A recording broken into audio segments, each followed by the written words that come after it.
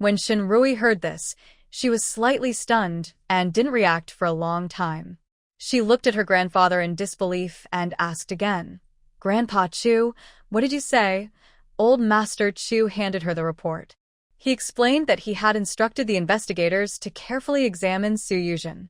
The investigation shows that although Su Yuzhen has never been married, she was involved with the son of the director of Yunqing Fan Factory 7 years ago, and she was pregnant at the time. Based on the investigation of her pregnancy time, the birth of her child was around the same time as yours.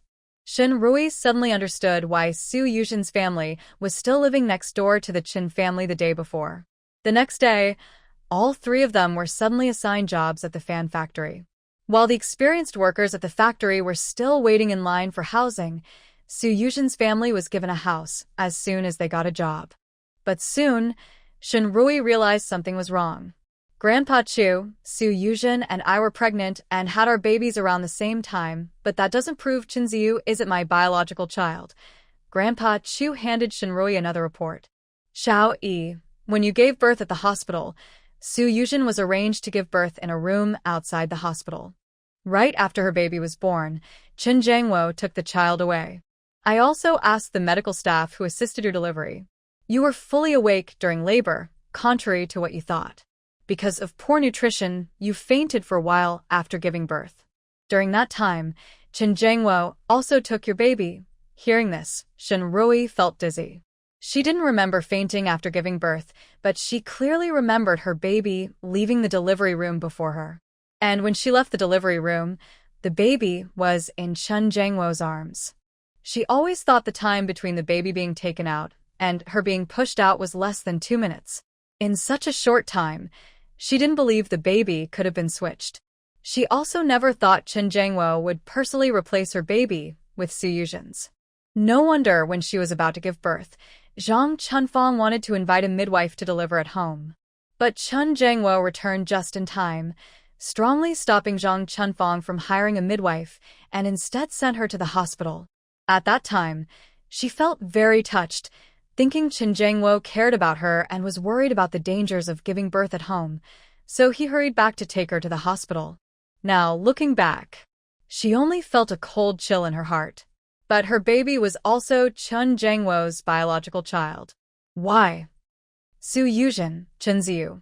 Shinrui softly repeated these 2 names. A sad smile unconsciously appeared on her lips.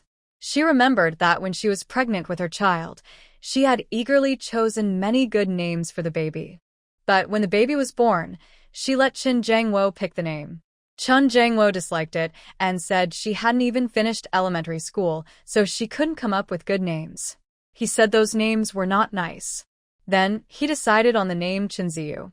At that time, her relationship with Su Yuzhen was not bad, but for some reason, she didn't like the character, Yu. She even opposed giving the baby that name. But Qin Jiangwo was very firm, insisting that the name had a good meaning, so he kept it. She was already in a humble position then, and Qinziyu's name was not bad. Naturally, she didn't argue much with Qin Jiangwo over this small matter. Now, after knowing the truth, looking at the name Qinziyu again, it turns out that Ziyu refers to Su Yuzhen's son. Shinrui was filled with sadness. Tears uncontrollably welled up in her eyes, trembling slightly as they dripped down her cheeks. Before she knew it, her face was soaked with tears. "Grandpa Chu, why?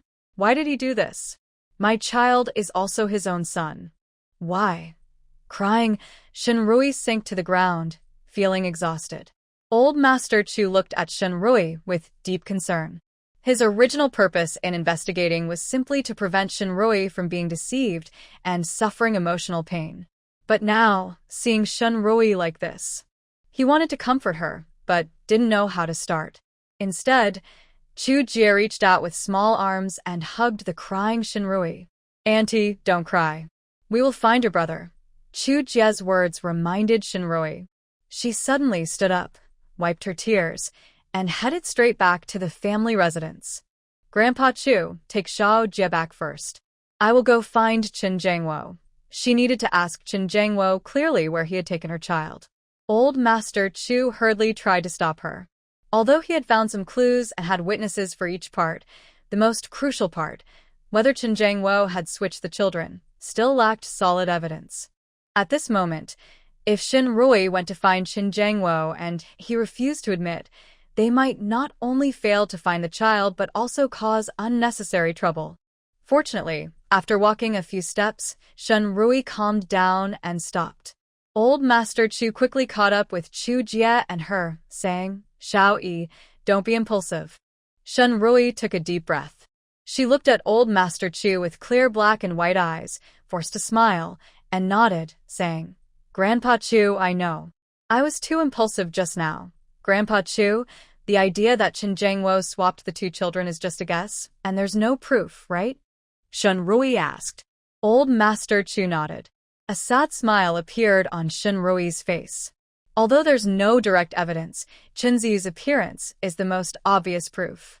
"He's not my child." When she said this, she suddenly felt relieved. Even after her rebirth, she had cleanly divorced and given up custody of Chen Ziyu. But in her previous life, Chen Ziyu pulling her oxygen tube was always a thorn in her heart.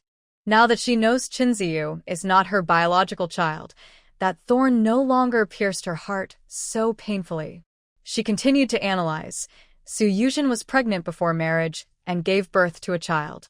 Her child can't stay. Since Chen Jiangwo chose to swap my child with hers, given his personality, he wouldn't want that child's life. But to avoid future trouble, he would secretly send the child away, probably to prevent the adoptive family from finding out. He doesn't even know where the child was sent. So, even if she went to find Chen Jiangwo now, it wouldn't help. She only hopes her child is still alive. As long as the child is alive, she will keep searching. She believes they will reunite someday. Old Master Chu nodded when he heard Shen Rui's words. We need to think this through carefully." Shen Rui nodded. When Shen Rui, Old Master Chu, and Chu Jie returned home, Shen Guoqing had already finished his lecture. Seeing Shen Rui's eyes still a bit red and swollen from crying, Shen Guoqing immediately became nervous. "Xiao Yi, what happened? Did someone bully you?" Shen Rui thought for a moment and decided to tell Shen Guoqing about the likely case that her child was swapped at birth by Chen Jiangwo. After hearing this, Shen Guoqing was so angry that he slammed the table and stood up. That Chen Jiangwo, he actually swapped his own child for someone else's.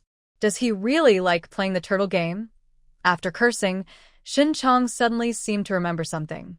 He looked at Old Master Chu and Shen Rui and asked, "Grandpa Chu, you said that at the time, Su Yuzhen was dating the son of the fan factory director. Is it possible that Su Yuzhen was cheating on both sides? That while she was seeing that man, she was also being unfaithful with Chen Jiangwo? Since Chen Ziyu is also his biological son, maybe he swapped the two children because of this." Old Master Chu thought this possibility was unlikely. He had someone investigate Su Yuzhen's former partner. That man was a troublemaker who, relying on his father's influence, caused a lot of trouble for women over the years. Su Yuzhen was just one of many. But Su Yuzhen might have been the one who benefited the most from Chen Jiangwo's help, getting the most advantages from him. However, that man, although not very smart, was just a second-rate troublemaker. Su Yuzhen could probably fool him, but her father, who was the factory director at the fan factory, was no pushover. If the child Su Yuzhen gave birth to wasn't Chen Jiangwo's, then even with Chen Jiangwo's help, the Su family wouldn't have gained so many benefits from him. After hearing Old Master Chu's words, Shen Rui also agreed. She had also thought about whether Chen Ziyu might be the child of Chen Jiangwo and Su Yuzhen. But as soon as that idea flashed through her mind, she remembered something from her past life. Once, Shun Qingming went to fight for Chen Ziyu, and he lost his life. Chen Ziyu also didn't come out well, having been stabbed several times. When Chen Ziyu was taken to the hospital for tests, her blood type was checked. She had type O blood, Chen Jiangwo had type B, but Chen Ziyu had type A. Logically, their children shouldn't have had this blood type. Any man with basic knowledge would suspect he was being cheated on. She instinctively asked the doctor if the test was wrong, saying Chen Ziyu couldn't possibly have type A blood. But just after she finished speaking, Chen Jiangwo angrily scolded her, saying that Chen Ziyu didn't need a blood transfusion and that a blood type mismatch wouldn't really matter. He told her not to delay the doctor's treatment for Chinziyu. At that moment, she was only focused on saving Chinziyu quickly, thinking that checking the blood type could be done later, so she didn't argue too much. Later, she suggested rechecking Chinziyu's blood type. Chun Jangwo looked impatient and said, "Why check again? Don't you know if Ziyu is our biological child?" "I know. Why do you keep checking? How will that affect the child's feelings?" At that time, she never doubted that Chinziyu is not her child. When Chun Jangwo said this, she didn't get angry. Instead, she felt happy inside, thinking it was his trust in her. Now, looking back, she only felt irony. In her past life, she had so many doubts, yet she never suspected at all. Shun Guoqing frowned. He knew that confronting Qin Jangwo now wouldn't be wise. But thinking about this made him feel very frustrated. His nephew didn't know where Qin Jangwo had taken him. Now, his younger sister was divorced from Qin Jangwo, and Qin Jangwo was about to marry Su Yuzhen. It was as if his sister had raised the child for nothing, cared for the man for years, and in the end, the family reunited, and she had been used as a cover. He felt upset and looked at Shinrui with concern. "Little sister, what are your plans?" Shinrui said. "Grandpa Chu will ask someone to continue searching for clues from the past to find the child. As for Chun Jangwo and Su Yuzhen, I don't plan to cause trouble for now." She had carefully recalled everything from her previous life. She couldn't say much, but one thing she was sure of. Until her death in her past life, Chinziyu never knew that Su Yuzhen was his real mother. Otherwise, with Chun Ziyu's impulsive nature, after removing her oxygen tube, he would have told her and boasted about it. Chun Jangwo probably also feared that Su Yuzhen and Chinziyu wouldn't be able to keep quiet, so he never told them. And this mother and son. Thinking about Su Yuzhen secretly teaching Chinziyu in her past life, it was clearly a way to praise him to the point of setting him up. In her past life, Su Yuzhen tried to ruin Chinziyu, but she still worked hard to bring him back. So, in her past life, Chinziyu grew up with a troubled mind, but on the outside, he was a good, well-behaved boy with a gentle personality. In this life, she is no longer caught between them. She looks forward to seeing how the relationship between the mother and son will develop. Compared to her current way of angrily confronting Qin Jangwo and venting her feelings, she feels that watching Su Yuzhen and Chinziyu fight and love each other is more exciting. Shun Guoqing remains calm and controlled. He nods and says, "Yes, let's wait until we find the child. Then we will deal with that scoundrel Qin Jangwo." After learning the truth, Shun Guoqing didn't stay long with Shinrui. He helped her prepare dinner and then returned to the army. Before leaving, he glanced at the sack in the corner of the yard and casually took it. Shinrui and old Master Chu didn't notice. That night, Shinrui managed to stay calm and control her emotions in front of old Master Chu and Chu Jia. But when she was alone in bed, she couldn't hold back her feelings anymore. She kept recalling the details of giving birth to her child. Unconsciously, her face turned cold. As she kept wiping her face, tears burst out uncontrollably. Suddenly, there was a gentle knock on the door. Shinrui quickly dried her tears and got up to open it. Chu Jia was standing outside her door, holding a small pillow, with big, innocent eyes looking at her pitifully. "Auntie, I'm scared. Can I sleep with you?" Hearing Chu Jia's soft voice, the coldness in her heart eased a little. She gently patted Chu Jia's small head and gave a tender smile. "Okay, come in." Old Master Chu peeked through the door as Chu Jia entered Shinrui's room. Then he let out a sigh of relief. He had already guessed what was going on. Yi's heart was heavy, but she tried to hide her feelings to avoid worrying them. When she was alone under the blanket, she was lost in her thoughts, feeling very upset. Having Chu Jia with her made her feel a little better. It's strange how things turn out. While Shinrui was sleeping alone earlier, her mind was full of worries about her child, where he was and whether he was still alive. The more she thought, the more frightening her guesses became.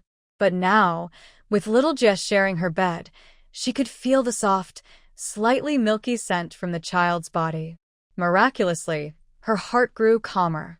Soon, she fell asleep without realizing it.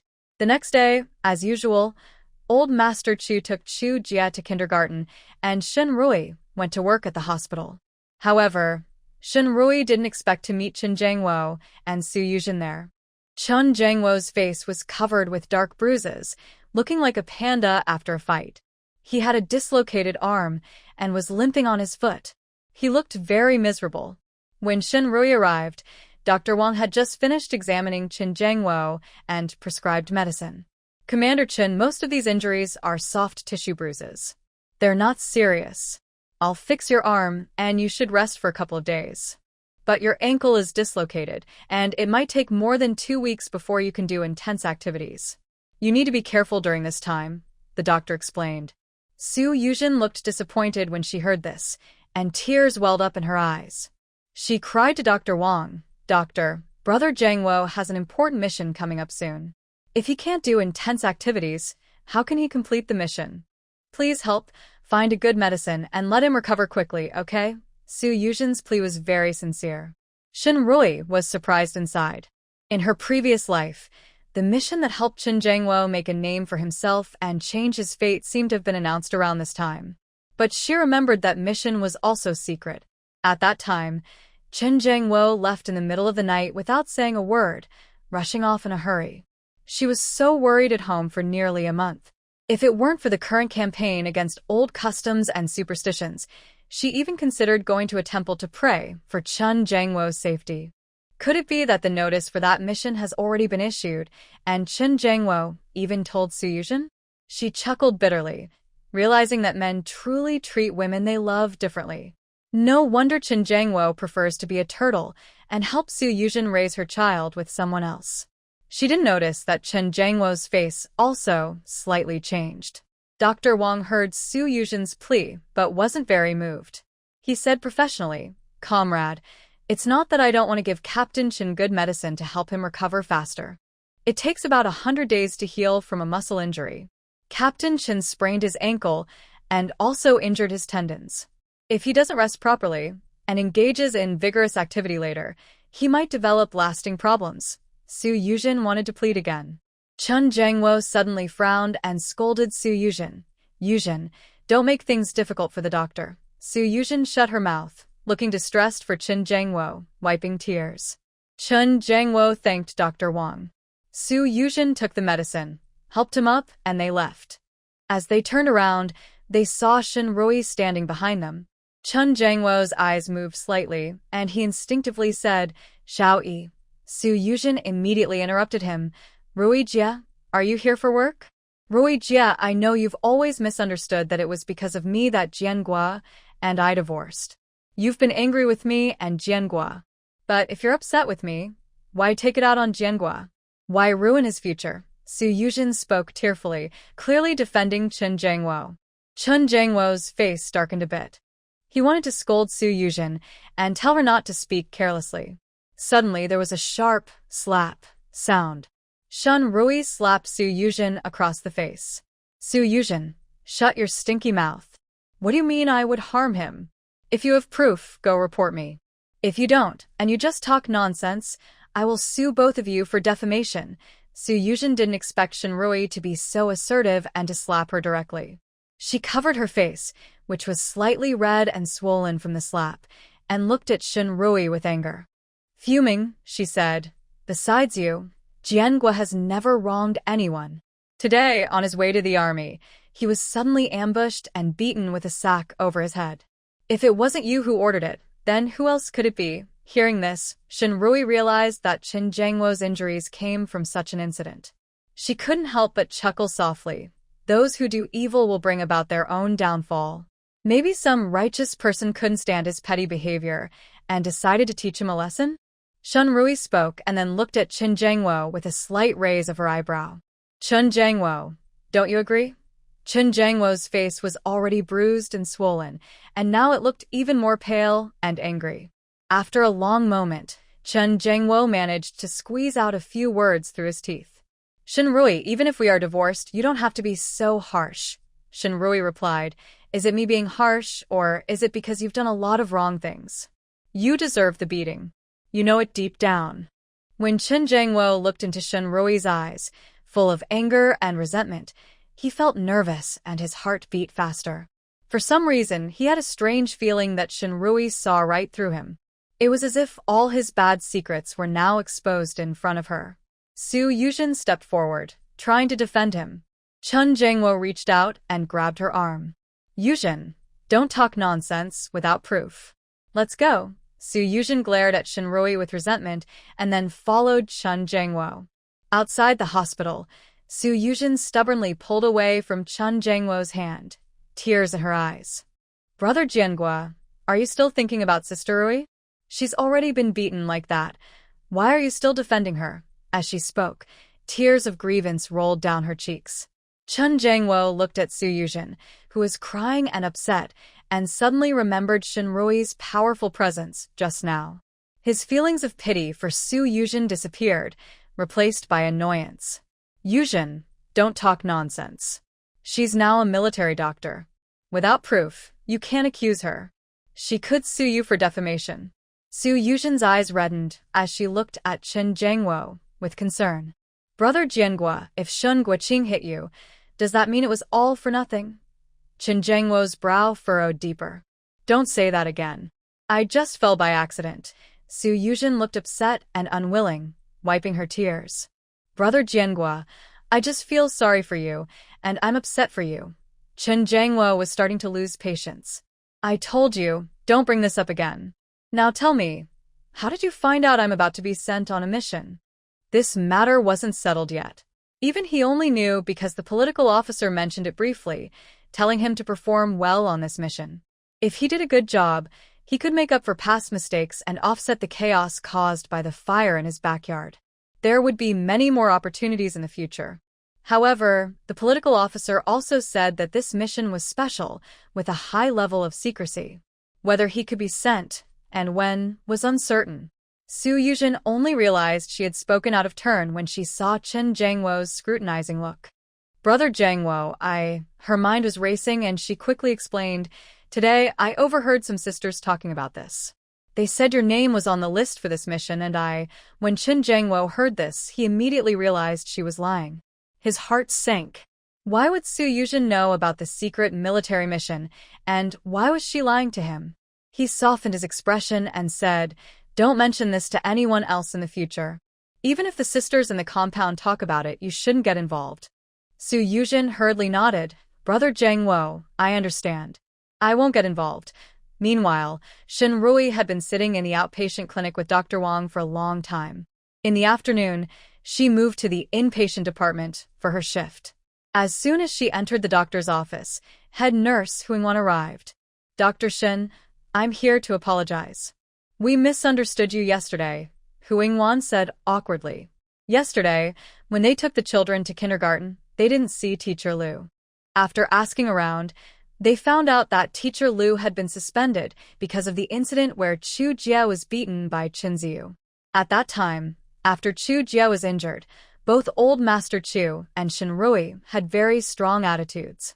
Some people speculated that Shinrui had pressured the school to discipline Lu Li. Later, this rumor spread, and everyone believed it. The nurses who sent the children to school, trusting the rumor, also used inappropriate ways to defend Lu Li. Today, they took the children to school. Teacher Liu subtly mentioned the relationship between the principal and Zhang Yan and clearly told them that this matter had nothing to do with Shinrui.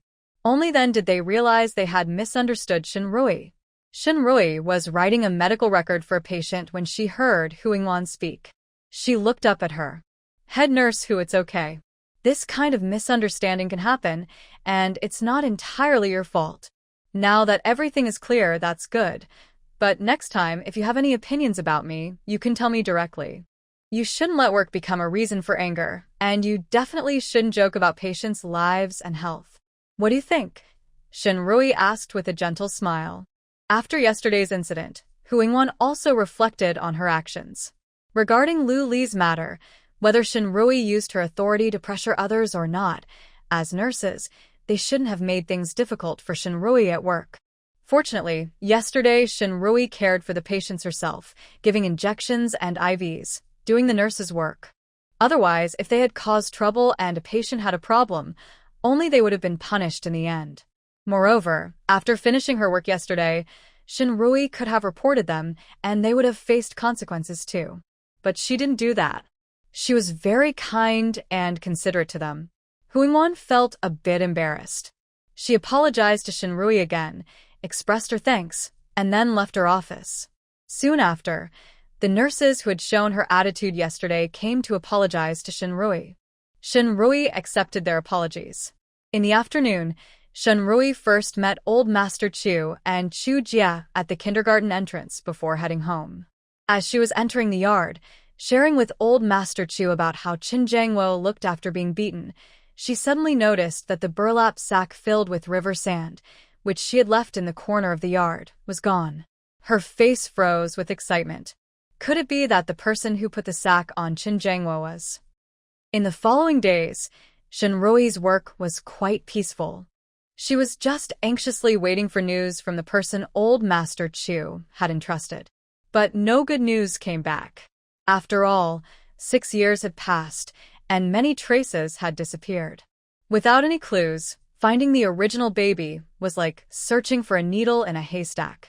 Shinrui patiently waited for 5 days, but she couldn't sit still anymore. She decided to go find Qin Jiangwo. It was also the day the army distributed allowances.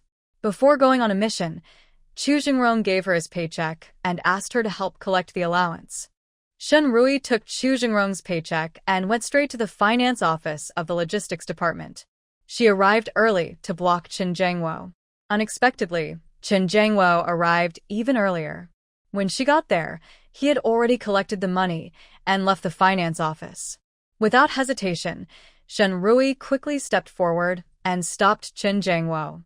Seeing Shinrui's sharp expression, Qin Jiangwo was momentarily stunned. "Xiao Yi, why are you here?" Shinrui looked at Qin Jiangwo with her clear black and white eyes. "Qin Jiangwo, I have something to ask you." For some reason, Qin Jiangwo suddenly felt nervous. But he still followed Shinrui to the side. "Xiao Yi, what's the matter?" In the next moment, Shinrui looked at him with red eyes and tears in her eyes. Suddenly, Qin Jiangwo felt even more anxious. "Xiao Yi, don't cry. If you're in trouble, tell me." Hearing this, Shinrui felt a wave of sarcasm in her heart. Before she divorced Qin Jiangwo, he often said this to Su Yuzhen too. Seeing Qin Jiangwo's face, she felt disgusted. If it weren't for not being able to find the child, and knowing Qin Jiangwo was most vulnerable to this, she wiped her tears. "Jiangwo, isn't Qin Ziyu our biological child?" As soon as she said this, Qin Jiangwo's face visibly showed panic. But he quickly calmed down. "Xiao Yi, who told you that? Don't listen to rumors. How could Ziyu not be our child?" Shinrui didn't waste words and directly said, "Qin Ziyu doesn't look like you or me. Instead, she looks like Su Yuzhen. I've had someone investigate. When I gave birth, Su Yuzhen was also outside the hospital giving birth. Her child was brought into the hospital right after birth. And my child, when born, was taken away by you. Jiangwo, I have witnesses for all this. I'm telling you this now not to cause trouble or affect your future, but simply to find my own child.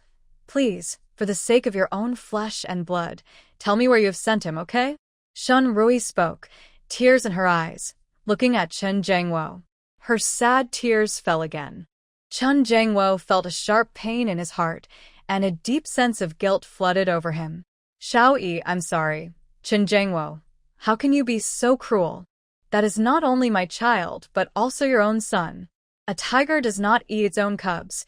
Shinrui originally just wanted to act to make Qin Jiangwo admit where he had sent the child. But when she heard Qin Jiangwo say, "sorry," her emotions suddenly overwhelmed her, and she broke down. Her fake tears turned into real tears, uncontrollable in that moment. Qin Jiangwo looked at her tears and questions full of pain. "Sorry, Xiao Yi. I really am sorry. But I had no choice back then. I owe Su Yuzhen's older brother a life, and I have to pay him back. She was young and naive then, tricked by a scoundrel, and had a child before marriage. She couldn't find anyone else to help, so she asked me to handle things. After the child was born, she looked at him and said he resembled her late older brother. I was soft-hearted and Chen Jiangwo painfully pulled at his hair. Xiao Yi, I thought we were still young, and we could have more children. I didn't think. After her emotions settled, Shinrui wiped her tears and looked at Chen Jiangwo calmly. Chen Jiangwo, what's past is past. I don't care what you were thinking back then. Tell me where you sent my son. If you don't, I will have to use the evidence I have to report you. Her words were half-truth, half-fake. In fact, the evidence the old master found was missing the most crucial part. It couldn't prove that Chen Jiangwo had swapped or abandoned the child. Even if he reported, he wouldn't be convicted. But Chen Jiangwo, after Shinrui's tears and accusations, was filled with guilt. Faced with her threats, he also felt guilty and pity for her. Just thinking about the child's whereabouts made him even more guilty. Xiao Yi, I'm sorry, I don't know where the child is right now. Initially, I placed the child in the busy city area, and a man in a green uniform took the child away. When I heard this, a wave of despair flooded my heart. I had already expected Chen Jiangwo's actions, but I still held a small hope inside. I thought that since the child was Chen Jiangwo's own son, he might care a little and give him to someone who could look after him properly. I shouldn't have had any expectations of someone like Chen Jiangwo. I didn't want to say another word to Chen Jiangwo and turned away in despair. Xiao Yi. Chen Jiangwo followed her out. My steps, which were already unsteady from despair, faltered, and I suddenly turned to face Chen Jiangwo. A hint of surprise flashed across his face. But before he could speak, I looked at him coldly, reached out my hand, and said sharply, Chen Jiangwo, pay back the money. At this time, it was peak hours when military wives came to collect their husbands' wages. My shout immediately drew everyone's attention. Under the scrutiny of the crowd, Chen Jiangwo's face turned extremely awkward. He struggled to force a smile and said, Xiao Yi, I was planning to give it to you right now. He then took out 22 yuan from his recent allowance. The incident where Ziyu hurt Xiao Jia was our fault. This is compensation for you. After I grabbed the 22 yuan, I directly reached out and took the remaining money from his hand. Chen Jiangwo didn't expect me to just take the money and instinctively try to take it back. But before he could move, I said, Chen Jiangwo, these 22 yuan are what you owe for compensating Xiao Jia. But the rest of the money is what you still owe me. Do I need to remind you again what kind of debt this is? Chen Jiangwo's hand, which was trying to take back the money, froze. If I hadn't mentioned it, he would have already forgotten about that money. For the past 6 years, the 35 yuan he paid to Su Yuzhen each month was considered part of their joint property after their marriage. They divorced, and that money should have been split equally between me and him. But he had written an IOU when he went to have that meal with me, promising to pay back all that money to me. So, he still owes Shinrui more than 2,000 yuan. In the past, he ignored his family and used most of his salary to support Su Yuzhen, which was not a proud thing to do. A flash of embarrassment crossed his face, and he didn't want Shinrui to bring it up again in front of others. He could only painfully ask Shinrui, Xiao Yi, can we talk privately for a moment? Shinrui didn't refuse. She knew that people shouldn't be pushed too hard. Even a rabbit will bite when it's cornered. If someone is pushed too far, they might do things they wouldn't normally do. Xiao Yi, I will definitely pay you back that money, but can you let me pay it back slowly? I also need to live. Although his clothing, food, and shelter were managed by the army, Su Yuzhen and Chen Ziyu needed to live, relying on his allowance to get by. Shinrui had already guessed that he called her over to talk about these things. She simply took 7 yuan from the money she had earlier and handed it to him. Chen Jiangwo looked at the thin 7 bills, thinking that this amount wasn't enough for a family's monthly expenses. But before he could speak, Shinrui said first, I leave you 7 yuan each month. Isn't that enough? You used to give me 7 yuan every month and said I couldn't save money. Her words shut all of Chen Jiangwo's arguments down. She also reminded him, from now on, I'll be here waiting for you on the day you receive your allowance each month. You can avoid me if you want, but if I don't get the money, I might do something you wouldn't expect. Chen Jiangwo looked at her determined face, bitter in his mouth, but he could only reply reluctantly, Okay, Xiao Yi, I promise you. Can you promise me one thing? Please keep Ziyu's background a secret. I will also try my best to find our child. Qin Jiangwo promised. This was exactly what Shinrui wanted. If Su Yuzhen found out that Qin Ziyu was her son, she was worried she wouldn't get to see the loving mother and son scene in the future. But Shinrui showed no emotion on her face. She looked at him calmly and said, "I won't interfere." In other words, Qin Ziyu is not her concern and she wouldn't say anything more. After saying that, she turned around and went to the finance office to help Chu Jingrong collect his allowance. Qin Jiangwo looked at her back and felt a bitter taste in his mouth. He walked heavily toward the family courtyard. As soon as he entered his home, Su Yuzhen, who had been waiting for him to bring back his salary, hurried out to greet him. "Brother Jiangwo, you're back. Did you get your paycheck? My mother is here too, waiting to discuss our wedding plans with you." As Su Yuzhen finished speaking, her mother, Su Ailin, also came out of the house. "Oh, the son-in-law is back. Come inside and sit. Yuzhen, why are you still standing here? Hurry up and pour some water for your husband." Hearing Su Ailin's words, Qin Jiangwo felt annoyed. He frowned and said, "Aunt Su, Yuzhen and I haven't gotten married yet." Su Ailin smiled warmly and patted her thigh. "Aren't you already living together? The marriage report has been submitted. If we hold a banquet, all that's left is to get the marriage certificate." Qin Jiangwo looked at Su Ailin's meaningful eyes, feeling even more irritated. Clearly, he and Su Yuzhen were sleeping in separate rooms. Besides that one accidental night, nothing else had happened between them. But Su Ailin's gaze seemed to suggest they were already much more than that. At this moment, Su Yuzhen came out of the kitchen with a glass of water for Qin Jiangwo and asked curiously, "Brother Jiangwo, we've submitted our marriage report a long time ago. Why hasn't it been approved yet? Since she used to be a female soldier in the cultural troop, her files should be stored in the military archives, making the review process simple.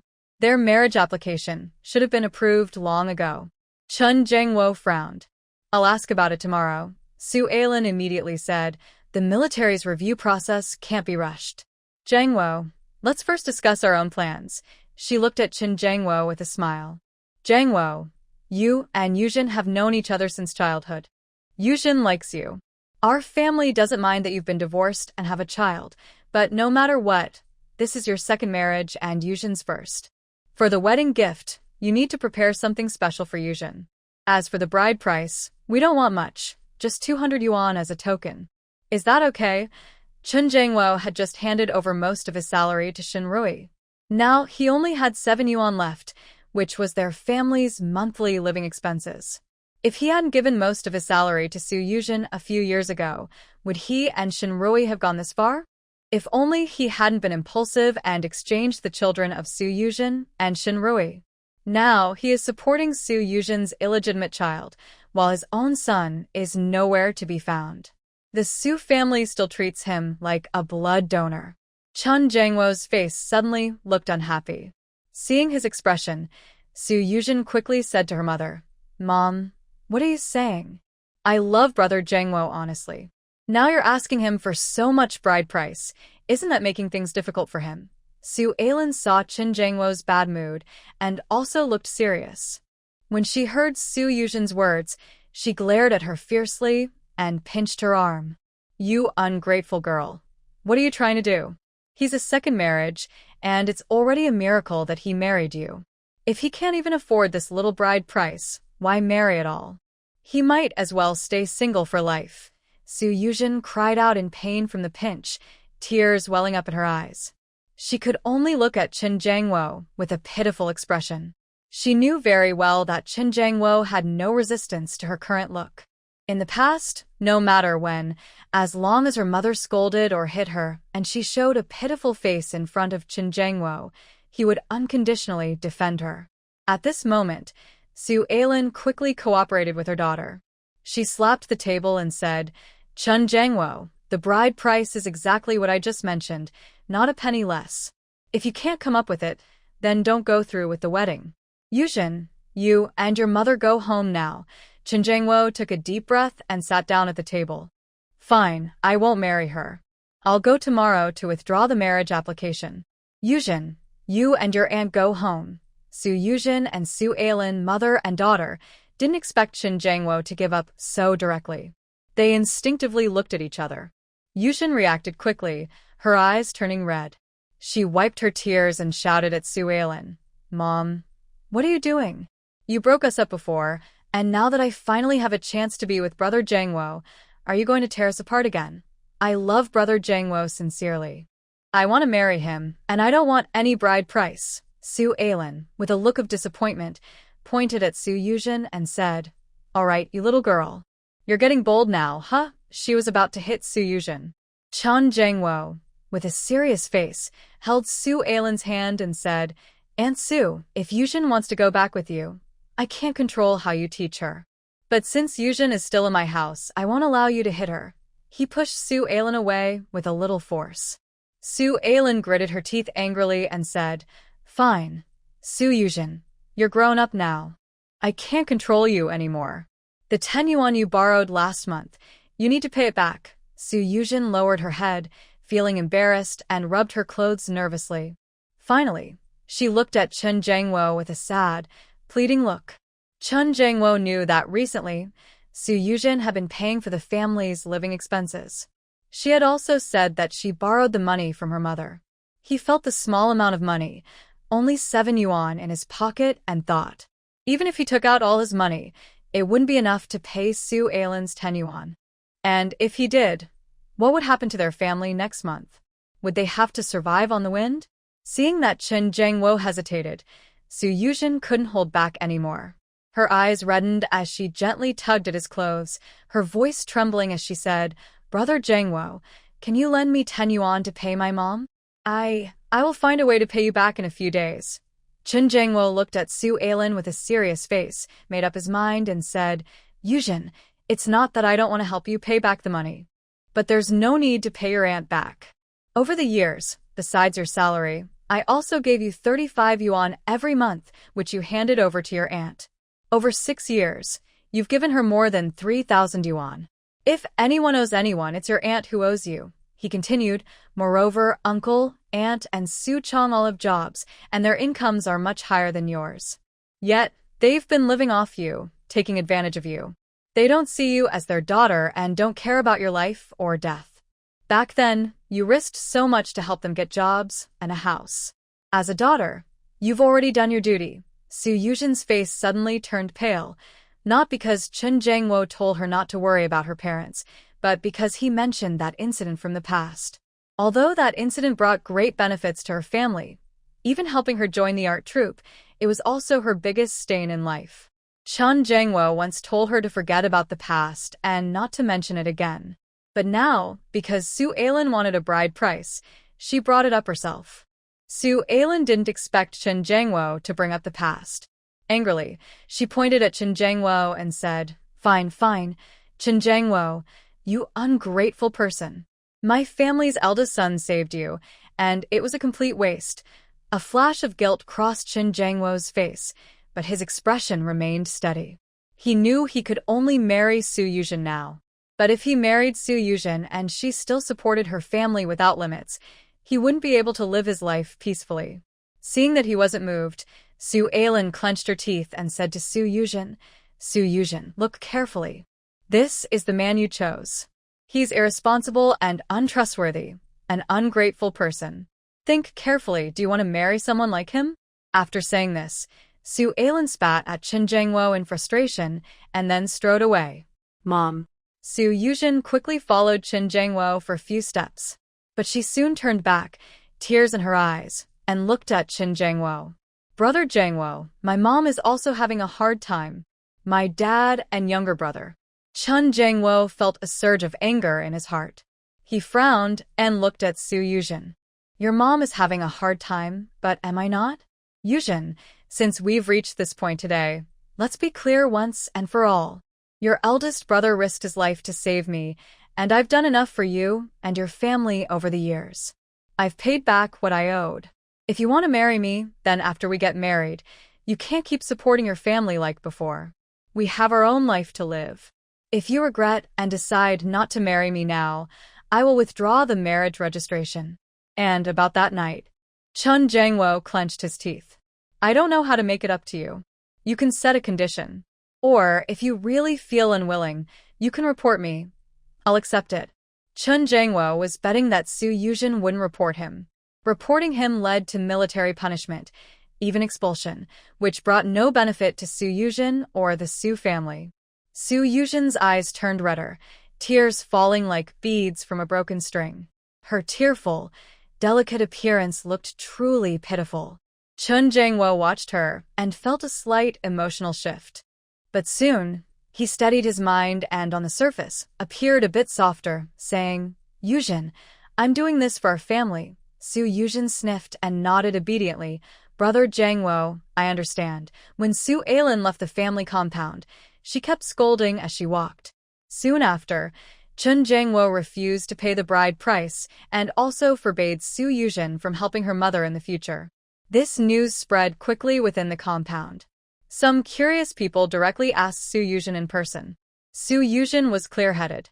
While wiping her tears, she also defended Chun Jangwo. She said her mother was being greedy, and if Chun Jangwo agreed to her mother's demands, their family's life would become impossible. After some investigation, it was found that Su Ailan's demands were a bride price of 3 turns and a loud drum, plus 200 yuan, and that Chun Jangwo should pay 35 yuan monthly to support Su Yuzhen's family after marriage. People immediately sighed, thinking Su Ailan was really bold. Nowadays, in the city, even with good conditions, a bride price of 50 yuan is considered generous. Su Ailan asked for 200 yuan, not to mention wanting Chun Jangwo to support Su Yuzhen's family with 35 yuan every month after marriage. Some also remembered that before Chun Jangwo divorced Shinryu, he used to give Su Yuzhen 35 yuan each month. They sarcastically said, Oh, Captain Chen, so you knew that giving 35 yuan a month meant your family couldn't survive. Others, eager to stir trouble, told Su Yuzhen, Comrade Su, honestly, since you and Captain Chen have been giving your parents 35 yuan a month for so many years, you should keep doing it. Before Chun Jangwo divorced Shinryu, he also showed filial respect to your parents with that amount. He can still manage his life. Now that you're his wife, he still gives that much to support your parents. If your life can't go on, you should reflect on your own issues. Maybe you're not thrifty enough, or perhaps Comrade Shen is better at managing the household, Su Yuzhen. This matter quickly reached Shinrui's ears. When Shinrui heard about it, she only felt mockery. It turned out that Chun Jangwo had always known how much money the family needed for daily life. He had previously dared to give Su Yuzhen so much money because he knew the family was out of money. She would find a way, and he knew she wouldn't hurt Chen Ziyu. Now that she was no longer supporting him, if Su Yuzhen still wanted to give so much money to her parents, it would harm Chun Jangwo's core interests. So he no longer cared about repaying the kindness of the Su family head. Indeed, only when the knife cuts into oneself does one realize the pain. Every day, Shinrui was busy with school, the hospital, and home, moving in a tight routine. Unknowingly, half a month had passed. Chu Jingrong still hadn't returned. In recent days, old Master Chu's face showed more worry. Shinrui wanted to comfort him, but didn't know how to start. Because her own heart was also tense. She had thought that Chu Jingrong's last mission had gone well, and his bad luck should have passed. But after his recent mission, with no news for a long time, her heart was once again filled with anxiety. If Chu Jingrong's fate couldn't be changed, she dared not think about it. That day, when Shinrui finished work, there was still no news from Chu Jingrong. But as she stepped out of the hospital, someone suddenly appeared from an awkward angle. She was startled and instinctively took 2 steps back, quickly gripping her self-defense spray. She aimed it at the person, ready to spray. The other person anxiously shouted, Rui Jie, it's me. Hearing the familiar voice, Shinrui put away the spray and looked at the person carefully. Wang Manshan, why are you here? Wang Manshan grinned mischievously and rubbed his nose. Rui Jie, we recently got a good batch of medicinal herbs. The boss asked me to tell you to see if you're interested in taking a look. Shinrui was definitely interested in the herbs. She immediately asked someone to pass the message to old Master Chu, saying she would go back later, and directly went to Wang Manshan's base. When she arrived at Yuan Ye's residence and was outside, she listened to the yard, which was very quiet. After entering the yard with Wang Manshan, I saw that it was not only crowded with people, but the ground was also covered with baskets and trays. The baskets and trays were filled with medicinal herbs. Yuan Yi was walking among them, clearly checking the quality of the herbs. However, Yuan Yi looked much thinner. His tall figure was now so thin that he seemed almost skeletal and very fragile. Although he still looked quite energetic, his posture made it seem like he could collapse at any moment. Seeing her follow Wang Manshan inside, Yuan Yi waved at her. "Help me check the quality of these herbs." Shenrui happily helped. The herbs were all good quality, especially the 3-7 herbs, which looked like they came from one city in the capital. Since ancient times, the best 3-7 herbs in the country have come from one city in Yun City. Yuan Yi immediately bought all these herbs, and during the transaction, he didn't hide anything from Shenrui. She watched him spend nearly 10,000 yuan to buy all these herbs and was surprised. No wonder her third brother couldn't resist the temptation when he was involved with the black market before. Not just her third brother, she herself couldn't resist either. In a time when the average salary was less than 30 yuan, workers earning 36 yuan were considered top earners, and everyone cheered, "Long live 36 yuan." Yuan Yi, the black market boss, easily spent nearly 10,000. Who wouldn't be tempted? "Look at the herbs you like, and I'll give you a good price," Yuan Yi said to Shenrui after paying. She asked about the price of the 3-7 herbs. He glanced at her and said, "For this quality of 3-7, I'd need at least 28 yuan per jean to sell it outside. If you want, I can give you a friend's price, 25 yuan per jean." Shenrui. "TSK, so shady. It's clearly a huge profit." She just heard him say he bought it for 8 yuan per jean, and now he wants to sell it to her for 25. She waved her hand. "Forget it. I can't afford it. I'll wait until I rest and go pick some myself. By the way, if I have extra herbs I gather, can I sell them to you?" Shenrui asked. Yuan Yi raised an eyebrow. "Usually I don't buy small amounts, but for you, I can make an exception." Shenrui nodded. "All right, I can't afford your herbs here, so I'll go now. Wait until I have some herbs to sell you. Then I'll come find you." She originally wanted to ask Yuan Yi if he had been feeling unwell lately. But as the words came to her mouth, she held back. She guessed that Yuan Yi's current health was still related to the poison he had ingested. She had already asked about it last time. Yuan Yi didn't want to talk, so she saw no need to ask again. Moreover, Yuan Yi was destined to become a future business leader.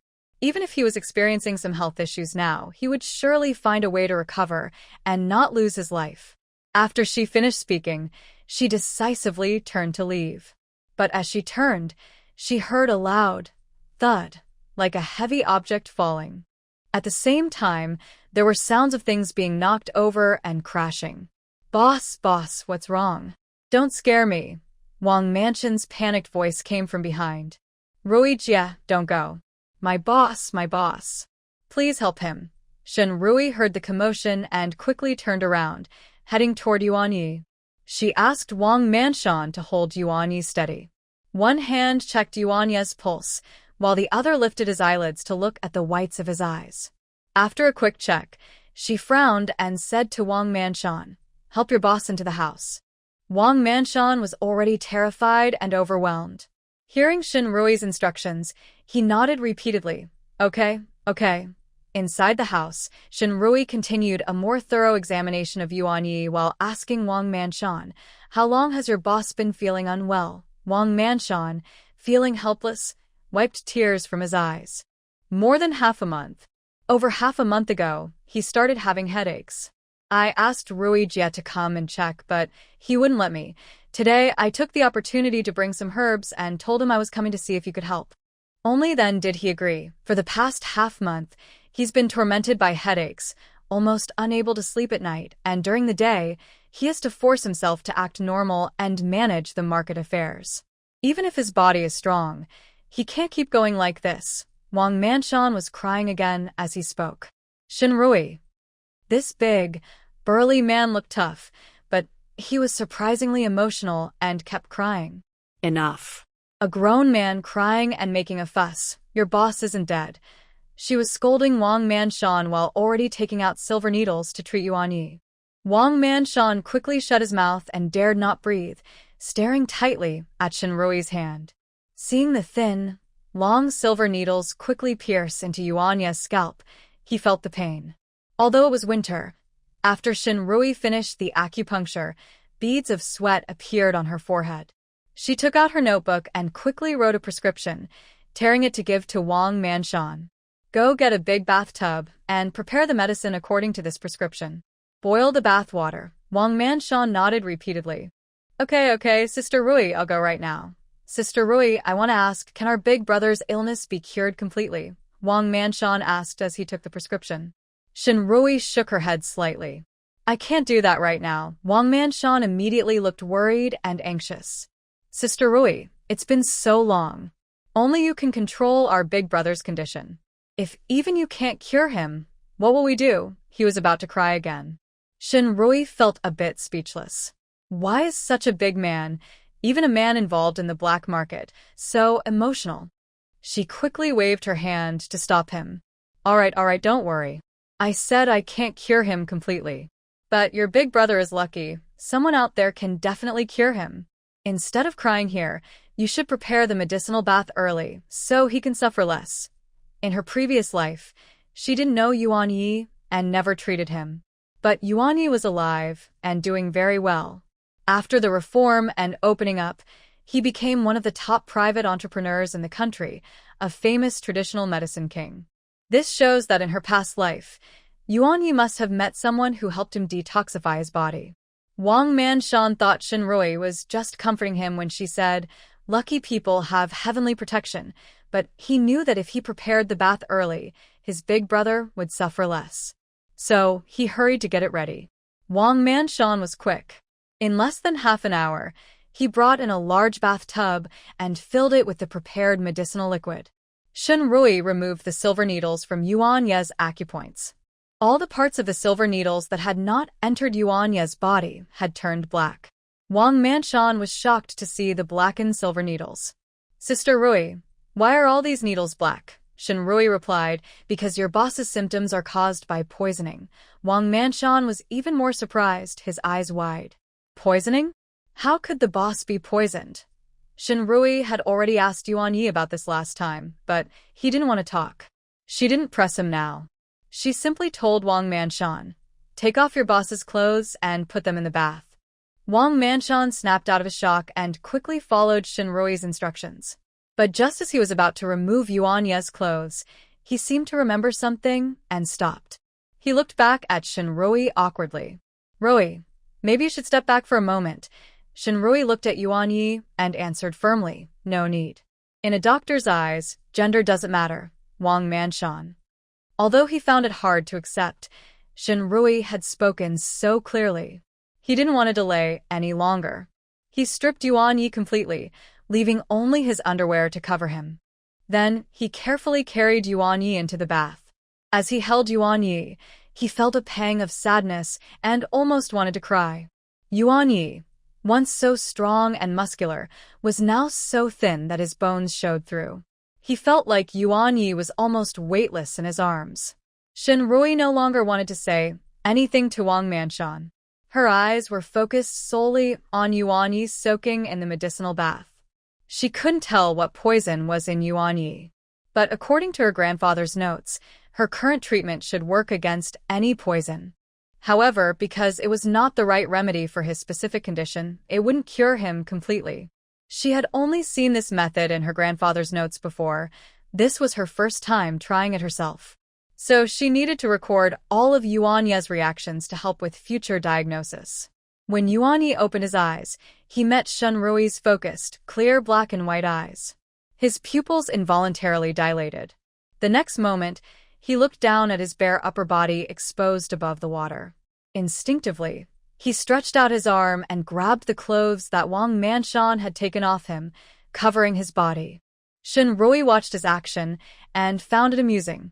Who would have thought that the proud leader of the black market would be so shy, like a young girl? His exposed part was only above the chest, yet he was so nervous. Men walking around shirtless in summer should be embarrassed and find a hiding place. Why are you still here? Yuan Yi asked, pretending to be calm after covering himself, looking at Shinrui. Shinrui raised an eyebrow. I didn't want to stay here, but you fainted just as I was about to leave. How do you feel now? Tell me, so I can note it down. Yuan Ye's face showed little emotion, but he cooperated by feeling his body and said, It hurts a lot. It feels like countless needles are stabbing me, not just in the skin but into the bones. Shinrui nodded. Her grandfather's notes also mentioned such reactions. According to her grandfather's records, patients would scream loudly, as if tortured. But Yuan Yi showed no sign of pain, even managing to find clothes to cover himself. She wondered if her treatment had failed. Yuan Yi didn't seem to be in pain at all.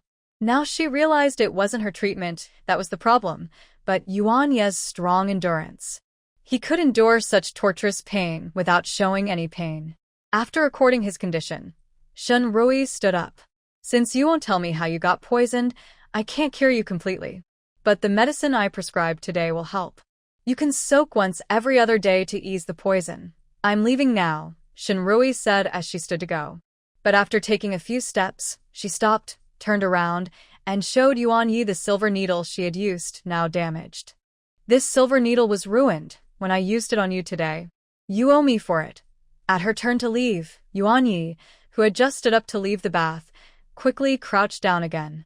Hearing Shinrui's words, Yuan Ye's face darkened further. He said in a deep voice, All right, I'll pay you. Only then did Shinrui leave satisfied. She hadn't left the room yet when Yuan Yi suddenly realized it was already completely dark outside. His eyes darkened, and he said, Wait outside for a moment. Shinrui thought Yuan Yi might be holding silver needles, ready to give her now. So, she simply waited outside the door. Soon, Yuan Yi came out dressed. Let's go. I'll take you back, the man's cold voice sounded in her ear.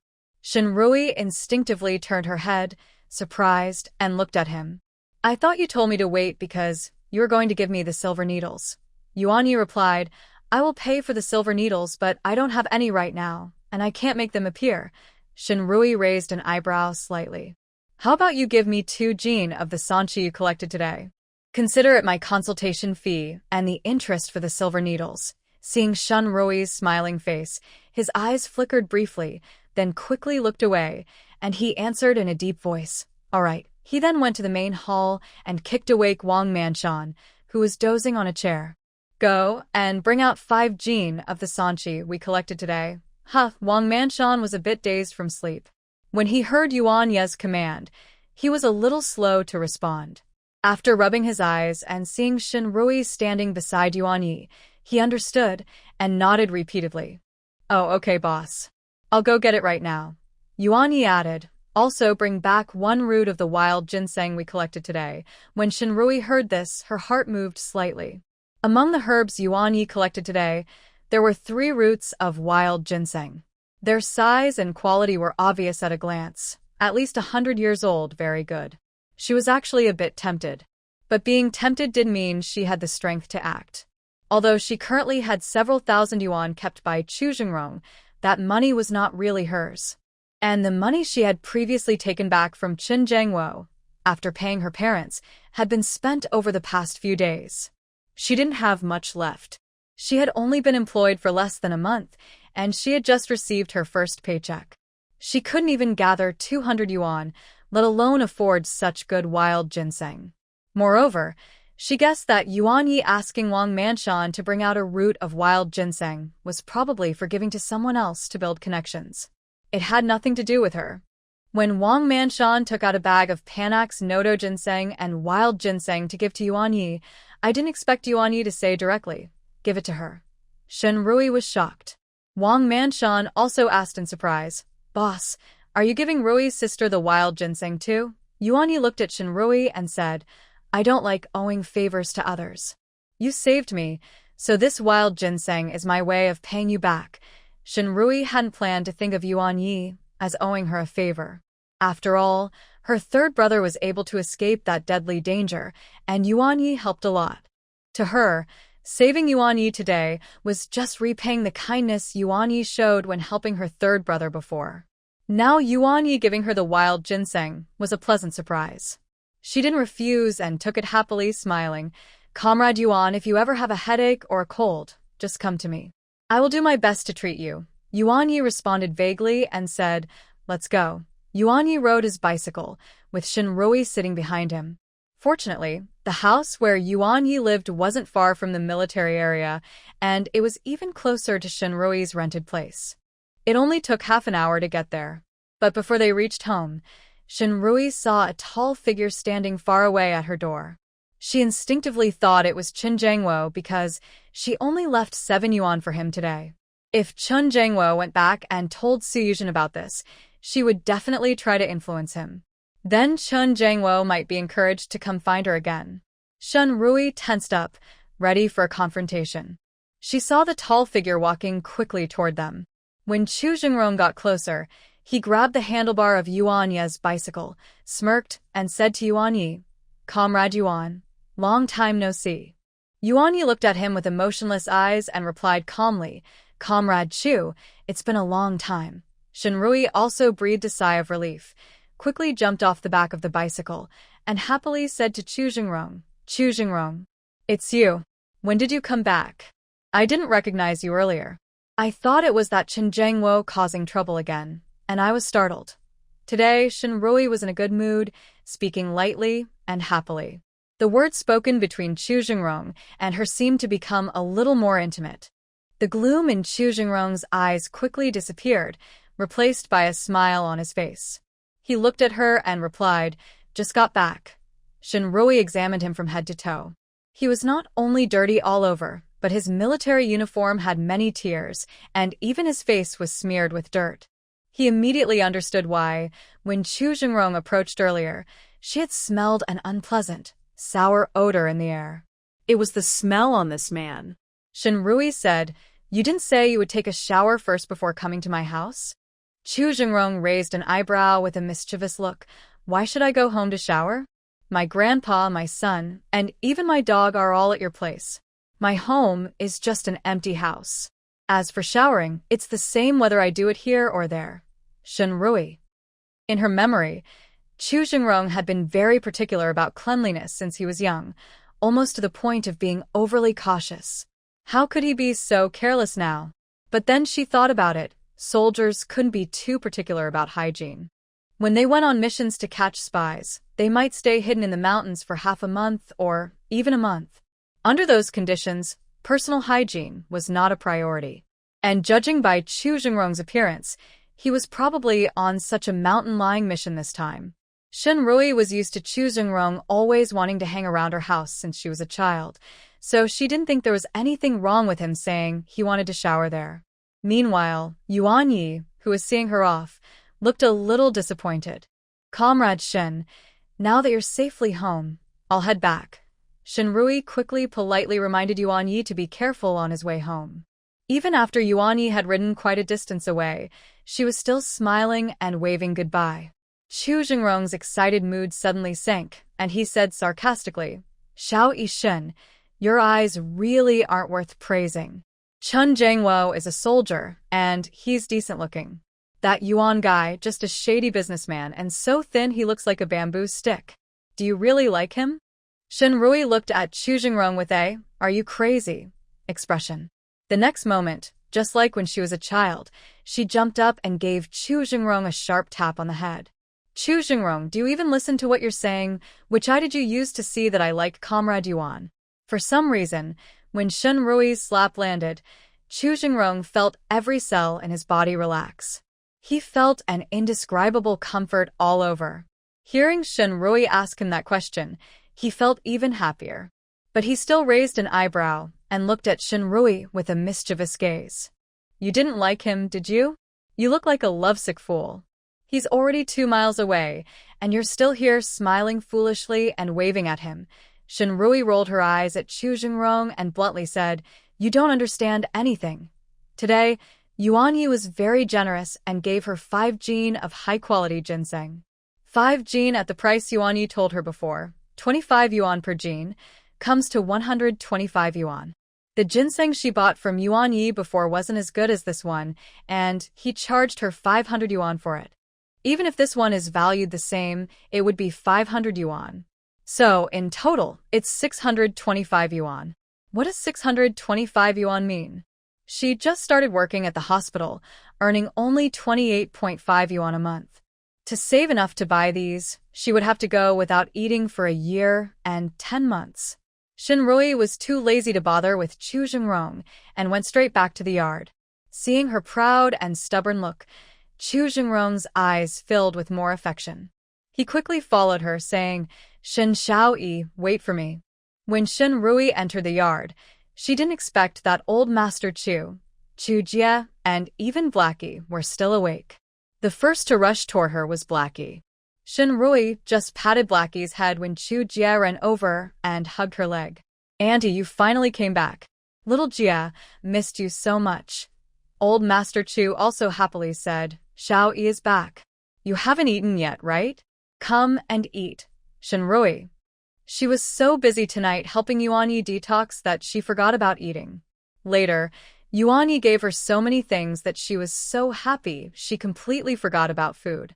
Now that old Master Chu mentioned it, she finally felt a little hungry. Her stomach even started pretending to be an empty city. The food on the table was covered with large bowls and pot lids. When the lids of the bowls and pots were lifted, the hot steam still rose from the food. It was clear that the meal was freshly prepared. As she sat down, Chu Jie quickly and happily brought her the bowls and chopsticks. He smiled and said, "Annie, eat quickly. My dad made this for you himself. When my dad came back, he didn't even drink water before rushing to the kitchen to cook for you." Shenrui. Hearing this, she instinctively looked around for Chu Jingrong's figure. Shinrui saw that Chu Jie only brought her the bowls and chopsticks, so she asked with some confusion, "Grandpa Chu Jie, are you not eating?" Grandpa Chu smiled and said, "We've already eaten." Chu Jie nodded again. "Yes, Auntie, we've already eaten. Only you and Dad haven't eaten yet." After saying this, Grandpa Chu took his little hand and said to Shinrui, "Xiaoyi, you and Jingrong eat slowly. Grandpa will take Jie to sleep now." Chu Jie obediently yawned and waved goodbye to Shinrui. "Auntie, good night." Chu Jingrong had already gone to wash up after entering the yard. Now he had finished bathing and changed into clean clothes. However, since it was early winter, he was only wearing a military-style vest, and his wet hair hadn't dried yet. Water droplets dripped down his handsome face like a sculpture, tracing his smooth jawline, sliding over his thick Adam's apple, and finally into his sturdy chest, partially covered by the vest. Shinrui was stunned for 3 seconds by his handsome appearance. But just 3 seconds later, she snapped out of it, giving Chu Jingrong a disapproving glare. "Are you crazy? In this cold weather, you're wearing so little, and your hair isn't dry. Do you want to catch a cold?" When Chu Jingrong saw Shinrui's shining eyes looking at him earlier, he felt a little proud inside. He thought he had finally attracted Shin Xiaoyi, who was usually so indifferent. But in just a moment, Shinrui ruined the mood completely. While speaking, Shinrui didn't sit idle. She reached into Chu Jingrong's luggage on the ground, grabbed a coat, and threw it to him. "Put it on quickly. Don't be silly and get sick." Chu Jingrong. During summer, many men go shirtless, but no one says they're being inappropriate. He is still wearing a tank top, and Shin Xiaoyi says he is being inappropriate? While he was getting dressed, he looked at Shinrui with a sad expression. Shinrui ignored him and kept giving orders. "Hurry up and dry your hair, come eat, or the food will get cold." Helpless, he quickly dried his hair. At the same time, he secretly cursed Huang Junhua for being unreliable. If he hadn't been told that doing this could show off a man's charm, and that showing himself off in front of the woman he liked would make her unable to resist, he wouldn't have been scolded by Shin Xiaoyi for being a show-off and called inappropriate. His hair was already cut short, so he just rubbed it with a towel, and it was dry. Today, Chu Jingrong made a simple carp dish. The lighting was dim under the incandescent lamp, and Shinrui was struggling to remove the fish bones under the light. After sitting down, Chu Jingrong naturally brought Shinrui's bowl to him, carefully removed the fish bones, and then handed her the bowl with the fish meat. "Eat up. The bones should be mostly removed, but be careful when you eat, so you don't choke." Shinrui was indeed hungry and didn't refuse. Later, Chu Jingrong removed the bones, and Shenrui ate the meat. Their cooperation was very smooth. Shenrui felt especially satisfied with this meal. After eating and drinking enough, she leaned comfortably in her chair and looked at Chu Jingrong with admiration. After eating so much fish, yours is still the best. Chu Jingrong's face lit up with happiness. Of course. Just look at who I am. Shenrui rolled her eyes at Chu Jingrong. This man often keeps a cold face outside, acting like a high and mighty figure. Who would have thought he was like this in private? When given some sunlight, he's bright and lively, like a peacock, always ready to show off. Chu Jingrong was about to clear the dishes. Shenrui quickly stopped him. Put it down. Just like when we were kids, you cook, I clean up, go home and get some sleep. Look at the dark circles under your eyes. You're almost like a panda. Chu Jingrong raised an eyebrow at her. Shin Xiaoi, a person should have a conscience. Since childhood, when have I ever cooked and you cleaned up? It's not always me doing all the work and then telling the two elders that we are sharing the chores equally. Shenrui. She felt a bit guilty and touched her nose. It seems to be true. Since she was young, as long as Chu Jingrong was around, she never did any chores. Chu Jingrong did everything and took the credit. Because she never liked doing these small household tasks, she thought wasting her precious time on chores was pointless. Back then, she never thought she would one day willingly spend her time on housework for a man, constantly busy with pots and pans. And that man even abandoned their child. Thinking of that child, Shenrui felt a sharp pain in her heart, like needles stabbing. She gave a self-deprecating smile. Chu Jingrong looked at her and felt a little pain inside. He unconsciously reached out and gently pinched her shoulder to comfort her. Don't worry, the child will come back. Shenrui looked up at Chu Jingrong with tears in her eyes and asked, Grandpa Chu, did you tell him? Yes. Chu Jingrong nodded slightly. Shenrui thought for a moment and told Chu Jingrong, I asked Chen Jiangwo. He said he saw the child being taken away by someone in a green military uniform. If, after many years, the child was taken by someone in a military uniform, it's likely that person is a soldier. But now, green military uniforms are very popular. Everyone, young and old, takes pride in owning a green military uniform. Only families with good conditions have nearly everyone owning one. You can't tell the person's identity just from their clothing when they take the child. Chu Jingrong frowned and thought for a moment. Although not everyone in a military uniform is a soldier, it's possible they are. If a soldier adopts a child, they usually follow official procedures and keep detailed records. I think we should start by checking the soldiers who adopted children around that time. If we can't find anyone, we can broaden the search. Okay, Shenrui nodded. Chu Jingrong sat opposite her, leaning slightly forward, looking directly into her eyes, and comforted her. Shin Xiaoyi, don't worry too much. Even if the other person is not a soldier, they could have had a green military uniform in 1971, so their financial situation probably wasn't bad. Your child is definitely still alive, and maybe they are being well taken care of. Shenrui forced a smile and nodded. Chu Jingrong gently ruffled her hair and said softly, Go wash up and rest first. I'll tidy these up and then leave. Shenrui actually felt a bit shy.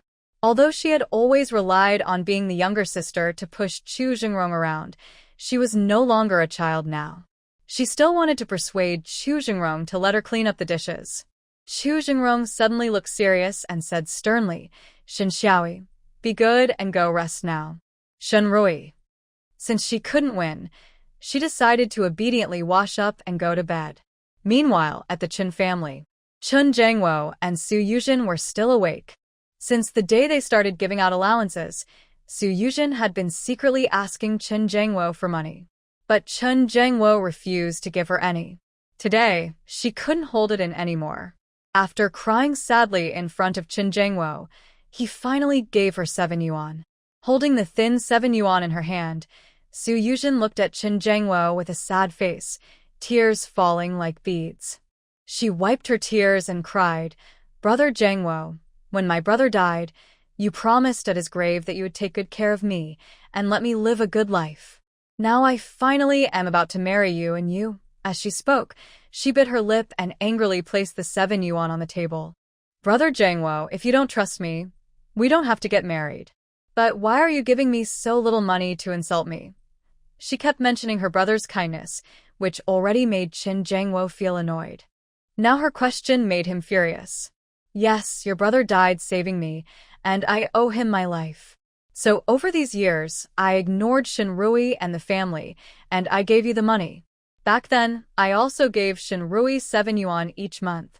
The army's benefits are good, and utilities are free, so 7 yuan was enough. Now I give you 7 yuan too. Are you saying I am insulting you, Su Yuzhen? Can you stop double standards? Su Yuzhen did not expect Qin Jangwo to suddenly get angry with her.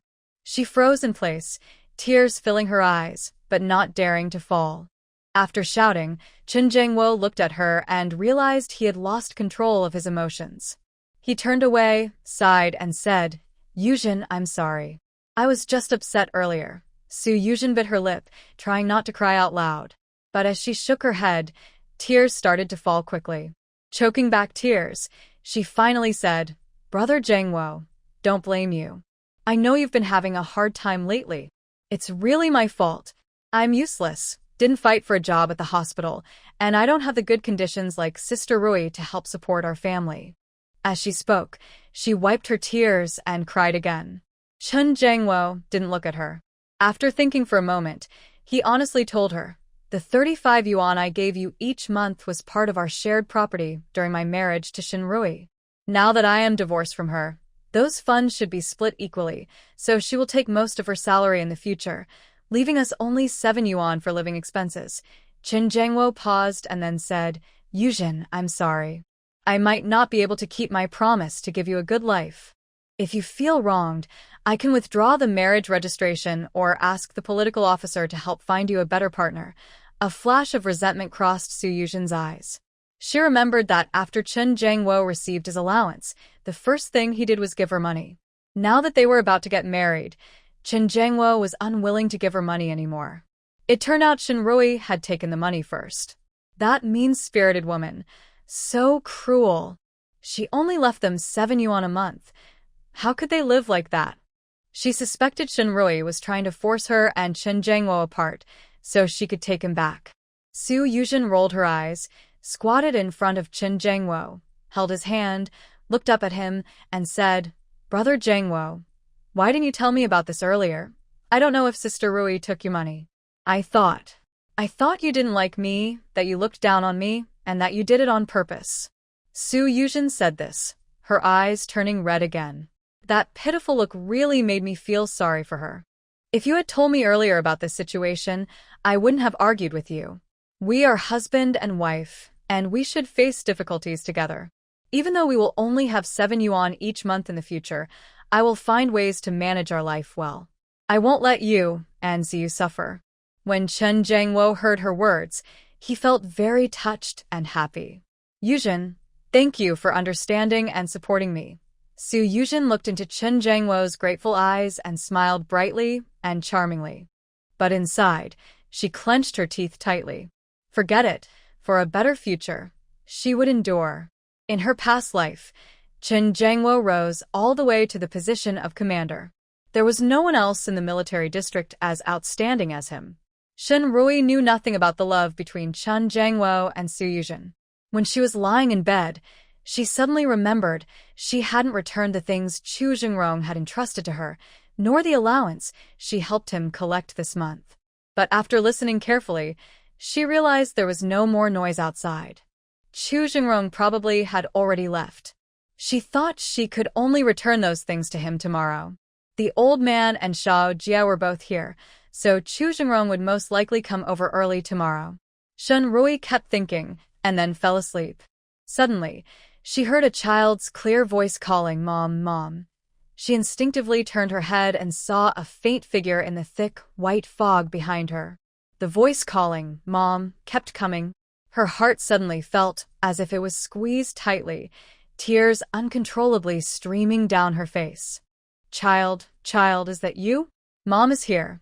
She instinctively ran toward the faint figure in the fog. But the more she ran, the farther the figure seemed, and the voice grew more distant. When the figure finally disappeared into the fog, She felt a sharp pain in her heart, and overwhelming sadness flooded her. She couldn't help but cry as she chased after it. But after a few steps, she heard a loud bang. She suddenly woke up and saw Chu Jingrong with a worried face. Shen Xiaoi, what's wrong? Shen Rui realized it was just a dream. She wiped her face, which was already full of tears. Her heart felt empty, as if someone had taken everything out. A cold wind seemed to incite her.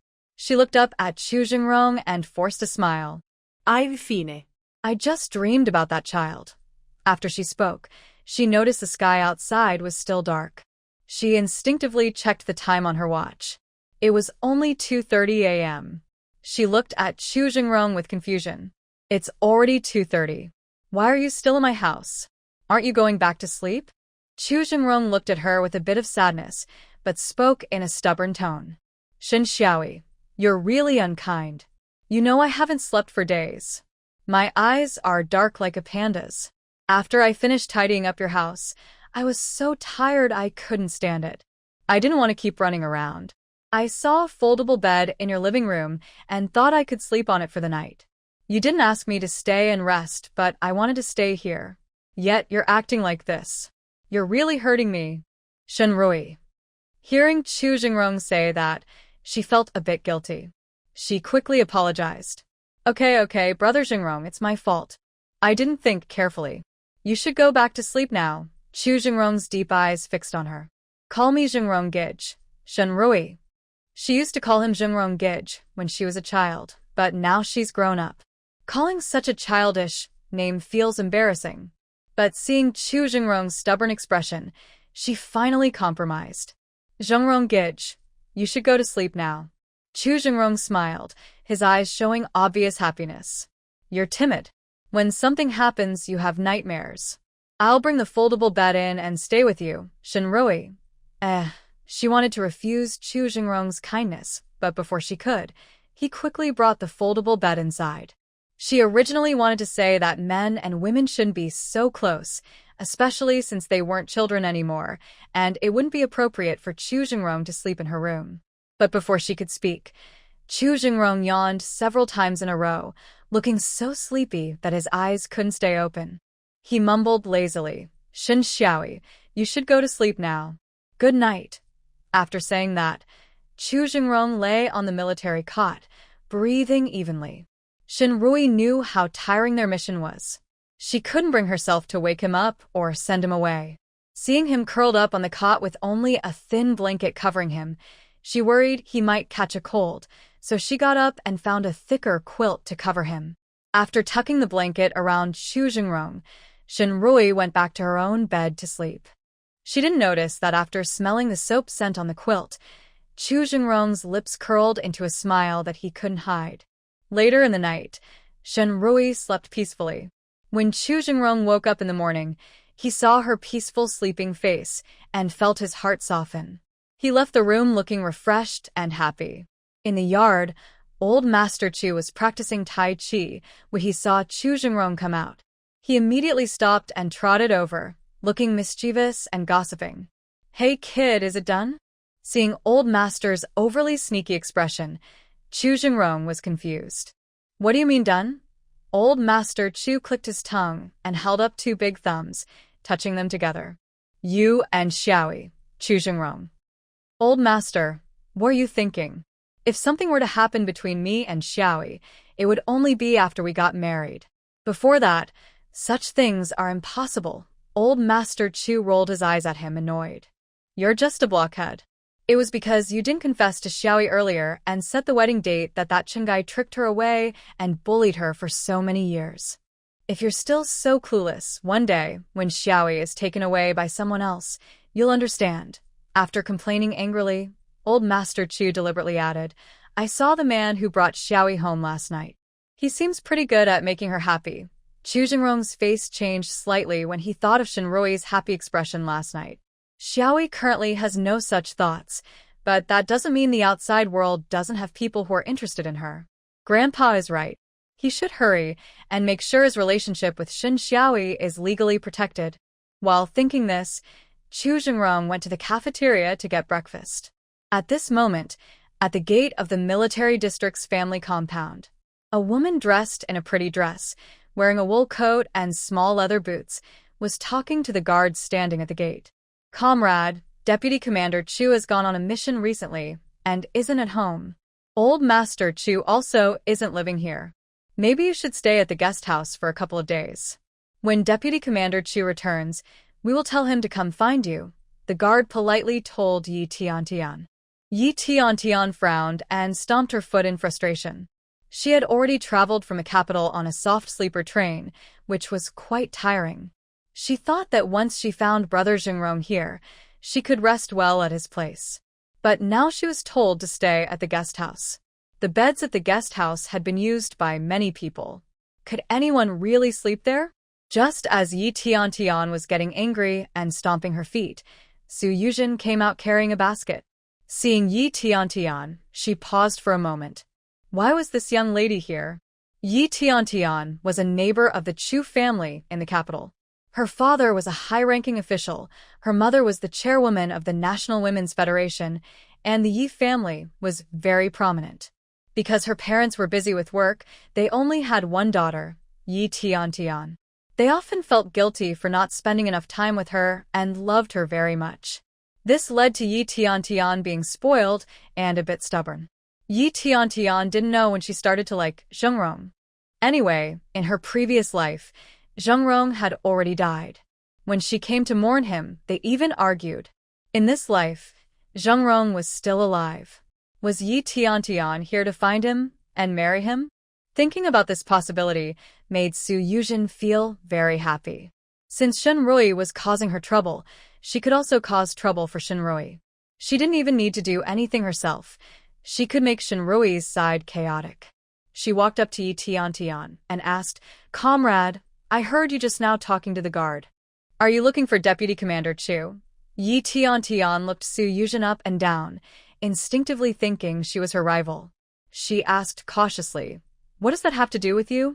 Are you close to Brother Xingrong?" Su Yuzhen quickly waved her hand, not wanting to get involved with the bossy and fiery young lady, Yi Tiantian. "Comrade, you misunderstood. I am not very familiar with Deputy Commander Chu. It's just that his good friend Shenrui has some connections with me, and Grandpa Chu is currently living at Shenrui's house. If you're looking for Grandpa Chu, I can take you there," Yi Tiantian frowned. "Shenrui is a woman. Comrade, may I ask what your relationship with Deputy Commander Chu is? How come you don't even know Sister Rui?" Sister Rui is Chu Deputy Commander's childhood friend. "They are very close friends," Su Yuzhen said, looking at Yi Tiantian with some surprise. Hearing the words, childhood friends, Yi Tiantian's temper flared. She knew that when Grandpa Chu was living in the countryside with Brother Xingrong, there was a little girl who grew up next door with him. But she had heard that the girl was already married. She didn't expect this woman to be so shameless. She was already married, but still chasing Brother Xingrong all the way to the military district. She directly told Su Yuzhen, "I am your Deputy Commander Chu's fiancé. I know Shenrui. She was just a neighbor of my Brother Xingrong for a few years. Now she's already married. Rui is divorced now, comrade. Don't you know that?" Su Yuzhen looked at Yi Tiantian with even more surprise. "Yi Tiantian? That woman was divorced?" She was sure it was because she was trying to compete with her for Brother Xingrong. She was so angry she almost wanted to curse. If she had known earlier, she would have gone to find Brother Xingrong sooner and married him. Considering she was new here and unfamiliar with everything, she held back her anger a little. With a dark face but still polite, she said, "Comrade, please take me to see Grandpa Chu." Su Yuzhen led her while exaggerating the story of Shenrui and Brother Xingrong. She emphasized that Shenrui tried to get close to Brother Xingrong by taking care of his dog and even helping to raise his adopted son. She said Shenrui used these tricks to win over Brother Xingrong and Old Master Chu, making them like her very much. Listening to Su Yuzhen's story, Yi Tiantian grew angrier. Finally, she couldn't help but curse. Shameless woman, already divorced, yet still constantly trying to mend. A hint of pride and scheming flashed in Su Yuzhen's eyes. Isn't she proud of herself? She wanted to see how the young lady from the capital, in front of her, would still feel proud. Soon, they arrived outside Shenrui's house.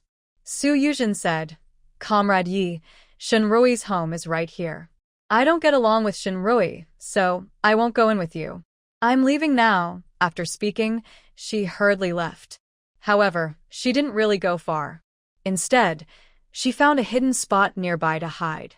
Shenrui and Yi Tiantian, as long as they start fighting, no matter who suffers, she would be happy to see it happen. Yi Tiantian, furious, was about to knock on the door. But just as she raised her hand, she suddenly remembered that old Master Chu also lived here. Old Master Chu's attitude towards her had always been indifferent. Now, old Master Chu liked that woman named Shenrui, and she and Brother Xingrong didn't even have a marriage agreement. Since their relationship was unofficial, if she came in and started questioning or bothering Shenrui, she would definitely anger Grandpa Chu. She took a deep breath, suppressing the anger that Su Yuzhen had stirred in her heart. She adjusted her expression, showing a sweet smile that matched her name, and then knocked on the door. Today, Shenrui was on her day off and was at home reading. When she heard the knocking, she stood up and asked, "Who is it?" A slightly flirtatious female voice came from outside. Although she didn't know who the person was, since she was here to see Grandpa Chu, she couldn't just refuse her at the door. After opening the door, she saw Yi Tiantian, dressed in a bright outfit, with a sweet appearance and a hint of surprise in her eyes. It wasn't that Yi Tiantian was particularly beautiful, but most people now wore black, white, gray, military green, indigo, or navy blue. Very few dressed as brightly as Yi Tiantian. So, at first glance, it felt like she was on a different level from others. But she wasn't sure if it was just her impression. Shenrui always felt that Yi Tiantian's gaze towards her wasn't friendly. Just as she was about to speak, old Master Chu's voice came from behind. "Yi, who is looking for me?" When Yi Tiantian heard old Master Chu's voice, her eyes lit up. Without greeting Shenrui, she suddenly pushed Shenrui aside with her body and happily entered the yard, excitedly acting cute to old Master Chu, saying, "Grandpa Chu, you came to Yun City and didn't tell Tiantian? Let Tiantian come with you."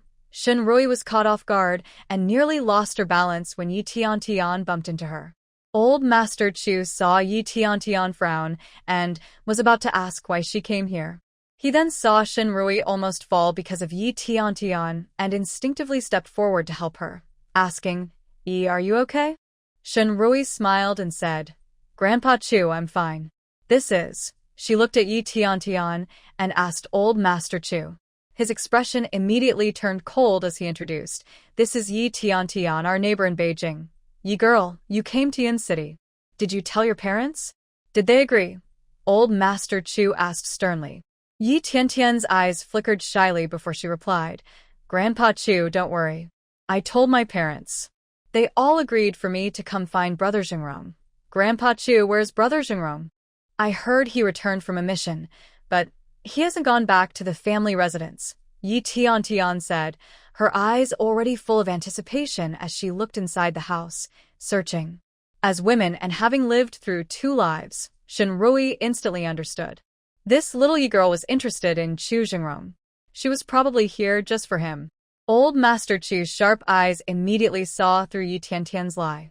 He frowned and said, "Yi girl, even if your parents agreed for you to come, now that you're here, you should call your parents to report your safety." "Come on, I'll take you to make a call." Yi Tiantian looked a bit hesitant. "Grandpa Chu, there's no need. You know, my parents are busy with work. This is very necessary," old Master Chu insisted. "If you don't call your parents, I can't properly host you." Since old Master Chu had said so, Yi Tiantian could only grit her teeth and obediently follow him to make the call. Before leaving, Yi Tiantian revealed her true nature. She glared at Shenrui and bossily said, "You, clean up my room at home. I tell you, I am allergic to dust, so there can't be any dust in my room. I also have sensitive skin, so everything on my bed, including the covers, must be silk." Shenrui. This is now a modern country, yet she still acts like a noble lady from ancient times. But before she could speak, old Master Chu spoke sternly and seriously. "Who said you can stay here?" Yi Tiantian was startled by old Master Chu's scolding. She looked at him a little hurt and asked, Grandpa Chu, if not here, where should I stay? As soon as she finished speaking, she seemed to suddenly remember something. Her eyes lit up, and she said, Grandpa Chu, I know. You want me to stay in Brother Jingrong's house, right? Okay, I'll pack my things now. After I finish the call later, I'll go to Brother Jingrong's house. After saying that, she again bossily told Shinrui, You, come help me carry my luggage. Why are you just standing there? I tell you, be gentle when you carry my suitcase. It's made of imported lambskin, and if you damage it, you won't be able to afford the repair. Although old Master Chu had always known that Ye's daughter was spoiled and unruly because she was not properly educated, he never expected her to be so unreasonable. He couldn't hold back anymore and said sternly, Little Yi, this is a modern country. Everyone is equal. No one is your servant, and no one should serve you. Old Master Chu has always been kind to his younger generation. Even if he disapproved of some of Yi Tiantian's actions before, he would never scold her so harshly in front of others. Yi Tiantian was stunned by his scolding, then looked a little hurt. But old Master Chu didn't pay attention to her hurt feelings. He simply said, Pack your luggage and follow me. Oh, Yi Tiantian responded reluctantly, obediently lifting her imported lambskin suitcase. Just as they were about to leave, Chu Jingrong arrived. Usually, when Chu Jingrong came, would be the first to rush out and greet him. Today, Yi Tiantian was faster than. Within seconds of Chu Jingrong appearing in sight, Yi Tiantian immediately smiled sweetly and ran toward him. Brother Jingrong, have you heard that I came to find you just to pick me up and take me to your house? At the moment Yi Tiantian was about to rush toward him, Chu Jingrong instinctively moved aside. Yi Tiantian never thought Chu Jingrong would dodge. She missed her target and, unable to stop herself, fell flat on the ground.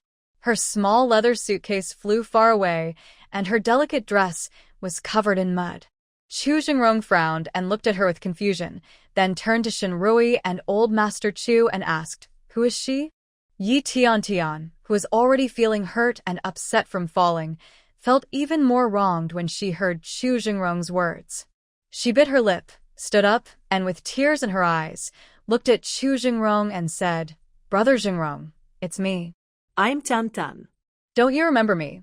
For some reason, Shinrui suddenly remembered a famous line. When we used to watch the moon together, I called her Little Tu. Now, the new person has replaced the old, and she is called Lady Nyo. She even unconsciously imagined herself in that scene, and when she looked at Chu Jingrong again, her eyes showed a bit of disdain, as if she was judging a scoundrel. Chu Jingrong felt a shiver from her gaze, worried she might misunderstand something. He quickly took 2 steps back, looking at Yi Tiantian with caution, as if facing a great enemy.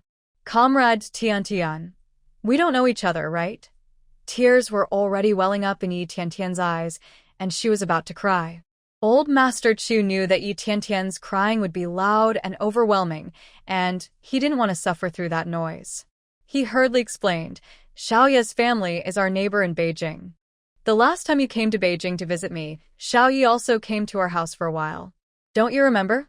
Chu Jingrong looked expressionless and said, I forgot, mostly because he didn't care about any woman except Xiaoye. Yi Tiantian always thought she looked good, came from a good family, and believed that any man who saw her would fall for her instantly. Before coming to find Chu Jingrong, she had imagined that he had fallen in love with her at first sight and secretly liked her. But he was busy with work and never had the chance to confess or discuss marriage with her. Now she comes to his workplace to find him, openly expressing her feelings. He would surely be so happy he would act silly, then treat her like a princess, holding her in his hands. Then, they would get married, have children, and live happily ever after, just like in a fairy tale.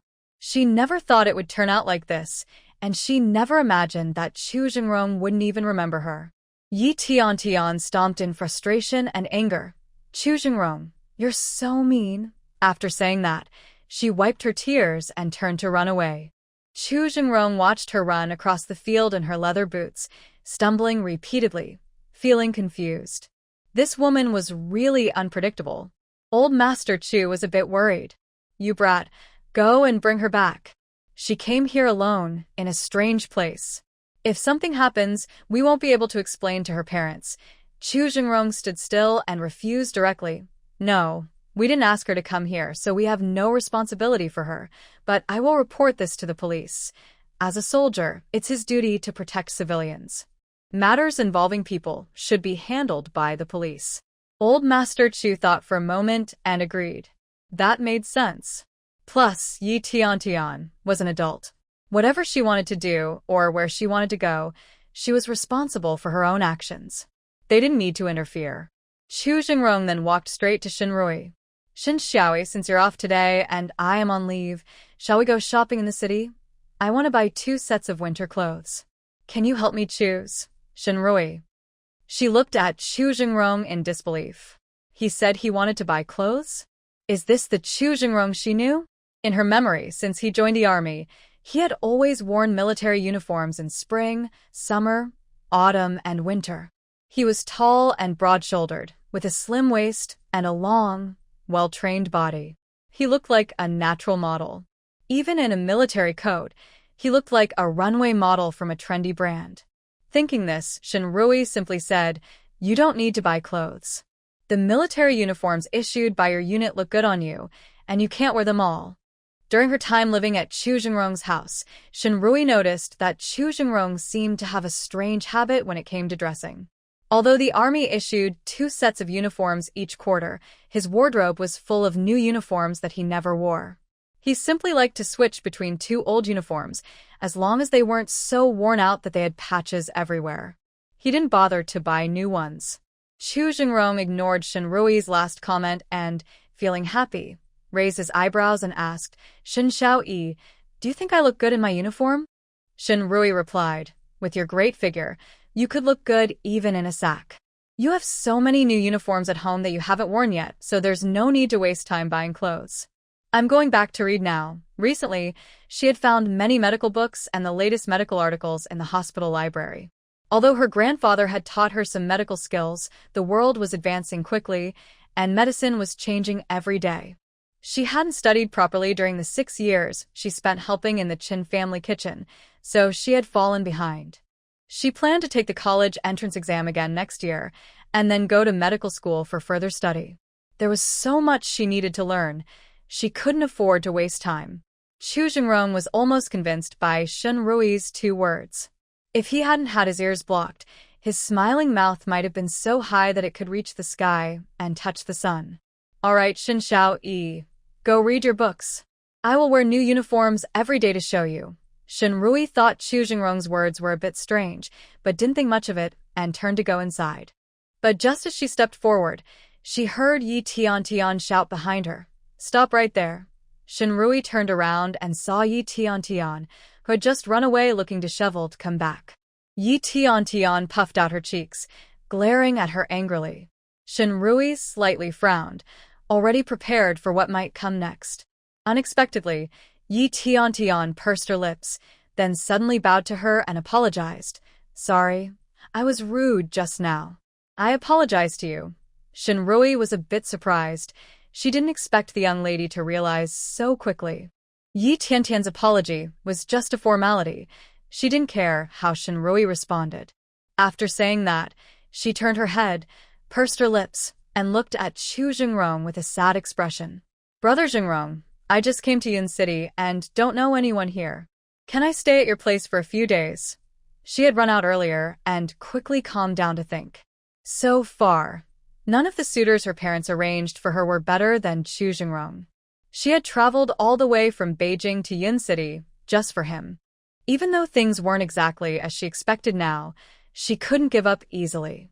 If she could stay at Chu Jingrong's house, she might have a chance to develop feelings and make him fall in love with her. Chu Jingrong looked at her with a cold face, about to refuse. But before he could speak, Yi Tiantian turned to look at old Master Chu. Although old Master Chu didn't like Yi Tiantian, she was still the neighbor's daughter and had come all the way to Yun City to find Chu Jingrong. If they ignored her and something happened to her, it would be hard to explain. He waved his hand impatiently and said to Chu Jingrong, "Jingrong, take Xiaoyi to call her family and find her a place to stay for now. A flash of hope crossed Yi Tiantian's eyes. She quickly and politely thanked old Master Chu. Thank you, Grandpa Chu. I knew you're the best and wouldn't ignore me. Chu Jingrong's sharp gaze swept over Yi Tiantian. She instinctively shrank her neck, feeling her heart tighten. Chu Jingrong then walked quickly to Shen Rui and whispered to her so only they could hear, Shen Xiaoi, come with me. Shen Rui looked at him with a blank expression, as if she was looking at her phone. She thought, is this guy okay? Such a small thing. And he wants her to go with him? And the girl clearly likes him. Why should she go? To be a third wheel? Shen Rui quickly shook her head like a rattle. I won't go. I want to read and study. She had finally gotten a day off and had plans, reading in the morning, then going to the nearby mountain in the afternoon to look for some good herbs. Chu Jingrong expected that Shen Rui would refuse, so he wasn't disappointed, but he didn't give up either. He continued gently persuading her. So, Shen Xiaoi, you want to go up the mountain to pick herbs this afternoon, right? Come with me now, and I will go with you later. He was just glad that when Shen Rui told her grandfather in the morning that she planned to go up the mountain in the afternoon, he didn't immediately insist on going with her. Now, he could use this as leverage to negotiate with Shen Rui. Shen Rui felt a little tempted. In Yun City, the mountains are dense and full of forests. Inside the mountains, there are many snakes, insects, and wild animals. If she only went to the outskirts of the mountain to pick herbs, the villagers would have already searched those areas many times, and there wouldn't be many herbs or wild vegetables left. But if she wanted to go deep into the mountains, she felt a bit nervous about going alone. She looked at Yi Tiantian and saw that Yi Tiantian's eyes were almost glued to Chu Jingrong. While Chu Jingrong was whispering to her, Yi Tiantian's gaze was like a sharp arrow, as if she wanted to pierce through her. Shen Rui sighed helplessly. She thought that Chu Jingrong, being a straightforward guy, probably didn't understand what the girl meant. She lowered her voice and quietly said to Chu Jingrong, Big brother Chu, can't you see? Yi Tongji is interested in you. Grandpa Chu asked you to bring a female companion to make a call and arrange her accommodation, probably to give you a chance to get to know each other. In this situation, I shouldn't be here as a third wheel. You should go quickly, Chu Jingrong. He couldn't help but look at Shen Rui with a look that seemed to say, Are you stupid? Who is really the fool here? Could he not see Tiantian's feelings? Because he saw them. He wanted to bring her along. And even now, she was still asking him to get to know other women, but she couldn't feel or see his feelings at all. Chu Jingrong's expression turned serious.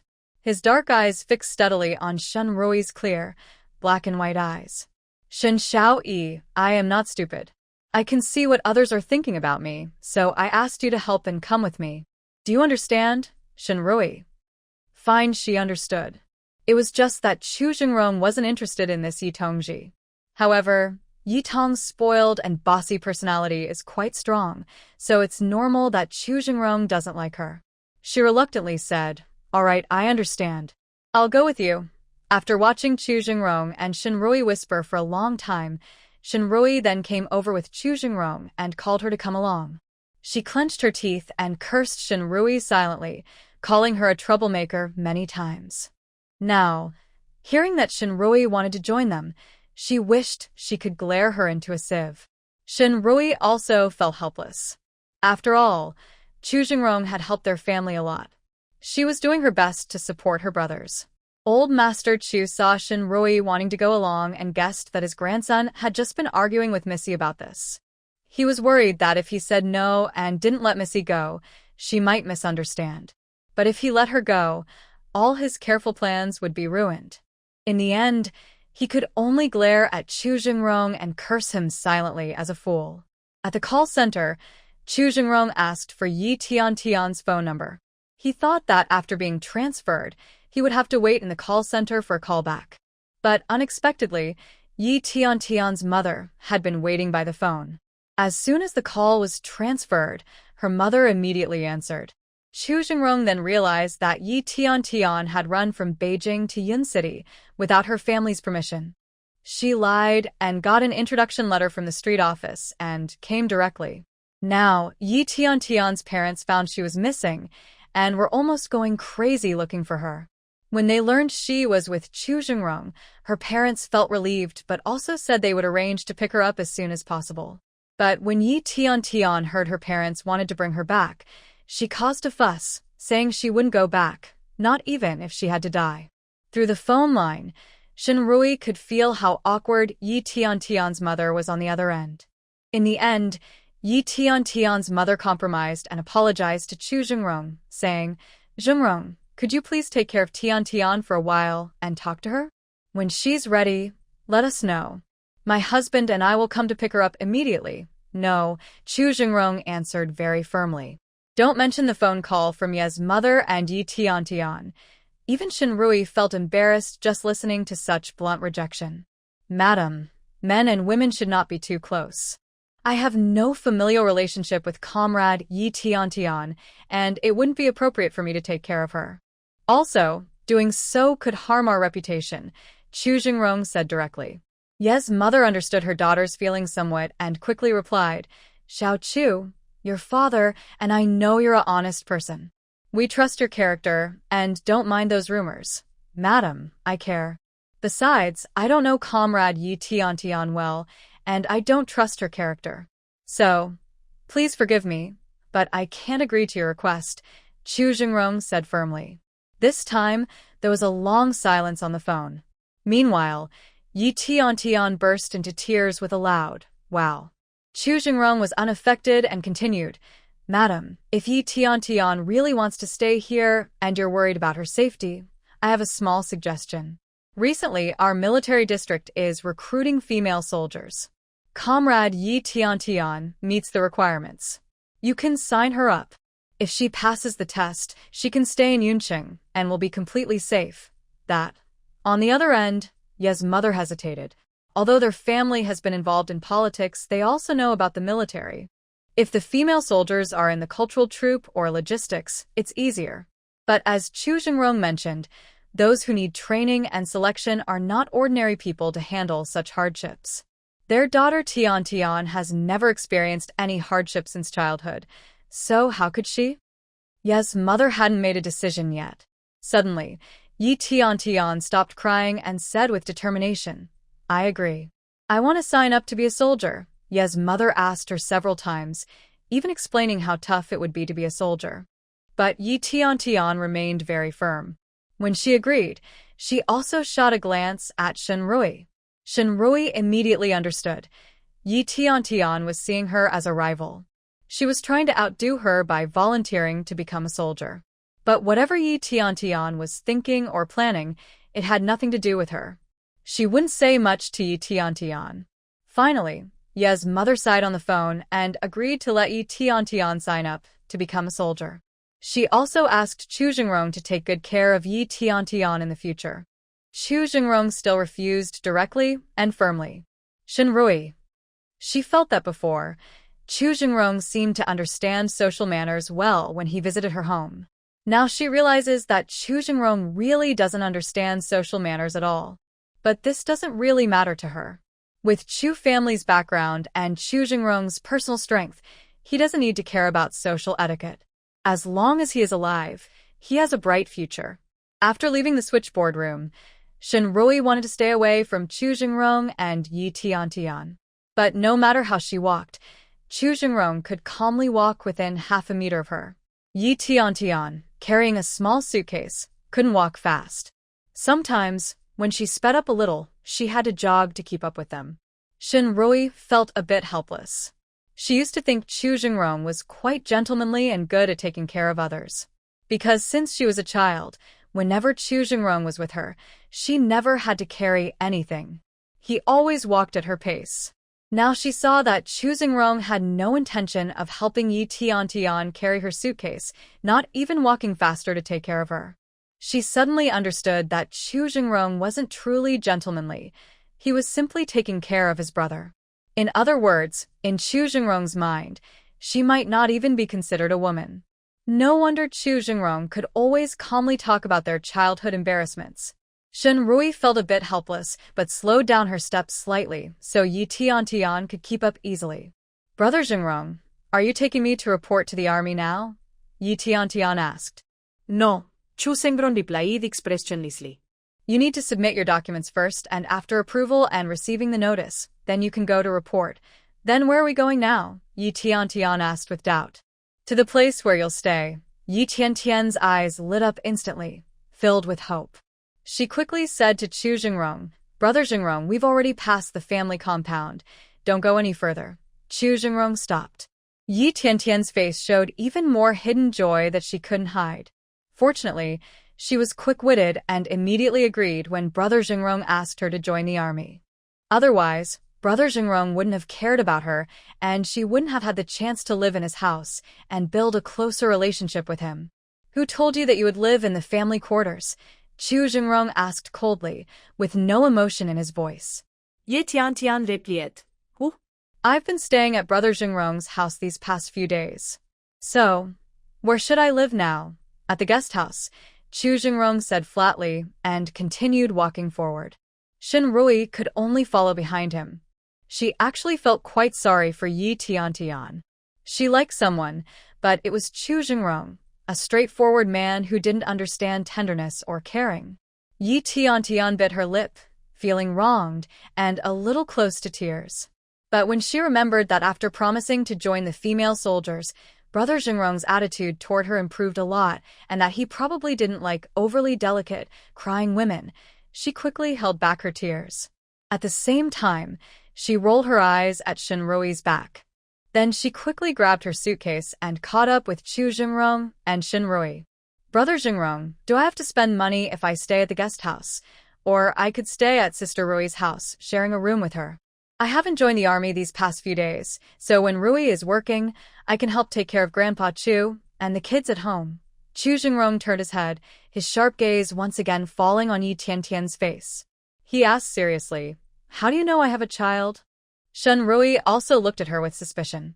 Earlier, when Yi Tiantian visited her house, Xiao Jia was at kindergarten, and Yi Tiantian only stayed in the yard, not inside the house, so she didn't see the child's things. Yi Tiantian couldn't lie under Chu Jingrong's intense, piercing gaze. Soon, she honestly admitted that she had met a person named Su Yuzhen at the entrance of the family compound, who told her about it. Shen Rui suddenly understood. No wonder Yi Tiantian had so much hostility toward her at first sight. It turned out she had been influenced by Su Yuzhen long ago. Chu Jingrong frowned, but didn't dwell on this issue. Instead, he said, You're not close to her, and she doesn't like sharing a room with others. After saying that, Chu Jingrong continued walking toward the guest house. Shen Rui had long known that Chu Jingrong would not agree to Yi Tiantian's request to share a room with her, so she was not worried at all. She followed Chu Jingrong as he turned to leave. Yi Tiantian lagged behind a bit, watching their backs. She puffed out her cheeks in anger and clenched her teeth. She couldn't help but curse silently. A country girl, thinking she's a city lady. She's not used to sharing a room with others, but I haven't complained about her. Comrade Yi, please pay the fee. At the guest house, Chu Jingrong explained the situation to the staff and completed the check-in process. Then he turned to Yi Tiantian and said directly. Yi Tiantian was surprised and slightly opened her mouth. Chu Jingrong actually asked her to pay herself? He was so inconsiderate. In that moment, her perfect image of Chu Jingrong in her mind slightly crumbled. She could only grit her teeth and pay for her stay at the guest house. After she paid, Chu Jingrong didn't even suggest going to see the room with her. He simply said, My task is done. I'll go now. If you have any questions, just ask the staff. Shen Xiaoi, let's go, Chu Jingrong said, immediately signaling Shen Rui to leave. Shen Rui. At that moment, she felt like she was just a decoration attached to Chu Jingrong's leg. After leaving the guest house, Shen Rui was about to part ways with Chu Jingrong. But Chu Jingrong stuck to her like glue, saying, Shen Xiaoi, I'm not leaving without you. Why are you saying goodbye to me? Shen Rui. Chu Jingrong looked at her with a relaxed expression and said, My grandpa, my son, even our dog is with you. I can come to your place and cook for them, right, Shen Rui? Of course, that's fine. A free chef and nanny. What's not to like? Shen Rui smiled and said, Big brother Chu, you're quite caring. Anyone who marries you will be very lucky. Hearing this, Chu Jingrong's heart skipped a beat. His heartbeat quickened slightly. He looked seriously at Shinrui and asked, Shin Xiaoi, do you want this kind of luck? After she realized what was happening, she awkwardly smiled and said, Chu Jingrong, don't joke around. Chu Jingrong felt a bit anxious inside. Shin Xiaoi is very smart in many ways. Even the first time she met Yi Tiantian, who was interested in him, she could see it right away. But he couldn't see her feelings at all. He was a little worried, and his deep eyes looked more intently at Shinrui. He firmly said, Shin Xiaoi, I'm not joking. I want to marry you. Shinrui was suddenly struck like lightning, feeling as if she was hit through and through by Chu Jingrong's words. Her mind couldn't think clearly anymore. How could Chu Jingrong? How could he? She even tried hard to find any sign on his face that he was joking. But there was nothing. Not a bit. Chu Jingrong's eyes and expression were more serious than ever. For a moment, Shinrui felt her mind was a tangled mess. She instinctively took a half-step back. That half-step made Chu Jingrong's hard-earned courage collapse instantly. He grinned mischievously, touched his nose, and playfully raised an eyebrow at Shinrui. Shin Xiaoi, you're not scared, are you? Shinrui. Don't worry, I do want to marry you. But not for real marriage. You know my situation. The old master is pushing me to get married, and seems to be staying here permanently. Now this trouble from Beijing, who knows if it's something the old master deliberately arranged for me. If I don't get married soon, I don't know how much trouble I'll cause. Your situation isn't much better. The women in the mechanical factory's neighborhood see you as a prize. If any widower or single man in their family is available, they want to set you up. Today I met Brother Shin, and he was worried about this. He said the women are now trying to chase away several women who come to propose to you every day. Chu Jingrong glanced at Shinrui and said, So I thought if we get a marriage certificate just to get by, maybe all our problems will be solved. Shinrui's heart, which had been pounding in her chest, suddenly relaxed. She almost thought. Fortunately, it was okay. It was really okay. If Chu Jingrong truly had different feelings for her, she wouldn't know how to face him in the future. She thought carefully. Although Chu Jingrong's idea was a bit reckless, it was indeed a practical way to solve the current problem between them. But in just a moment, Shinrui realized that Chu Jingrong's idea was really bad. She helplessly glanced at Chu Jingrong. Chu Jingrong, stop joking. Marriage isn't a game, especially since you're a soldier. A fake marriage is impossible. Grandpa Chu is urging you to marry soon. You should seriously look at a few women, and if you find someone you like, consider pursuing her. Hearing her words, Chu Jingrong's lips moved slightly, but he didn't speak. Only the corners of his mouth lifted with a hint of bitterness. People say that those close to the water get the moon first. But not only did he not get the moon, his childhood love turned into a barrier on his way to pursue Shinrui. After they returned home, Grandpa Chu asked how Chu Jingrong arranged things with Yi Tiantian. Chu Jingrong told the truth. Grandpa Chu listened, frowned, and looked at Chu Jingrong with disappointment, full of regret. Chu Jingrong. He was confused by his grandfather's reaction. Grandpa, with a mischievous look, watched Shinrui enter the house, then turned serious and told Chu Jingrong, Kid, come with me. Although Chu Jingrong was puzzled, he obediently followed his grandfather inside. Kid, I ask you, do you like Yi? Have you thought about how to pursue her? Grandpa Chu asked seriously after closing the door. Chu Jingrong replied, How else? Just be good to her. You. Grandpa Chu was so angry, he tapped his grandson's leg with a stick. You. Why are you so clueless? You've liked Yi since you were young. You cherish her so much you're afraid to drop her, and you keep her close in your heart. Do you still like her now? Does pursuing her matter to her? Can she understand your feelings? Chu Jingrong. He surprisingly thought Grandpa's words made some sense. He rarely humbly asked for advice. Grandpa, you have experience in this. Teach me what to do. Old Master Chu shot him a disapproving look. Do you know why I asked you to take the young lady of the Yi family to handle some matters earlier? Sometimes, people's feelings are slow to show. You need to sense the danger to realize your own feelings. You use the opportunity of taking the Yi girl to find you to pretend to get close to her, making Yi girl think you and the Yi girl are together. During this time, you shouldn't always agree with E-girl. That way, she will feel a gap in her heart. With that gap, she can realize how important you are and understand her feelings for you. Old Master Chu didn't finish his words before Chu Jingrong gave him a look of disgust. I thought you had some good advice. Turns out your idea is just, dating without the intention of marriage is just playing around. If I follow your plan and use Ye's girl, what kind of person would I be? If I really do that, Shin Xiaoi won't fall for me, and she might ignore me forever. Old Master Chu thought his idea was pretty good while he was pondering it. Now, after Chu Jingrong pointed out the flaws, he felt his idea was a bit off. He awkwardly rubbed his nose. But he wouldn't admit that his idea was bad. The old man, feeling angry and embarrassed, picked up his cane and tapped Chu Jingrong's calf. You brat, how dare you talk back to me? If it weren't for your poor luck, you wouldn't have been able to marry E-girl all these years. I'm old, and I shouldn't be wasting my energy worrying about this. He said this, then, still not feeling satisfied, he struck Chu Jingrong again with his cane and glared. Go make lunch and stop standing here. Chu Jingrong. He felt wronged inside, but didn't say anything. Notably, the old man was surprisingly strong, with quite some strength.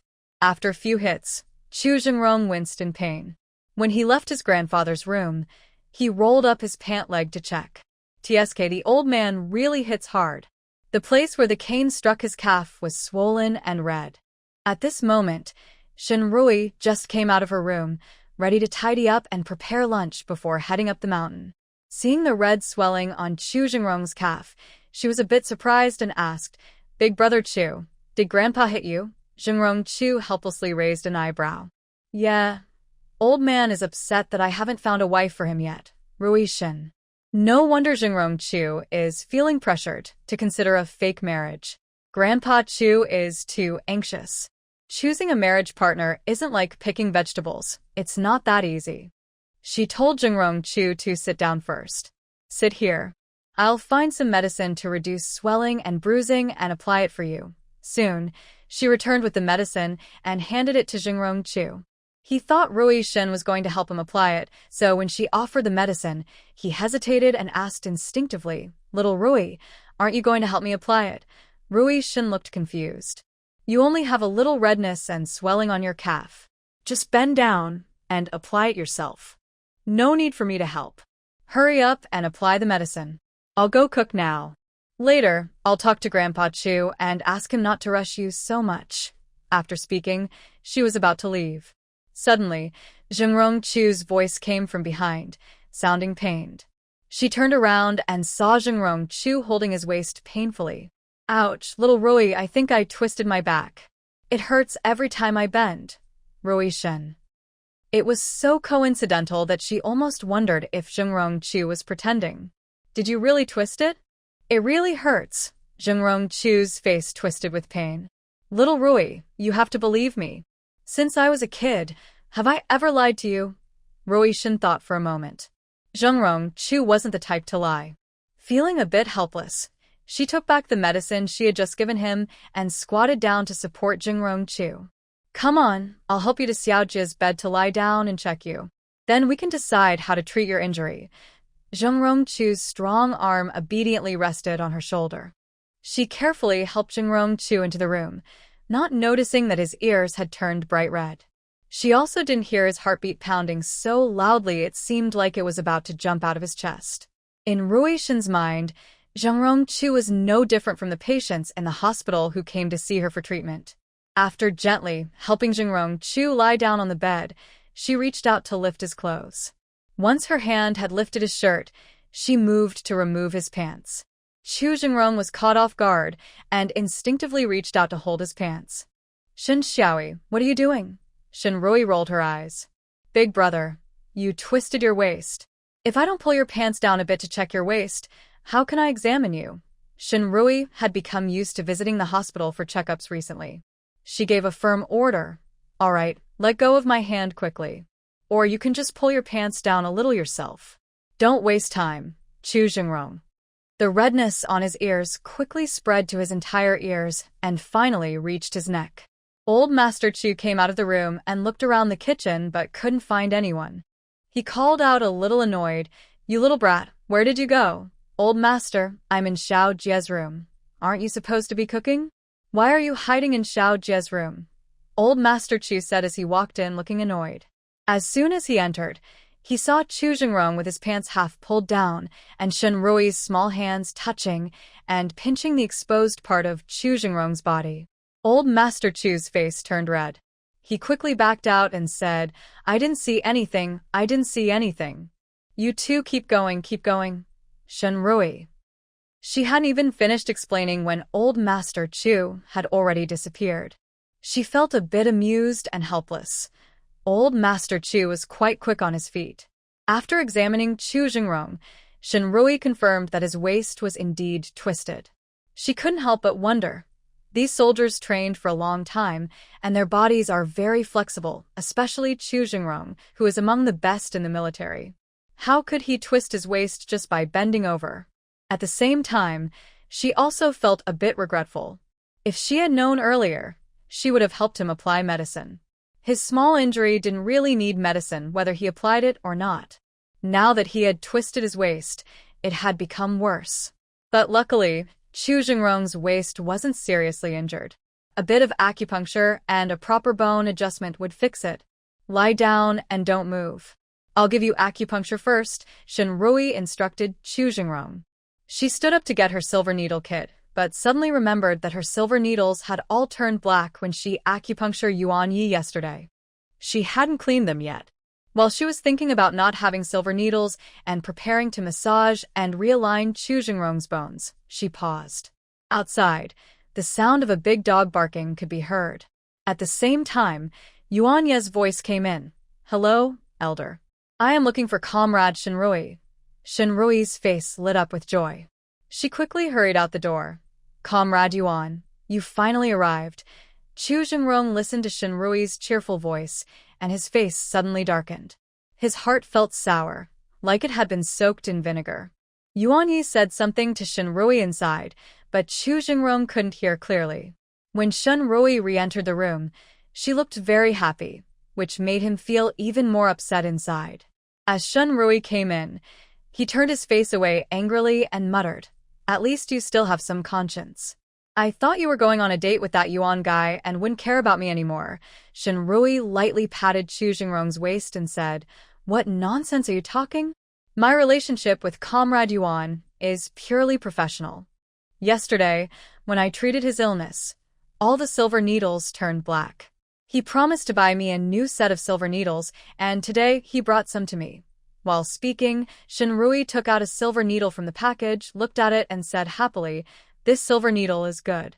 It's clearly made by a skilled craftsman. Silver needles are very thin, like cow hair, and ordinary silversmiths can't make such fine work.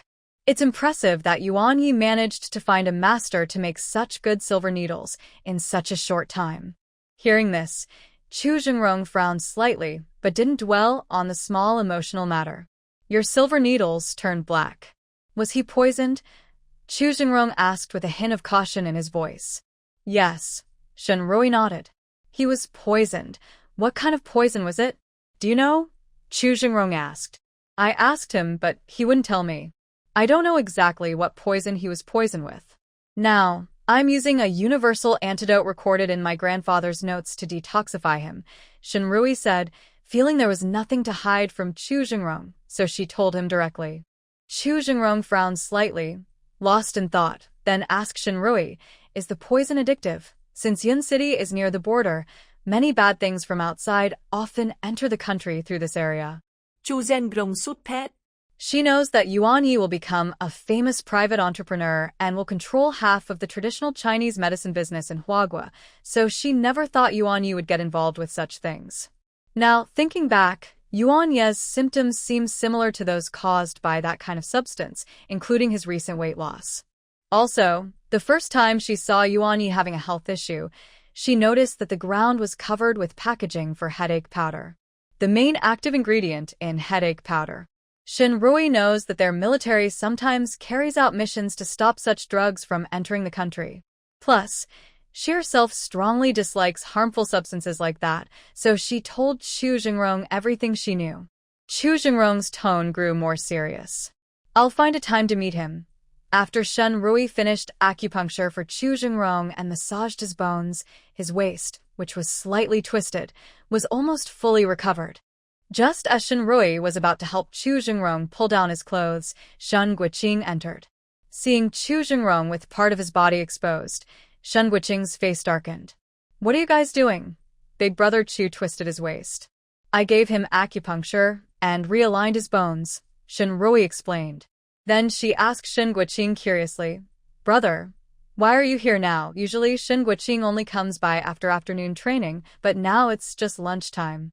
He looked down at Chu Jingrong lying on the bed but didn't answer Shen Rui's question. Instead, after learning how Chu Jingrong twisted his waist, he looked at him carefully. Jingrong, is your back bothering you?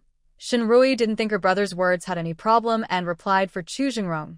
Yes, big brother Chu really needs to rest his back. Chu Jingrong. I'm perfectly fine. Shen Guiqing raised an eyebrow. Actions speak louder than words. Whether your back is okay or not isn't just what you say, it's what you do. Chu Jingrong. Shen Rui. Earlier, she was listening from a doctor's perspective and didn't catch her brother's hidden meaning. If she still doesn't understand, then she has wasted her life not only this time, but also in her past life. Cough, cough, she awkwardly cleared her throat. Big brother, I'm going to cook now. Then she quickly left the room and went to the kitchen. At this moment, Chu Jingrong picked up a pillow and threw it at Shen Guiqing. Shen Guiqing, can you act like a big brother? Stop talking nonsense in front of Xiao Yi. Shen Guiqing casually caught the pillow, squinted slightly, and looked at Chu Jingrong with a hint of danger. I was just talking to Xiao Yi. Since you have those feelings for her, it's better for Xiao Yi to know more about you, especially that part, which is an important test of a man's strength. Chu Jingrong. He was speechless. Shen Guiqing then shot a threatening look at Chu Jingrong. If you keep playing tricks to fool Xiao Yi, don't blame me for exposing you. Chu Jingrong. What does he mean by tricks? He was genuinely twisting his waist, okay? Although he did it on purpose. I ask you, what's the deal with that woman named Yi Tiantian? Her recommendation letter says you suggested her for the army. Shen Guiqing changed the subject. Chu Jingrong told Shen Guiqing everything about Yi Tiantian. Shen Guiqing frowned. Why did you bring this rich girl into the army? Just causing me trouble? It was already decided that Shen Guiqing would be one of the instructors training the new female soldiers. Chu Jingrong still held a grudge about Shen Guiqing saying he had a bad waist, and he leisurely said, Captain Shen, soldiers should constantly challenge themselves and push their limits. I believe in you. He patted Shen Guiqing on the shoulder. I'm going to help Xiao Yi cook now. Thinking about the trouble he caused Shen Guiqing, Chu Jingrong felt quite proud. But he hadn't even celebrated for 3 minutes when, just as he was speaking of Cao Cao, Yi Tiantian arrived again. Brother Jingrong, I have no food to eat. I'm hungry. As soon as Yi Tiantian entered, she looked at Chu Jingrong with a pitiful expression. Not only Chu Jingrong, even Shen Guiqing, standing nearby, couldn't help but furrow his brows at her look. She was wearing a brand new little dress, paired with a wool coat and delicate leather boots. In Shen Guiqing's eyes, her disdain was even stronger. How could such a female comrade become a soldier? Given the training intensity arranged for the new recruits, someone like Yi Tiantian probably couldn't last even a day. Yi Tiantian felt Shen Guiqing's disapproving gaze and felt annoyed. She thought that back in the capital city, everyone around her was careful to praise her and speak highly of her. But now, in Yun City, Brother Jingrong looked down on her, and it was okay if he disliked her. But how could any random soldier look down on her? Her anger suddenly flared up. She glared at Shen Guiqing and snapped, What are you looking at? Haven't you seen a beauty before? Shen Guiqing snorted coldly and slightly curled his lips. You call yourself a beauty? If you don't have a mirror, maybe go to the well and take a look at yourself first. Someone like you, overestimating yourself, trying to get recommended to be a female soldier. I'll see how you cry when the time comes. Zhuo Jingrong added from beside them. Comrade Yi, This is one of your instructors for the new soldier training after you enlist. Yi Tiantian's face instantly turned pale. She was usually stubborn and spoiled, but she wasn't stupid. She knew her family's roots were in the capital city. Here in Yun City, she had no right to be arrogant. Moreover, military and political systems weren't the same. If she enlisted and this annoying man in front of her gave her trouble, her parents wouldn't be able to help her at all. Old Master Zhua also stepped in to mediate. Guoqing, Xiaoyi, enough. Since everyone's here, come inside and eat. Zhuo Jingrong hurried into the kitchen to help Shen Rui. Although Shen Rui was the most advanced cook in the kitchen, in reality, she only helped with chopping vegetables and didn't get much work done.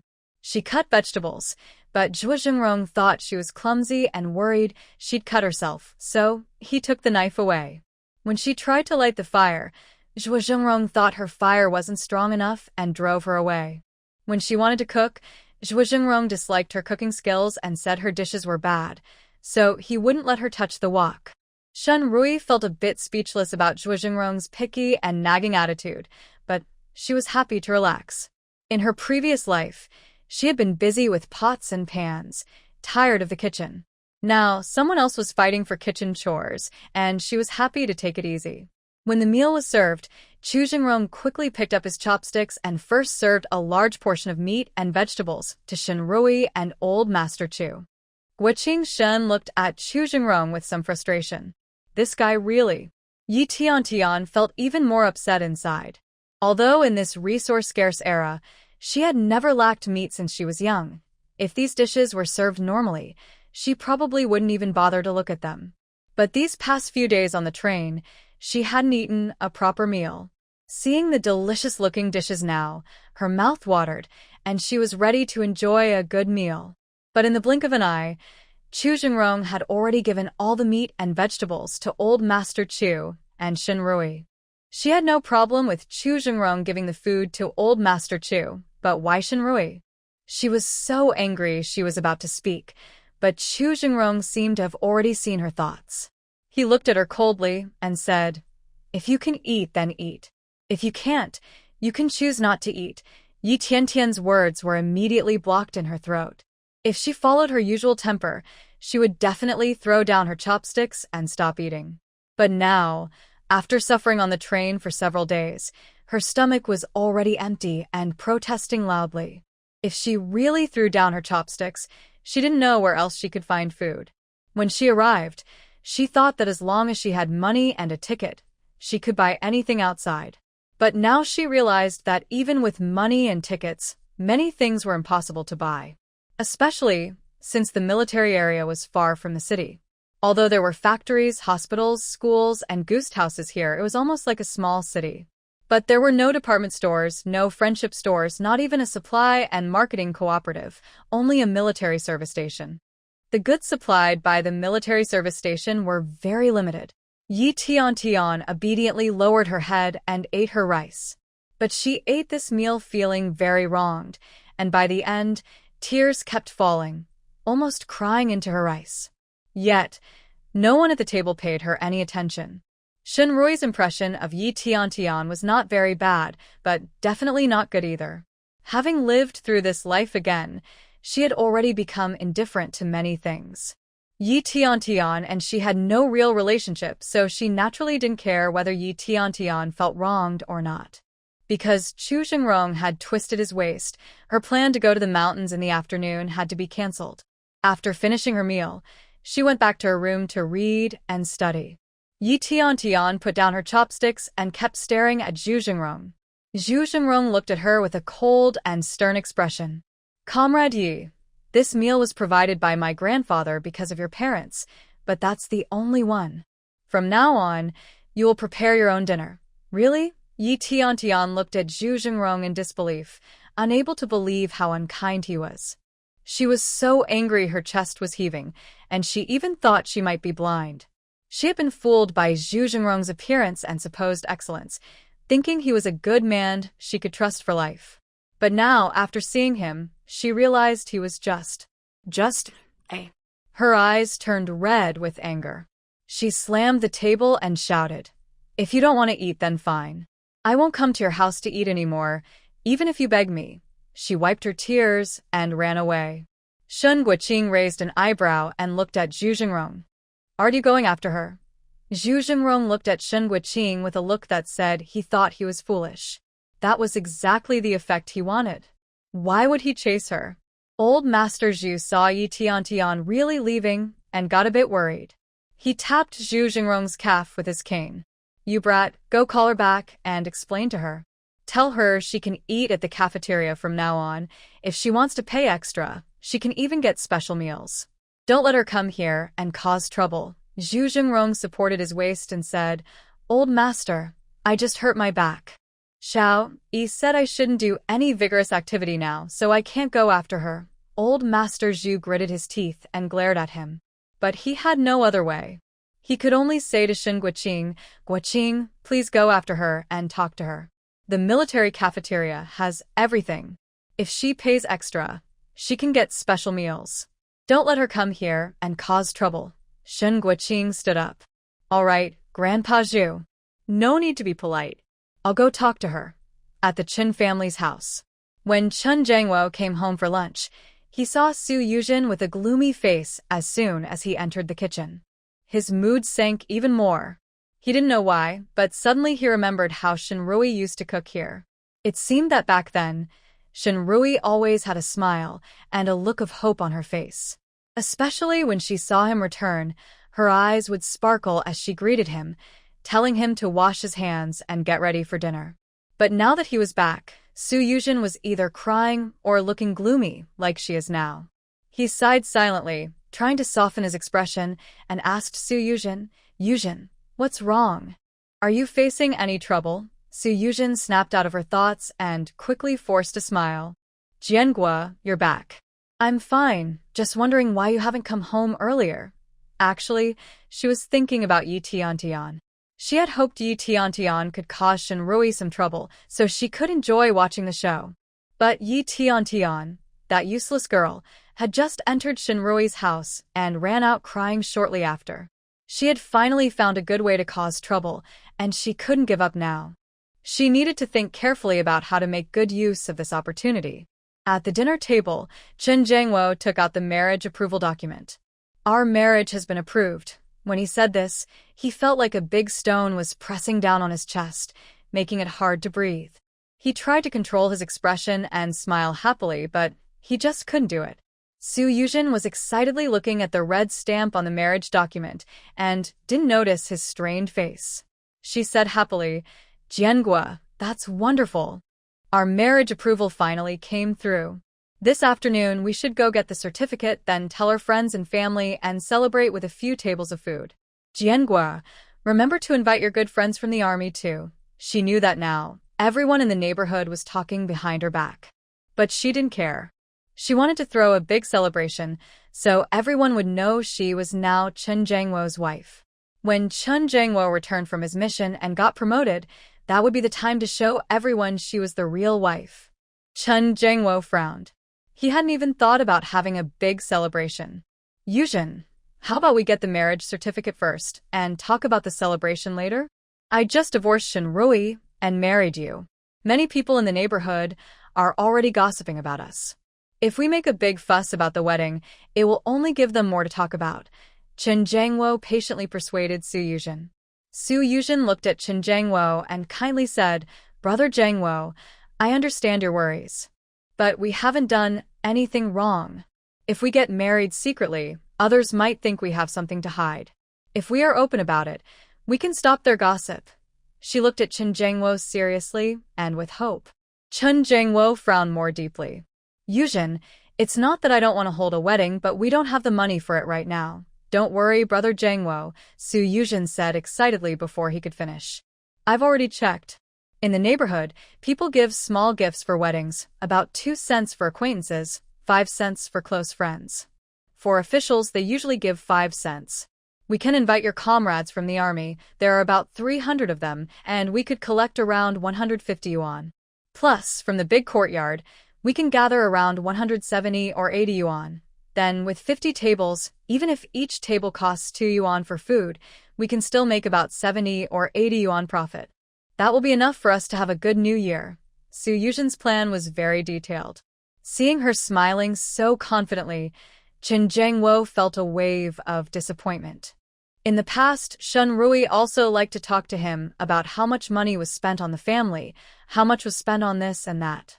He thought Shen Rui's words sounded very materialistic and unrefined. Back then, he felt he shouldn't let Qin Ziyu, a boy, learn to be as calculating as Shen Rui, who only cared about small gains.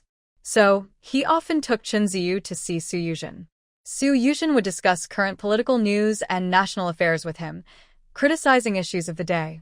He thought that was what Qin Ziyu, as a young man, should learn. And that was what he enjoyed talking about. He never expected that now Su Yuzhen had also changed like this. Moreover, no matter how much Shen Rui calculated the family expenses, she never thought of using her ideas on his comrades in the army. Shen Rui said most soldiers in the army come from poor backgrounds. Ordinary soldiers only get a few yuan in allowance each month, which they send home. Their lives are already hard enough. They shouldn't be burdened further. So, whenever the family is short of money, she prefers to go back to her parents' house to find a way. Jianguo's disappointed gaze fell on Yuzhen. He said directly, "We are getting married. You can hold a banquet if you want, and you can invite my comrades from the army, but you are not allowed to accept any gifts from them. As for the cost of the celebration, you know my current situation.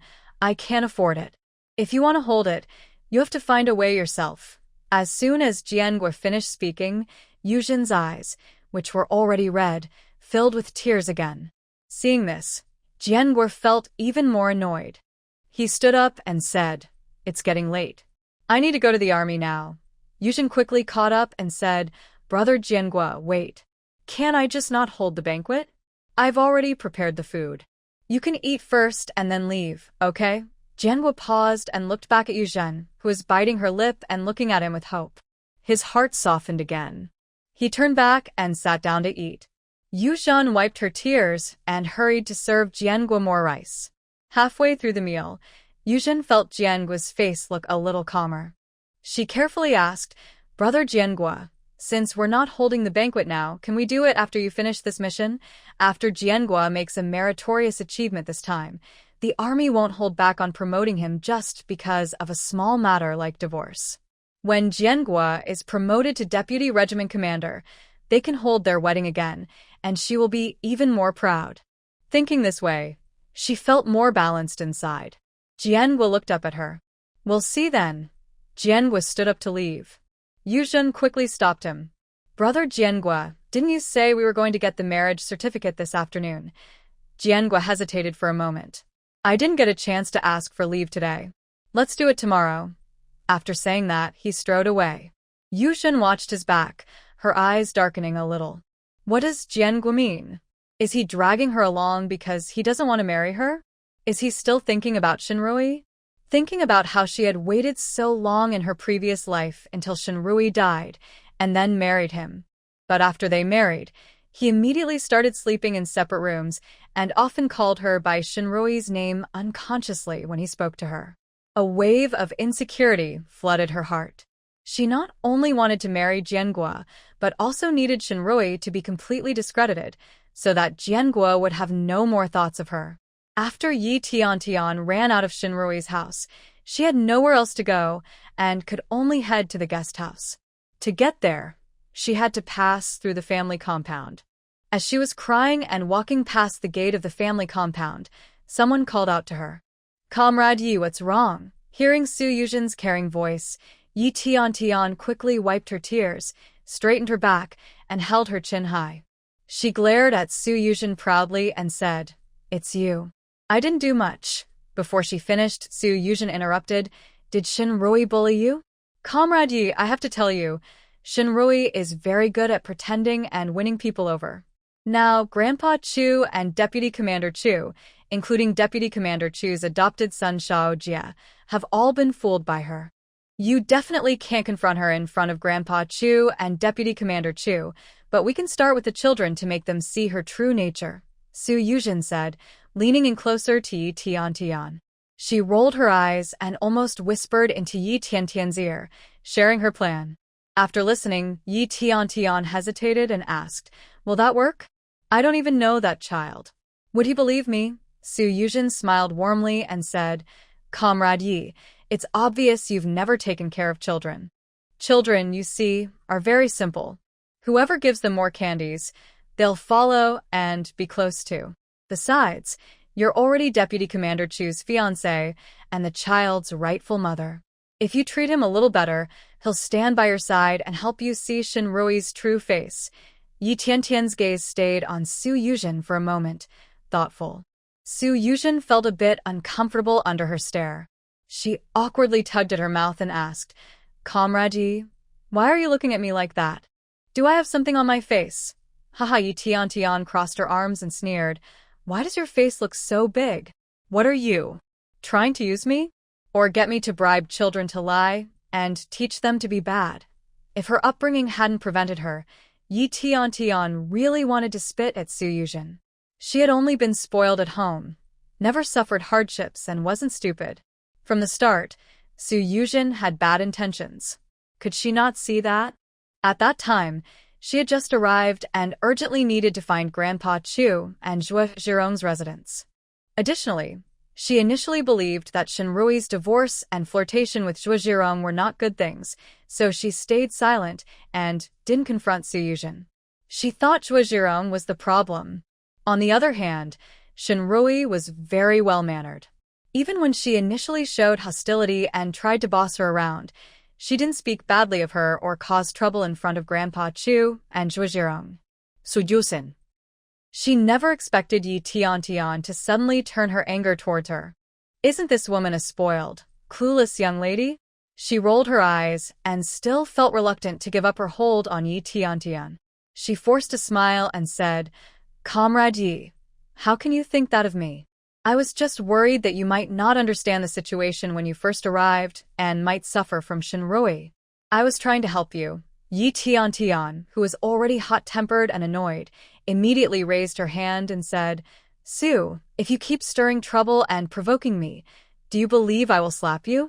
Get lost, Yi Tiantian shouted sharply. The moment she saw Yi Tiantian raise her hand, Su Yuzhen instinctively took 2 steps back. She didn't understand why she was so fierce in her past life. She didn't even say 2 words to her before she started hitting Yi Tiantian. But now, she was like this. Although she didn't understand, she knew she couldn't mess with a young lady like Yi Tiantian. She could only slip away in defeat. After she left, Yi Tiantian's momentum suddenly faded. She looked a bit discouraged and headed toward the guest house.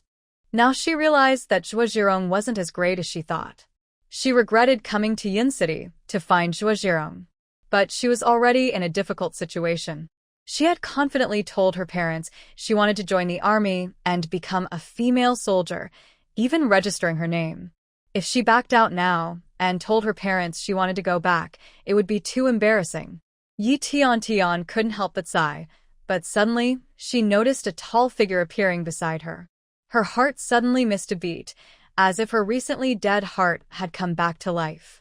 She exclaimed happily, Brother Zhengrong, but as soon as she spoke, she saw that the person wasn't Chu Zhengrong, but her annoying older brother, Shinrui.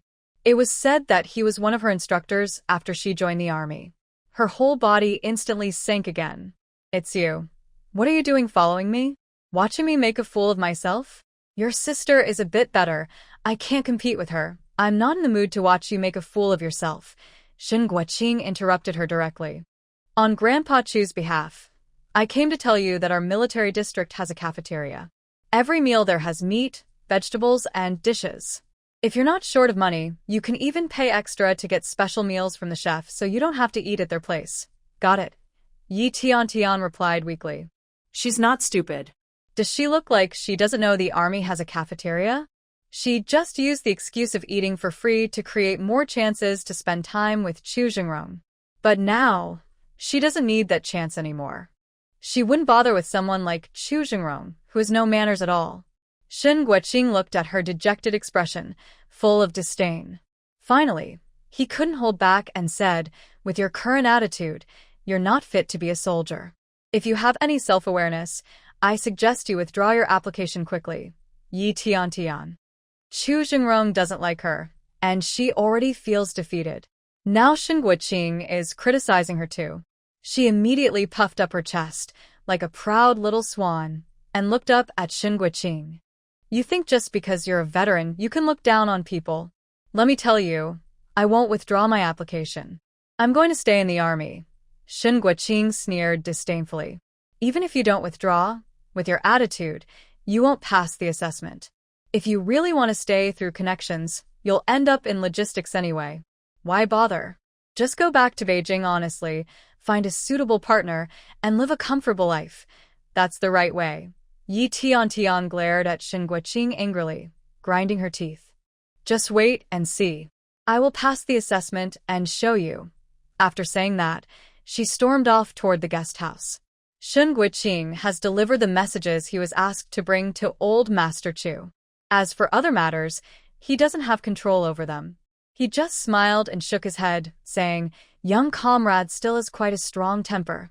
After winter began, the weather got colder each day.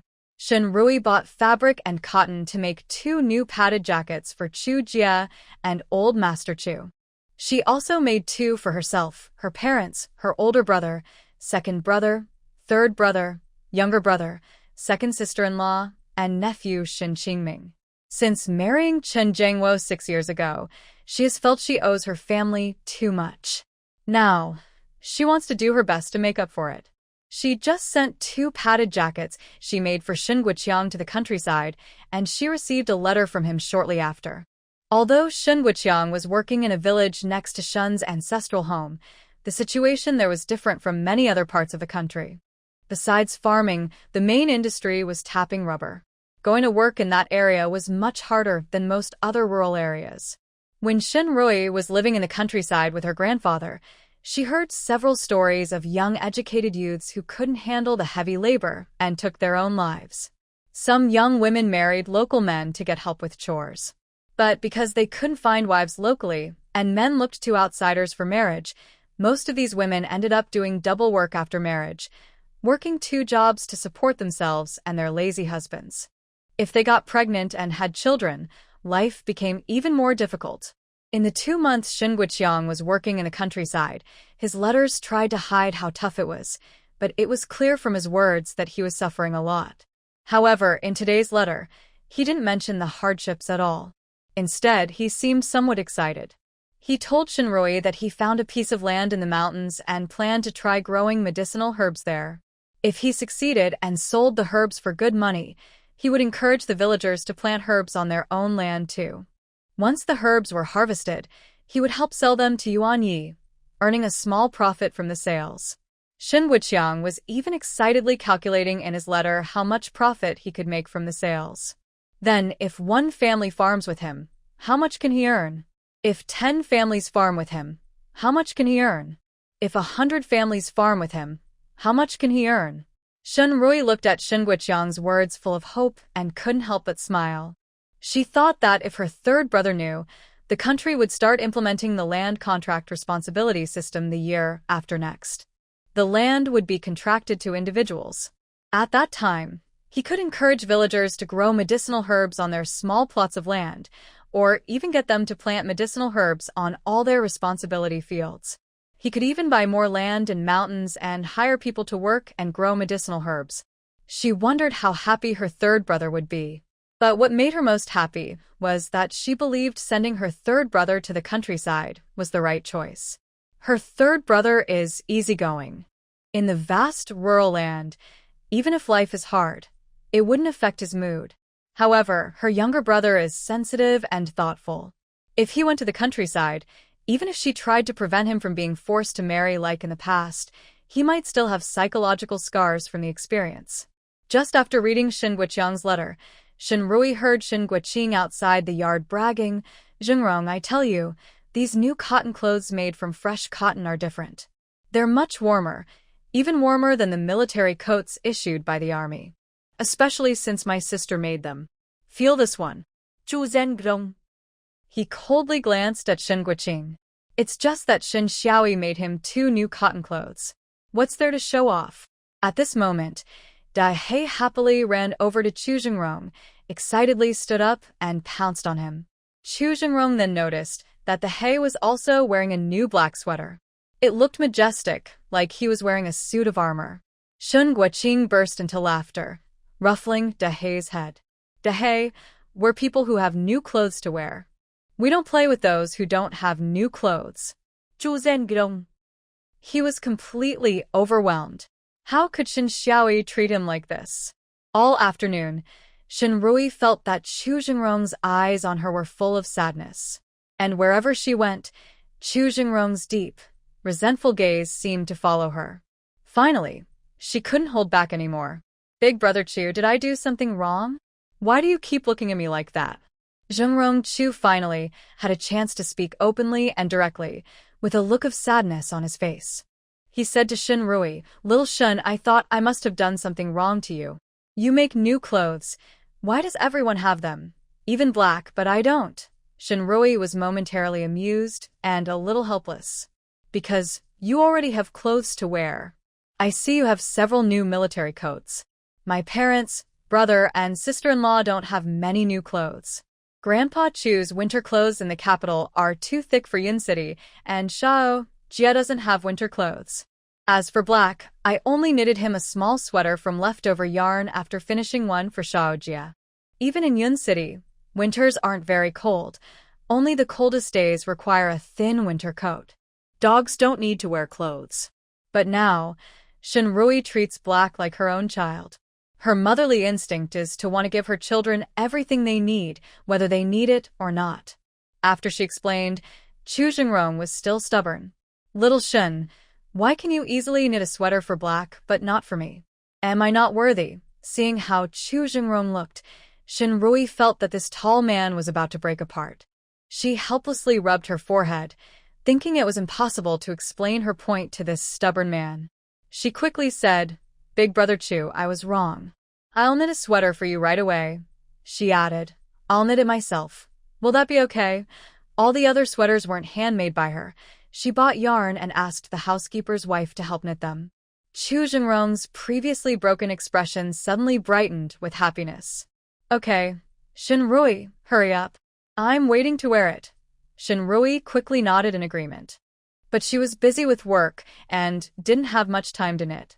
By the time she finished knitting one sweater piece by piece, it was already the second spring. Yun City was warm, and after spring arrived, sweaters weren't needed anymore. However, after giving the sweater to Chu Jingrong, he stubbornly wore it for an entire week. When Guoqing Shin returned, he said that others in the army were training in vests, but Chu Jingrong was still wearing a sweater, standing out like a bright spot. But that's a story for another time. One day, when Shin Rui arrived at the hospital for work, she happened to see Lu Li's mother-in-law loudly scolding and accompanying Lu Li, who looked pale, as they came out of the hospital. Lu Li also saw Shin Rui and, looking weak, managed a faint smile and greeted her. Just moments before, Lu Li's mother-in-law had been scolding something harshly, but upon seeing Shin Rui, she immediately changed her expression to a smile. "Dr. Shin, you're here to work." Shin Rui politely nodded and smiled. "Yes, hello, Andy. Is Teacher Lu feeling unwell?" Shin Rui casually asked Lu Li. Lu Li's mother-in-law's face instantly darkened again, showing disdain. "She's not unwell. She's just lazy, Mom." Lu Li called out awkwardly to her mother-in-law. Behind closed doors, she tolerated her mother-in-law's scolding and nagging. But outside, she was more reserved. Lu Li's mother-in-law shot her a sharp look, but didn't say anything more. She then changed to a friendly smile and said to Shin Rui, "Dr. Shin, we'll head back now. We won't disturb your work." Seeing Lu Li's pale face, Shin Rui felt a bit sorry and reminded her, "I noticed Teacher Lu doesn't look well. Working as a kindergarten teacher is quite tiring. If you're tired, you should rest. After all, people aren't made of iron." Lu Li looked at Shin Rui gratefully. "Thank you, Dr. Shin." Lu Li's mother-in-law knew that last time, Lu Li's job was almost taken away by Principal Zhang, who wanted to suspend her without pay. It was only after Shin Rui intervened that the school immediately restored Lu Li's position. She believed Shin Rui had a powerful background. Although she was annoyed by Shin Rui's meddling, she dared not show it and replied politely, "Dr. Shin, you're right. I was just telling her to rest well after she goes back. Shinrui didn't expose the old woman's attitude and simply smiled politely before continuing into the hospital. But before she had taken more than a few steps, she suddenly heard a loud thud behind her. Shinrui quickly turned around and saw Lu Li fainted on the ground. She hurried over. Teacher Lu.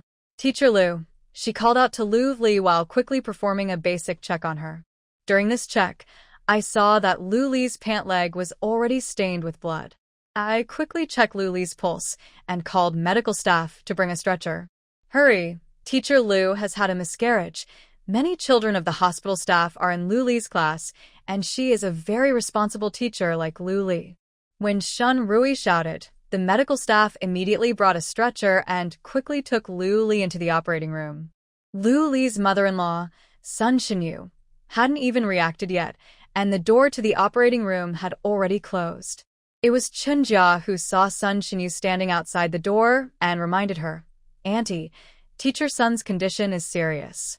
You should go home quickly and call her husband. After realizing this, Sun Xinyu didn't listen to the nurse's advice to go call her son. Instead, she sat on the ground and started crying loudly. Oh no, our family is really unlucky. We spent so much on bride price to marry a woman who can't lay eggs. Her stomach is uncooperative. After so many years of not conceiving, we finally got pregnant, but she was so heartless that she caused my eldest grandson to be lost. Oh, my dear grandson. Chunjia didn't expect Sun Xinyu to behave like this. Her face changed, and she remembered that during the meeting, the leader had specifically said that when dealing with unreasonable family members like this, it was best to stay distant. Otherwise, she wouldn't know how she might be falsely accused. Unfortunately, she hadn't had a chance to leave. Sun Xinyu suddenly got up and grabbed her. Stop. Don't go. My daughter-in-law just saw a doctor at your hospital, and as soon as she left the hospital gate, she had a miscarriage. It must be your hospital's fault. Now my grandson is gone, and you have to compensate me for my grandson. What's going on? No noise outside the operating room, don't you know? Head nurse Huingwan arrived just in time to see Sun Xinyu holding on to Chunjia. Chunjia had just arrived at the hospital and didn't understand many things. When Sun Xinyu grabbed her, she was already panicking. Now, seeing Huingwan, she felt like she had found a lifeline. Head nurse, this auntie is Lu Li's mother-in-law. She insists that because Lu Li came to our hospital for treatment, she had a miscarriage, and she wants us to pay compensation. Sun Xinyu rolled her eyes, released Chunjia, and grabbed Huingwan again. Are you the leader here? I told you that my grandson was harmed by your hospital. If you don't compensate my grandson today, I will sue you. Huingwan signaled Chunjia to go busy with other things, saying she would handle this herself. Chunjia looked at Huingwan with concern, realizing she couldn't help here, and quickly left. Huingwan calmly looked at Sun Xinyu. Comrade, is your daughter-in-law's miscarriage related to our hospital? We need to investigate further. Even if it is related, you can't threaten us just by crying and making a scene here. In the hospital, everything follows the rules.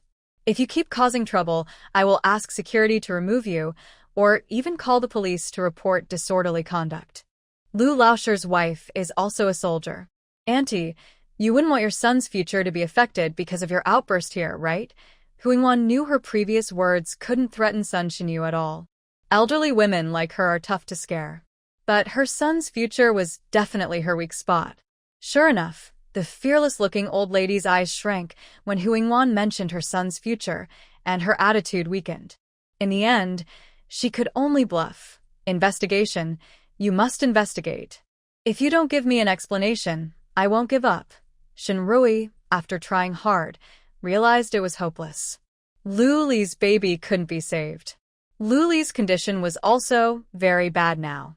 She didn't dare delay and quickly performed a curettage on Lu Li. Seeing the pools of blood, Shinrui felt a sharp pain in her heart. Even with advanced medicine in the future, women still face many dangers during pregnancy and childbirth. In this era, giving birth is really like stepping into the gates of. Women with good in-laws and husbands might suffer less during pregnancy and delivery. But if they have bad ones... Thinking of Lu Li's sharp-tongued mother-in-law, Shinrui couldn't help but worry for Luli. She was afraid her mother-in-law wouldn't let her have a proper postpartum rest. At this moment, Shinrui didn't know that this fire would eventually burn onto her, almost costing her the hard-earned job she fought for. "Doctor, how is my wife?" When Shinrui and other medical staff pushed Lu Li out of the operating room, the hospital had already informed Lu Li's husband, Li Baosheng, to come quickly. "Comrade Lu is very weak now and needs good rest to recover," Shinrui told Li Baosheng directly. Lu Li, who had just woken up in bed, heard Shinrui's words and her eyes filled with tears. Uncontrollably, tears rolled down her cheeks. Li Baosheng was also stunned for a moment, his face full of pain and sadness. But soon, he composed himself, took Lu Li's hand, and said, "Wife, it's okay. We're still young.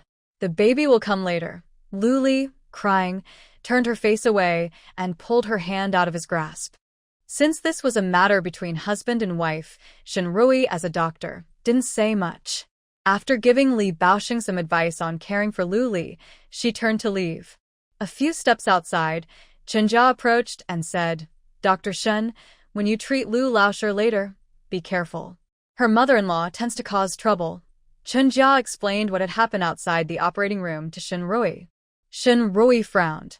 She had always known that Sun Shinyu was not very kind to Lu Li, but Sun Shinyu was polite and courteous in front of outsiders, speaking nicely. Now that she thought about it, Sun Shinyu's politeness might have been because she had no conflicts of interest with him before. Shinrui nodded and said, "Chenjia, thank you. I understand. By the way, which doctor saw Lu Laosher's illness before I arrived?" Shinrui asked. If Sun Shinyu really wanted to blame their hospital for causing Lu Li to have a miscarriage, the doctor who previously treated Lu Li would be in bigger trouble. "It was Dr. Wang," Chenjia replied. "Our head nurse has already spoken to Dr. Wang. The hospital director also knows about this." Hearing this, Shinrui felt more confident. Meanwhile, after Li Baosheng arrived at the hospital, he told Sun Shinyu to go home quickly and cook some chicken soup to help Lu Li recover. Sun Shinyu could only curse a little and then left in a hurry. When Su Yuzhen returned home from buying vegetables, she happened to meet Sun Shinyu, who was angrily criticizing hospital doctors, calling them greedy and untrustworthy. Sun Shinyu also specifically mentioned Shinrui's second husband, saying he was not a good person. Su Yuzhen's eyes immediately lit up. She quickly stepped forward and started talking with Sun Shinyu. "Andy, what's going on? I just heard you say someone from your family was in the hospital?" Sun Shinyu was just looking for someone to complain to. Hearing this, Su Yuzhen immediately patted her thigh and started crying and lamenting.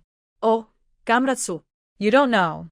My daughter-in-law, who married into our family for many years, hasn't even had a baby. Now she's finally pregnant, but just after one hospital visit, my great-grandson was gone." "Oh, my dear great-grandson." Su Yuzhen listened as Sun Shinyu wailed for a long time, but didn't get to the main point.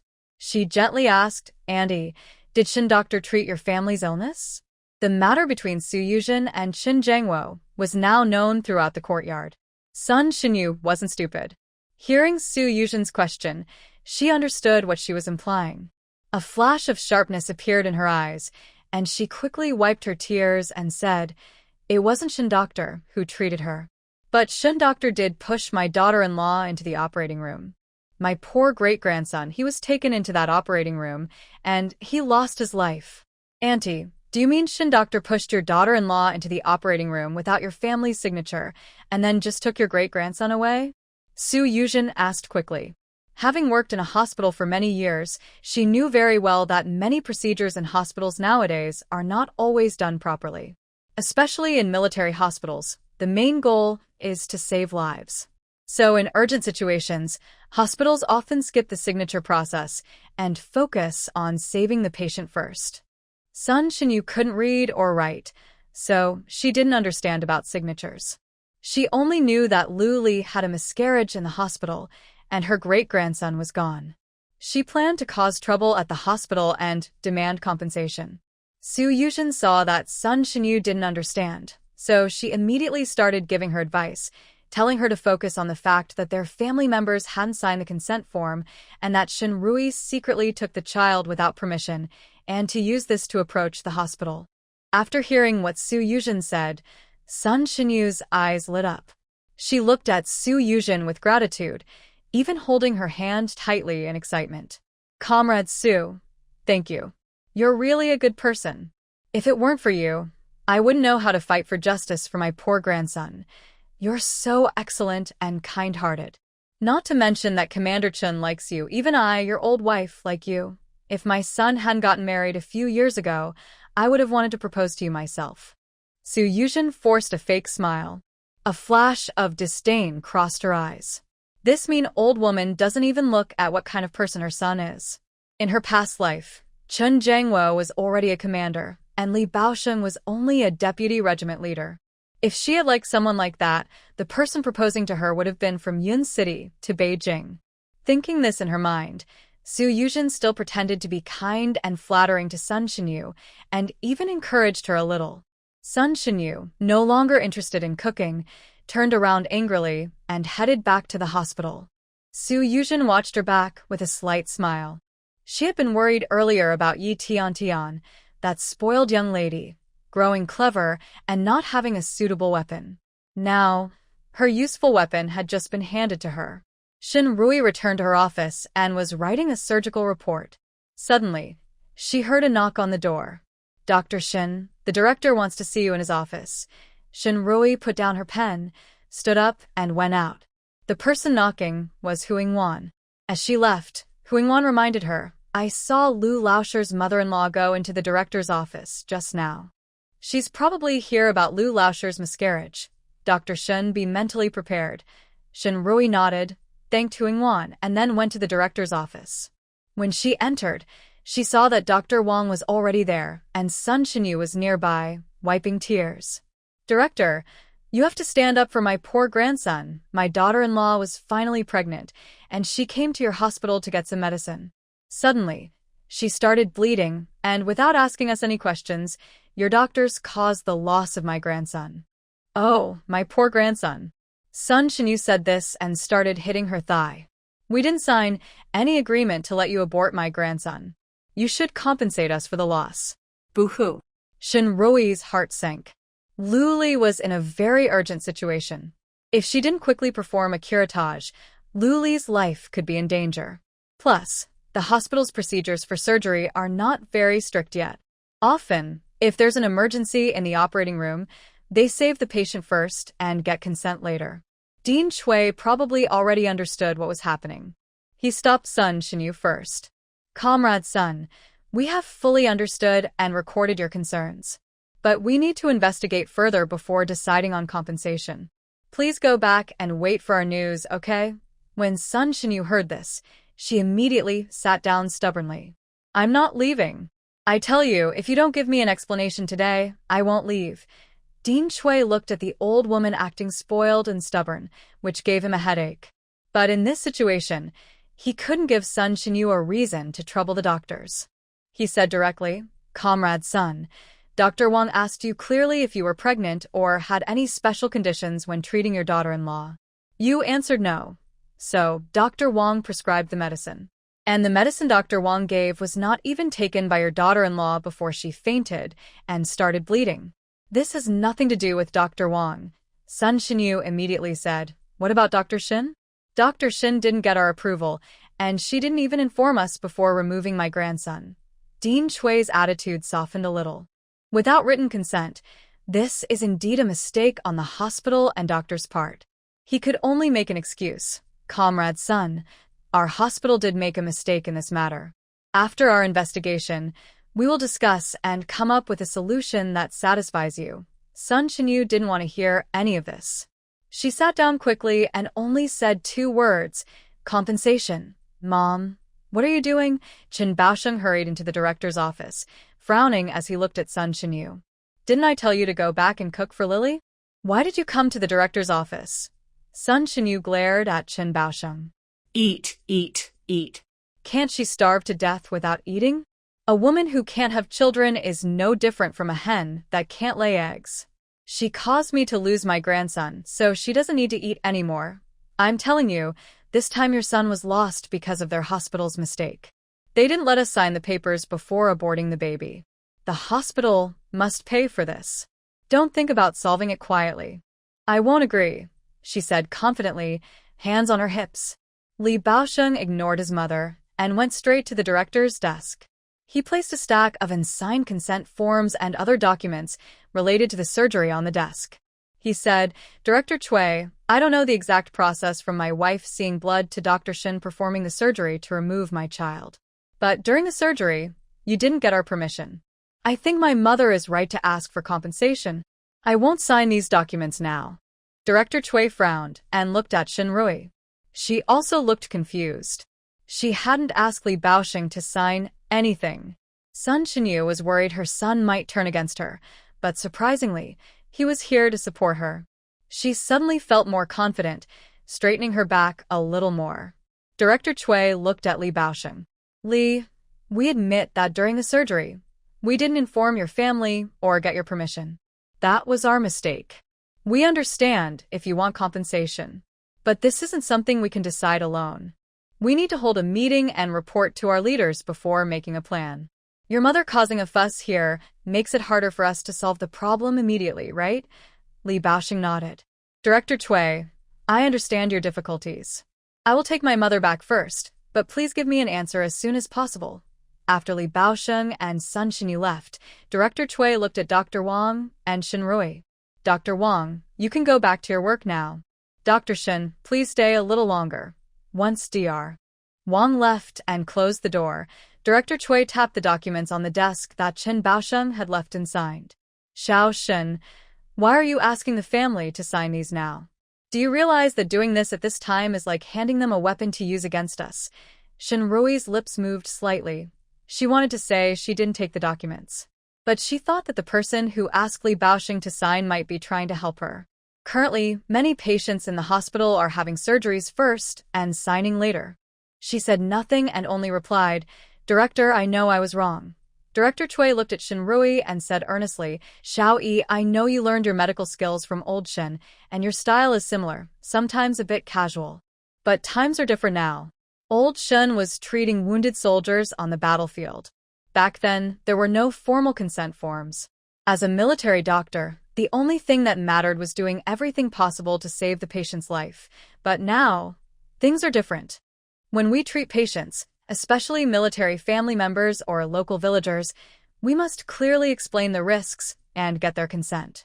For surgeries like this, family approval is necessary. As doctors, we must first protect ourselves to save others. Do you understand? Shinrui nodded. I understand. She realized that the issue had reached this point, and she knew she could only be more careful next time. The problem that needed solving must be addressed. Director Cui said, All right, you don't need to come to the hospital for the next couple of days. Stay at home and reflect. Once the hospital discusses a solution, we will inform you. Shinrui nodded.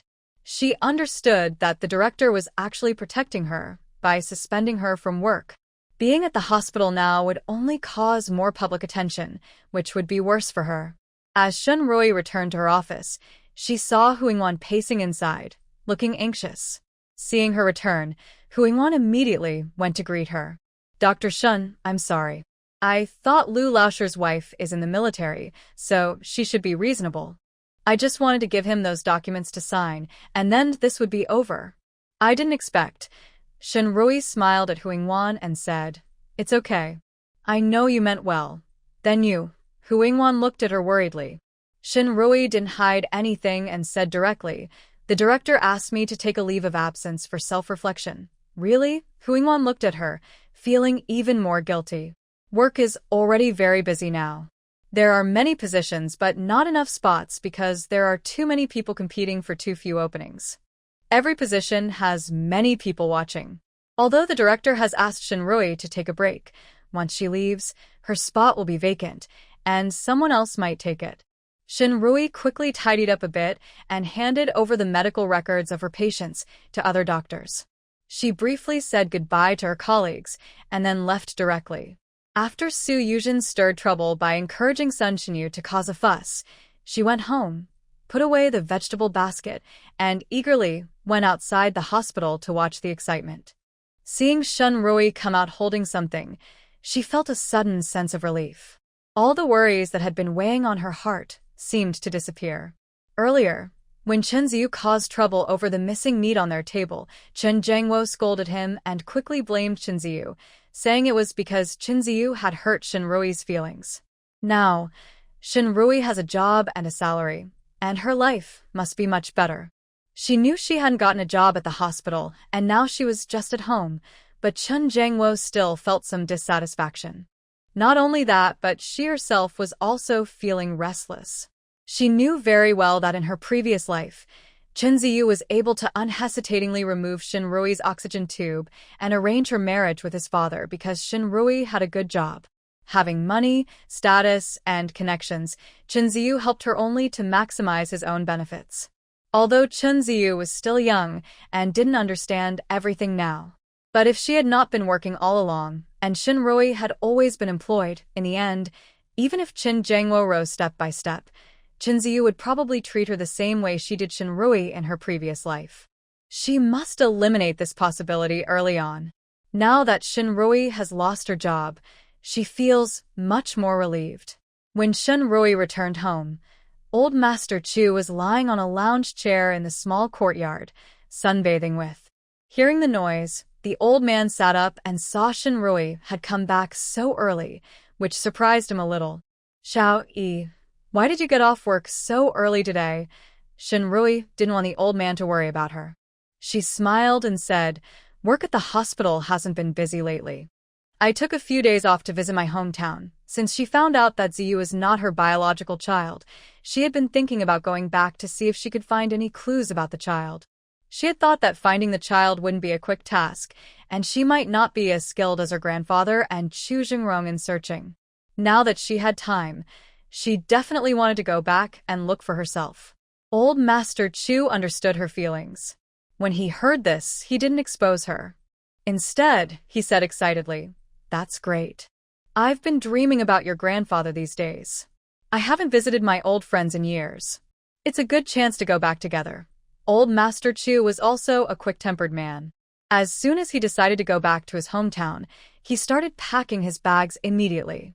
Shunrui naturally hurried to pack as well. After they finished packing, Shen Guiqing and Chu Jingrong just returned from their training.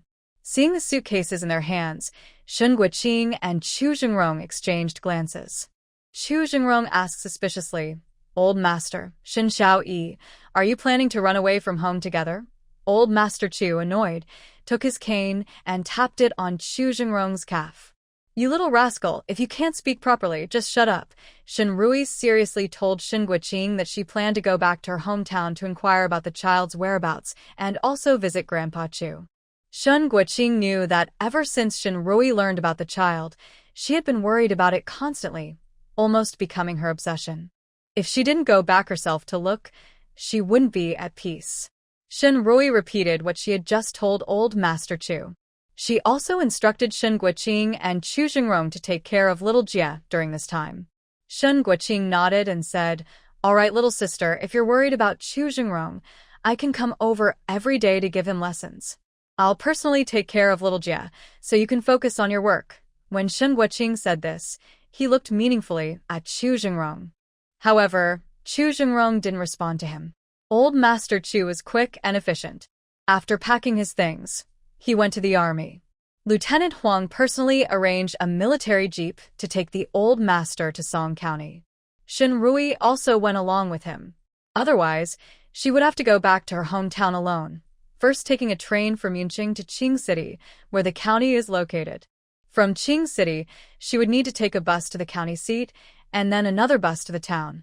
There were no cars going directly to the village from the town, only walking, bicycles, or ox carts. Red River Town isn't far from Yunqing. The jeep took about 6 hours to get there. Shunrui and her grandfather initially planned to find a guest house to stay in, then visit her third brother the next day to go back to their hometown to pay respects to their grandfather. After that, she would return to the town to find out about the children.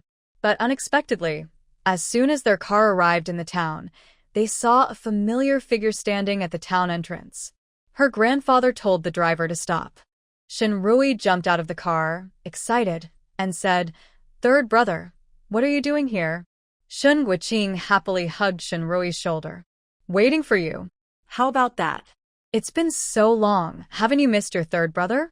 Hearing her third brother's cheerful tone, her heavy mood lightened a bit. "How did you know I was coming back today?" "Big brother called me," Shun Guiqing replied, then greeted Old Master Chu from the car, Grandpa Chu. Old Master Chu smiled kindly and nodded, inviting him to get in the car. After Shun Guiqing got in, he heard that Shinrui and Old Master Chu planned to stay at a guest house. He immediately said, "Grandpa Chu, little sister, how can I let you stay at a guest house here?" Come, stay at my house. When he said this, both Shinrui and Old Master Chu were shocked. "Your house?" Shinrui instinctively asked. "Third brother, you've only been out to the countryside for less than 2 months. Shouldn't you be living at the youth training station? I heard them say that the youth stations are crowded with several young people sharing one room. When Grandpa Chu and I went there, how would we stay?" Shun Guiqiang proudly patted his chest and said, "Little sister, it looks like you don't think much of your third brother, right? What kind of person is my third brother? Can I share a youth station with them? When I first arrived, I applied to the team leader for a piece of land. In these 2 months, I have already built 3 houses. Although they are made of mud bricks, my own house is definitely more comfortable than staying in a guest house." Old Master Chu and Shinrui, upon hearing this, naturally gave up the idea of staying in the guest house and decided to stay with Shun Guiqiang. Shun Guiqiang was assigned to go to the countryside, and the car couldn't reach the village. Fortunately, Shun Guiqiang had already planned for this. After leaving the town and reaching a place without a proper road, an ox cart came to pick them up. Shun Guiqiang even laid clean hay on the ox cart so that sitting wouldn't hurt their bottoms. It was soft and quite comfortable. However, sitting on this open-top ox cart in winter, the cold wind on the face made it a bit uncomfortable. From the town to the village where Shun Guiqiang was assigned, the journey took about 2 hours. From afar, Shun Guiqiang pointed to a brand-new small courtyard and proudly said, "Old master, little sister, how about this? Isn't my house nice? I've already thought it through. Since I plan to settle in the countryside, a house is the foundation for stability and livelihood, while helping the old master and Shinrui carry their luggage into the house." Shun Guiqiang kept talking happily. Shinrui took a walk around Shun Guiqiang's yard. The yard was quite nice. Although there was no well, besides the 3 main rooms, there was a kitchen, a small outhouse, and a shower room. The yard was fully equipped for daily life. It seemed that third brother was really serious about settling down in the countryside. After moving their luggage into the house, Shun Guiqiang immediately went to the kitchen to cook and entertain them. Shinrui also went to help. She also asked Shun Guiqiang about the foundation of the house. Shun Guiqiang smiled proudly and said, "Little sister, don't worry. I bought the land for this house directly from the team, and I even signed a written agreement. Even if I move back to the city in the future, this house and land will still belong to me."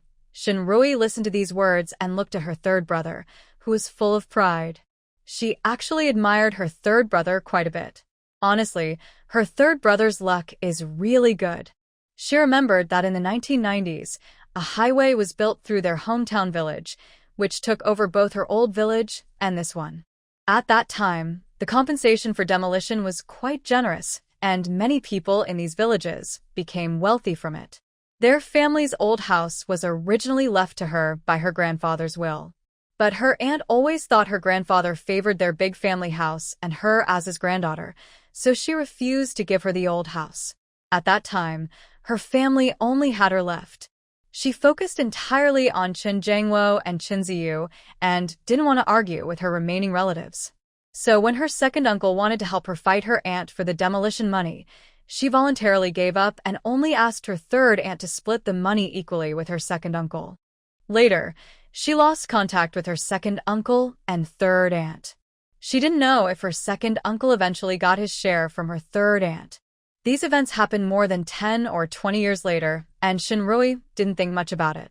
But she felt that her third brother buying land and building a house here was also a way to save some wealth for the future.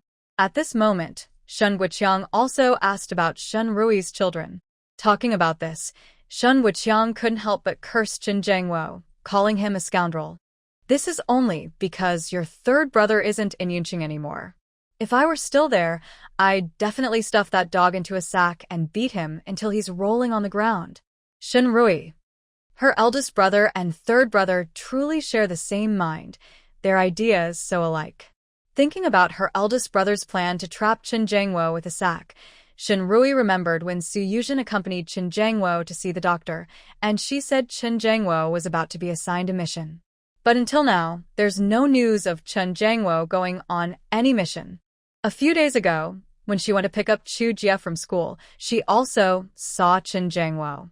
She didn't know if the mission from her past life was lost or if, because of the series of changes in this life, Chen Jiangwo missed the important turning point that he had in the previous life. Meanwhile, someone else was also thinking about this matter. After learning that Shen Rui was suspended and reflecting on her, Su Yuzhen immediately instructed Sun Shenyu to spread the news quickly. Back then, Shen Rui got into the hospital through connections, and her medical skills were not qualified. Now that she has caused a death, the hospital feels guilty and quickly suspended her from her job. At first, Sun Shenyu felt a bit unsure about Su Yuzhen's idea. Yuzhen, is that really okay? Before, Shen Rui just said a word, and my unproductive hen started laying again. She has a pretty strong background. Going out and saying that might offend her. Could it affect my son? She worried. Su Yuzhen rolled her eyes inwardly. Your son will only be a deputy regiment leader at most, not like Chen Jiangwo, who could become a commander. What's there to worry about? But she didn't dare say that aloud. She advised, Auntie, we're just speaking the truth. We're standing up for ourselves, not causing trouble. If Shen Rui really uses her connections to give Brother Baoxing a hard time, then she's the one breaking rules and using favoritism. If we report her, we'll be sure to succeed. Hearing this, Sun Shenyu felt she was justified. She puffed up her chest and said, Yes, I'm just fighting for my grandson. I'm not causing trouble. I'm not afraid of her. After talking with Su Yuzhen, Sun Shenyu hurried to find other military family members in the compound to complain and spread rumors. Su Yuzhen was satisfied and went home. Not long after she returned, Chen Jiangwo came back from training. She thought Chen Jiangwo was probably on a mission today, but he had returned again. Her heart skipped a beat. This mission was very important for Chen Jiangwo's future. If he couldn't participate, could he still keep rising and become a commander? She instinctively asked, Brother Jiangwo, didn't you go on a mission today? Chen Jiangwo frowned. When did I say I was going on a mission today? That mission to catch enemy spies, Su Yuzhen said anxiously. In his previous life, Chen Jiangwo had captured a high-level enemy spy hiding in our country during this mission, and he had interrogated him for valuable intelligence. That was how he rose step by step, eventually becoming a commander. Chen Jiangwo's dark eyes darkened, and he looked at Su Yuzhen with a scrutinizing gaze. He remembered that last time, Su Yuzhen mentioned this mission, saying she heard about it from the sisters-in-law in the compound. However, at that time, the specific details of the task were not mentioned. Additionally, he had been secretly investigating during this period. The only person who knew about the task was the political commissar who mentioned it to him once. No one else was aware. Even now, he still did not know the exact details of the task. Recently, because enemy agents were becoming more active near Yunqing, he had a vague suspicion that the task was related to capturing these enemies. Moreover, the task was supposed to be assigned a month ago, but for some reason it was postponed later. Now, Su Yuzhen knows the specific details of the task. He couldn't help but suspect. Su Yuzhen felt a bit uneasy under his gaze. She instinctively smiled and asked, Brother Jiangwo, why are you looking at me like that? Chen Jiangwo's eyes darkened slightly. He silently took a deep breath. Thinking about how Su Yuzhen often discussed national affairs and political trends with him before, he guessed that she might have a keen political sense. He sensed the enemy's activity was increasing, so she might have guessed that the army would send people to catch the enemies. He composed himself and said calmly, It's nothing. I'm going to pick up Ziyu now. Su Yuzhen quickly replied, Brother Jiangwo, you're tired from training. Rest well at home. I'll go pick up Ziyu. 2 days ago, Qin Jiangwo went to pick up Qin Ziyu. Yesterday, she heard people talking about how Qin Jiangwo looked at Shinrui when she went to pick up Chu Jia, with his eyes almost glued to Shinrui. She would not give Qin Jiangwo a chance to meet Shinrui alone, nor let them rekindle anything. However, when she went to pick up Qin Ziyu, she found that the person picking up Chu Jia was not Shinrui, not even old Master Chu or Chu Jingrong, but Shen Guoqing. She frowned, wondering. The more she thought about it, the more she felt this was possible. Her jealousy unconsciously reached its peak.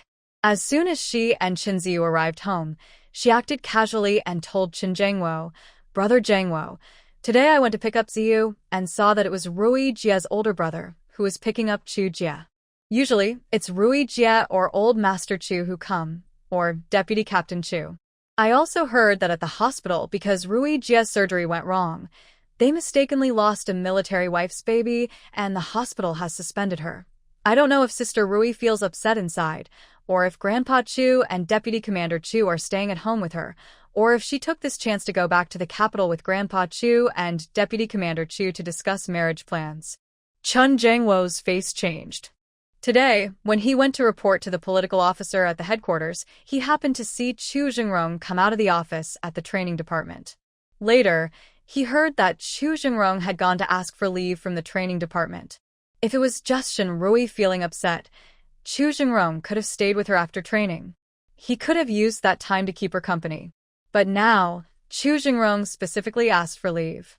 Could it be that they are really at the stage of planning their wedding? Qin Jiangwo felt as if his heart suddenly sank, feeling very uncomfortable. He stood up and said, "I'm going out for a walk." Su Yuzhen wanted to stop him but didn't get the chance. He had already left. Su Yuzhen clenched her teeth in anger. Qin Jiangwo still had feelings for that shameless woman Shinrui. No wonder they had been married for so long, and Qin Jiangwo still found reasons not to share a room with her. If Qin Jiangwo didn't share a room with her, how could she have a chance to get pregnant? If she didn't have a few children of her own, all of Qin Jiangwo's large inheritance in the future would be inherited by Shinrui's son, Qin Ziyu, that little. Su Yuzhen couldn't help but feel anxious. Her family kept urging her to send money. She finally persuaded her mother not to focus only on small gains but to think long-term.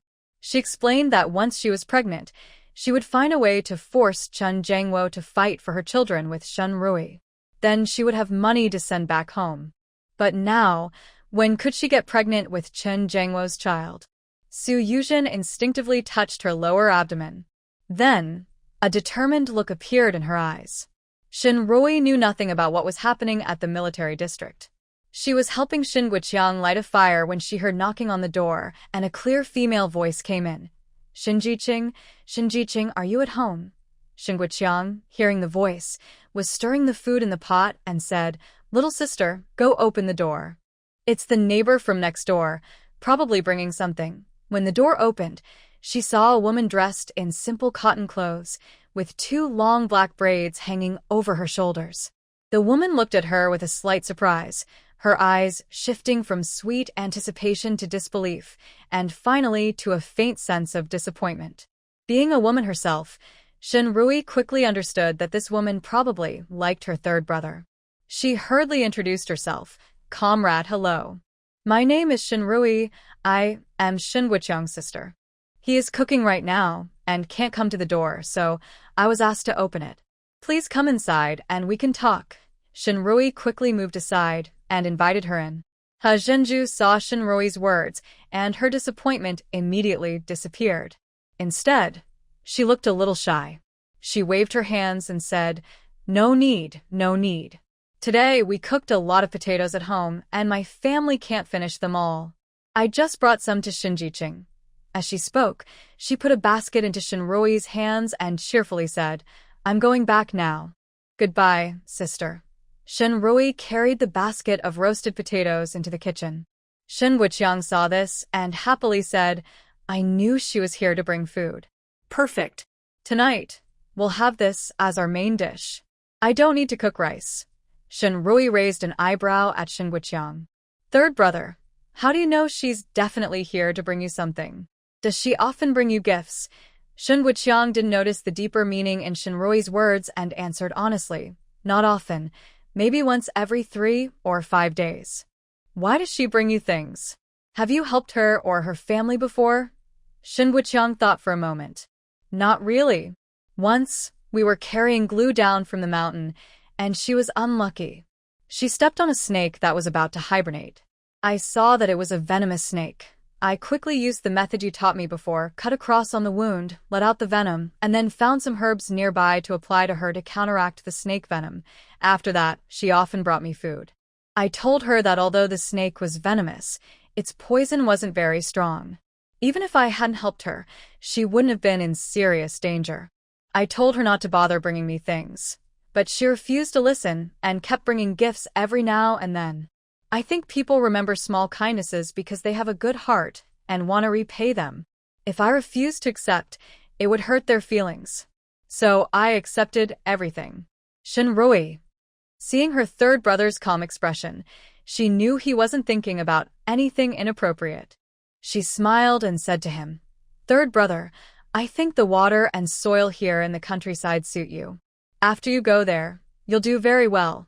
Shin Wuqiang is naturally cheerful. When he heard Shinrui's words, he became even more proud. "Little sister, you're wrong. With your handsome looks and funny personality, you'll do very well wherever you go." But then he asked humbly, "Little sister, when you say I do well in the countryside, what exactly do you mean?" Shinrui smiled warmly and looked at the basket of roasted potatoes brought by Hijinju. Peach blossoms. Shin Wuqiang, confident in his good looks, took her words as praise and puffed up his chest, smiling proudly. Before he could say anything more about himself, there was a knock on the door. A woman's voice asked, "Is Shin Jiqing at home?" It was an auntie. Shinrui went to open the door, as usual. "Hello, I am Shin Jiqing's younger sister." This time, Shinrui decided to introduce herself first to avoid trouble. But as she saw the warm smile on the other person's face and was about to say, "Younger sister," she suddenly felt her throat tighten. Her whole body was flooded with anger and hatred, freezing her in place. In her past life, she vividly remembered the scene of her younger brother's emaciated body hanging on a crooked tree, swaying in the wind. That image appeared before her eyes again. The heartbreaking pain made it impossible for her not to hate. When Zhao Wuping saw Shinrui, her eyes rolled in disdain, and her smile carried a hint of hatred. But soon, her smile grew even warmer. "Oh, little comrade, you must be Shin Jiqing's friend, right?" Coming from the city, Zhao Wuping asked with a smile. Without waiting for Shinrui to speak, her eyes swept from head to toe, sizing her up. "You're really pretty. City girls are different. Little comrade, is Shin Jiqing at home? I'm here to invite her to our house for a meal." Zhao Wuping said this loudly, calling out into the yard, "Shin Jiqing, Shin Jiqing." Shin Wuqiang came out of the kitchen and replied, "Aunt Zhao, today my grandfather and sister came to see me. I already prepared my own meal, so I won't go to your house to eat." "Thank you." Zhao Wuping's gaze shifted around Shinrui, knowing she was Shin Wuqiang's sister. She became a bit more enthusiastic. "Oh, so Shin Jiqing, this little comrade, is your sister. No wonder she looks so pretty. It's fine. Let your sister and grandfather come to our house to eat. It's just a matter of adding 2 more pairs of chopsticks." Shin Wuqiang clearly didn't like Zhao Wuping much. He smiled politely and was about to refuse. Shinrui tugged at his sleeve and said softly, "Third brother, I think this auntie is quite nice. And her cooking must be better than yours. Let's go to her house to eat." Zhao Wuping nodded repeatedly. Exactly. "Shin Jiqing, don't be polite to auntie. Let your sister and grandfather try her cooking." Shin Wuqiang forced a polite smile at Zhao Wuping. He pulled Shinrui aside and lowered his voice. "Little sister, stop joking. We absolutely can't go to their house for a meal. You don't understand their situation. Their daughter is a big, silly girl weighing about 200 jin. Every time she sees me, she just smiles foolishly and drools at me. It's creepy." Shinrui knew well what Zhao Wuping's family was like. That's why she was determined to go with her third brother today. There's no such thing as a thief for 1,000 days without defenses for 1,000 days. Since Zhao's family was already eyeing her brother, even if they didn't go today, they would keep trying. Although Shun Guoqiang was cautious around them, if he ever let his guard down or was tricked. Thinking of that possibility, Shinrui remembered the scene when she had to collect her younger brother's body in her previous life. Her heart felt as if it was being tightly clenched, painfully close to breaking. She patted Shun Guoqiang's hand and said, "Third brother, it's okay. You said her daughter is a fool. Fools can't do anything to us." Shun Guoqiang frowned, looking helpless. "Little sister, do you really want to go to her house for a meal?" "Yes, I do." Shinrui nodded firmly. Shun Guoqiang sighed softly. "All right, I'll go call Grandpa Chu. Let's go to their house for a meal." Grandpa Chu is quite old now. Most of the roads there are not paved with asphalt, and some are not even cemented. They're just simple dirt roads, bumpy for cars to drive on. After sitting in the car for several hours, Grandpa Chu's body couldn't handle it anymore. So, when they arrived at Shun Guoqiang's place, he immediately went to rest. Shinrui stopped Shun Guoqiang, saying, "Third brother, Grandpa Chu is tired today and probably doesn't have much appetite. Let's not ask him to join us for dinner. I'll go talk to Grandpa Chu." As she spoke, she went to Grandpa Chu's room. Shun Guoqiang listened to Shinrui and didn't argue. Soon, Shinrui came out of Grandpa Chu's room, smiling warmly, and said to Shun Guoqiang, "Third brother, I've already talked to Grandpa Chu. Let's go." After the siblings left, Shinrui smiled and said to Zhao Wuping, "Auntie, your family is so warm and friendly. Just now, the girl next door brought a basket of roasted potatoes for my brother, and now you're inviting us to your home." "I feel a bit embarrassed." Zhao Wuping's eyes sparkled with cleverness. She took Shinrui's arm and said, "Girl, don't be so polite. Your third brother is educated, capable, and kind-hearted. Since he came to our place, he's helped us a lot. You traveled far from the city to see your brother, so it's only right that we invite you for a meal." Shinrui looked at Shun Guoqiang, silently asking if he had helped the Zhao family before. Shun Guoqiang raised an eyebrow, showing a helpless expression with his hands open. Because he bought land and built a house in the village, compared to other young people, he had a closer relationship with the villagers. So, he often helped them with small tasks, like reading letters or suggesting herbal remedies when they were slightly ill. But he kept his distance from the Zhao family. Not only because their silly daughter always looked at him and giggled, drooling, but also because both Zhao Wuping and her husband's gazes made him very uncomfortable. Every time they looked at him, he felt like he was being stared at by a poisonous snake. Today, He Jinju brought some roasted potatoes. He accepted them without much thought, as he had no emotional burden. Zhao's family then invited him to dinner.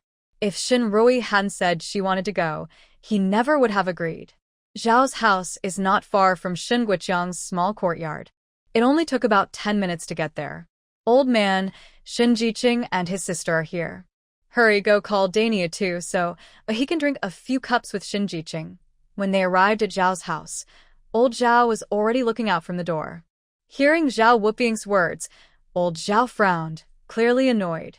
Zhao Wuping noticed his mood and was afraid he might say something inappropriate. She quickly moved closer, tugged on his sleeve, and lowered her voice, saying, "Hurry up. Don't you think Shin Jiqing's sister looks so lively?" Old Zhao immediately understood what she meant. He greeted Shun Guoqiang and Shinrui, saying, "Comrade Shin Jiqing, you and your sister sit for a while. I'll go call my nephew, and then we'll start eating." Old Zhao hurriedly smoked his water pipe and left. Zhao Wuping warmly invited the brother and sister into the yard. As Shinrui entered Zhao's yard, she suddenly heard a somewhat silly, sneaky laugh. In that moment, Shinrui felt a shiver down her spine. Memories from her past flooded her mind. She looked at the face, which was so fat that her eyes were barely visible, with her aunt's nose buried in the flesh on her face. Hatred surged in her heart. The last time she heard that disgusting laugh was when she came to collect her younger brother's body. Her younger brother had hanged himself, eyes wide open, tongue sticking out, but this fool didn't seem afraid at all. Nor did she seem sad. It seemed she only knew one thing. When her younger brother's body was lowered from the tree, this fool suddenly rushed over and sat on his body. Her fat body wriggled like a maggot, and she kept shouting about wanting to have a baby, to give birth to a little baby. At that moment, Shinrui hadn't even reacted yet. The fool had already realized that Shin Guodong wasn't cooperating with her. She suddenly became furious, grabbed Shin Guodong's collar, and lifted his still stiffening body, slapping him several times. The villagers watching nearby all expressed sympathy for Shin Guodong.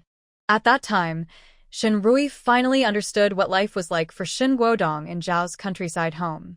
She also realized why her younger brother, despite being young and seemingly able to return to the city, chose such an extreme path. It was because her brother had lost hope in life. He felt there was no way out.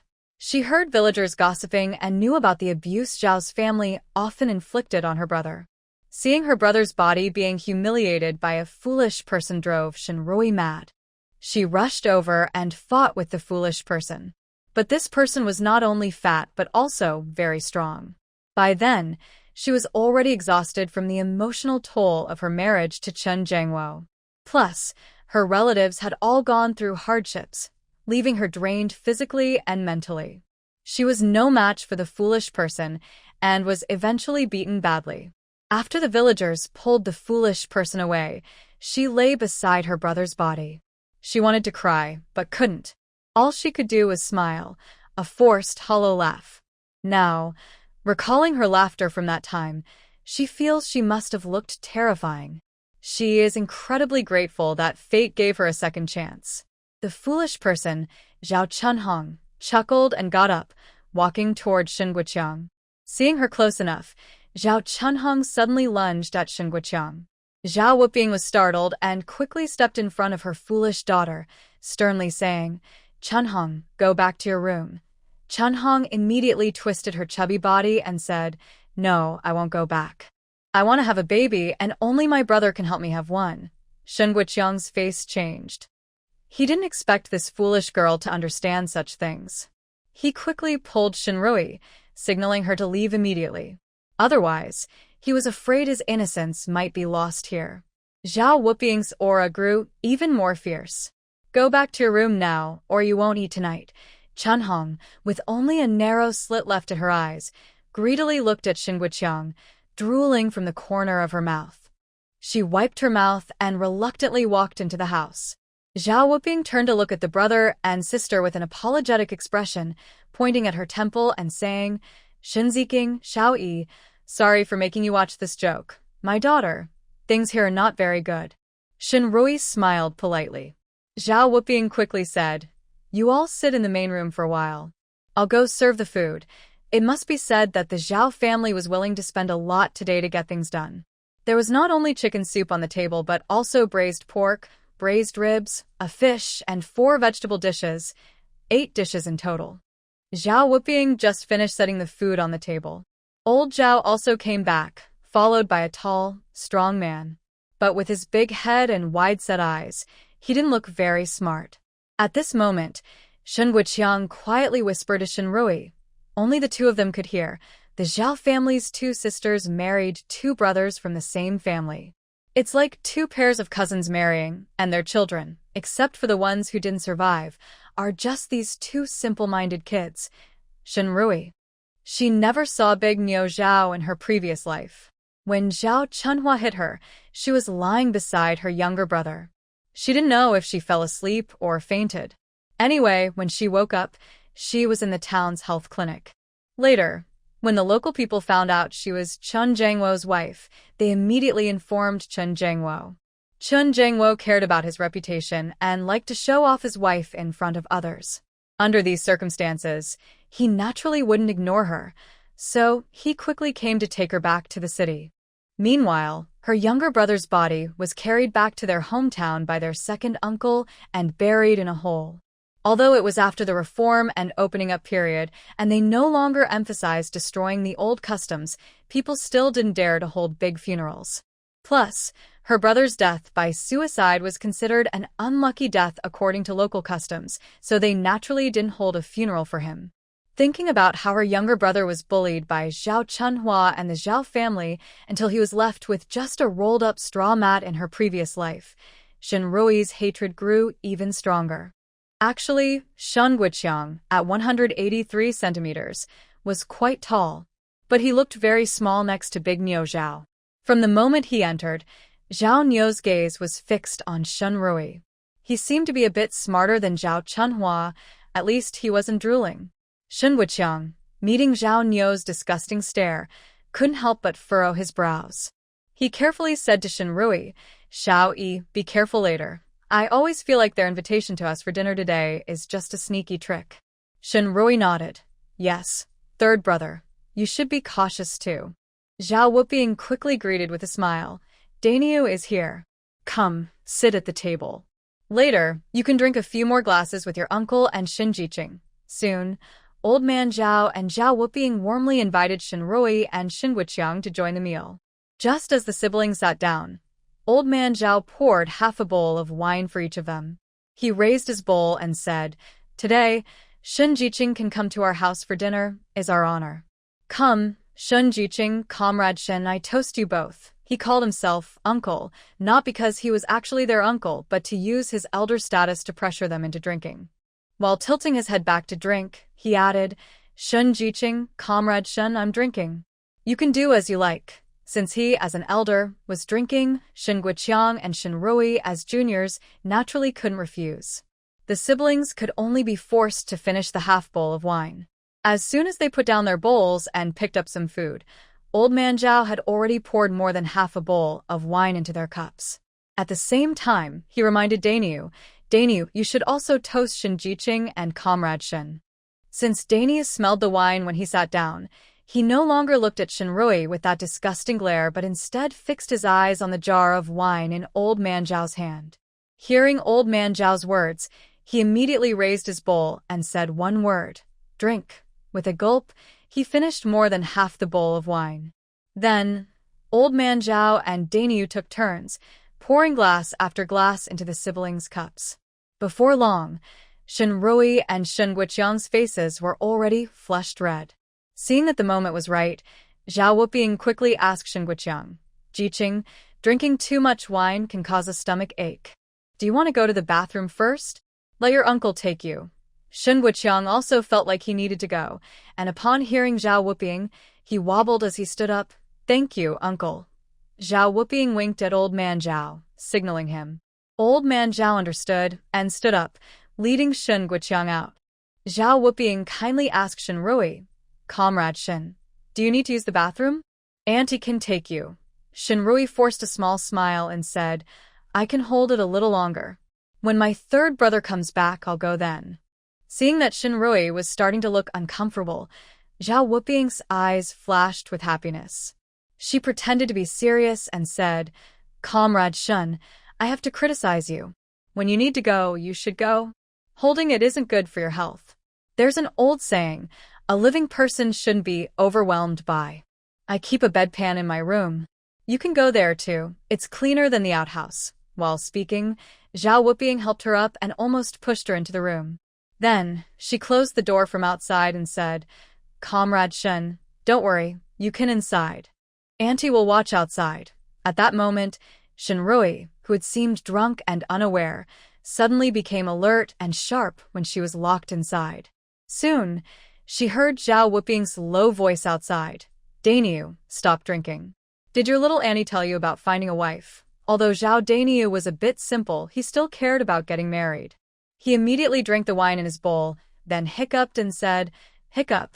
Wife, I want a wife." Zhao Wuping smiled and pointed at the room Shenrui had just entered. "Your wife is waiting inside. Go on in." Zhao Dainiu licked his lips and, eager and strong, rushed into the room, calling out, "Wife, I'm coming. Old lady, can both sides work? Don't ruin our daughter's future just because of Dainiu." After Zhao Dainiu went into Shenrui's room, Zhao Wuping quickly locked the door and left the main hall. Old Zhao was already waiting outside in the yard. Seeing her come out, he asked eagerly. She rolled her eyes at him. "Do I look like I can't tell what's important? Today, I put something in the wine you drank." Just that amount could knock out even a strong ox. Did you manage to bring Shen Ziqing into the room without any trouble? I led Shen Jiqing into my daughter's room through the small back door. He didn't suspect anything and just went in. Zhao Wuping let out a sigh of relief. Our family's children, I wonder if they've been set up by someone. None of them are very smart. It's hard enough raising Manhwa and Dainyu, and their minds aren't very sharp. But at least these two young ones, although they don't understand much, are eager to have children. Before, the doctor from the town clinic came to promote family planning, saying that our family's children are like this because of close relatives marrying, which cause genetic problems. I don't really understand what genetics is. All I remember is that we need to find a good, unrelated young person to marry into our family so that our grandchildren will be healthy. We live in a poor, remote area, and there aren't many good young men locally. Fortunately, this year some young people from the city came to work in the countryside. Shen Jiqing is very handsome, and I immediately liked him. After asking around, I found out his family is actually from the neighboring village. His parents, brother, and sister-in-law all work at a factory in the city, and he even has an older brother in the military. Such good conditions are hard to find, and we definitely won't let him go. Zhao Wuping chuckled happily. Then we just have to wait to hold our grandson. As she spoke, old Zhao suddenly hugged her tightly, twisting his waist and pressing against her. He looked like a sneaky snake, sticking out his tongue and kissing and licking her face. That's when she remembered. The wine they drank earlier was quite strong, and this old man had drunk a lot too. She quickly looked around cautiously. Pretending to be angry, she slapped him lightly on the chest. You old beast, what are you in such a hurry for? Go over to the haystack first. In the yard, Zhao Wuping and old Zhao were tangled up in the haystack, lost in their own world, not knowing what day it was. Meanwhile, loud sounds came from inside the house. By the time they finished, the noise inside hadn't stopped. Zhao Wuping was completely exhausted, slumping into the haystack, giving old Zhao a sharp look. You old fool, you're still no match for young people. Look at the noise inside. It's still going on. Old Zhao, dressed and satisfied, took a puff of his pipe. And who was crying and shouting don't just now? Zhao Wuping kicked old man Zhao in the leg. They didn't dare to rest much. After catching their breath, they quickly got up and started acting out the next scene. Zhao Wuping hurried back inside and took apart the locks on the two rooms that were locked from the outside. While removing the locks, she listened carefully for any sounds inside. She found that only their rooms still had activity. Zhao Chunhua's room was silent. She quickly said to old man Zhao, "This doesn't seem right. Why is there no movement in our daughter's room?" Old man Zhao took a puff of his pipe and said, "You silly woman. Do you think every man has the strength of Big Bull? With the amount of medicine you gave after so long, it's normal that Shen Jiqing and our daughter are tired and sleeping." Zhao Wuping thought about it and agreed. Shen Wuqiang, though not small, was no match for Big Bull. Actually, Shen Jiqing's sister was lucky to sleep with Big Bull. No other man could satisfy a woman like Big Bull. Shen Jiqing, you beast. You're not human. I kindly invited you to our house for a meal, and you ruined our daughter. Open the door now. I will fight you to the death today, sob sob.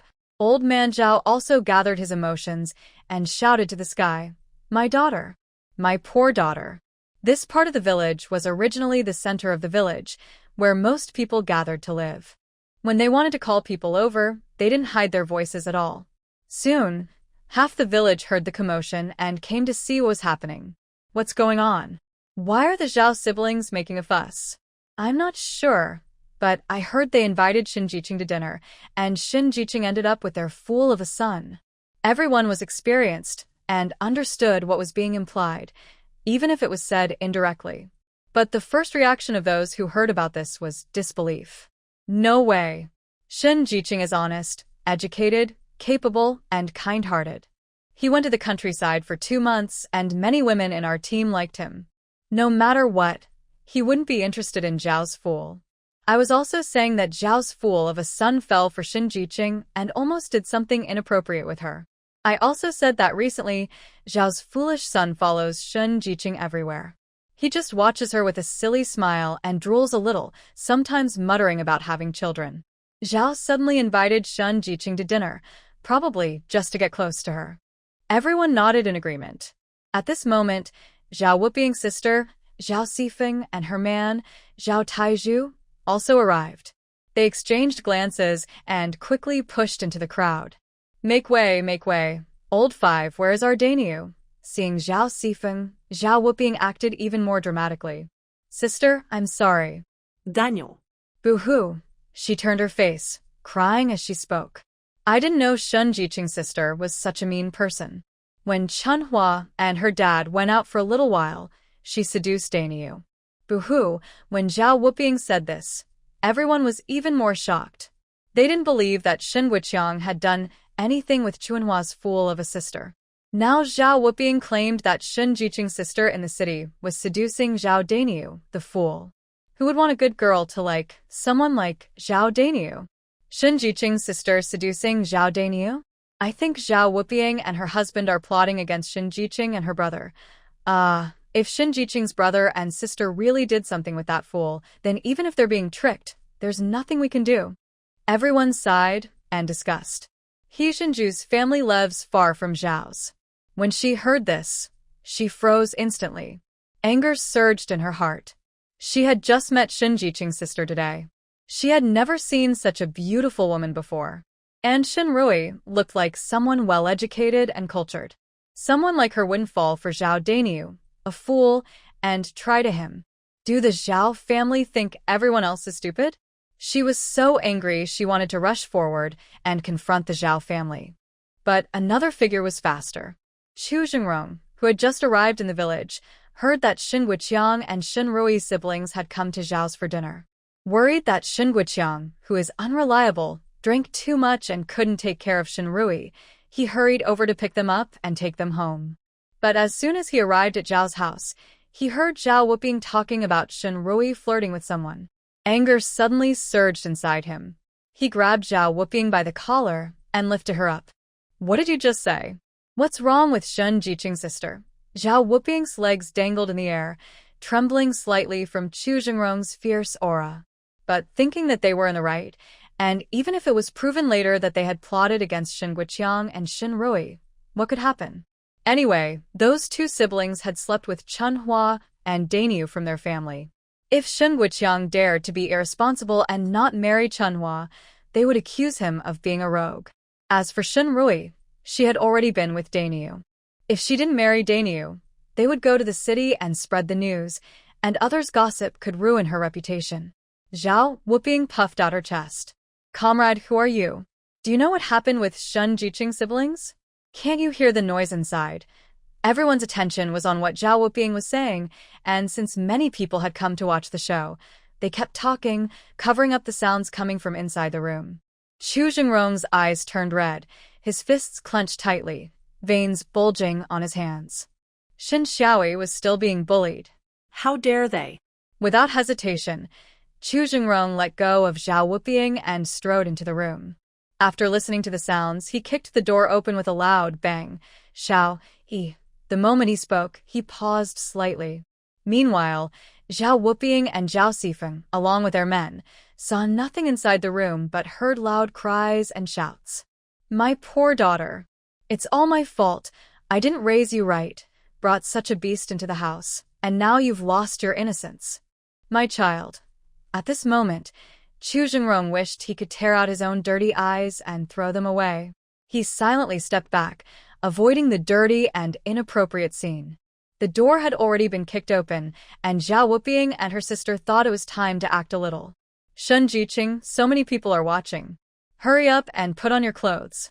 Although today you behaved badly and caused trouble for Chunhua, it's good that you and Chunhua's fiancé are not married yet. Write a letter to your parents and tell them to prepare the wedding gifts, 3 turns and a loud bang, and 50 yuan in bride price. We, along with Chunhua's father, will help you get married. Just take good care of Chunhua and live happily together. Zhao Sifeng also wiped her tears and said, Old Five, if your family accepts Shin Jiqing as your daughter-in-law, I won't complain anymore. That shameless girl has already seduced Dainyu and slept with him. If our family's Dainyu marries her, we'll accept it. But her dowry must include 96 legs, 10 sets of quilts, and 50 yuan in bride price. Those are not to be missed. Everyone listening to Zhao's sisters' demands couldn't help but gasp in shock. These sisters, when they were young, had already engaged in inappropriate behavior with their own cousin before marriage. When caught, they married their cousin, and the children they had were either foolish or disabled, missing limbs. Now they are scheming against Xin Jiqing and her brother, not only demanding money and goods but also daring to ask for more. Who is truly shameless? Just as their voices faded, a sarcastic voice sounded, reaching everyone's ears. Your daughter is so precious. I can't marry her. Of course, your precious son from Sifeng's family isn't lucky enough for my sister to marry. Everyone instinctively looked toward the voice. They saw Xin Guiqiang and Xin Rui walking over from the village committee office. Behind them were the team leader, the branch secretary, and an old man. The old man wore a plain gray winter coat, but his upright posture, determined gaze, and commanding presence made it clear he was not an ordinary person. Seeing Xin Rui and her brother, Zhao Wuping and Zhao Sifeng's faces suddenly turned as pale as if they had seen a ghost. They exchanged glances, while the unpleasant noise inside the house continued. Why are you all here? That room is. Everyone looked in surprise at Xin Guiqiang and Xin Rui. Just now, Zhao Wuping confidently said that she and her brother each had a relationship with Zhao Chunhua and Zhao Dainyu, and everyone believed her. But now both siblings are standing neatly right here. The person making such a big fuss inside the house is. Everyone's curiosity was piqued. They stretched their necks, eagerly tiptoeing to look inside. Those standing closer could see two big men, shamelessly grunting and struggling. Both of them had silly smiles, with saliva dripping down their chins. It was Zhao Sifeng who reacted first, rushing into the house. Soon, loud crying came from inside. My son, how could you sleep with Chunhua, that big fool? At this moment, Zhao Wuping also came to her senses and was no longer happy. Zhao Sifeng, your son is bullying my girl, and you still dare to call my girl a fool. What? Only my girl is a fool? Your foolish son isn't? Bah, my son is not a fool. He knows to run home when it rains, to eat when hungry, to take off his pants when he needs to go to the bathroom. How is he a fool? I tell you, today's matter is definitely because your girl, just like you, is sneaky and seduced my son. If you don't give me an explanation, the team leader and the secretary are both here. I will accuse Zhao Chunhua, that big fool, of being a troublemaker and bullying my son, Zhao Sifeng retorted fiercely. Zhao Wuping was even more furious, her face turning red and her neck thickening with anger. The sisters not only revealed the entire scheme against Xin Rui and her brother, but also accused each other, exposing each other's secrets. Even the fact that they had both previously flirted with their own cousin was brought up, with accusations and counter-accusations, revealing everything. But everyone in the village knew about their little affairs. When they heard how the sisters had plotted against Xin Rui and her brother, not only did the team leader and the secretary look grim, but the other neighbors also felt outraged. The main reason was that Xin Guiqiang was good at getting along with people. He had only been in the village for 2 months, but had already made friends with everyone. The villagers thought highly of him, and many women wanted to matchmake for him. They all felt sorry that such a good young man was tricked by the Zhao family. Now, seeing Zhao family's failed scheme, everyone wanted to seek justice for Xin Guiqiang. At this moment, Chu Jingrong had already walked over to Xin Rui's side. Xin Xiaoyi, are you okay? No problem, Brother Chu. Why are you here? Xin Rui was surprised to see Chu Jingrong again. Chu Jingrong carefully looked at Xin Rui from head to toe, then relaxed when he saw she was fine. Xin Guiqiang casually put his hand on Xin Rui's shoulder. Little sister, do I need to ask? Jingrong must miss me, so he came, right, Jingrong? Chu Jingrong gave Xin Guiqiang a disapproving look and examined him again. Yes, I do miss you. I think you might be feeling bored and want me to give you a scolding. Xin Guiqiang rubbed his nose and smiled awkwardly, no longer acting carefree. Jingrong, I was wrong. I apologize. Chu Jingrong then seriously said to Xin Rui, you and the old man came alone. I was worried, so I took a few days off. Also, I found some clues about your matter. I came to help you look for your child. Hearing this, Shinrui's heart started beating faster, and she felt a strange excitement inside. They found some clues, which meant she might have a chance to find her own child. Although she was excited, now was not the time to think about that. She needed to handle the current situation first. Shinrui calmed herself down and turned to the team leader and the village secretary. Team leader, village secretary, you heard what Zhao and her sister just argued about. I am in the military, and framing soldiers is serious. You should know that. My third brother came to support rural development and was sent to your village as a young volunteer. As village officials, you also have a duty to protect his safety. Now that this has happened, I hope your village committee will investigate thoroughly and not tolerate any misconduct. When the team leader and village secretary heard what Zhao's sisters said, they broke out in cold sweat. The old man had come to see them earlier. Although he didn't clearly reveal his identity, from the little glimpse they saw, they knew he was a powerful figure they couldn't afford to offend. At this moment, Shenrui openly told them her military background. It was clear that this matter wouldn't be easily dismissed. Once this was known, their village's chance of winning the annual award was gone. It's all because of that troublemaker Zhao family, who caused trouble for everyone. Captain Li said repeatedly, Comrade Shin, please rest assured. We always handle such crimes by the book and will not tolerate or cover up any wrongdoing. While speaking, the captain immediately sent someone to the brigade office to ride a bicycle to report the case to the police at the commune. The Zhao sisters, who were arguing loudly on the other side, were stunned when they heard about reporting to the police. Their quarrel suddenly stopped. Zhao Sifeng quickly came over and said, Captain, this has nothing to do with our family. We didn't invite Shin Jiqing and his sister to eat, and we don't know what Zhao Wuping and her husband are planning. When they came to our house, they only said they wanted to invite Daniu for drinks, and they didn't say anything else. We don't know anything. Zhao Denghai, Zhao Sifeng's husband, also hurriedly said, Yes, Captain. We don't know anything. If you want to report to the police and arrest them, go ahead. It has nothing to do with us. Zhao Wuping and Zhao Dengyun, the couple, looked at their brother and sister in disbelief. Zhao Wuping suddenly rushed over and started fighting again with Zhao Sifeng and her husband. You two cowards. When I told you about this matter, you begged us like dogs. Have you forgotten? Now you say you don't know? Captain, I am reporting. Zhao Dengyun, holding the other's hands, believed that no one would have a good time and directly reported that Zhao Sifeng and Zhao Denghai knew everything.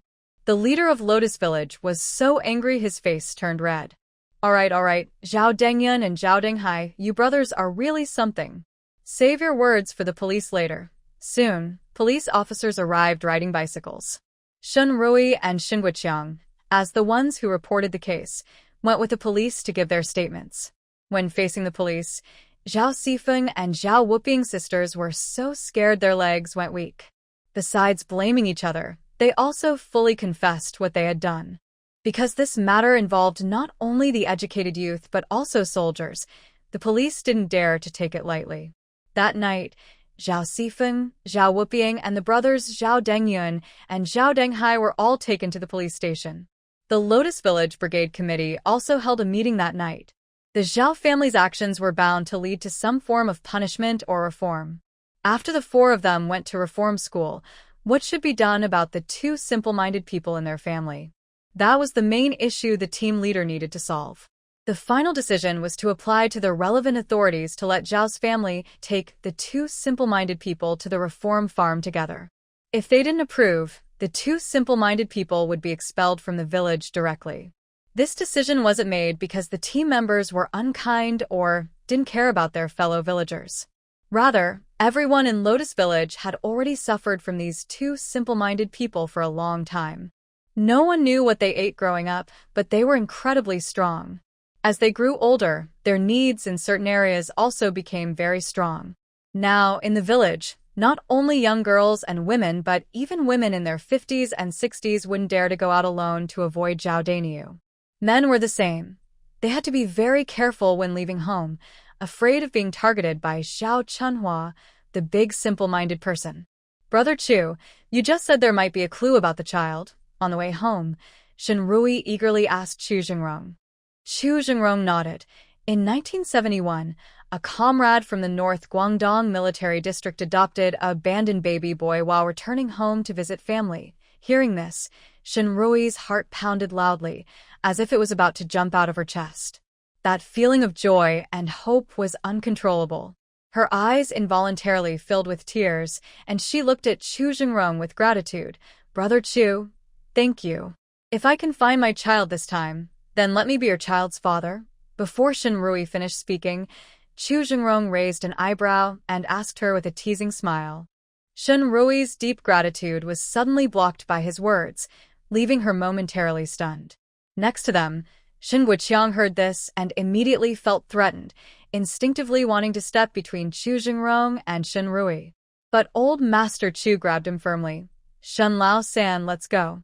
You stay with me, I'm tired, huh? Old Master Chu said this while yawning. However, the force he used to hold Shen Guoqiang's wrist was so strong that Shen Guoqiang couldn't resist. He could only watch helplessly as his own little cabbage looked into Chu Jingrong's eyes, like a pig, with sparks seemingly flying between them. After Shenrui realized what was happening, she smiled helplessly. Brother Chu, stop joking. I'm not in the mood to mess around now. Chu Jingrong raised an eyebrow and smiled indifferently, saying, let's lighten the mood a bit. He felt helpless inside. Seeing Shen Xiaoyi's current state, he thought he might not have a chance before the child was found. The person who adopted the child is from the town.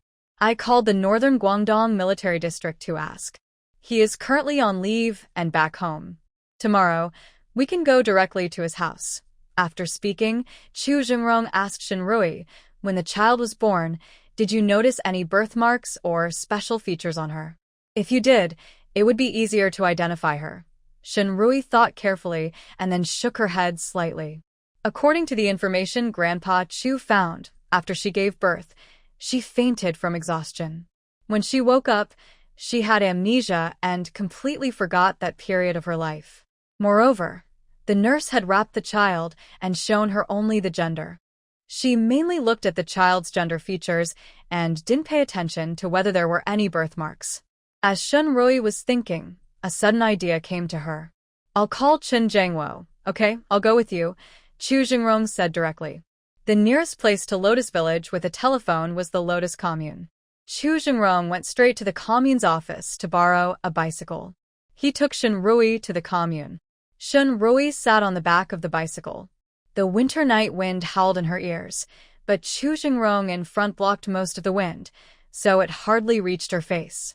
She held tightly onto the back of the bicycle, hoping her child had a birthmark or some distinctive feature. And Chen Jiangwo had also remembered the child's features at that time.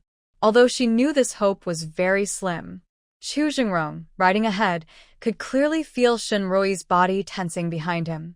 Suddenly, he said, Shen Xiaoyi, do you remember when I taught you to ride a bike? Shenrui followed his words, her mind drifting back to that summer when she was a child. Uncle Chu bought Chu Jingrong a bicycle. It was the first bicycle in their entire production team. Chu Jingrong had just learned to ride when she looked at him eagerly. He handed the bicycle over to her to ride. And because he was afraid she would fall, Chu Jingrong held onto the back of the bicycle and ran behind her the whole time. Even so, when she was just learning, she couldn't avoid falling. Every time Chu Jingrong saw she was about to lose balance, he would fall to the ground first and use his body to catch her. Because of this, she didn't get hurt at all during her whole bike learning process. At that time, Grandpa Chu joked with her grandpa, saying that when she grew up, he would marry her to Chu Jingrong. Chu Jingrong would never want her to suffer or shed tears.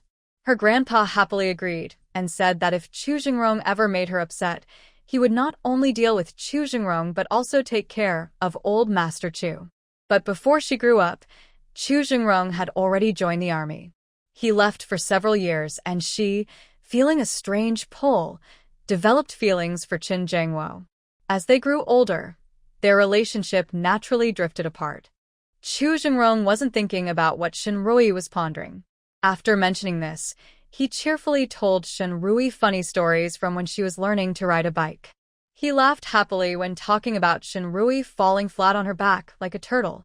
Shinrui couldn't help but remember the time she fell, landing on her back, with Chu Jingrong on the ground catching her. The weight of her and the bike caused him to break 2 ribs. A bitter smile appeared on her lips unconsciously.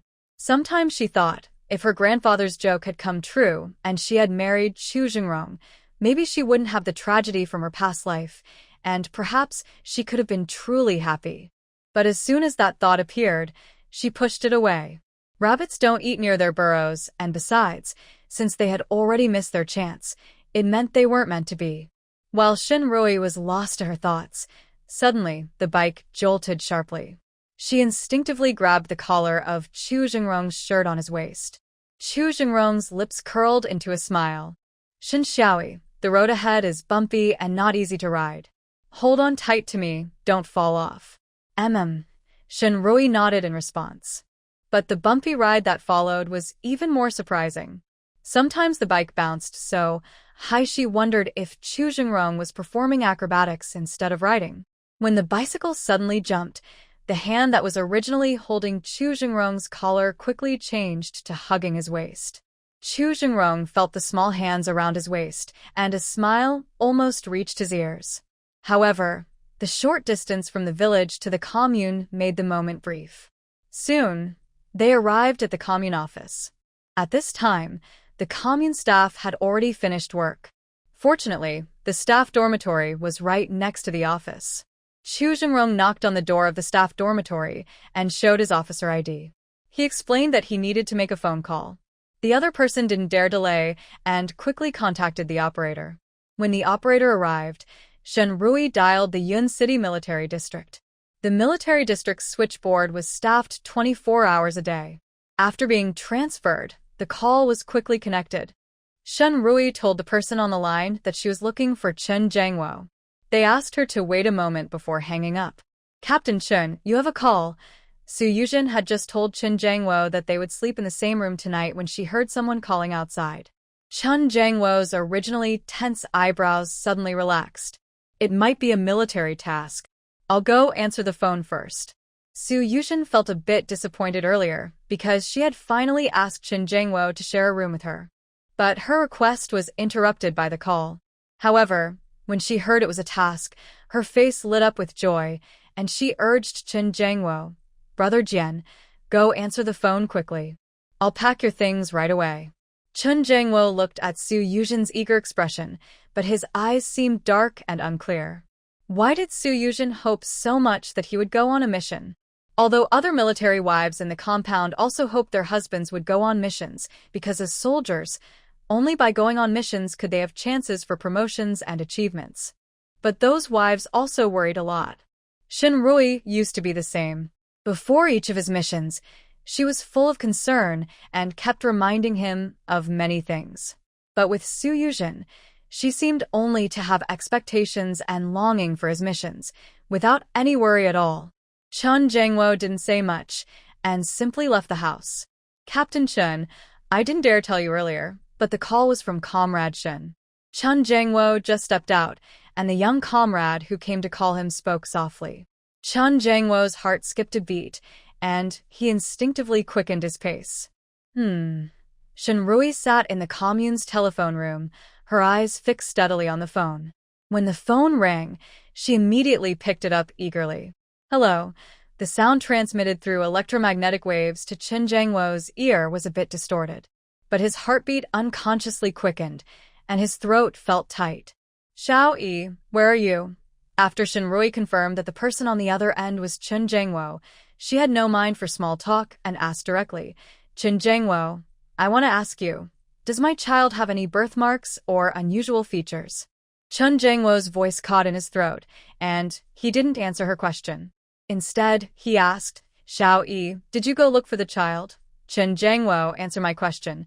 Shinrui had no patience for chit-chat. There was a long silence from Chen Jiangwo on the line. After a while, he spoke with difficulty. Xiao Yi, sorry. I didn't look at the child at the time. I was afraid I would get too attached. Before he could finish his last words, Shinrui abruptly hung up the phone. To her, if Chen Jiangwo couldn't provide useful information to find the child, talking to him was a waste of words. She didn't even want to hate Chen Jiangwo, nor did she want to waste a single ounce of emotion on him. Listening to the busy signal from the phone, Chen Jiangwo felt as if a large part of his heart had been emptied. The cold wind blew, causing a sharp pain. After hanging up for a while, he finally put down the phone and left the telephone room stiffly. When he reached the door, just as he was about to open it, Su Yuzhen's face suddenly appeared in his mind. He instinctively withdrew his hand. He leaned against the wall beside the door, reached into his pocket, and lit a crumpled cigarette. After Shin Yuzhen packed her luggage for Chen Jiangwo at home, she looked outside anxiously. But Chen Jiangwo was on a call and hadn't returned for a long time, which made her feel uneasy. If the army called with instructions, they would probably be brief, using only a few words to explain everything. Let's have Chen Jiangwo return quickly and set out. But Chen Jiangwo hasn't come back for a long time. Could it be? Not a call from the army, but from Shinrui? Thinking about this possibility, Su Yuzhen immediately became restless. She hurried outside to find someone. As soon as she opened the courtyard door, she smelled smoke and saw Chen Jiangwo smoking. "Brother Jiangwo, you're back. Why don't you come inside?" Su Yuzhen asked in surprise. "I was worried something happened since you haven't returned for so long, so I was about to come find you." Chen Jiangwo looked at Su Yuzhen's caring expression. Although he felt a bit helpless inside, his face softened. "It's nothing serious. I just found a cigarette in my pocket and was worried it might bother you and Ziyu, so I smoked outside before coming back." Hearing this, Su Yuzhen's alarm bells rang even louder. In her past life, Chen Jiangwo never smoked, but after Shinrui's death, he suddenly developed the habit. Could that call just now really have been from Shinrui? She cautiously asked, "Brother Jiangwo, was that call from the army?" Chen Jiangwo's expression stiffened slightly, then he said naturally, "Yes, but it wasn't about a mission. Just some work arrangements for tomorrow." Su Yuzhen. Her instincts told her Chen Jiangwo wasn't telling the truth.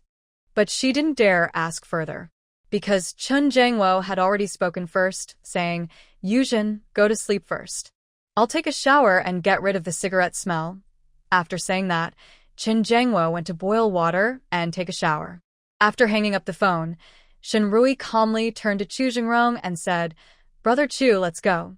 Chu Jingrong had been standing next to Shinrui and heard the conversation from Chen Jiangwo. He looked at Shinrui's calm face, feeling like a heavy stone was pressing on his heart. Actually, even if we don't know the child's features, it doesn't matter. As long as the child's age and the time and place where the other person found the child match, we can mostly confirm it. Shinrui nodded, forced a smile at Chu Jingrong and said, "Yes." In fact, she had already expected this result. Chen Jiangwo often acts decisively and without mercy. Since he decided to abandon the child, he probably never planned to find him again. He wouldn't bother remembering the child's features either. She didn't ask him directly before, always holding on to a small hope. After asking, she completely gave up. Since she didn't have high hopes to begin with, this didn't affect her mood much. She still looked forward to meeting the child tomorrow, who was investigated by Chu Jingrong. Maybe the child looked like her, and without checking for birthmarks or other features, she could tell at a glance that he was her biological son. As she thought about this, she didn't notice the bicycle bouncing wildly when she arrived, but on the way back, she walked steadily. "Little sister, where did you go with him?" "Brother Jingrong?" Just after she jumped down from Chu Jingrong's bicycle, Shen Guiqiang suddenly appeared. His eyes circled between her and Chu Jingrong.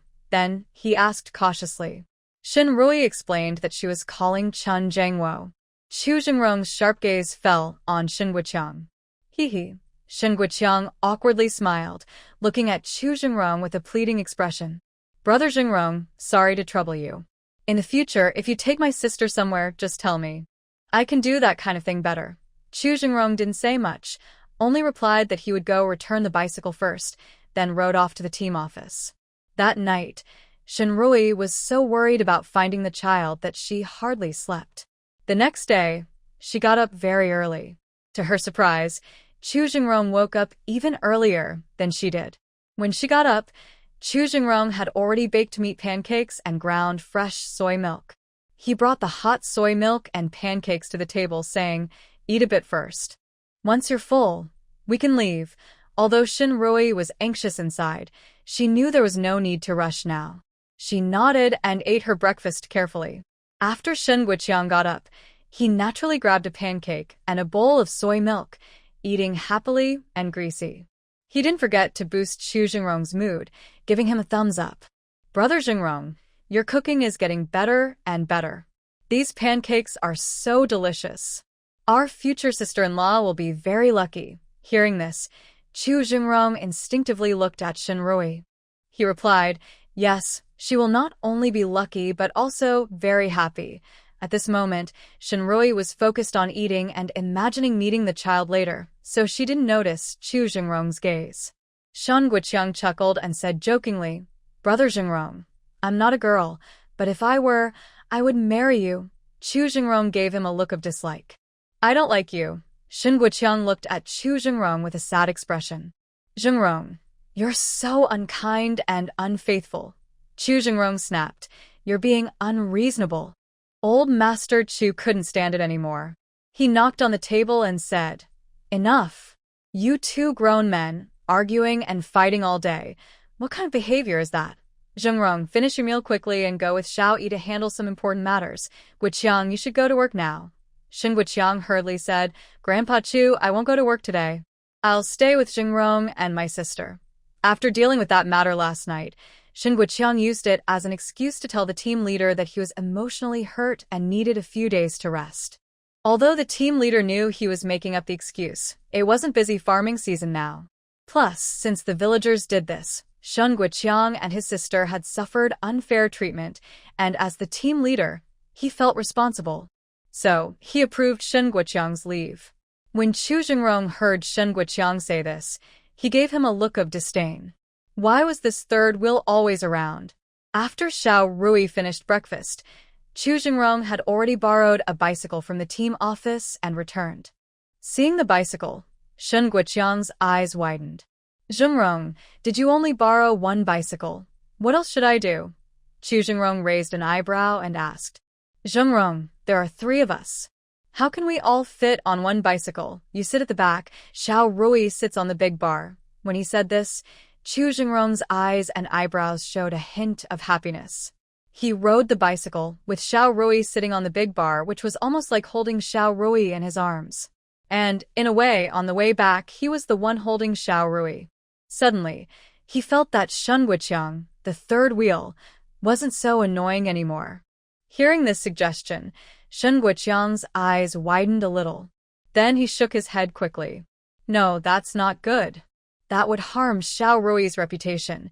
Shinrui was feeling very anxious inside and didn't want to listen to their arguments.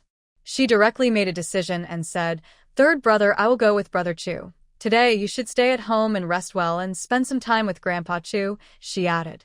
Shen Guiqiang hesitated for a moment. In the end, he thought it was better not to let Shinrui sit on the front bar of Chu Jingrong's bicycle and show off. "All right, be careful. If anything happens, tell third brother immediately. He will help you," Shen Guiqiang advised with some concern. Shinrui nodded. "Okay, third brother, I'm leaving now." After Shinrui sat on the back of the bicycle, Chu Jingrong felt a little disappointed inside. That troublesome Shen Guiqiang, when he should be the third wheel, he chooses not to be. "Is this the place?" Chu Jingrong's bicycle stopped outside a courtyard in town. The courtyard was surrounded by blue bricks. From outside, you could see about 5 large blue brick houses inside. It was clear that this family was quite well off. Shinrui felt a bit comforted. If her child was really adopted by this family, at least the child wouldn't have suffered much material hardship. She also thought that if this family raised the child well, and the child didn't want to acknowledge her as mother, she could accept that. Chu Jingrong nodded and knocked on the door. Shinrui stood to the side, feeling so nervous that she thought her heart might jump out of her throat. But after knocking, there was no movement or sound from inside the courtyard. Instead, a neighbor woman carrying a basket of vegetables from the next yard said, "Are you here to see Qingji?" No one is home right now. Old Hu and his wife are at work, and Qingji took Xiaojun to buy clothes. After thanking the neighbor woman, Shenrui and Chu Jingrong said, "We'll wait here. Their family probably won't be back for a while. Why don't you come to my house and sit for a bit?" The neighbor woman warmly invited them. "Thank you, Auntie," Shenrui replied without hesitation. When they entered the neighbor's house, she first handed the woman a bag of white sugar she had bought at the supply store. "Auntie, thank you so much. Please take this sugar and brew it into tea," Shenrui said with a smile.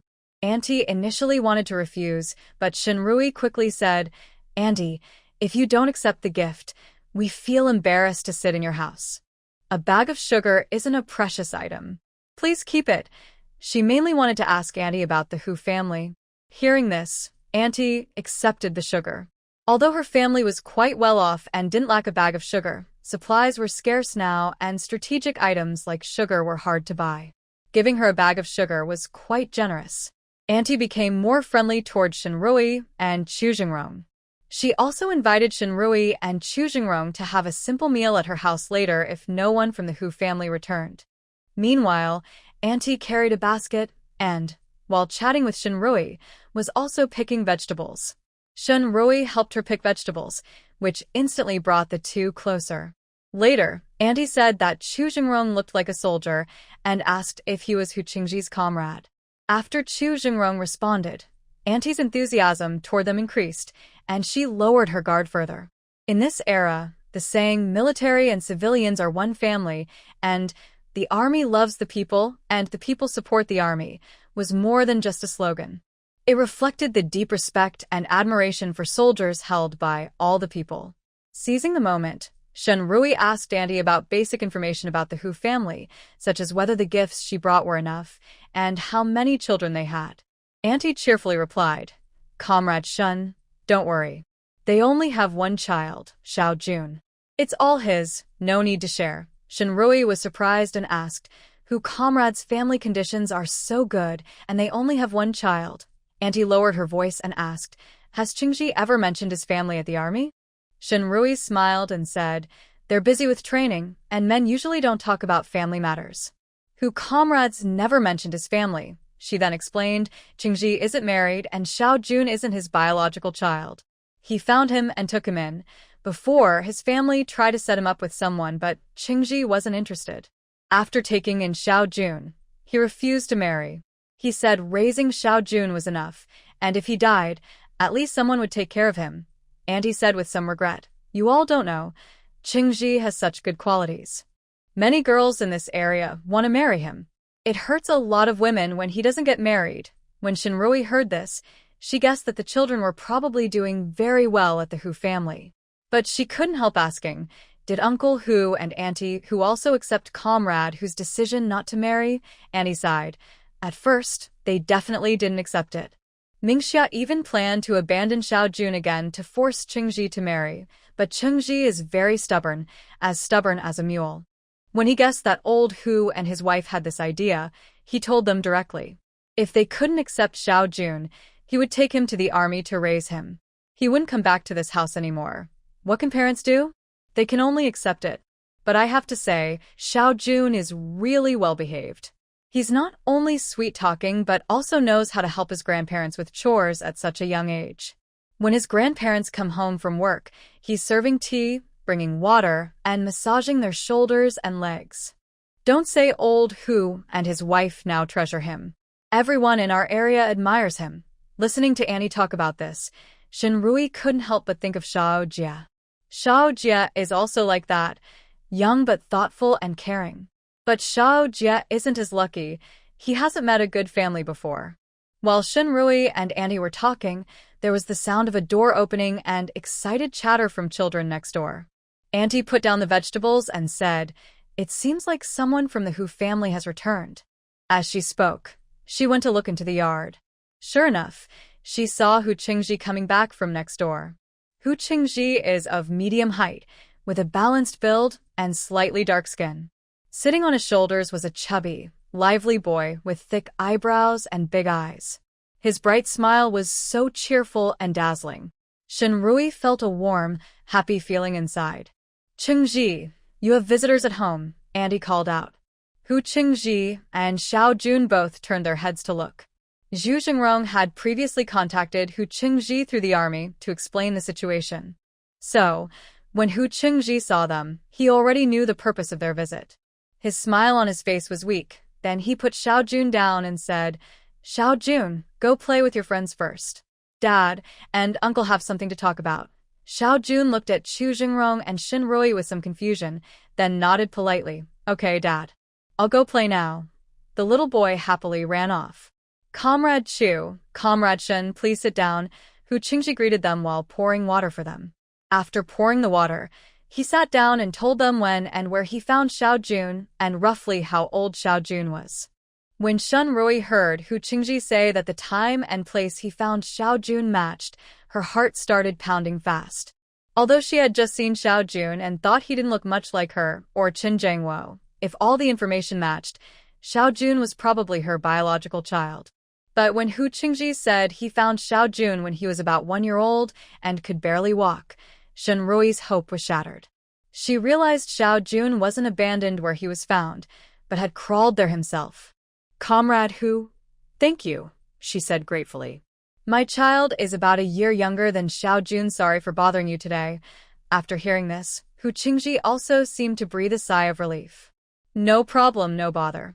As parents, I understand your feelings. If there's even a small chance, I wouldn't miss it. When Shin Rui was about to leave, Hu Qingji wanted to give her the gifts they brought. Shin Rui smiled and said, Comrade Hu, these are my small tokens of kindness for the child. Please accept them. Hu Qingji knew Shin Rui was feeling upset, so he didn't refuse much. He simply said, Shin, I grew up in this town and know many people here. If you're sure your child was abandoned nearby, I can help look into it and see if anyone has any clues. Finally, she left her contact information with Hu Qingji, asking him to contact her immediately if he had any news. When she couldn't find the child and was leaving Hu's house, Shin Rui felt a bit discouraged. She sat absent-mindedly on Chu Jingrong's bicycle, and suddenly a sharp, piercing sound broke through her ears. Shin Rui turned her head and saw Zhang Chunfang. Zhang Chunfang immediately glared angrily. You really are a little. Without saying another word, Zhang Chunfang rushed toward her aggressively, raising her hand to slap her face. You shameless little. You secretly flirted with men behind my back, giving my son a green hat. I will beat you to death. Shin Rui was lost in her own emotions and didn't react right away. As she saw Zhang Chunfang's palm coming toward her face, she had no time to dodge. Suddenly, a figure like a wall blocked in front of her. Zhang Chunfang's hand also stopped, and her slap landed on Chu Jingrong's muscular arm like iron. She cried out in pain, waving her hand. Furious, Zhang Chunfang shouted, Fine. You shameless adulterer. You dare to help him bully me, your mother-in-law. She hurried to run away, knowing she was no match for Chu Jingrong. Shin Rui stepped out from behind Chu Jingrong and coldly said, Go ahead and report it. I am waiting for you to do so. I already divorced your son. He has already gotten a marriage certificate with Su Yuzhen. So? Such a big thing, your son didn't tell you? Looks like your son isn't very filial to you. Old mother, Shin Rui said this because in the past, Zhang Chunfang often used how filial Qin Jiangwo was to manipulate her, making her obey and serve her like an emperor. Zhang Chunfang's face changed drastically. Her eyes widened as she looked at Shin Rui. What did you say? Shin Rui smiled faintly. I said I divorced Qin Jiangwo. Now your daughter-in-law is Su Yuzhen. I can be with whoever I want. You have no right to interfere. If you want to interfere, go talk to your daughter-in-law, Su Yuzhen. Zhang Chunfang almost fainted from shock. How could Jiangwo possibly divorce Shin Rui? He was divorced, which was understandable, but how could he marry Su Yuzhen without saying a word? Her first reaction was that this was impossible, absolutely impossible. She looked at Shin Rui with suspicion. Shin Rui, are you lying to me? Do you think I will believe you? And then I won't investigate your affair behind my son's back? My son is a respected officer. You are in a military marriage. Military marriages are not easy to get out of. Shin Rui was too tired to argue with Zhang Chunfang. She took out the divorce certificate from her shoulder bag. This is my divorce paper with Chun Jangwo. Take a good look. If you still don't believe it, go report to the police. Zhang Chunfang couldn't read much, and she didn't know if the paper Shinrui held was really a divorce certificate. But she felt Shinrui's confident attitude didn't seem like she was lying. At this moment, the people around who had been watching the scene had also realized what was happening. Wow, it really is a divorce certificate. Gee, I just said that this woman and this man look like a perfect match, but it turns out she's a second-time bride. Could it be that this man is also a second-time groom? Maybe they only fell in love after getting married, and then divorced each other. Gossip is human nature, especially for such matters. Suddenly, the crowd started speculating loudly. Hearing this, Zhang Chunfang wanted to follow that person's lead and smear Shinrui. Someone nearby said, "No way. Did you hear that this wife said her son is an officer? Military marriages are hard to break, and damaging a military marriage is a crime. If this woman first got involved with this man and then divorced, it might not be a divorce at all, but they could be taken away for reform." Exactly, and that woman just said her ex-husband has remarried. I think her son might have been involved with another woman outside first. Hearing this, Zhang Chunfang's previous confidence suddenly vanished. She didn't dare to argue with Shinrui anymore. Moreover, if it was true that Chen Jiangwo married Su Yuzhen, it was a huge scandal. She had to rush to the military headquarters to find Chen Jiangwo. Even if Chen Jiangwo divorced Shinrui, who he married didn't matter, but why did he insist on marrying Su Yuzhen? What kind of family is the Su family? Are they the kind of people you should mess with? Zhang Chunfang left, and Shinrui sat back on the bicycle's rear seat. "Brother Chu, let's go." As she spoke, her eyes followed Zhang Chunfang's hurried departure, but she didn't notice her hand instinctively grabbing Chu Jingrong's waistcoat. Chu Jingrong felt happy instantly. He pedaled the bicycle lightly and comforted her. "Actually, it's okay if we didn't find the child today. At least, we found someone to help us. Hu Qingji knows many people in town. He helps gather information, which is much better than searching blindly." Shinrui nodded. She guessed that Zhang Chunfang would soon head to the military district. Su Yuzhen, who was stirring trouble for Sun Xinyu, wouldn't let her get away easily. Hu Yingwan told her about Su Yuzhen and Sun Xinyu's connection. Yesterday, when she and her father were returning to the village, they passed by the military hospital and saw Hu Yingwan going to work. Hu Yingwan said that someone inside the compound saw Su Yuzhen and Sun Xinyu whispering together. After that, Sun Xinyu didn't even go home for lunch to cook for Lu Li and rushed back to the hospital. She warned her to be careful of Su Yuzhen and not let her cause trouble behind the scenes or trap her. In her previous life, she had studied Zhang Chunfang's thoughts a lot.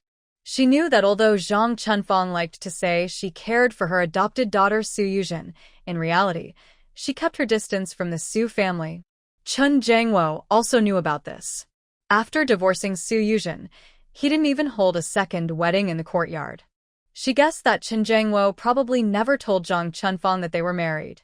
So, before returning, she had already decided that even if she didn't happen to meet Zhang Chunfang today, she would take this opportunity to share the good news with her. When Shinrui and Chu Jingrong returned to Lotus Village, Shin Guoqiang and Old Master Chu had just come back from the mountains. Shin Guoqiang took Old Master Chu to visit his medicinal herb planting site. Seeing Shinrui and Chu Jingrong return, Shin Old Master and Shin Guoqiang roughly guessed what was going on. "Little sister, isn't that the child?" Still refusing to acknowledge, Shinrui forced a small smile. "No." Shin Guoqiang sighed slightly and patted Shinrui's shoulder. "It's okay. We'll find her again." "We will definitely find her." Shinrui nodded but said nothing more. Shin Guoqiang and Chu Jingrong were about to go into the kitchen to prepare lunch when there was a knock at the door. Shinrui went to open it. "Captain, come in and sit down. Has there been any news about Zhao's family?" As Shinrui invited the captain inside, Shin Guoqiang, who was quick to read the situation, had already prepared a hot cup of tea and brought it over. The captain took the tea, took a sip, and then said, "The police have informed us that Zhao Wuping and his wife are the main suspects in harming the young workers and soldiers. They have been sentenced to 15 years of reform through labor. Zhao Sifeng and his wife are accomplices and received an 8-year sentence." Our team committee has also submitted a request to the higher authorities, asking that Zhao Wuping, Zhao Sifeng, and their 2 children, Zhao Chunhua and Zhao Dainyu, be sent to reform through labor. The request has been approved. When the captain spoke, his tone was inevitably a bit heavy. Not because he felt sorry for Zhao's family, but because he was worried about losing the opportunity to be recognized as an advanced team. This year, their team's grain and rubber production ranked among the best in the commune. They had a good chance of being named an advanced team. If they were recognized as an advanced team, the commune would not only award certificates, but also give cash and grain rewards. With these rewards, everyone in their team would get a little more at the end of the year when distributing grain and bonuses. More importantly, a tractor from the army surplus was coming to the commune this year, and it would be awarded to the advanced teams. If their team had a tractor, they could use it to pull the rubber, which would likely increase their output next year. Now, because of the Zhao family situation, their team had a bunch of reform-through-labor prisoners. Being criticized as a negative example would be the best they could hope for. Thinking about winning the recognition was simply out of the question now. Although Shen Rui had lived in the countryside before, she didn't understand the situation in Lotus Village and didn't know what the captain was feeling. But Shen Wuqiang had been in the village for 2 months and knew everything about the local situation. He quickly handed the captain a cigarette and said apologetically, "Captain, I'm really sorry. Because of this matter, our team's chance to be recognized as an advanced team is gone." Shen Wuqiang and his sister were victims in this matter. When the captain heard this, he didn't feel like blaming them and quickly waved his hand, saying, "Shen Jiqing, don't say that. This isn't your fault. You can only blame Zhao's family for their trouble." Shen Wuqiang still felt regretful and said, "I shouldn't have gone to Zhao's house for dinner. If I hadn't gone, this wouldn't have happened. Sigh. We lost the tractor for our team. I really shouldn't have gone." The team leader was a reasonable person. He patted Shen Wuqiang on the shoulder and said, "Shen, there are no perfect safeguards. Since Zhao's family is after you, even if you refuse this time, they will try again later. Both you and comrade Shen Rui are safe, and that's our luck. As for the advanced team and the tractor, we'll try again next year." The team leader couldn't imagine that a talented young person and a military doctor were both being targeted by Zhao's family. He felt responsible. At this moment, Chu Jingrong spoke up, "Team leader, we can't help with the advanced team matters, but I can think of a way to help with the tractor. Our unit has 2 tractors that will be retired this year. I will ask the unit to allocate one to your team." Hearing this, the team leader's eyes lit up. "Comrade Chu, really? Thank you so much. I really appreciate it." He shook Chu Jingrong's hand excitedly and said, "Comrade Chu, whether this works out or not, on behalf of our entire village, I thank you." Shen Wuqiang and Shen Rui invited the team leader to dinner, but he politely declined. At the dinner table, Shen Wuqiang and Shen Rui discussed going back to their hometown in the afternoon to visit their grandfather's grave. Right now, with the campaign to eliminate old customs and superstitions, it's not allowed to burn incense, candles, or paper money for the deceased. But sitting at the grave, cleaning it, and talking to the departed usually wouldn't get anyone in trouble or be reported. However, Shen Wuqiang and Shen Rui's trip to their hometown was not just to visit their grandfather's grave. Shen Wuqiang nodded and said, "Today I traded 20 eggs with some villagers. Plus, your little sister bought sugar, noodles, and that piece of cloth. We can take them to Uncle's house. That should be enough." As for Aunt's side, Shen Rui's father, Shen Dafu, had 2 siblings, the eldest, Shen Dafu, the second uncle Shen Ergue, and the third, Aunt Shen Sani. Their family has a pretty good relationship with Uncle Air, but with Aunt 3, it's like fire and water. After Grandpa retired from the army, he decided to take early retirement and let his children have the job opportunities. There were 3 children, but only 1 job position, which was unfair to everyone. Since his job was technical, Grandpa discussed with the factory director, and they agreed that the 3 siblings would go to the factory as apprentices for a month. The one who learned the best and passed the factory's test would get the job. In the end, his father earned the job at the machinery factory through his skills. But when Grandpa was not home, Grandma always favored the youngest daughter. Aunt 3 always felt that any good things in the family should belong to her. So, after their father got the job, the relationship with Aunt 3 completely broke down. To be precise, Shun Sonni was the one who unilaterally hated their family and wished for their downfall. Shinrui remembered from the past that when she came to collect her little brother's body, Aunt 3 looked proud and said their family was heartless, did all bad things, and deserved such punishment. She really didn't want to look at her at all. Her father got a good job, thanks to Grandpa.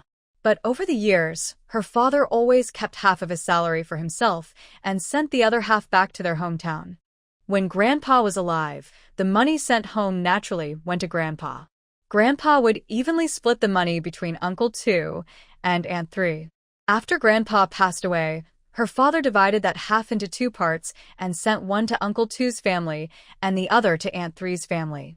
Over the years, Uncle 2, feeling grateful for their family's kindness, would bring some new grain to them every year during the village's grain distribution. Recently, policies relaxed, allowing rural families to raise chickens and ducks based on their household size.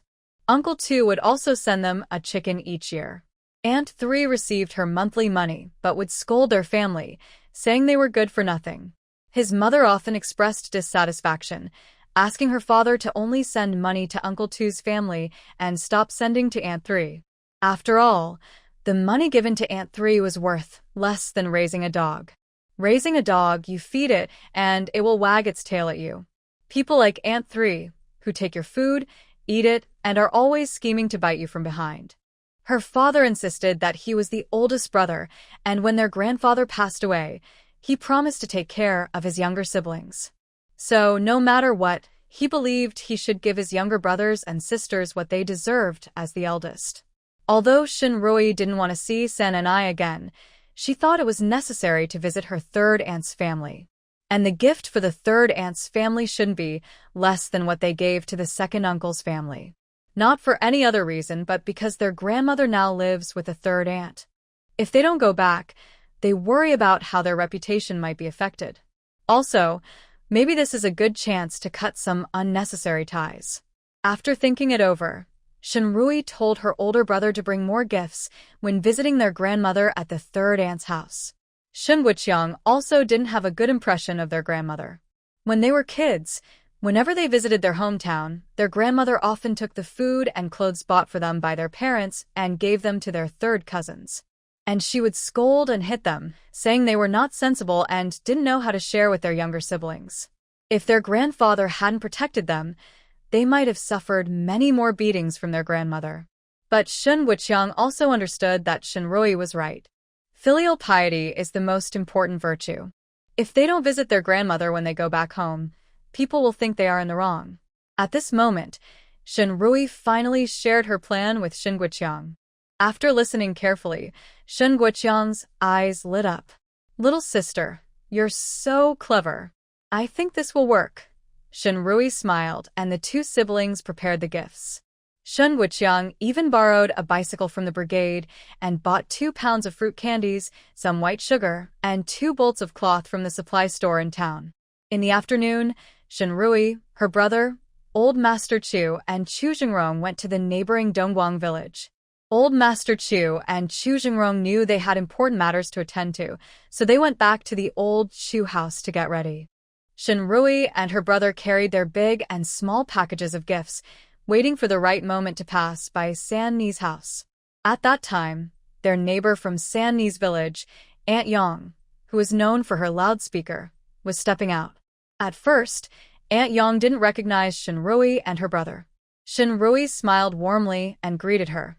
"Aunt Yang, don't you recognize us? I'm Shin's little Rui and this is my older brother, Wuqiang." Aunt Yang suddenly realized, "Oh, Xiao Yi Wuqiang, it's you guys.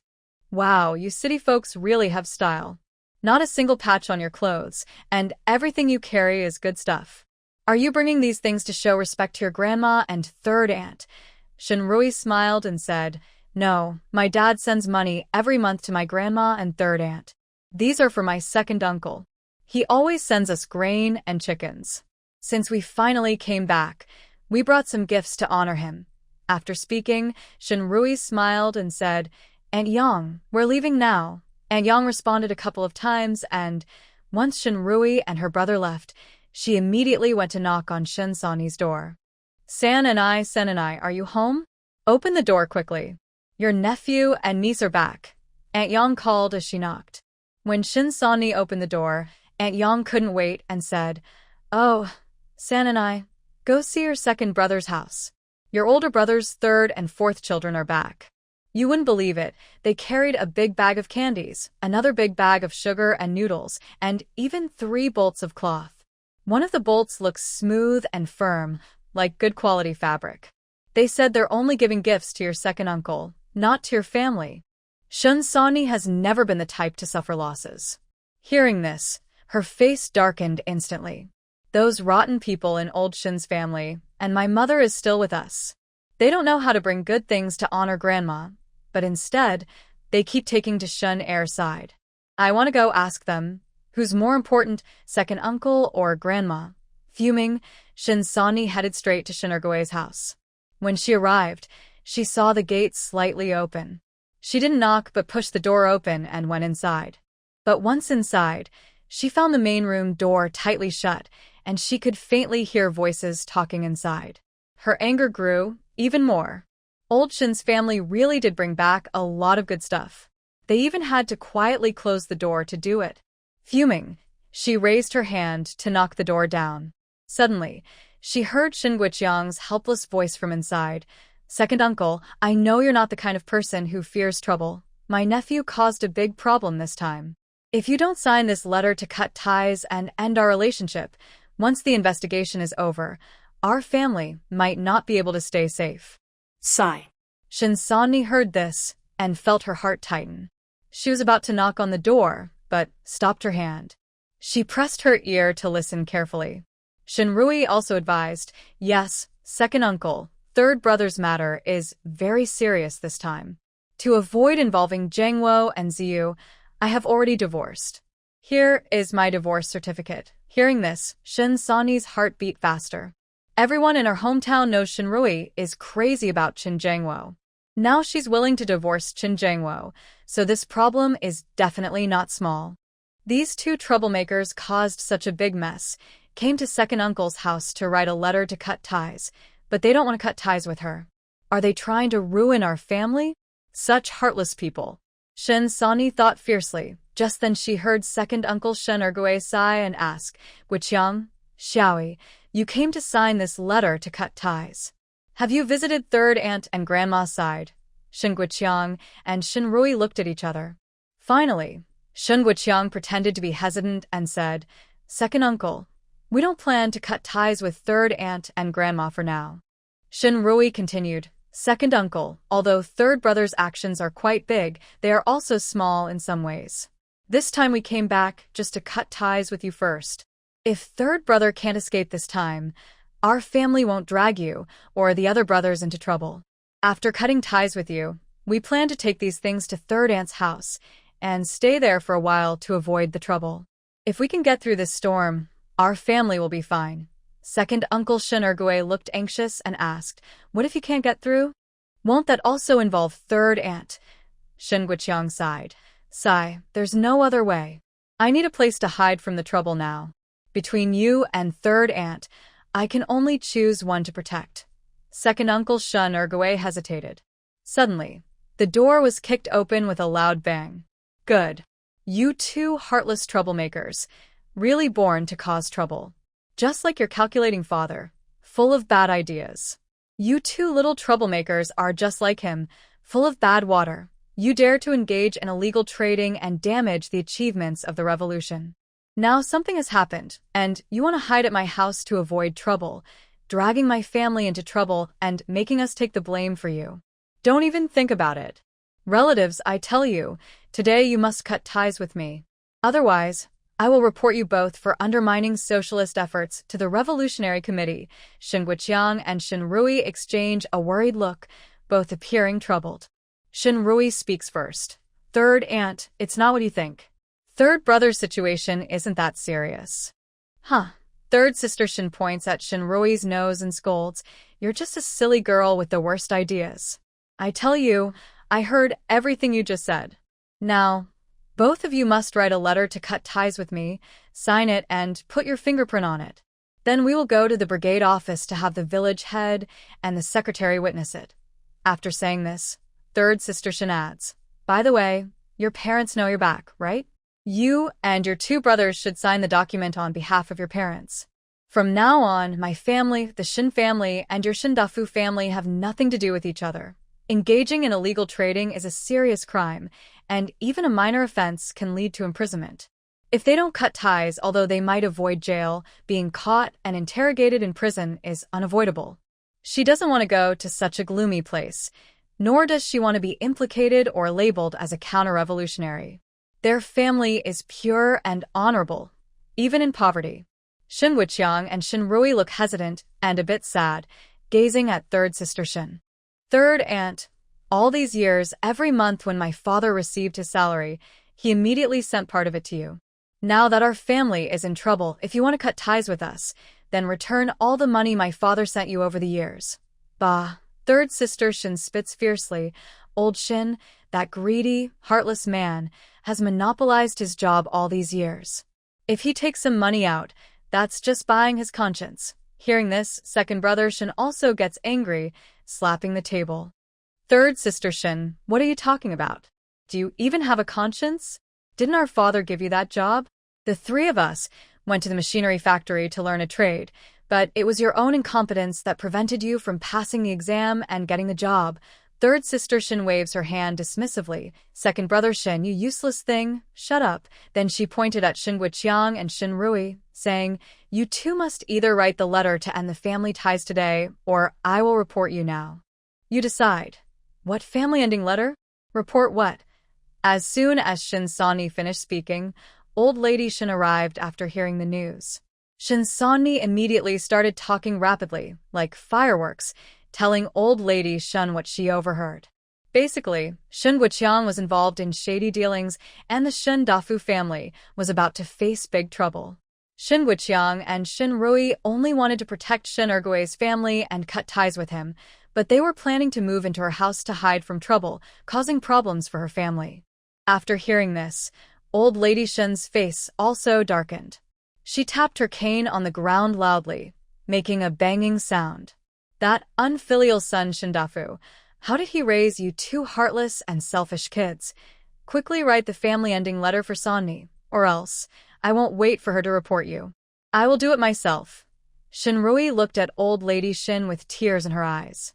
Grandma, we are also your grandchildren. Old lady Shin glared and said sternly, stop talking nonsense. Hurry up and write the family-ending letter. I am not as heartless as you two, mother. Shin Ergue couldn't stand it anymore and stepped out. For all these years, Big Brother has been sending us money every month from his salary. He hasn't wronged us. Now Guqiang has a small problem, and his guilt hasn't even been decided yet. And you are forcing him like this. Do you think that's fair to Big Brother? Old lady Shin stomped her foot and glared at Shin Ergue. You coward! Get out of here. Whether you cut ties with the old Shin family or not, I don't care. But Big Brother took over Sani's job. I haven't enjoyed his benefits all these years.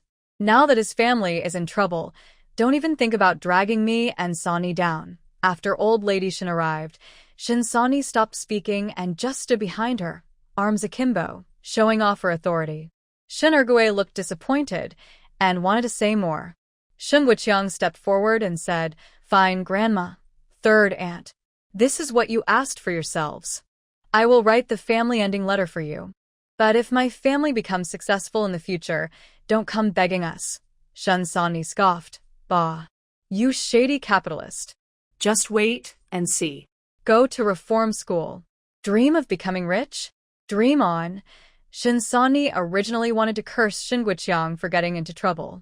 Since they are family, she hesitated to speak openly, fearing it would harm her reputation, so she swallowed her words. She guessed that since Shin Wuqiang had come back to avoid trouble and wanted to cut ties with Shin Ergue, his situation wouldn't be easy. She thought he might face punishment, or even life in reform school. The rest of Shindafu's family probably would also be sent away. Thinking about how they had been proud workers in the city all these years, now they would be labeled as criminals, she felt a strong sense of relief. She was angry at Shin Dafu's greedy and ruthless attempt to take her job. His whole family deserved bad luck. Shin Guoqiang quickly wrote a letter to sever their relationship.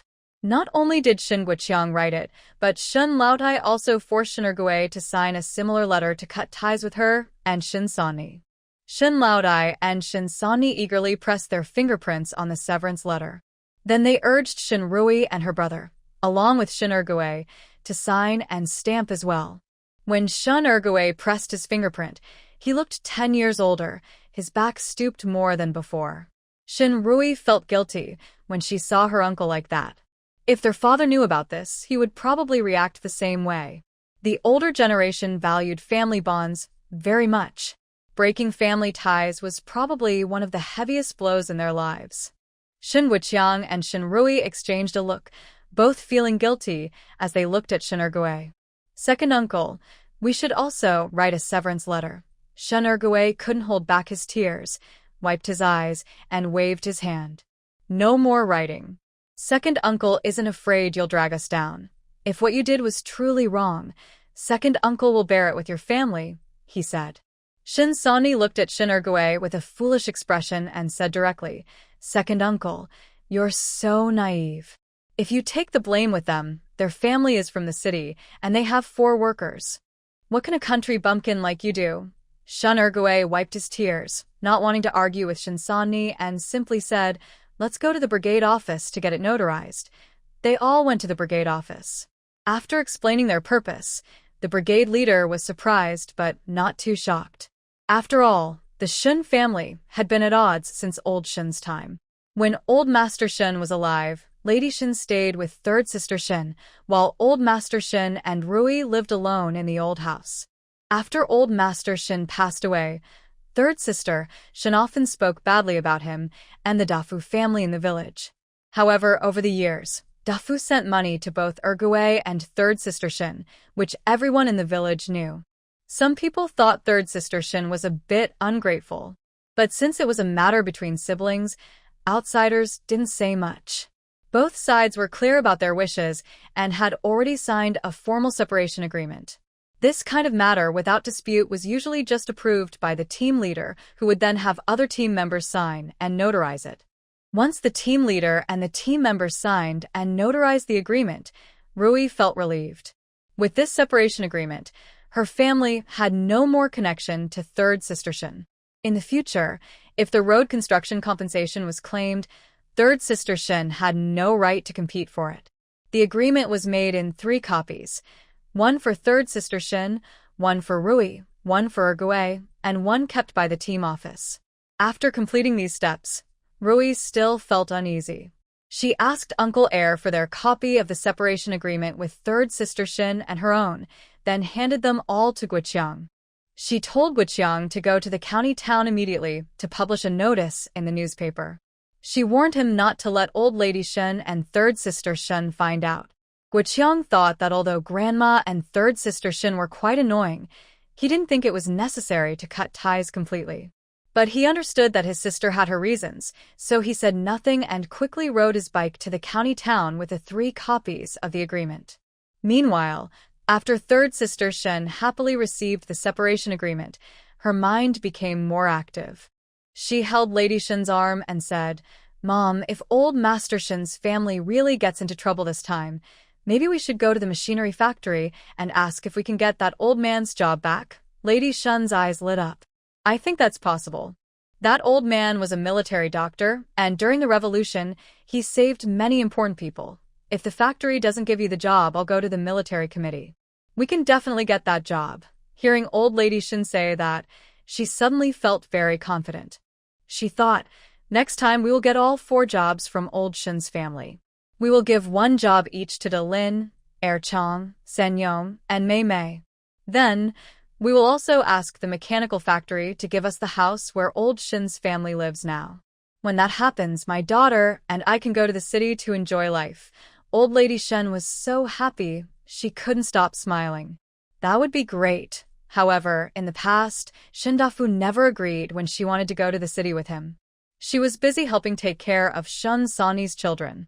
After Shin Sani's 4 children grew up, her eldest grandson Zhou Daling got married, and she helped him take care of his children.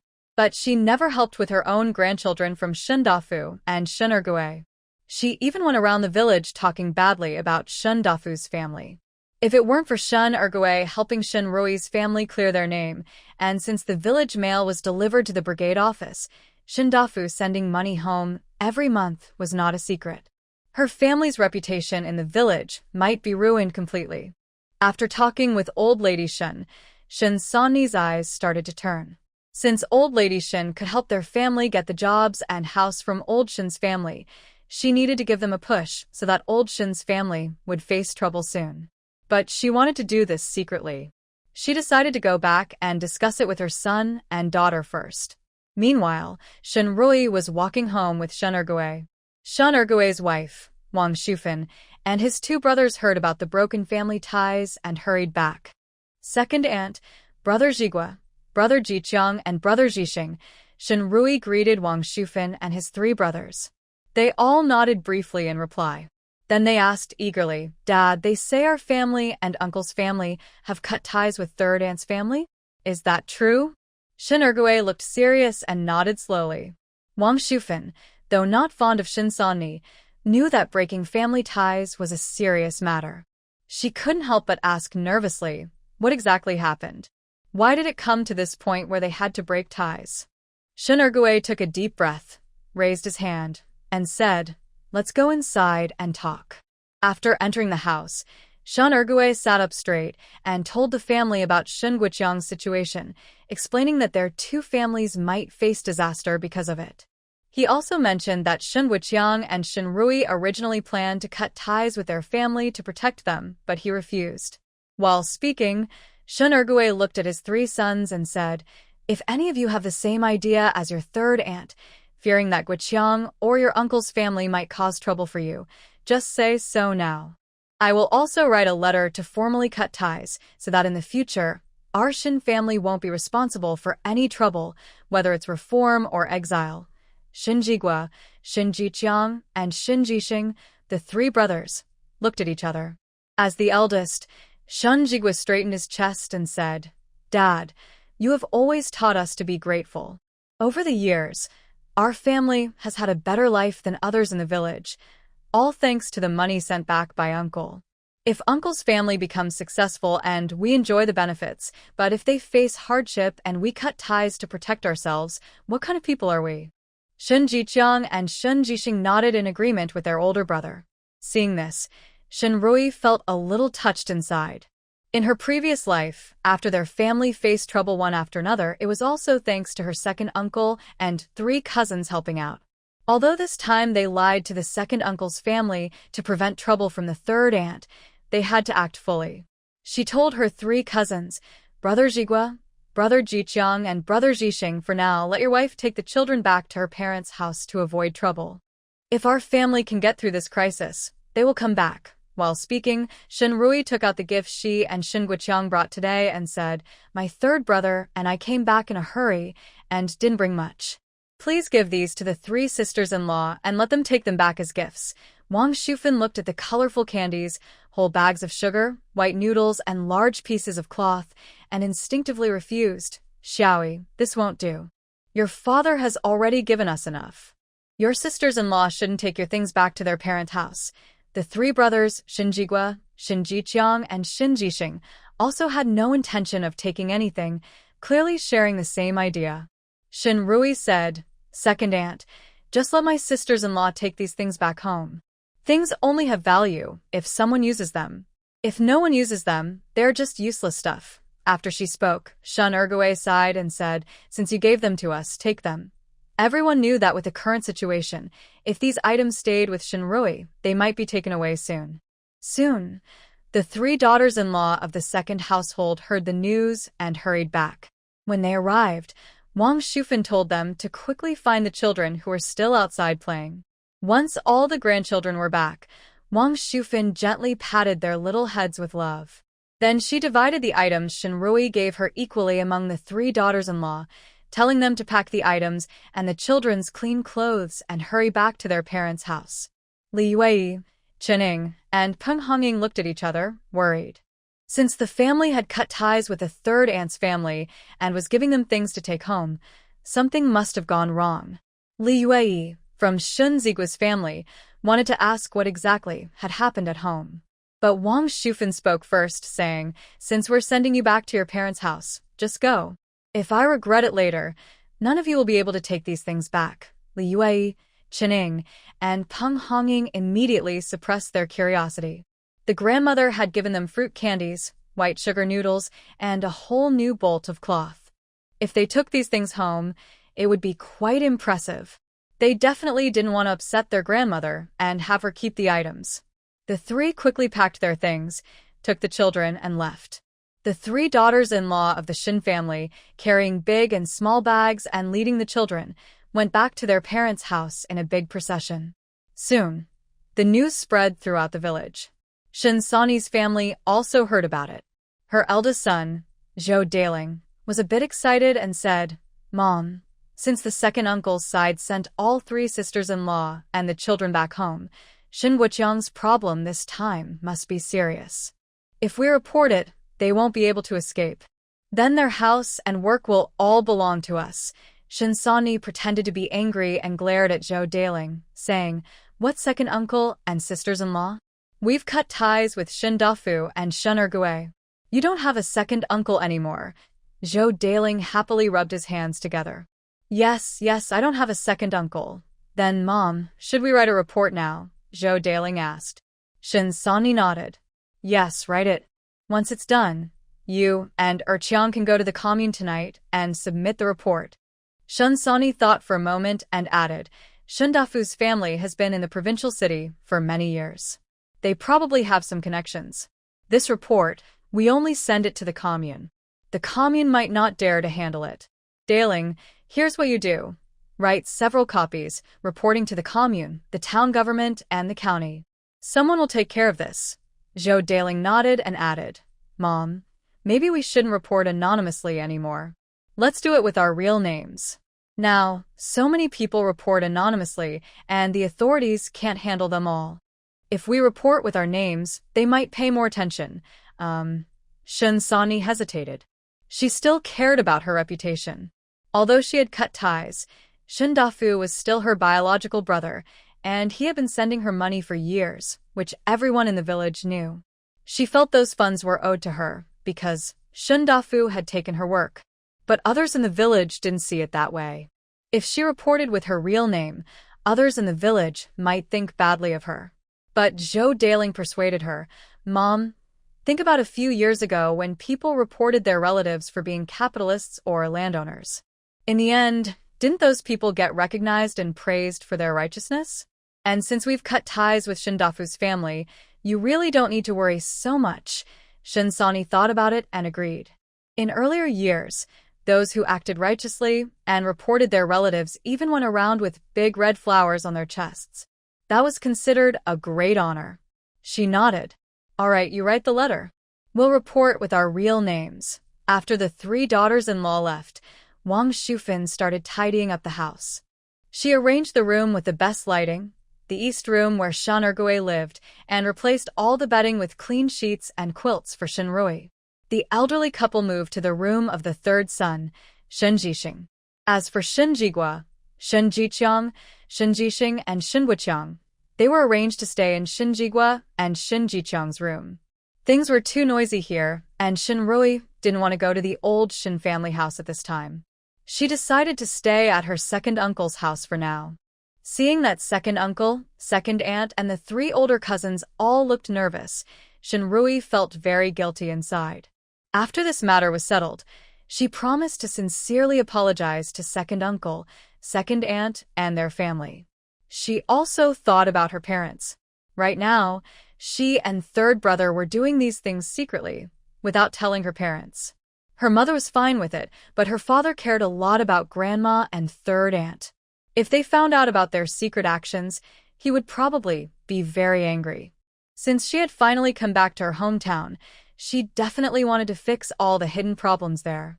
Shin Wuqiang only returned home after it was dark in the evening. By then, Wang Shufan had already prepared dinner. Even though everyone was in a bad mood because of what happened, Second aunt still slaughtered a chicken to treat her siblings. When Shinrui heard the bicycle bell, she quickly went out to greet him. Third brother, how is it? Shun Guoqiang patted his chest confidently. Little sister, you can trust your third brother. Everything is done. Tomorrow, our family separation notice will be published in the newspaper. By the way, I saw Zhou Dalan on my way back, Shun Guoqiang said. I think he probably went to report us, just like you guessed, but I don't know if he will report anonymously or with his name. Shinrui thought for a moment. If he's in such a hurry to send the report, he's probably going to report with his name. It's no longer like a few years ago. Now, as long as someone reports, they can be accused of something. Because reporting was common now, the authorities didn't pay as much attention to anonymous reports as they did before. Sometimes, they would ignore anonymous reports altogether. If Shun Sani wanted to get quick benefits, she would need to report with her real name for it to be effective. Shun Guoqiang chuckled. If he reports with his real name, it's easier. Then we won't have to worry about explaining things to Dad. Shinrui also told Shun Guoqiang about what had happened at second uncle's house. That night, at dinner, 7 people sat at the table. Even though they were eating chicken and drinking chicken soup, everyone looked forced to smile. After dinner, they each washed up and went to their rooms to sleep. Suddenly, in the quiet winter night, Shinrui heard the call of a cuckoo bird. She was speechless. She didn't expect that, even now, at her age, Chu Jingrong would call her out in this way. When she was young, Chu Jingrong would go up the mountain at night to set traps for hunting. She was playful and wanted to go with him, but her grandfather wouldn't allow a girl to go out at night. So, they agreed that when Chu Jingrong went out to set traps, he would call her with a cuckoo sound to let her know. She would secretly sneak out of the house. Shinrui got up and left the house. As soon as she entered the main hall, she saw Shun Guoqiang, who was just getting up and putting on his clothes. Little sister, are you also kept awake by that bird's call? You should go back to your room. Third brother will go and chase the bird away, Shun Guoqiang said, rolling up his sleeves. He had been busy all day and was already quite tired. Now that he was about to lie down, the bird started calling again. It was really annoying. Shinrui. She quickly tried to stop him. Third brother, you've worked hard today. You should rest first. I'll go chase the bird. Shun Guoqiang rolled up his sleeves and said, No need. I'll handle this. He then took a big step toward the outside. But just as he was about to step out, Shun Jigua grabbed him. Guoqiang, come back. Shun Jigua looked at Shinrui with a meaningful gaze and said, This kind of thing, let the little sister handle it. The bird only listens to her. Let's go back to bed. Shinrui. She felt that Brother Jigua seemed to see through everything. She awkwardly touched her nose. Shun Guoqiang was confused. Jigua, how can we let the little sister do this? It's so cold outside. Besides, how could the bird listen to her? Shun Jigua didn't want to explain further. He pulled Shun Guoqiang into the room without saying a word. Before closing the door, he reminded Shinrui, Little sister, hurry up and make that bird stop calling, okay? Shinrui. Actually, after only 3 calls, Chu Jingrong stopped making any sound. As she stepped out of the courtyard, she saw Chu Jingrong leaning against the gate, tall and steady. Shinrui looked at Chu Jingrong with curiosity. Chu Jingrong, do you know that there are no cuckoo birds in the middle of winter? Chu Jingrong nodded. I know. Shinrui rolled her eyes. Is there something you want to say? Chu Jingrong took something out of his pocket and handed it to her. Here. Shinrui looked at the bracelet in his palm, which was made of non-stone and non-wood, but shimmered with a faint glow under the moonlight. She was a bit puzzled. What kind of gift is this? When she got divorced, he gave her a watch as a gift, which was already enough to surprise her. Chu Jingrong looked down at the bracelet and instinctively played with it on his fingers. This is a gift I should have given you 6 years ago. His voice was too soft for her to hear clearly, and she instinctively asked in confusion. The look of nostalgia on Chu Jingrong's face disappeared. His deep eyes looked at her, and a smile appeared on his lips. I found this carved piece of wood during a mission in the mountains 6 years ago. I thought it was lost, but today, while cleaning the old house, I found it again. Here for you. Shinrui. She knew about Chu Jingrong's mission 6 years ago. That mission kept Chu Jingrong away for 3 years. She never heard the details of what he did. She only knew that after he returned, he was awarded a first-class merit and promoted to deputy regiment commander. But this bracelet still shines so brightly after 6 years, so she guessed he must have kept it polished all that time. She was a bit curious why Chu Jingrong would give her such a thing. Just as she was about to ask, she suddenly remembered that before Chu Jingrong left for his mission, he came to see her and told her he was going on a mission. He asked what gift she wanted, and he would bring it back. She hadn't really thought about wanting a gift, but knowing how dangerous their missions were, she thought a keepsake might give him more confidence to come back safely. She told Chu Jingrong she wanted a gift he made himself. But later, until she married Chen Jiangwo, Chu Jingrong never returned, only asked someone to bring her a gift. Later, she went to the military with her family and saw Chu Jingrong again at the military district. At first, when they met at the military district, they were still quite unfamiliar, just nodding acquaintances. Later, she started to arrange a match between Chu Jingrong and Su Yuzhen, and they became a bit more familiar. Shen Rui smiled, took the bracelet from his hand, and put it directly on her wrist. Although this gift is 6 years late, thank you, Brother Chu. Chu Jingrong's eyes unconsciously softened with a gentle smile.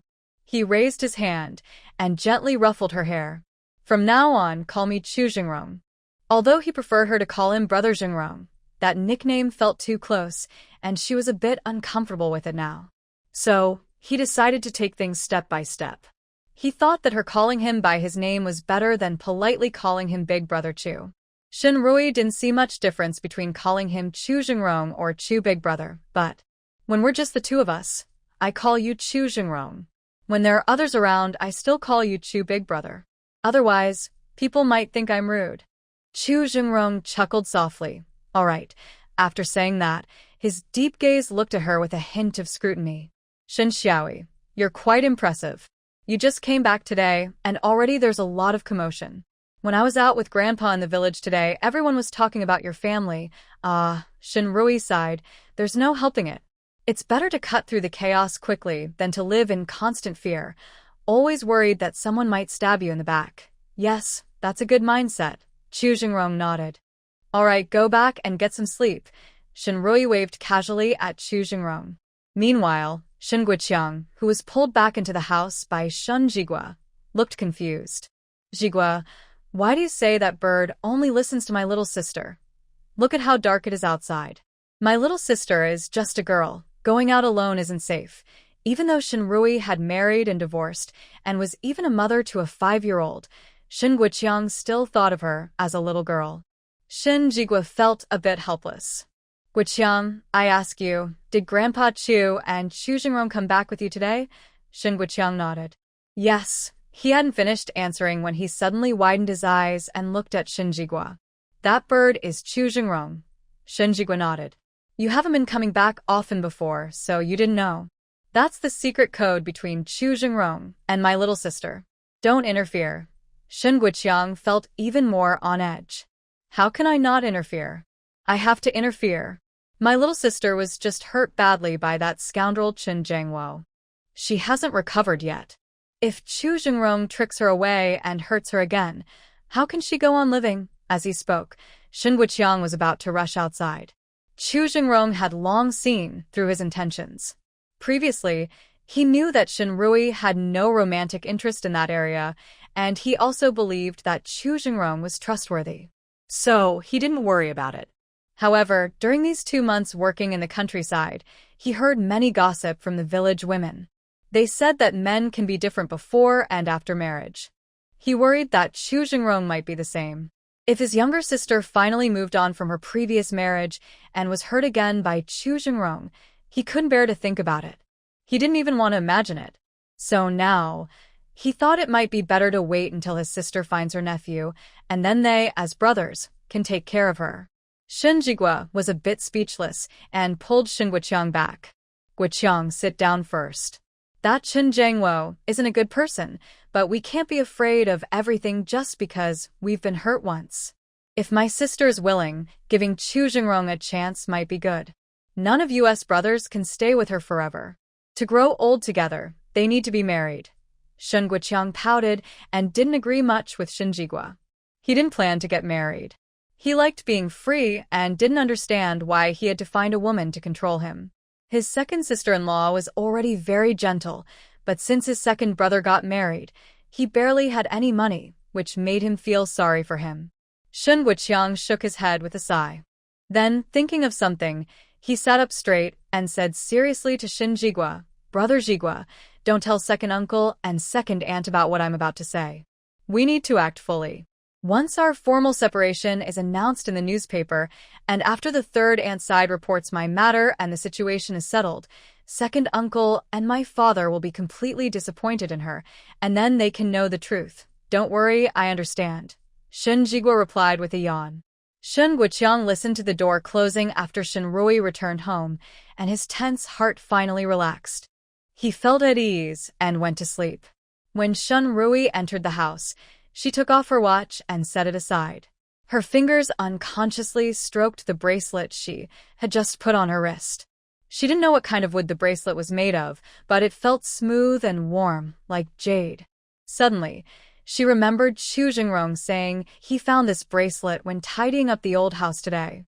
That meant, after completing that task 6 years ago, Chu Jingrong had actually come back?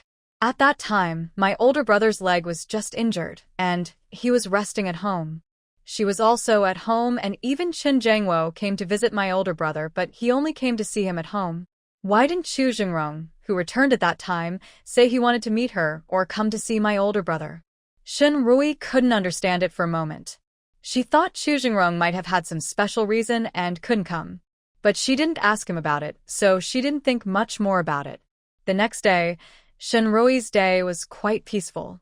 She arranged to meet old Master Chu in front of her grandfather's grave. She, her third brother, and Chu Jingrong spent half a day clearing the weeds from her grandfather's grave. Old Master Chu brought a bottle of Maotai and set up a chessboard in front of the grave. It was just like when her grandfather was alive, drinking wine, playing chess, and talking endlessly. But later, old Master Chu might have drunk a bit too much. He suddenly had tears in his eyes and wiped them away. When they went down the mountain, Chu Jingrong carried old Master Chu, and Shen Rui and her brother parted ways with Chu Jingrong and his grandson. On the third day after returning to the village, Shen's family just got up, and the door was knocked loudly. At the same time, half the village gathered outside Shen Ersha's house. What's going on with Shen Ergue's family? Did something happen? Why are there so many people with red armbands? Don't you know? Shen Guoqiang and Shen Rui, the siblings, got into trouble in the city and came back. I heard it's a big deal involving a firearm. Someone in the crowd said this, and others immediately understood. Oh, I see now, so that's why Shen Sani's family suddenly cut ties with Shen Dafu and Shen Ergue. Someone else nodded and said, "That's right." Over the years, Shen Dafu sent money back, and Shen Sani took her share without missing a penny. Now that trouble is coming, she doesn't want to get involved. Shen Ershu heard the urgent knocking on the door, and his face turned pale instantly. He quickly pushed Shen Guoqiang and said, "Guoqiang, you must leave quickly. Climb over the back wall and run into the mountains. Hide there." As he spoke, he also hung a bundle on Shen Guoqiang's shoulder. "Your second aunt gave you some bread yesterday. Take it and stay in the mountains for a few days. A few days later, after the fuss died down, second uncle promised to bring food for you." Shen Guoqiang considered himself not very emotional, but hearing second uncle's words, he felt both touched and guilty. If his younger sister hadn't said they shouldn't completely cut ties with third aunt's family now, because they might betray them at any moment, he wouldn't have lied to second uncle. Shen Guoqiang was pushed gently by second uncle, moving toward the backyard. Unaware of the full situation, Shen Jixiang and Shen Zixing also helped push him. Aunt Wang Shufin had even prepared a ladder for him to climb over the wall. Knowing the full story, Shen Jigua took a deep breath. He couldn't let their parents and brothers really send Guoqiang to hide in the mountains. That would ruin their plans. And it might cause other problems if they were misunderstood as trying to escape justice. Shen Jigua quickly locked the door. Just as he did, a loud shout came from outside. "Comrade Shen Ergue, If you don't open the door, we'll kick it down. The door was kicked open, and a figure flew into the yard, falling heavily to the ground. Shan Ergui, Shin Jixiang, and Shin Jixing instinctively looked toward the door. Seizing the moment, Guqiang broke free from them and took off his bundle. He smiled bitterly and said, "Second uncle, I know you're trying to help. But you can't hide forever. I don't want to go live in the mountains as a wild person.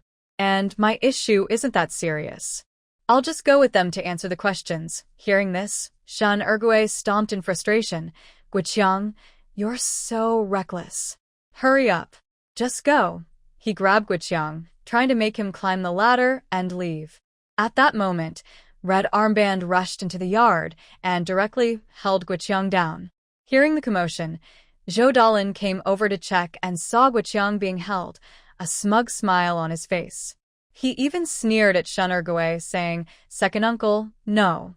Wait, we've already cut ties. I should call you Shin Ergui, because Guqiang committed a serious crime of profiteering. If you cover for him, you're also guilty of protecting a criminal." He was not a fool, but just one day after Shin Guqiang and Shin Rui returned, the red sleeve badge came to arrest someone. Only Shin Sanni and her family knew about Shin Guqiang's situation.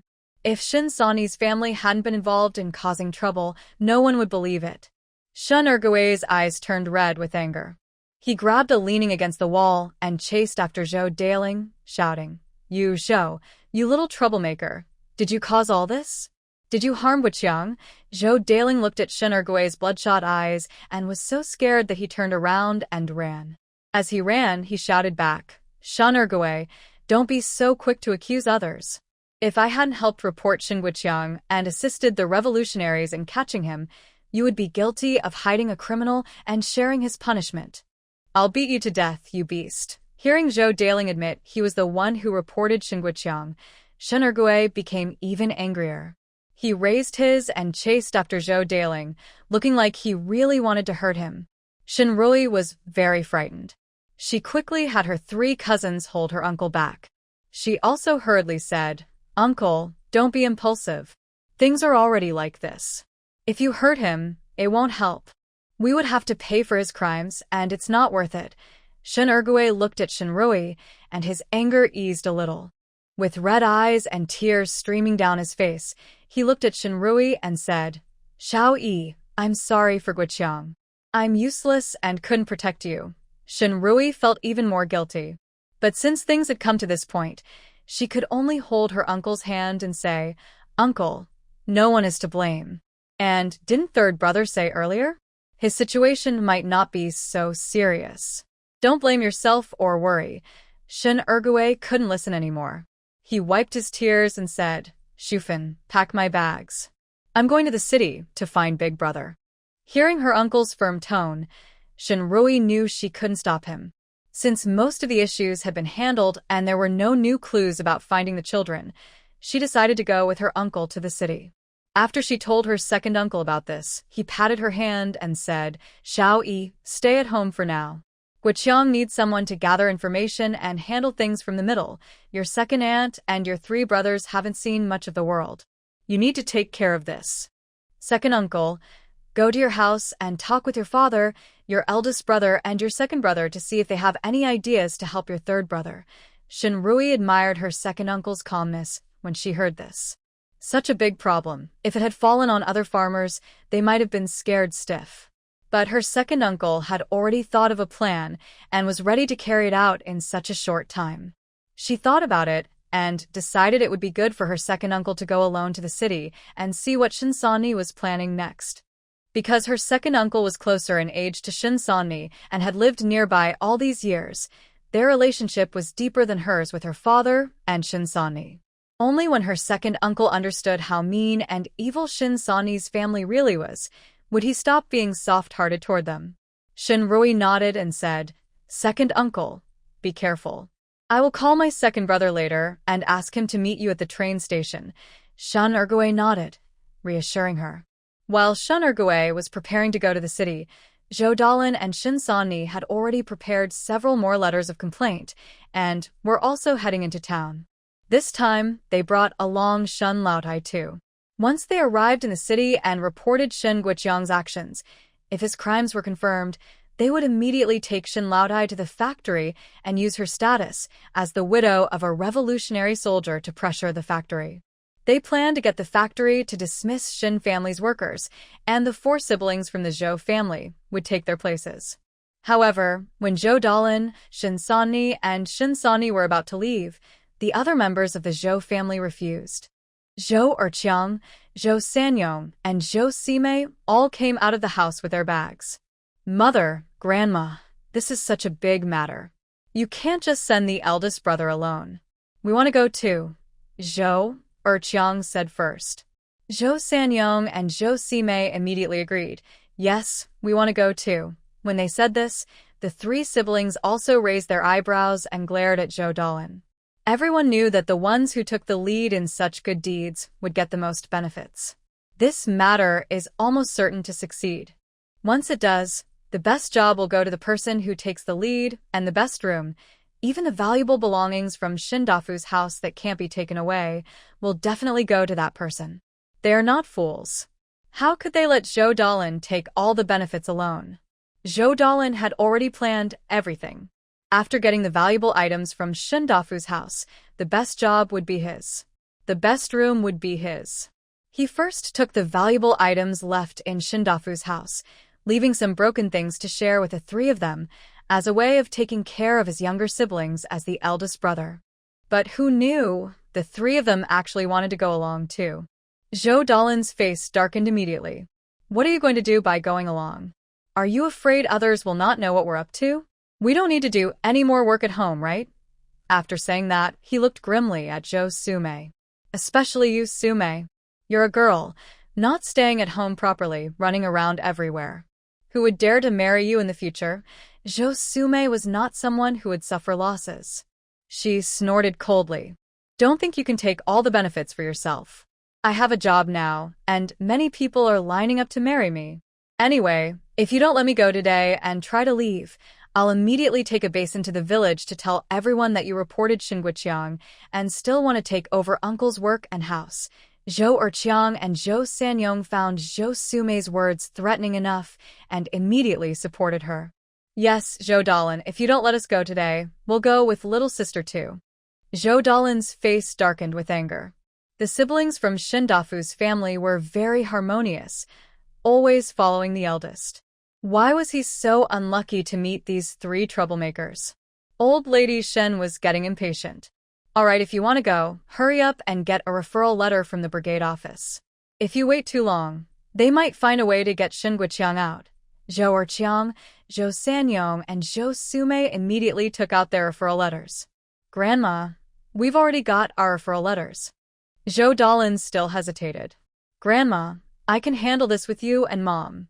If the 3 of them go together, how much more will we spend on travel? Old Lady Shin heard this and said, if you want to go, you must pay your own travel and living expenses. Zhou Erqiang, Zhou Siyong, and Zhou Sume all glared at Zhou Dalin when they heard this. But compared to the benefits of going along, they didn't mind the small amount of money now. At this moment, Shen Rui had already ridden her bike to the commune. After she called the machinery factory, Shen Guomin quickly returned her call. She told him everything about what was happening here. After hearing this, Shen Guomin was stunned for a moment. He felt that since his sister's divorce, she had become braver. She planned such a big thing, as ending the relationship without telling them, and even sent the 3rd brother back in. But thinking about the kind of people the 3rd aunt's family was, ending the relationship early could indeed reduce future trouble. Shen Guomin replied, Okay, I understand. I will take care of things with our parents. Your 3rd brother should be fine, right? Shen Rui smiled. 2nd brother, don't worry. We did this with a backup plan. 3rd brother won't be in trouble. Hearing this, Shen Guomin relaxed and hung up the phone. When Shen Rui returned to Shin Ergui's house, she saw that Wang Shufan, Shin Jiqiang, and Shin Jijia all looked very worried. Especially Wang Shufan, who kept wiping her tears as she thought, it's almost New Year, everything was fine. Why did such a thing happen? Shen Rui quickly wiped Wang Shufan's tears. After thinking for a moment, she couldn't bear to see them upset. She gathered Wang Shufan, Shin Jiqiang, and Shin Jijie together and told them the full truth. After hearing this, the three of them were so shocked they couldn't close their mouths. Shin Jiqiang and Shin Jijie instinctively looked at Shin Jigua, who showed no surprise at all. They couldn't help but ask, "Big brother, did you already know about this when the little sister and the others were planning it?" Shin Jigua nodded. Yes. Wang Shufan finally realized and patted her thigh, saying, "Oh, Rui, why didn't you tell us earlier? Since Guqiang won't be in trouble, Jigua, you should hurry and stop your father from going to the city." Shin Rui quickly advised Wang Shufan, "Second aunt, I think it's still necessary for second uncle to go to the city. 3 aunts are actually my father's and second uncle's biological sisters. Only when second uncle and I see for ourselves how cruel and mean-spirited she and her family are can they truly let go of their family ties." In the past, no matter how unreasonable Shin Sanni was, Shin Dafu and Shin Ergue always believed that brothers should take care of their sisters. Wang Shufan, as the sister-in-law, knew well how much she had suffered from Shin Sanni and her mother, Shin Laodai, who only favored her own daughter. Over the years, although Shin Laodai lived in Shin Sanni's house, the money and grain for filial piety were provided by their family and Rui's family. In fact, Shin Sanni's family has been supported by these two families all these years. Rui's family lives in the city and doesn't come back often, which is somewhat better. Both families live in the village. They regularly send grain for filial piety, but whenever Shin Sanni's family is short of food or clothing, Shin Laotai immediately asks for help from them. If they refuse, Shin Laotai will block their door and scold them for 3 days and nights. So every time they give, they have to tighten their belts and go hungry. They also have to help with the chores that are shared with Shin Sanni's family. Otherwise, Shin Laotai will scold them too. Despite all this, Shin Laodai still goes around the village calling her an unfilial daughter-in-law. When she first married in, she was often looked down upon by the villagers. Later, after everyone had known each other for a while, they understood her hardships.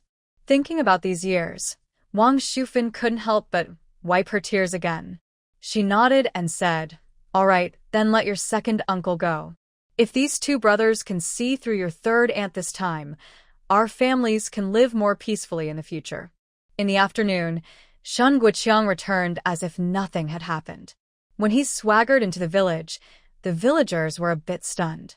Wasn't Shin Guqiang involved in shady dealings and accused of stealing wood? Why was he back so casually? Someone couldn't hold back their curiosity and went over to ask Shin Guqiang. He chuckled and said, "Oh, it's all a misunderstanding. The one involved in shady dealings is another Shin Guqiang with the same name, not me.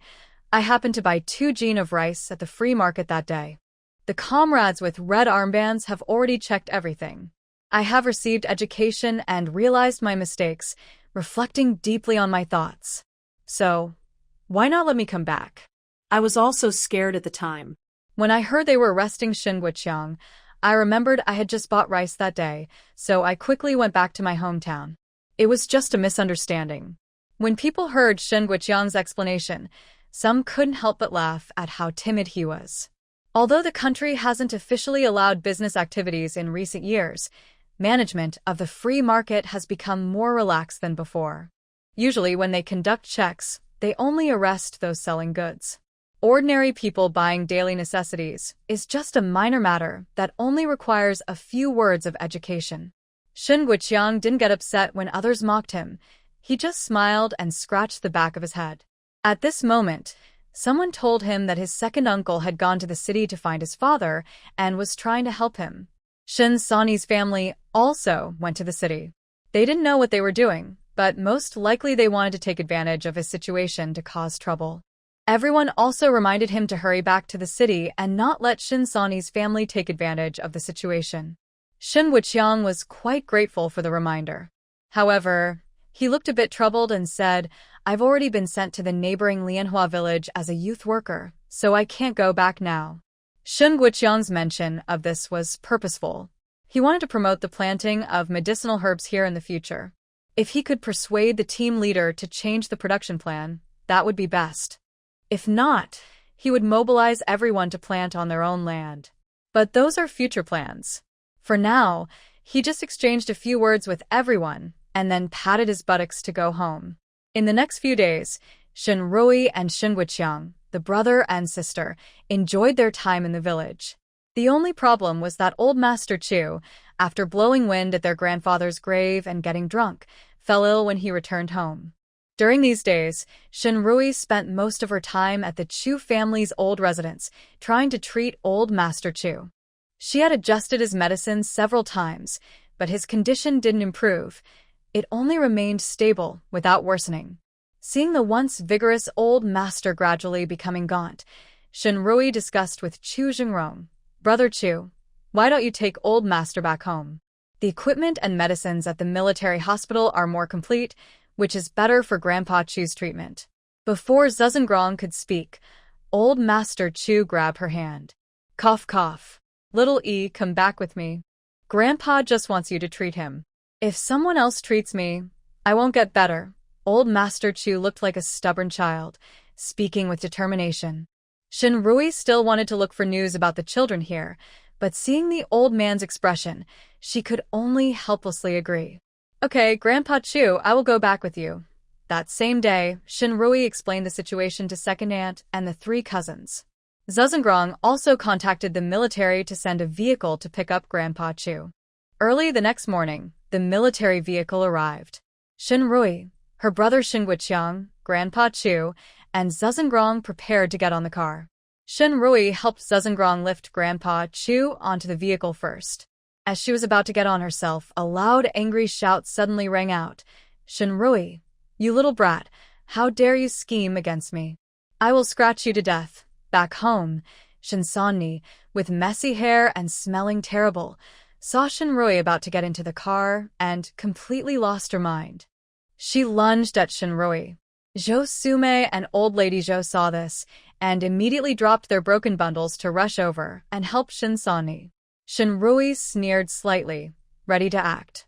But unexpectedly, someone faster than her appeared. Wang Shufan had somehow broken off a fresh branch from a tree. She directly blocked Shinrui and started hitting the three attacking her with the branch. Bah! Shameless dogs.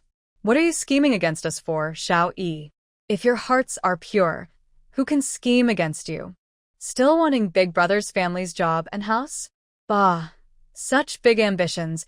Aren't you afraid of overdoing it? Wang Shufan cursed and hit, releasing years of resentment from being bullied by Old Lady Shin and Shinsonni. Old Lady Shin, Shinsonni, and Zhou Sume happily entered the city. Originally, with Old Lady Shin's status, they thought it would be easy to get the 4 jobs and houses from Shin Dafu's family once they entered the city. They went straight to the Shin Dafu family's residence at the machinery factory to look for him. I initially planned to threaten Shinguiqiang with this matter. If Shin Dafu was sensible, they could avoid the trouble of reporting everywhere. But unexpectedly, Shin Ergui acted first. Shin Dafu not only refused their threats, but Lan Guiying and Xiao Hongmei also used brooms to chase them out. Even old Madame Shen wanted to use filial piety to pressure Shin Dafu, but Shin Ergui directly held up a family separation letter to stop her. Seeing that Shin Dafu refused to accept their wine and instead drank the punishment, they went to the factory to report, but were driven out. Then they went to Gumo Hui to report, but the people there not only refused to accept their report, they also accused them of framing good comrades. They were detained for 3 days. If old Madame Shen hadn't finally shown her identity as the widow of a revolutionary veteran, they might still be inside now. They faced many obstacles in town, and their money and tickets were all spent. They had no money for accommodation or even for food. Just as they arrived in the town, they ran into villagers who told them Shinguiqiang was released that day. Shinsonni quickly realized they had fallen into a trap set by Shinguiqiang and Shinrui, the brother and sister. Shinguiqiang and Shinrui wanted Shin Dafu and Shin Ergui to completely break away from her. Thinking about how Shin Dafu's monthly allowance and Shin Ergui's monthly grain supply would disappear, and how their family used to work together, with Shin Ergui's family helping more than half, she felt like the sky was falling. She hated Shinrui even more. So, the moment she saw Shinrui, she didn't think and just rushed at her. But by then, They were all hungry and exhausted, already worn out, and with little strength to fight. Wang Shufan, full of anger, waved his stick fiercely, hitting the three of them, making them scream and cry out. Zhou Dalin, Zhou Erqiang, and Zhou Xiong saw the scene and didn't go to help. Instead, they took a few steps back. It's not that they didn't want to help. If it had just been Shen Rui and Wang Shufan, they would have rushed in. But Shen Wuqiang, Shen Jigua, Shen Jiqiang, and Shen Jixing, the four brothers, were still watching closely nearby. Especially Chu Jingrong was there. They didn't dare to rush in. Right now, they just wished they could become invisible so no one would notice them. Shen Sani couldn't take the beating from Wang Shufan anymore. She covered her face with one hand and pushed Shen Laotai with the other. Mother, why are you still standing? Lie down quickly. How dare your daughter-in-law hit her mother-in-law? Is there no law or justice? Shen Laotai suddenly seemed to realize something or was pushed and fell to the ground. In any case, she fell with a loud thud and started crying out. Oh no, my daughter-in-law hit my mother-in-law. Everyone come see. No justice. She's going to beat her mother-in-law to death. At this time, it was the usual morning work time for villagers. Hearing Shen Laotai's cry, many people gathered quickly to see what was happening. Hey, isn't this Shen Sani's family? A few days ago, they went to the city and said they would stay there and become city folks. They're not like us rural folks anymore. Why are they back now? Look at their clothes. Shen Sani, Shen Laotai, and Zhou Simei's clothes are torn. Wang Shufan really went all out this time. While people were talking, some village women hurried forward to stop her. Shen Shufan, what's going on? We're all relatives. Breaking bones and tendons is serious. Why did you have to hit so hard? Grandma, no matter what, she's your mother-in-law. Even if she's wrong, as a younger person, you shouldn't hit an elder. Some villagers scolded Wang Shufan, blaming her today for finally venting her long-held anger. She didn't care about anyone's face and spat out, "Bah. That old woman and my family have long-cut ties. Who does she think she is, my mother-in-law?" Her words silenced everyone. Everyone knew about Shen Laotai and Shen Sani's family breaking ties with the main Shen family, and it was Shen Laotai and Shen Sani themselves who spread the news in the village. Wang Shufan shut everyone up and pointed her branch at Shen Sani, Shen Laotai, and Zhou Simei. Don't you want to tear apart our Rui girl? Come on. Let's see if I can beat you to death. Wang Shufan's commanding shout was full of power. Even Shen Rui couldn't help but secretly applaud her second aunt. In her heart, the second aunt had always been the most traditional rural woman. Just like in her past life, she was always focused on men, children, and household chores. Respecting her in-laws was deeply ingrained in her nature. Over the years, Old Lady Shen was so unreasonable that second aunt felt some resentment inside, but she never said a word and always tried to meet all of Old Lady Shen's unreasonable demands. She never expected second aunt to be so bold. Seeing Wang Shufan's attitude, others didn't dare to persuade her anymore. They hurriedly told Old Lady Shen, Shen Sani, and others, "Hurry up and leave. Why are you still standing here? Are you waiting to get beaten?" Someone called the three brothers from the Zhou family. "You three, come help your mother and grandmother go home. Why are you just standing there watching?" Only then did the three Zhou brothers realize what was happening, but none of them stepped forward to help Old Lady Shen and Shen Sani. They all turned around and ran away on their own. At this moment, Shen Sani and Old Lady Shen didn't even have the energy to curse. They scrambled up from the ground and ran away. No one noticed that fourth sister Zhou had already moved to a quiet corner, clutching a sharp stone. She looked at Shen Rui with anger and hatred. She remembered how Wang Shufan had blocked her way to protect Shen Rui, not allowing anyone to hurt her, even a little. Meanwhile, her mother pushed her forward, taking most of Wang Shufan's beating. Her jealousy and hatred reached their peak. Why was Shen Rui, who carried half of the Shen family's blood, always cherished by everyone since she was a child? When old man Shen Yunxiang was alive, everything good was reserved for Shen Rui. Shen Guoqing, Shen Guamen, and Shen Wuqiang always brought Shen Rui lots of nice things when they came from the city. Shen Jigua, Shinskiang and Shinzing also prioritized Shinrui when they had something delicious. Even Chu Jingrong only had eyes for Shinrui, always following her around and protecting her, thinking of her first. She had carefully dressed up and practiced what to say to him many times. Finally, she gathered her courage to stand in front of him. But he didn't even want to look at her more. Her three brothers only fought to take her things. Even though Shinrui is now divorced and remarried, these people still all revolve around her. She just couldn't find the right man and had never married, always being criticized and rejected by her family. Fourth sister Zhou's hatred grew deeper. Without Shinrui, she would be the only girl in the Shun family generation. Shun Yinxiang, that old man who spoils her, would also favor her. The brothers of the main and second branches of the Shun family would also favor her sister, including Chu Jingrong. It was Shinrui who took everything from her. Zhou Simei's fierce look flashed in her eyes. She picked up a stone and threw it at Shinrui.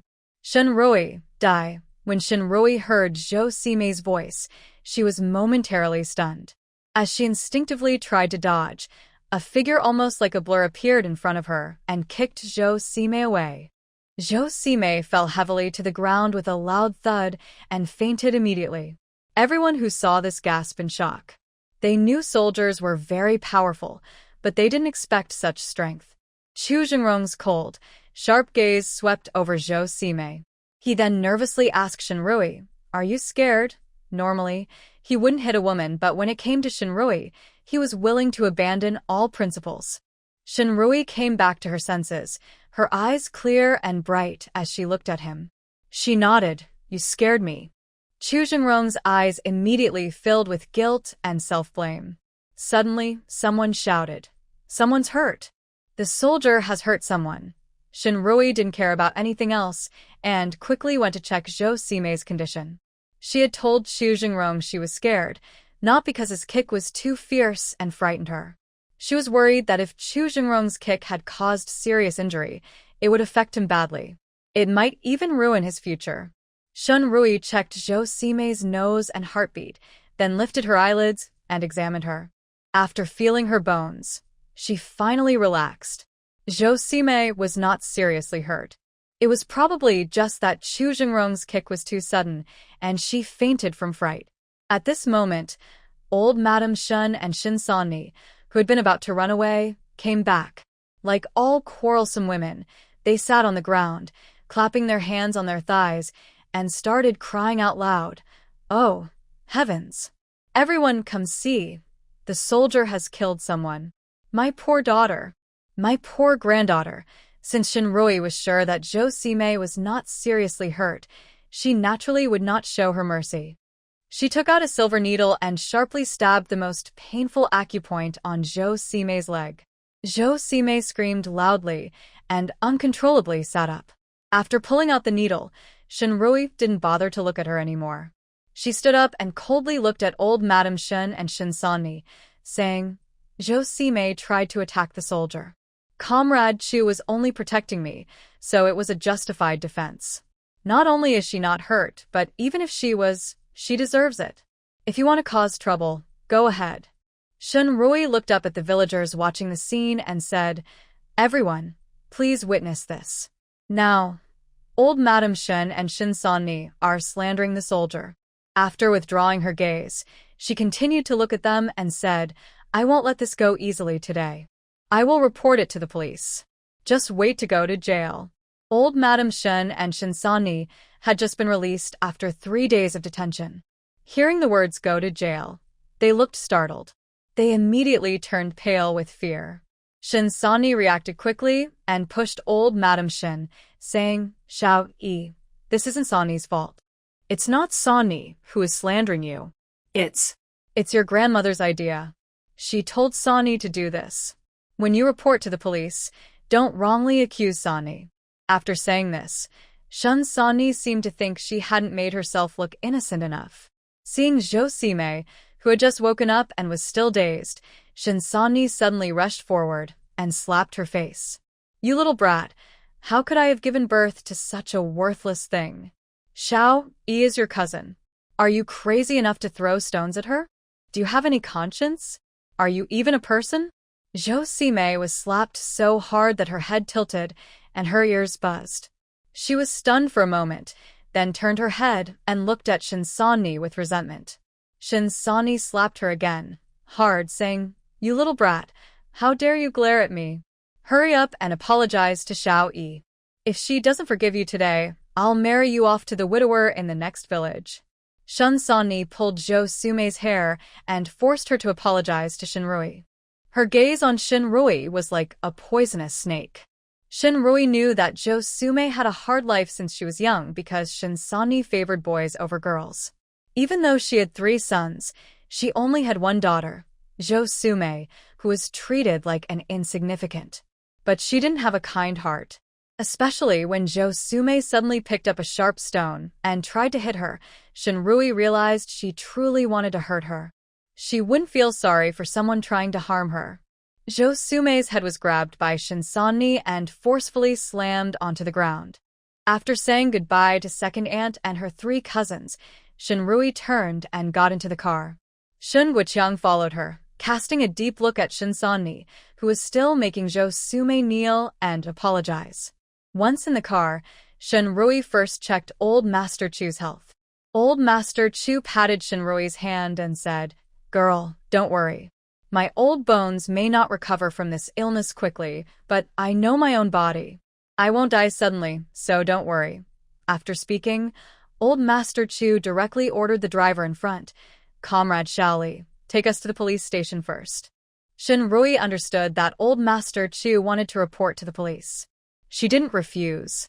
People like Third Aunt and Zhou Sumei must face legal punishment.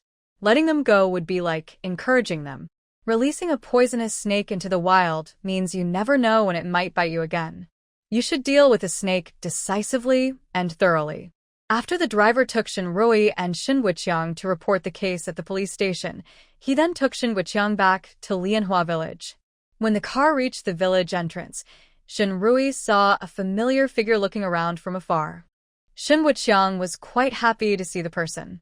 After getting out of the car, he warmly greeted, "Comrade He, are you here to pick someone up?" He Jinju's face showed a hint of shyness, but she quickly hid it and cheerfully replied, "Yes, Shinji Qing, you're back." As she responded, she naturally started walking into the village with Shin Guoqiang.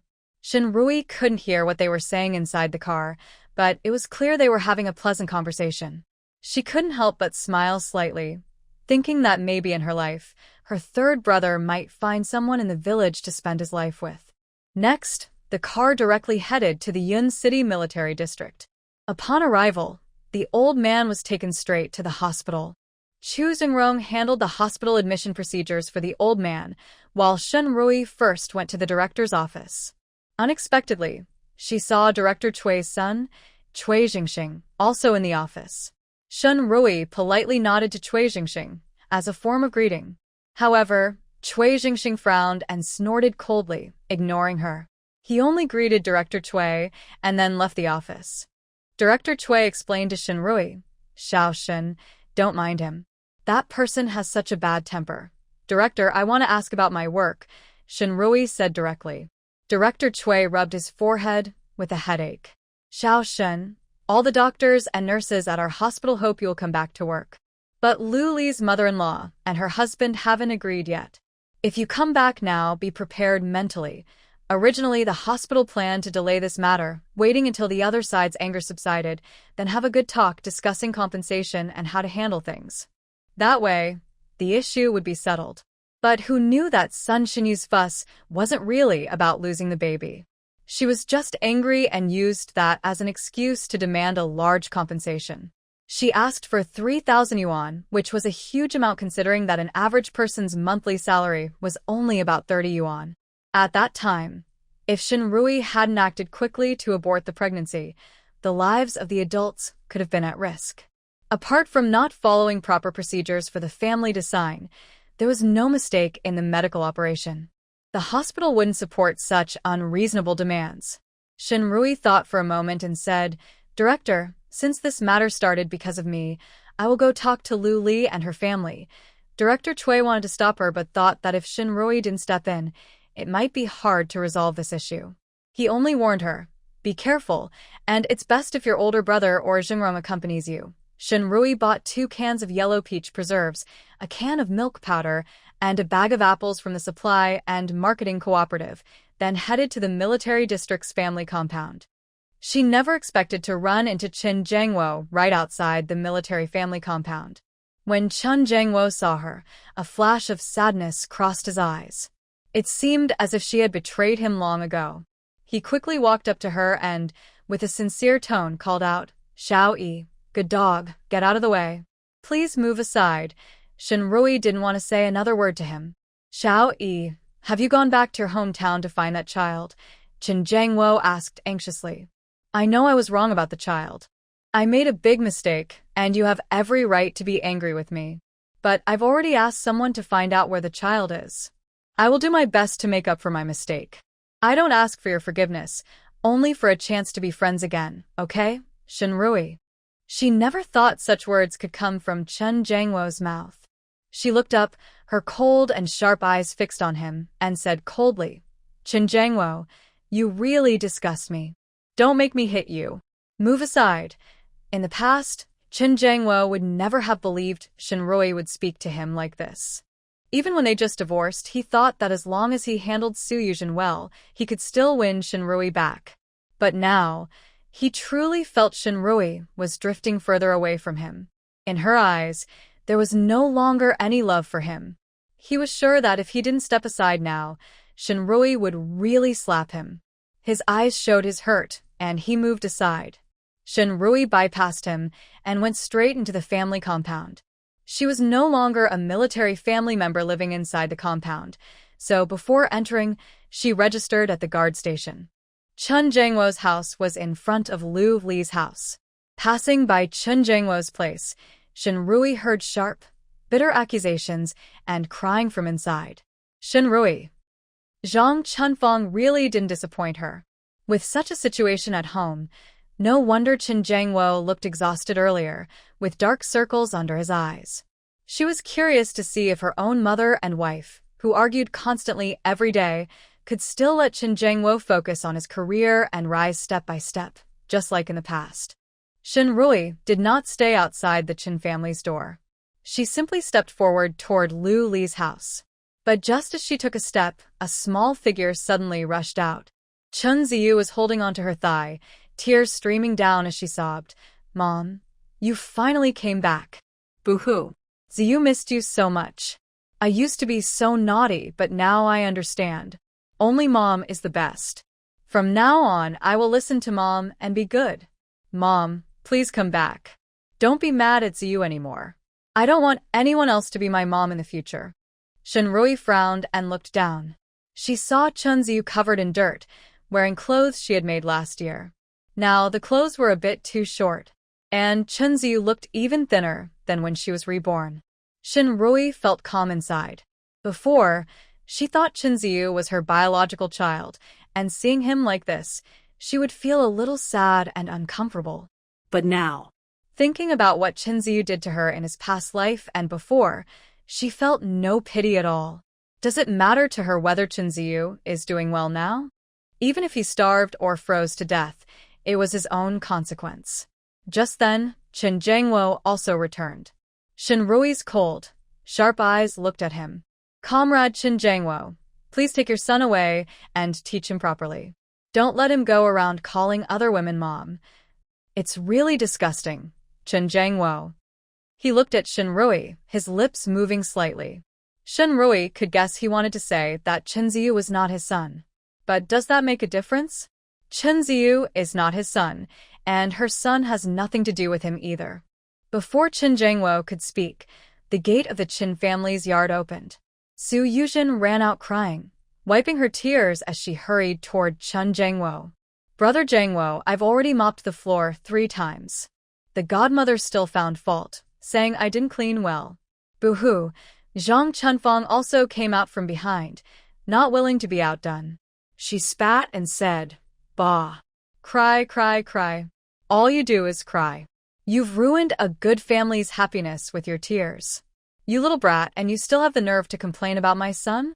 You asked your sister-in-law, who is full of relatives, to come to our house and judge what kind of work you have done. I tell you, when Shunrui was my daughter-in-law before, she could clean the floor so well that you could see her reflection. Unlike you. Zhang Chunfang was about to speak when she saw Shunrui standing there. She was holding a bunch of gifts. Suddenly, she stopped scolding and changed to a flattering smile, looking at Shunrui. Oh, little E is here. You miss your mother, right? Mother also misses you. You don't know, ever since I found out you divorced and married that little troublemaker, I haven't been able to eat or sleep well. You have such a good daughter-in-law. How could Jangwo be so confused and divorce you? Don't worry, mother won't let you suffer. I will have Jangwo divorce that Su girl, and then you two can remarry.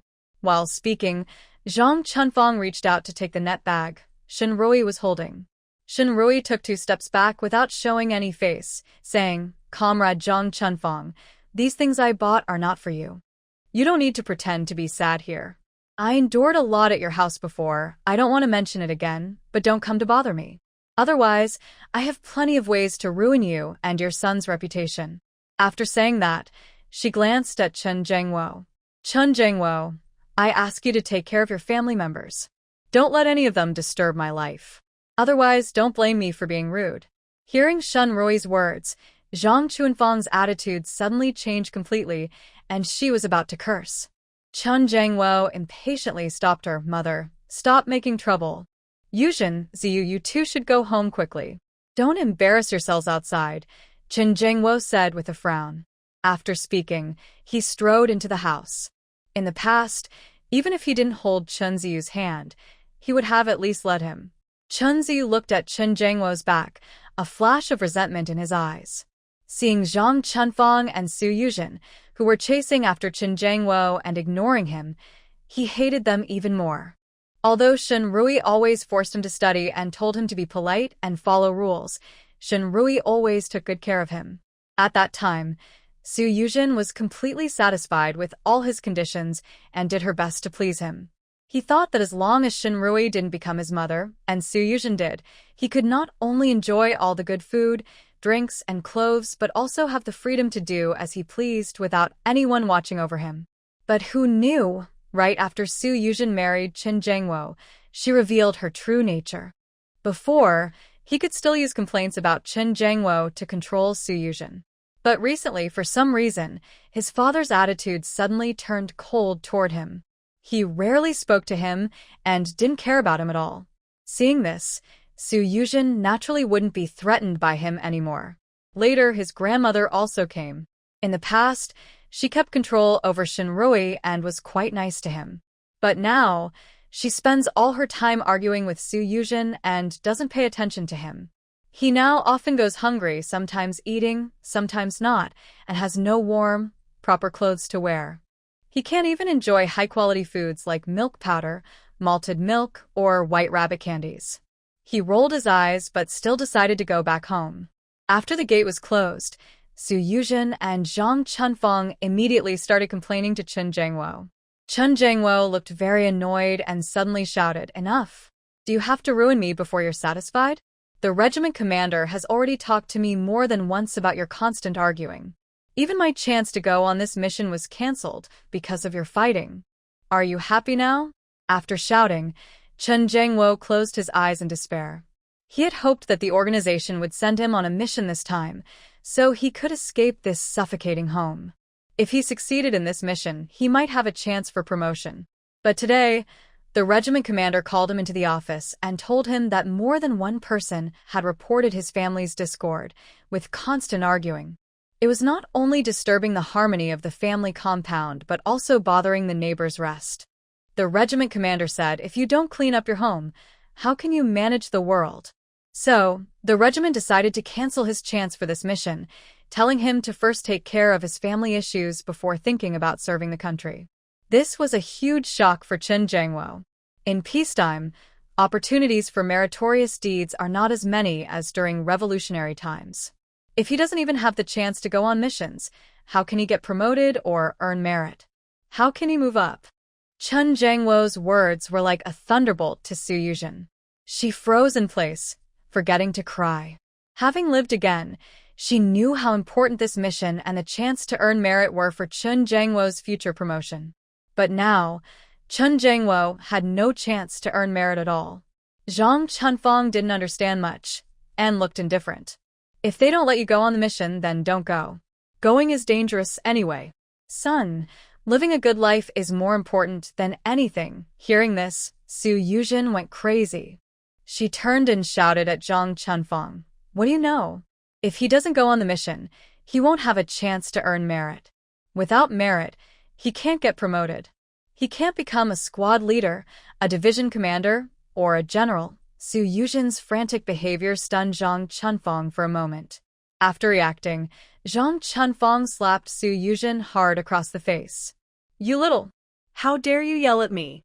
My son can't go on missions or get promoted, and it's all your fault. You're just a troublemaker who brings bad luck. Chun Jangwo, divorce her now. Get rid of her.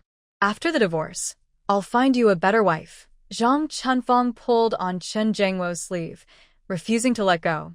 Chun Jangwo was already feeling upset inside. The current situation was overwhelming him. His mind involuntarily recalled how Shinrui used to be in this house. Back then, her mother was just as strict and unreasonable, but Shinrui always managed to meet her mother's demands. The family was harmonious, with no arguments. He didn't have to worry about anything at home and could focus fully on his career. Just then, Chunziyu suddenly knelt in front of him with a loud thud. Tears in his eyes, he said, "Dad, please give me to my mom.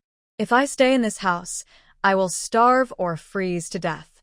Grandma and Aunt Sue are always arguing, and no one takes care of me." "Boo-hoo." Chun Jangwo frowned deeply, looked down at Chunziyu, then looked up at Su Yuzhen. For a moment, he felt an impulse to tell Chunziyu that Su Yuzhen was his mother, his real mother. But that thought only lasted a moment, and he held back. Because his mother was now arguing fiercely with Su Yuzhen, if the secret that Chunziyu was Su Yuzhen's son were to be revealed, she was afraid his mother would fight even more fiercely with Su Yuzhen. Additionally, Chunziyu's biological father was not supposed to be known publicly. If the fact that Chunziyu was Su Yuzhen's biological child got out, people might suspect that Chunziyu was the child of him and Su Yuzhen. Even if no evidence proved it, this would be a serious moral stain on him. With his current situation, if such a big stain appeared, he would not be able to be trusted with important tasks again. Chun Jangwo closed his eyes, then looked down at Chunziyu with a cold and stern expression. "Chunziyu, your mother has already abandoned you. If you dare to go to her again, I will break your legs."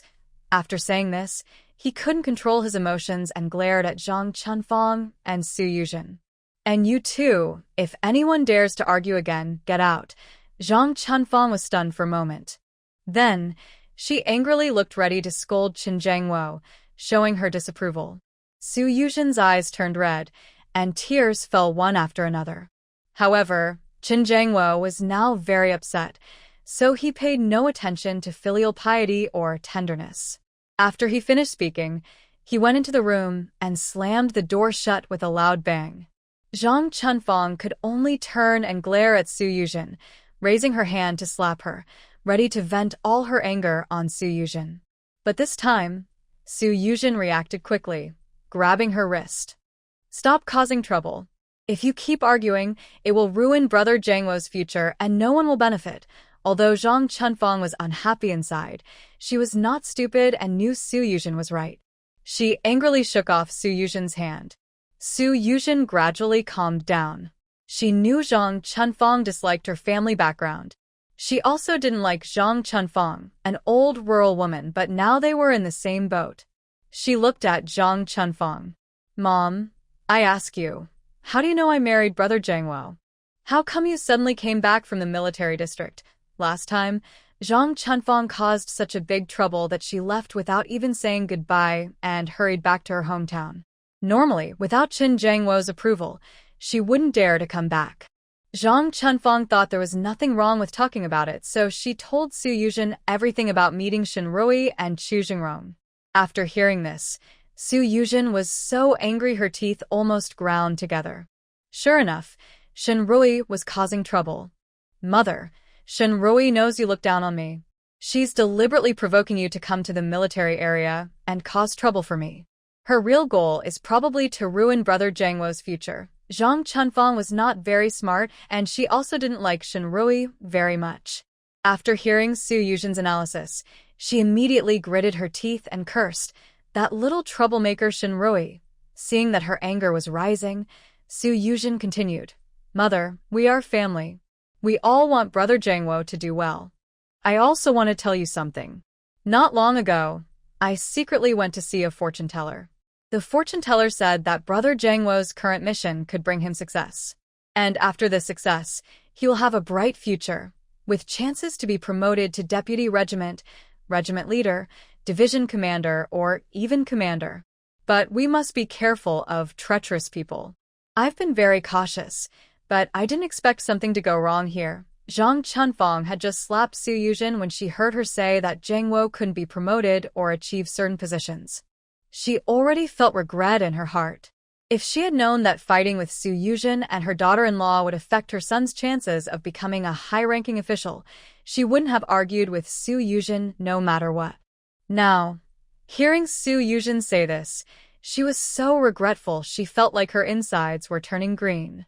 At this moment, she didn't care about fighting with Su Yuzhen anymore. She was so anxious she asked quickly, "Good daughter, what should we do now? The leaders have already forbidden him from meeting or participating in missions. Should we go find the fortune teller again to help us get rid of bad luck?" Su Yuzhen secretly rolled her eyes. Foolish as she was, she believed her. Now is the time to destroy old customs. Why would she go find a fortune teller to get rid of bad luck? That would only harm Jangwo. But she didn't dare show her true feelings and quickly said, "Mother, that's not possible. With the current campaign to eliminate old customs, if we go to find a fortune teller and get caught, it could ruin Jangwo. I think the root of the problem is Shinrui," Su Yuzhen said. "The fortune teller told me that Jangwo is being pushed around by that troublemaker because of you. If we can deal with Shinrui, no one will be able to stop Brother Jangwo's future." Zhang Chunfang nodded repeatedly. Yes. Yuzhen, what do you think we should do?" Su Yuzhen told Zhang Chunfang about how Shinrui's family members signed the surgery consent for Lu Li without her permission. "Mom, look at all these things just now. She must want to go to Lu Li's house to plead for her. We can't let her succeed. Now you go to Lu Li's house and talk to her grandmother. Tell her that not only should Shinrui be asked to pay compensation, but she should also be dismissed from the military and lose her medical position. What Chen Jangwo is obsessed with now is Shinrui's job as a doctor. If Shinrui loses her medical job, what else does Chen Jangwo have to worry about?" Su Yuzhen thought about this and felt very angry. That despicable man Chen Jangwo, back when she was in the cultural troupe and Shinrui was at home doing chores for him, he always favored her and looked down on Shinrui. Now that she has retired from the army and Shinrui has a job, everything has turned upside down. Chen Jangwo doesn't love her or Shinrui. He only cares about his own interests. If her interests weren't tied to his, she wouldn't even bother to look at such a man. Zhang Chunfang was convinced by Su Yuzhen's words and said obediently, "All right, Yuzhen, I will go to Li Baoxing's house to find Grandma's son now." Zhang Chunfang has spent quite a bit of time in the compound over the years. She knows most of the people there. Sun Shinyu, because she shares similar views with Zhang Chunfang, is one of the few women in the compound she gets along with well. At this moment, Shinrui has already arrived outside Lu Li's house. She raised her hand and knocked on the door. Soon a response came from inside. "Who's there?" At the same time, the gate opened. The person opening the door was Lu Li's husband, Li Baoxing. When Li Baoxing saw Shinrui, his face darkened immediately. "What are you here for?" Shinrui said, "I'm here to see Teacher Lu." Li Baoxing frowned. "No need. You can leave. If there's anything, let's talk at the hospital." Shinrui looked into Li Baoxing's eyes. "Captain Li, on the day of the incident, Teacher Lu already took the medicine and left the hospital. She fainted at the hospital entrance. I intervened and brought her back to the hospital. After tests, she had surgery. During the whole process, the hospital was not involved. Even if there were procedural violations, it was my responsibility, and I am willing to accept it." Today, I also brought all of Teacher Lu's medical reports. I believe you can understand the contents of these reports and realize what could have happened to Teacher Lu if I hadn't performed the surgery. If you still want to hold me responsible under these circumstances, I have nothing more to say. However, I will honestly write a report explaining the situation and submit it to the leaders. I believe justice will prevail. Even if I face punishment, your impression of me won't be very good. Shen Rui finished speaking in one breath. Although her words carried a hint of threat, she was speaking the truth. Whether she was at fault or not, the military leaders would make their own judgment. Also, during the process, she overlooked the requirement for family member signatures on the surgery consent form, but in that situation, she had no choice but to prioritize saving the patient's life. The first rule for military doctors is that saving lives is more important than anything. Although Director Cui said that saving lives and helping others should come first, and that protecting oneself is also important, she believed that human life was more valuable when she couldn't do both. If all doctors only thought about protecting themselves first, it would delay the best rescue time for patients, possibly causing treatment to fail or even leading to the patient's death. Li Baoxing knew that Shen Rui was telling the truth. Recently, the political commissar had hinted that he should be lenient. Since they saved his wife's life, he shouldn't turn the benefactor into an enemy. He said in a serious tone, "Dr. Shin, you don't need to tell me all that. 3,000 yuan, I won't pursue this matter anymore." Shen Rui sneered and got angry. "Neither I nor the hospital can pay you that much. If you really want that much, go to the military for arbitration. Whatever the military orders me to pay, I will pay." After saying this, Shen Rui turned to leave, not wanting to waste more time. But then, a curious voice came from the yard. "Pay what?" Li Baoxing heard Lu Li's voice and froze slightly. He quickly turned around and said softly, "Wife, why are you out here? You can't go out in the wind now. Hurry up, I will help you back inside to rest properly."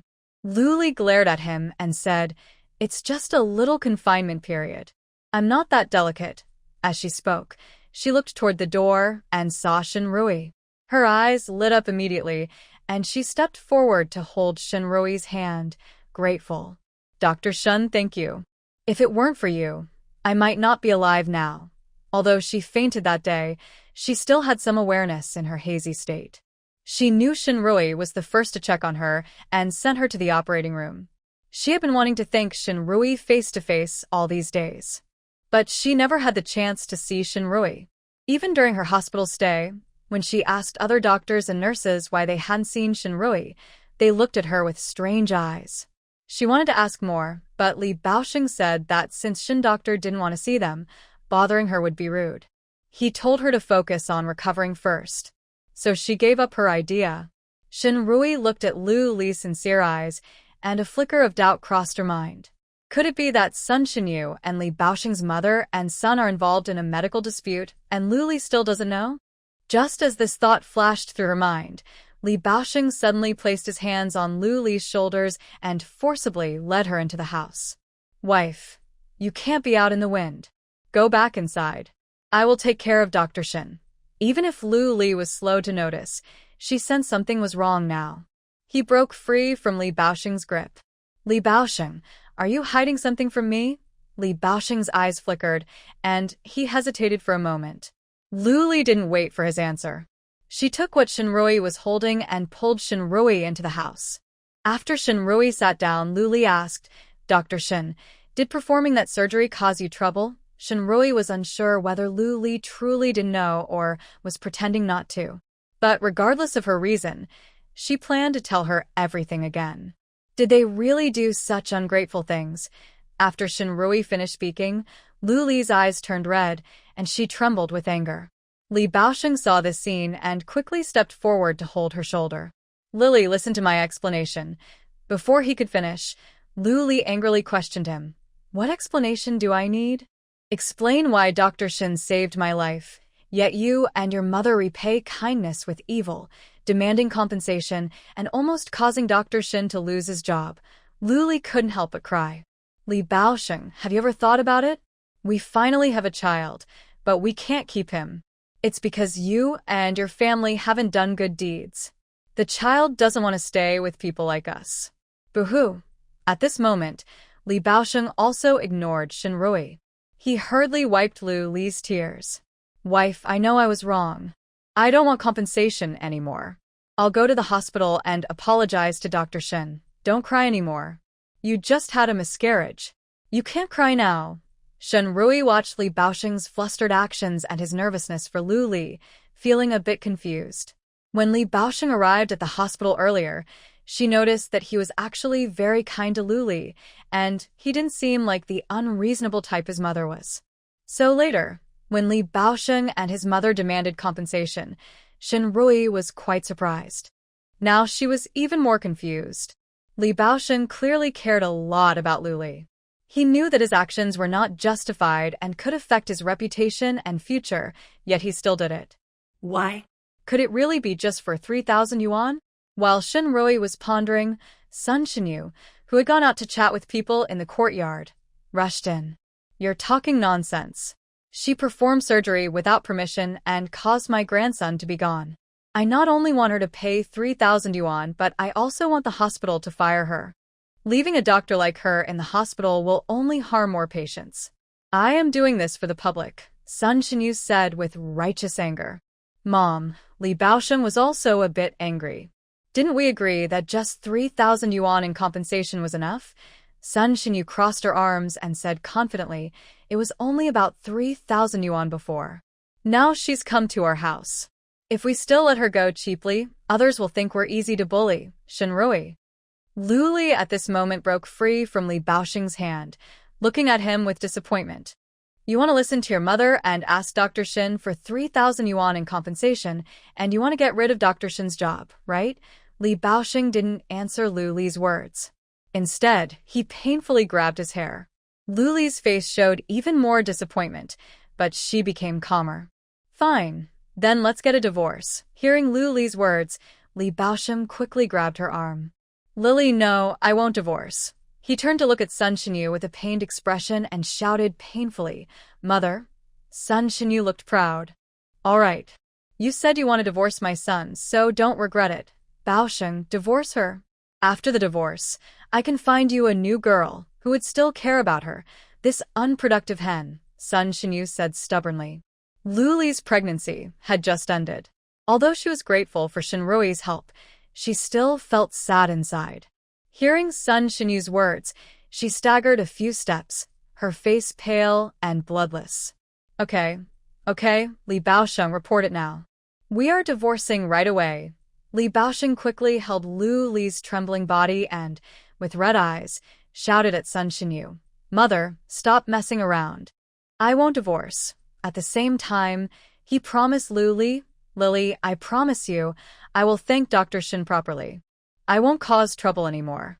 Don't scare me. Don't divorce me. Sun Shinyu, hearing Li Baosheng's words, was also very angry. She trembled as she pointed at Li Baosheng and said angrily, How did I give birth to such a useless son? Don't forget what you promised your mother. Shinrui didn't know what was really going on between the Li family husband and wife, nor did she want to interfere in others' family affairs. Just as she was about to leave, she suddenly heard Li Baosheng shout, Lily, wife, what's wrong? Dr. Shin, my wife suddenly bled a lot. Please, I beg you, save her. She can't have an accident. Li Baosheng almost cried as he begged Shinrui. Shinrui turned around and saw Lu Li's pants almost soaked with blood. She instinctively wanted to help. But suddenly, she remembered Director Chui's words. Before saving others, you must protect yourself. In that split second of hesitation, Li Baosheng started to cry. Dr. Shen, I was wrong. Please, I beg you to save my wife. Just save her. I swear I won't cause trouble or bother you again. Shinrui couldn't bear to watch an innocent life disappear right in front of her eyes. Calmly, she told Li Baosheng, hurry and carry teacher Lu onto the bed and lay her flat. Li Baosheng quickly followed her instructions. Shinrui entered the room to examine Lu Li. Lu Li had a miscarriage, and her emotional distress caused heavy bleeding. The bleeding looked frightening, but as long as it was stopped in time, it wouldn't be life-threatening. Shinrui quickly took out silver needles to stop Lu Li's bleeding. Once the bleeding was under control, she wiped the sweat from her forehead, which had appeared in fine beads. She removed the needles and said, although Lu teacher's bleeding has temporarily stopped, she lost a lot of blood after the miscarriage. Her body is severely weakened. She needs to rest and recover for a good while. Li Baosheng finally relaxed when he heard Lu Li was no longer in danger. He nodded and promised, yes, I will take good care of her. Shinrui added, the key to recovery is not to get upset. Li Baosheng was momentarily stunned by her words, then seemed to make a firm decision, and nodded. Lu Li was out of danger, so Shinrui didn't plan to stay much longer. She stood up and said, you should take good care of Lu teacher. The rest can wait until she feels better. But Li Baosheng looked at Lu Li, who is still unconscious, and said, Dr. Shin, there's no need to wait for Lu to get better. I already said I will withdraw my complaint at the hospital and won't ask for compensation.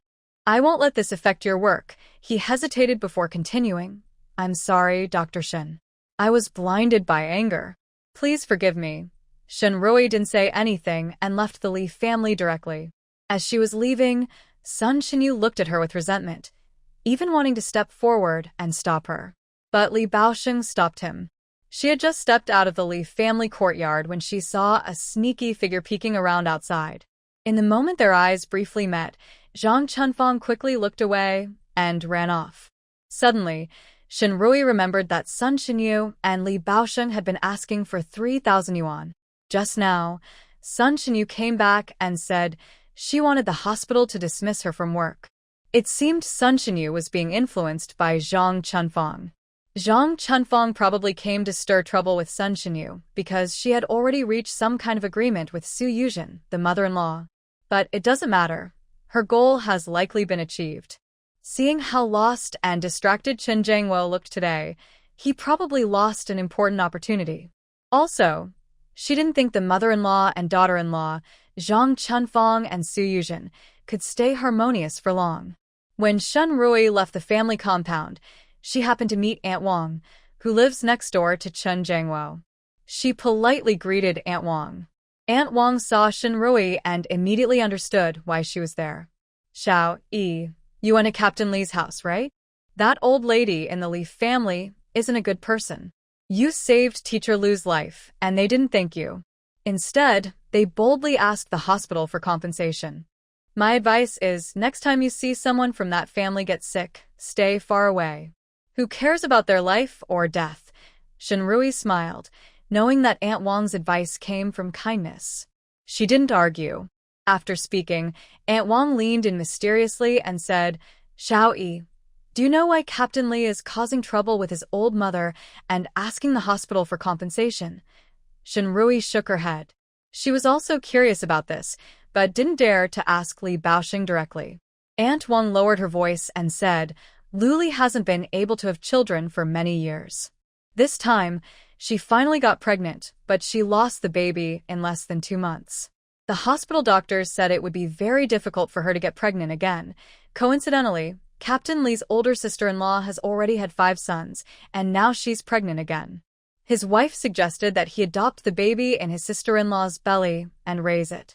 That old lady takes care of everything, clothes, food, shelter, at Li and Lu's house, but her heart is with her own family's eldest son. She wants Captain Li to give her brother 3,000 yuan as an adoption fee. I don't know how she convinced Lieutenant Li, but she managed to get him to agree to use the compensation money to help her older brother's family. A few days ago, that old woman was bragging that their eldest son was already building a big house back home. She said they planned to build 6 large blue brick and tile houses as soon as the hospital's compensation money arrived. For a moment, Shinrui didn't know what to say. She only knew that Sun Xinyu disliked Lu Li as a daughter-in-law because Lu Li hadn't had children yet. But she didn't realize that Sun Xinyu also favored her own eldest son from her hometown. Actually, she thought that people's hearts are naturally biased. It's normal for parents who raise several children to have some favoritism. But she couldn't understand the kind of favoritism that only cares about one child's good life, completely ignoring the other child's well-being. She also couldn't understand why Li Baoxing agreed to his mother's unreasonable plan. Spending 3,000 yuan to adopt his older brother's child to raise. If he lives with such a biased mother, it's hard to say whether the child will recognize them as parents or his biological parents when he grows up. After Wang Auntie finished speaking, she couldn't help but shake her head. Lieutenant Li is actually a good person, but he's too obedient to his mother. He always listens to her. He's also nice to his wife, and she cares for him. They both treat his mother like an empress. Xiao Yi, you probably don't know. The political commissar even talked to Lieutenant Li about this, but he just can't change his mind and insists on listening to his mother. Shen Rui smiled faintly. People's thoughts are strange, and it's not unusual for someone as blindly obedient as Li Baoxing to be like that. Later, Wang Auntie lowered her voice and told Shen Rui some gossip about the Qin family. It was nothing more than that Zhang Chunfang came after, and she and Su Yuzhen argued every day, disturbing the neighbors' rest. Many neighbors complained to the political commissar. She just heard that next door, they were arguing again. Chen Jiangwo seemed to say that because Zhang Chunfang and Su Yuzhen quarreled, he lost his chance for this mission. When Shen Rui heard Wang Auntie say this, her heart relaxed a little. She guessed right. Chen Jiangwo was indeed hit hard. In her previous life, Chen Jiangwo was promoted step by step after this mission earned him merit. In this life, he didn't participate in this mission, so it's unlikely he'll be as successful as before. As Shen Rui was about to say goodbye to Aunt Wang, she seemed to remember something and stopped her, saying, "Oh, Rui, there's one more thing. Have you seen Ziyu recently? That child is now without anyone to take care of him, which is quite sad. I just heard he was asking Chen Jiangwo to send him to your place. Maybe you should think about getting custody back. After all, he's your own child." Aunt Wang is kind-hearted, though she was disappointed by Chen Ziyu's past actions. But she felt that Chen Ziyu was still just a child. Now, he wears dirty, ill-fitting clothes every day and often doesn't have enough to eat. Seeing him like that made her feel pity. She couldn't help but feel sympathetic. Shen Rui gave a bitter smile and shook her head, saying, "Auntie, it's not that I don't want Ziyu. It's just that his father won't let go, and he treated me like that before. I'm a little afraid. I'm really worried that if I raise him, he won't care for me in old age, but might even send me to my death." Shen Rui spoke frankly. This made Aunt Wang involuntarily think of the sometimes cruel look Chen Ziyu had when looking at people. She, who is quite timid, would get goosebumps every time she saw that look in Chen Ziyu's eyes. Thinking about what Chen Ziyu had done to Shen Rui before, it was no wonder she was afraid to raise him. After speaking, Shen Rui waved goodbye to Aunt Wang and left the military compound. She had originally planned to go straight back to the hospital to see old Master Chu. But then she remembered that Chu Jingrong was guarding him. Now that it was winter break, Chu Jie didn't need to go to kindergarten, and her older brother hadn't finished training yet, so the child was probably home alone. She thought for a moment and went to the military service center to buy a pound of egg cakes, planning to visit Chu Jie first. Just as she was about to leave, a dark figure happily rushed out from inside, just a few meters from her gate. Da He wagged his tail happily beside her, bouncing and jumping. Shen Rui casually gave Da He a piece of egg cake and rubbed his doggy head, saying, "Da He, did you protect Xiao Jie well?" Da He whined twice proudly, lifting his head high as if to say he had done a great job and was asking for a reward. Shen Rui scratched his chin and headed toward the yard. As soon as I entered the yard, Xiao Jie heard the noise and came out. The chimney in the kitchen was smoking, and Xiao Jie was holding a piece of firewood, clearly cooking. When Xiao Jie saw Shen Rui, his eyes lit up instantly. But just for a moment, the brightness in his eyes faded. Just as Shen Rui was wondering what was wrong with Chu Jie cautiously looked behind Shen Rui and greeted politely, "Auntie, you're back." After saying that, he paused and asked more carefully, "Did you find your brother?" Children can't hide their feelings well. Hearing Chu Jie's words, Shen Rui immediately understood why he was like this. She knelt down and looked directly into Chu Jie's bright, lively eyes. "Xiao Jie, don't you want Annie to find your brother?" Chu Jie's face showed a panic. He quickly nodded strongly. I do, but as soon as he spoke, he bit his lip and whispered, I don't want to either. I'm afraid that if Annie finds my brother, she won't like me or want me anymore. Chujie said, his eyes turning red, tears rolling down his small face. He cried as he said, but I also know that Auntie really wants to find my brother. He's outside alone, without parents, and must be very sad. I want Annie to find him quickly. Andy, once you find my brother, I will do more chores and take good care of him. Please don't send me away, okay? Actually, he knew deep down that even if Shinrui didn't want him anymore, his father would take good care of him. But for some reason, just thinking about leaving Auntie made him very sad, very sad. So sad that he couldn't help but cry. Hearing Chujie's words, Shinrui couldn't help but smile softly. She felt warm inside. Someone like Chujie, with a little selfish thought but fundamentally kind, was just the way a child should be. She pulled Chujie into her arms and hugged him. Xiaojie, don't worry. If one day I really find your brother, in my eyes both of you are the same, my own children. I won't send you away, so don't worry. When Chujie heard this, all the sadness in his heart seemed to disappear. He smiled through his tears and nodded seriously. Yes, Annie, I believe you. I'm not worried anymore. Auntie, where are my dad and grandpa? Did they not come back together? Shinrui told Chujie about the old master being sick and how Chu Jingrong was taking care of him in the hospital. Grandpa is sick. Chujie immediately became nervous. He quickly grabbed Shinrui's sleeve and looked up at her with worried eyes. Auntie, can you take me to see Grandpa in the hospital? Shinrui held Chujie's small hand. Of course, Grandpa misses you too. But first, we need to cook some food and make it tasty to bring to your dad and Grandpa. Chujie suddenly remembered that he still had rice cooking in the pot and hadn't drained it.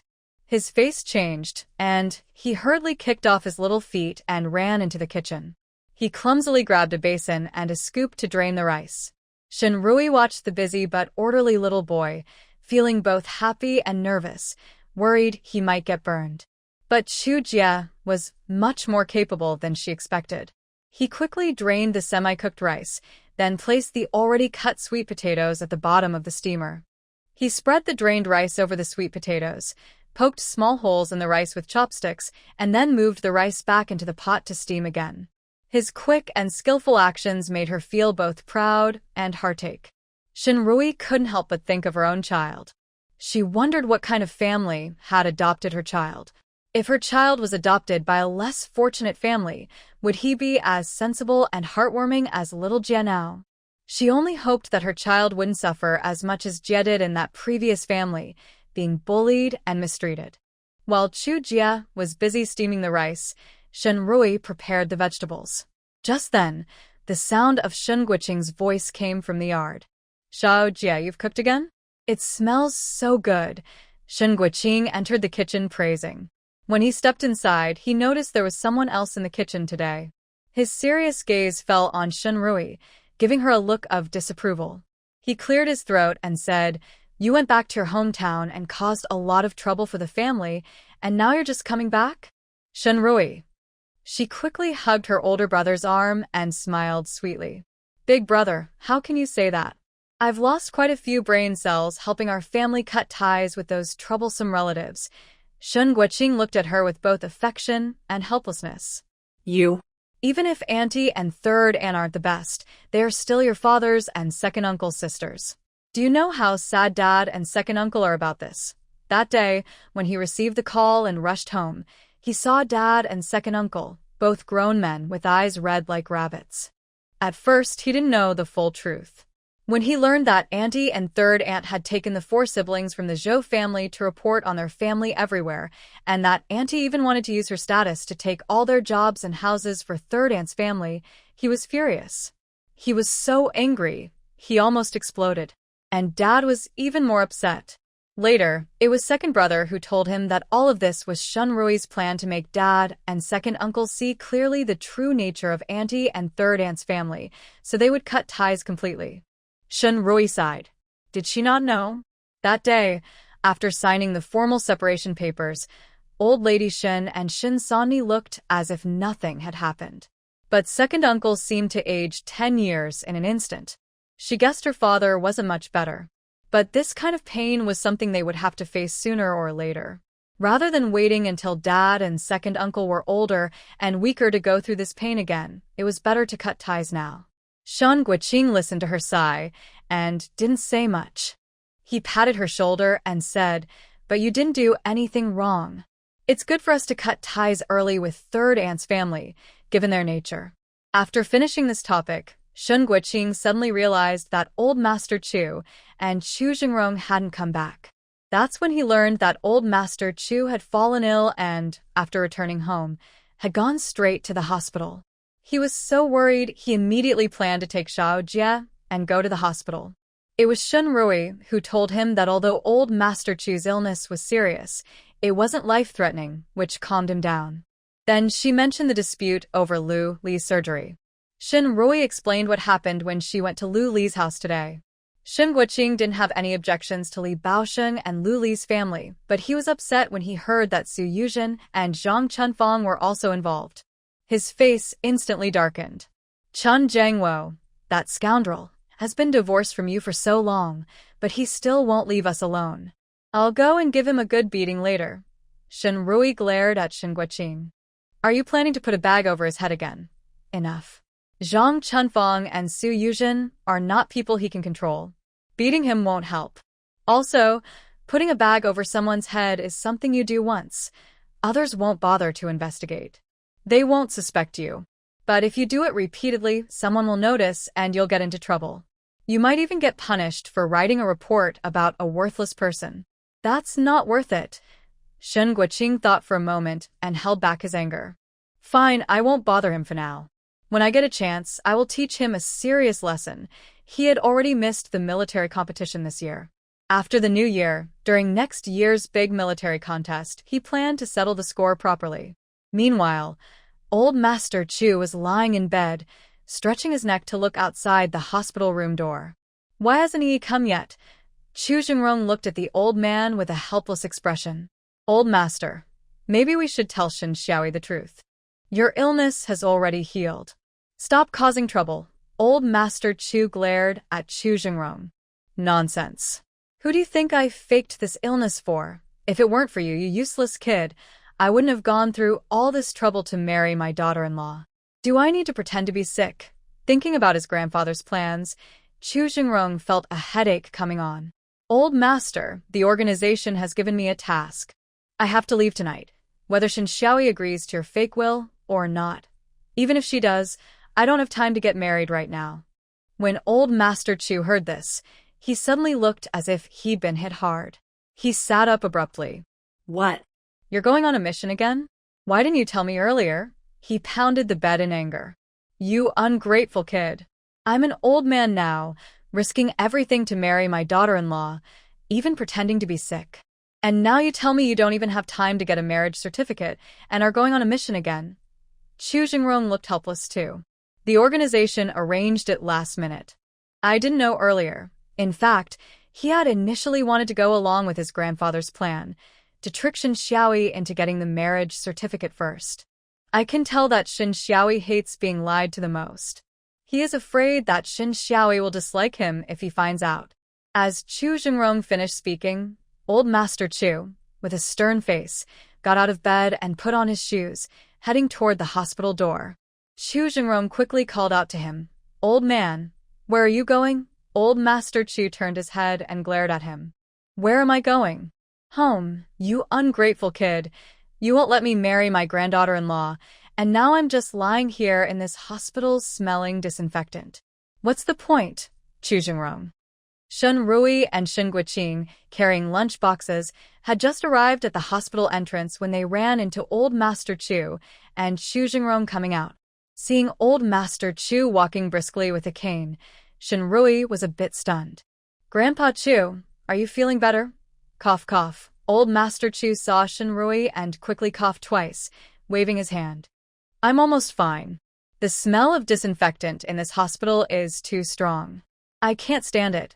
Xiaoyi, let's go home to treat it ourselves." After saying that, he seemed a little guilty and avoided Shen Rui's gaze. Shen Rui suddenly seemed to understand something. She thought to herself that when she checked the old man's pulse, although he had some common old age illnesses and old injuries from his revolutionary days, the minor cold he caught the day he visited his grandfather's grave had long been cured. There was no way he was seriously ill to the point of being bedridden. So, this little old man had been pretending to be sick all along? But she couldn't quite figure out why he was pretending now. Was it because he found acupuncture fun? Or because he liked the taste of traditional medicine? Shinrui didn't make things difficult for the old man and said, "All right, Grandpa Chu, if you feel more comfortable treating at home, then let's go back." Chu Jia, being sensible, quickly helped the old man. "Great-grandpa, Shao Jia will help you go home." While they were talking at the hospital entrance, Li Baosheng and Sun Xinyu came over, pulling and tugging. Li Baosheng, "Don't you dare go.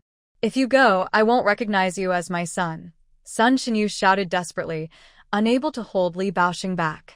Sun Xinyu was also startled by his gaze, and instinctively took 2 steps back. "What do you want to do?" "I tell you, I am your mother. If you dare to lay a hand on me, I will report you to the army, and you'll lose your skin." Li Baosheng smiled bitterly. "Mom, I've always listened to you since I was a child. After I got married, even though I care about Shaoli, I would rather let her be wronged than hurt you. I have never wronged you, so why would I want to hurt you now? You..." Sun Xinyu was choked by Li Baosheng's words and suddenly couldn't speak. After a moment, she managed to say, "You are my son. I raised you with my own blood and tears, sent you to the army to succeed. It's only right that you obey me and repay me." Li Baosheng looked at her and asked, "Mom, I know I should do that. But what about my older brother? You gave birth to him too, and raised him up. Why doesn't he have to listen to you? Why doesn't he take care of you, or give you respect? You even secretly take money from my family's food budget to support him every month." Sun Xinyu's eyes flickered, feeling guilty under Li Baosheng's questioning. But she quickly straightened her back and said confidently, "Li Er, you're now a company commander, and doing well. Do you forget your roots? How did your older brother treat you when you were young? Now his family has fewer workers and more mouths to feed. As a younger brother, you should help him." Li Baosheng smiled bitterly. "Think about how my older brother treated me when we were young. He would eat the leftovers from every meal, and I could only eat what was left. He wore new clothes, while I wore old ones. When he was unhappy, he would even publicly tear off my clothes, accusing me of stealing his. When you come, you don't stand up for me. Instead, you just beat me and say I don't listen to my older brother." Sun Xinyu, who had felt guilty earlier, now showed no guilt at all. She said confidently, "So what? You are my son. If I beat you, you have to endure it. You disrespect your older brother, and I beat you. You have no reason to complain." Li Baosheng's eyes, which had been full of sadness and disappointment, gradually cooled. In the end, he didn't even call her Mom anymore. He simply said, "The child from the older brother's family, I didn't inherit him. I won't go along with your nonsense anymore. I will go to the hospital now to clarify everything and clear Dr. Shin's name." Sun Xinyu was full of anger and shock. She wanted to say more. Li Baosheng seemed to have made a firm decision and said confidently, "If you want to report me to the army for being unfilial, go ahead. This time, even if I have to lose my skin, I won't listen to you anymore." He had always been obedient since he was young. why? Wasn't it just to get even a little attention from his mother, or a word of praise and approval? When he first qualified to bring family members with him, he eagerly invited Sun Xinyu to come and stay with them, even promising verbally that he would take care of his mother's retirement in the future, so his elder brother wouldn't have to spend money or effort. At that time, his mother didn't agree because she wanted to stay at his elder brother's house to help take care of the children and earn work points. Later, it was his elder brother who persuaded her, and only then did she come to join the army with him. He didn't know how his elder brother persuaded her. But since his mother came, every time the army issued him new military uniforms and coats, as long as his old clothes weren't already torn beyond recognition, his mother would immediately send the new ones back to his elder brother. Their family was given enough money for vegetables each month, but they often ate rotten vegetable leaves from nearby villagers' fields. He knew his mother saved money and sent it to his elder brother. He also knew his mother often disapproved of his wife and found fault with her.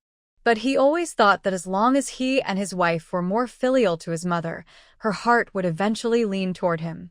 This time, his mother told him to seize the opportunity to get 3,000 yuan in compensation from the hospital to buy a child for his elder brother to adopt. He understood his mother's intentions, but he still longed for maternal love. He thought that if he did as his mother asked and showed his sacrifice, she would see it and share some of her love with him. But today, when his wife was bleeding heavily and in critical condition, and even as outsiders, they were wrongly accused and demanding compensation, everyone was doing their best to save his wife. His mother, however, was still arguing with him, telling him to cause trouble at the hospital and get the compensation for his brother. She said his brother had already given up his house, waiting for him to send money back to build a new one. Throughout, his mother never once asked about his wife's condition. When his wife had a miscarriage last time, he repeatedly asked his mother to cook chicken soup for her. His mother took his money, but didn't make anything nutritious for his wife. Whenever he asked his mother, she would just scowl and say that Luli was like a hen that couldn't lay eggs, questioning why she ate so well. After Li Baosheng finished speaking, he turned to walk toward the hospital. When he saw Shen Rui, he adjusted his expression and said, "Dr. Shen, you're here too. Let's go inside and explain the situation to the director together." Shen Rui nodded. She told old Master Chu Jingrong, and her older brother that she was about to go into the hospital with Li Baosheng. Suddenly, Sun Shenyu rushed over and grabbed Li Baosheng. "Baosheng, you can't go. If you go, there won't be any compensation, and what will your older brother's family do? Their house has been torn down. Where will they live?" This time, Li Baosheng didn't hesitate. He directly pried each finger that was holding onto the old lady's arm. "It's not me who tore down their house. Where they live has nothing to do with me." After saying that, he and Shen Rui went into the hospital. Both sides had reached an agreement. Director Cui immediately told Shen Rui to return to work tomorrow. When leaving the hospital, Shen Rui hesitated but still said to Li Baosheng, "Captain Li, Teacher Lu hasn't been able to get pregnant for many years. This pregnancy and the unexpected miscarriage might be related to your family's diet. You should check into it," she added. "I'm not saying your family eats poorly causing Teacher Lu's infertility. Instead, she might have been exposed to some medication in her daily diet or a lifestyle that makes it hard for women to conceive." When she mentioned medication, Li Baosheng's expression slightly changed. Then he solemnly said to Shen Rui, "Dr. Shen, thank you for your reminder." As they left the hospital, Sun Shenyu was still sitting at the entrance, pounding his chest and thighs, crying and accusing Li Baosheng of being unfilial. Li Baosheng perhaps had no expectations left for his mother, or maybe he already knew she would do this. Seeing Sun Shenyu crying and making a fuss, Li Baosheng showed no change in his expression. He only nodded at Shen Rui and said he needed to handle some family matters before walking over to Sun Shenyu. Shen Rui watched Li Baosheng's determined back, feeling quite happy for Lu Li. In her previous life, she didn't have much contact with Lu Li, but she knew Lu Li was a very good person. Throughout her life, she truly hoped that Lu Li would have a good life. Today, she heard that Lu Li argued with Li Baosheng about her matters, even mentioning divorce. She felt a bit uncomfortable inside. In today's society, people are really unfriendly toward women who get divorced. Even though many people protected her after her divorce, she still heard many harsh words. But having lived again, she saw these things more openly, so they didn't affect her much. However, ordinary women, especially Lu Li, who had been married for a few years without children, would face much more criticism after divorce. And after divorce, many suspicious men would come around like flies. Women who are not strong-minded might not be able to handle such situations. Lu Li's situation was different from hers. Both Qin Jiangwo and Qin Ziyu were rotten to the core, and such men and children weren't worth wasting her life on. Li Baosheng, although somewhat naive and filial, truly loved Lu Li. After so many years of marriage, Lu Li had no children, but he never disliked her. Now that Li Baosheng had given up on his mother, He wouldn't make Lu Li suffer anymore. They could still live their lives peacefully. Sun Shinyu initially saw Li Baosheng walking toward her and cried even more passionately. But when she saw Li Baosheng's expressionless face, her lively expression froze. Realizing this, her muscles twitched. She quickly got up from the ground, weakly saying to Li Baosheng, "Son, Mom was wrong. I won't cause trouble anymore. Mom will go home with you." Li Baosheng's eyes no longer held any hope. He calmly said, "Mom, you're not wrong. You're right. I am unfilial. So, I won't take care of you anymore. I will pack your things, buy your train ticket, and send you back to your hometown." After speaking, Li Baosheng left.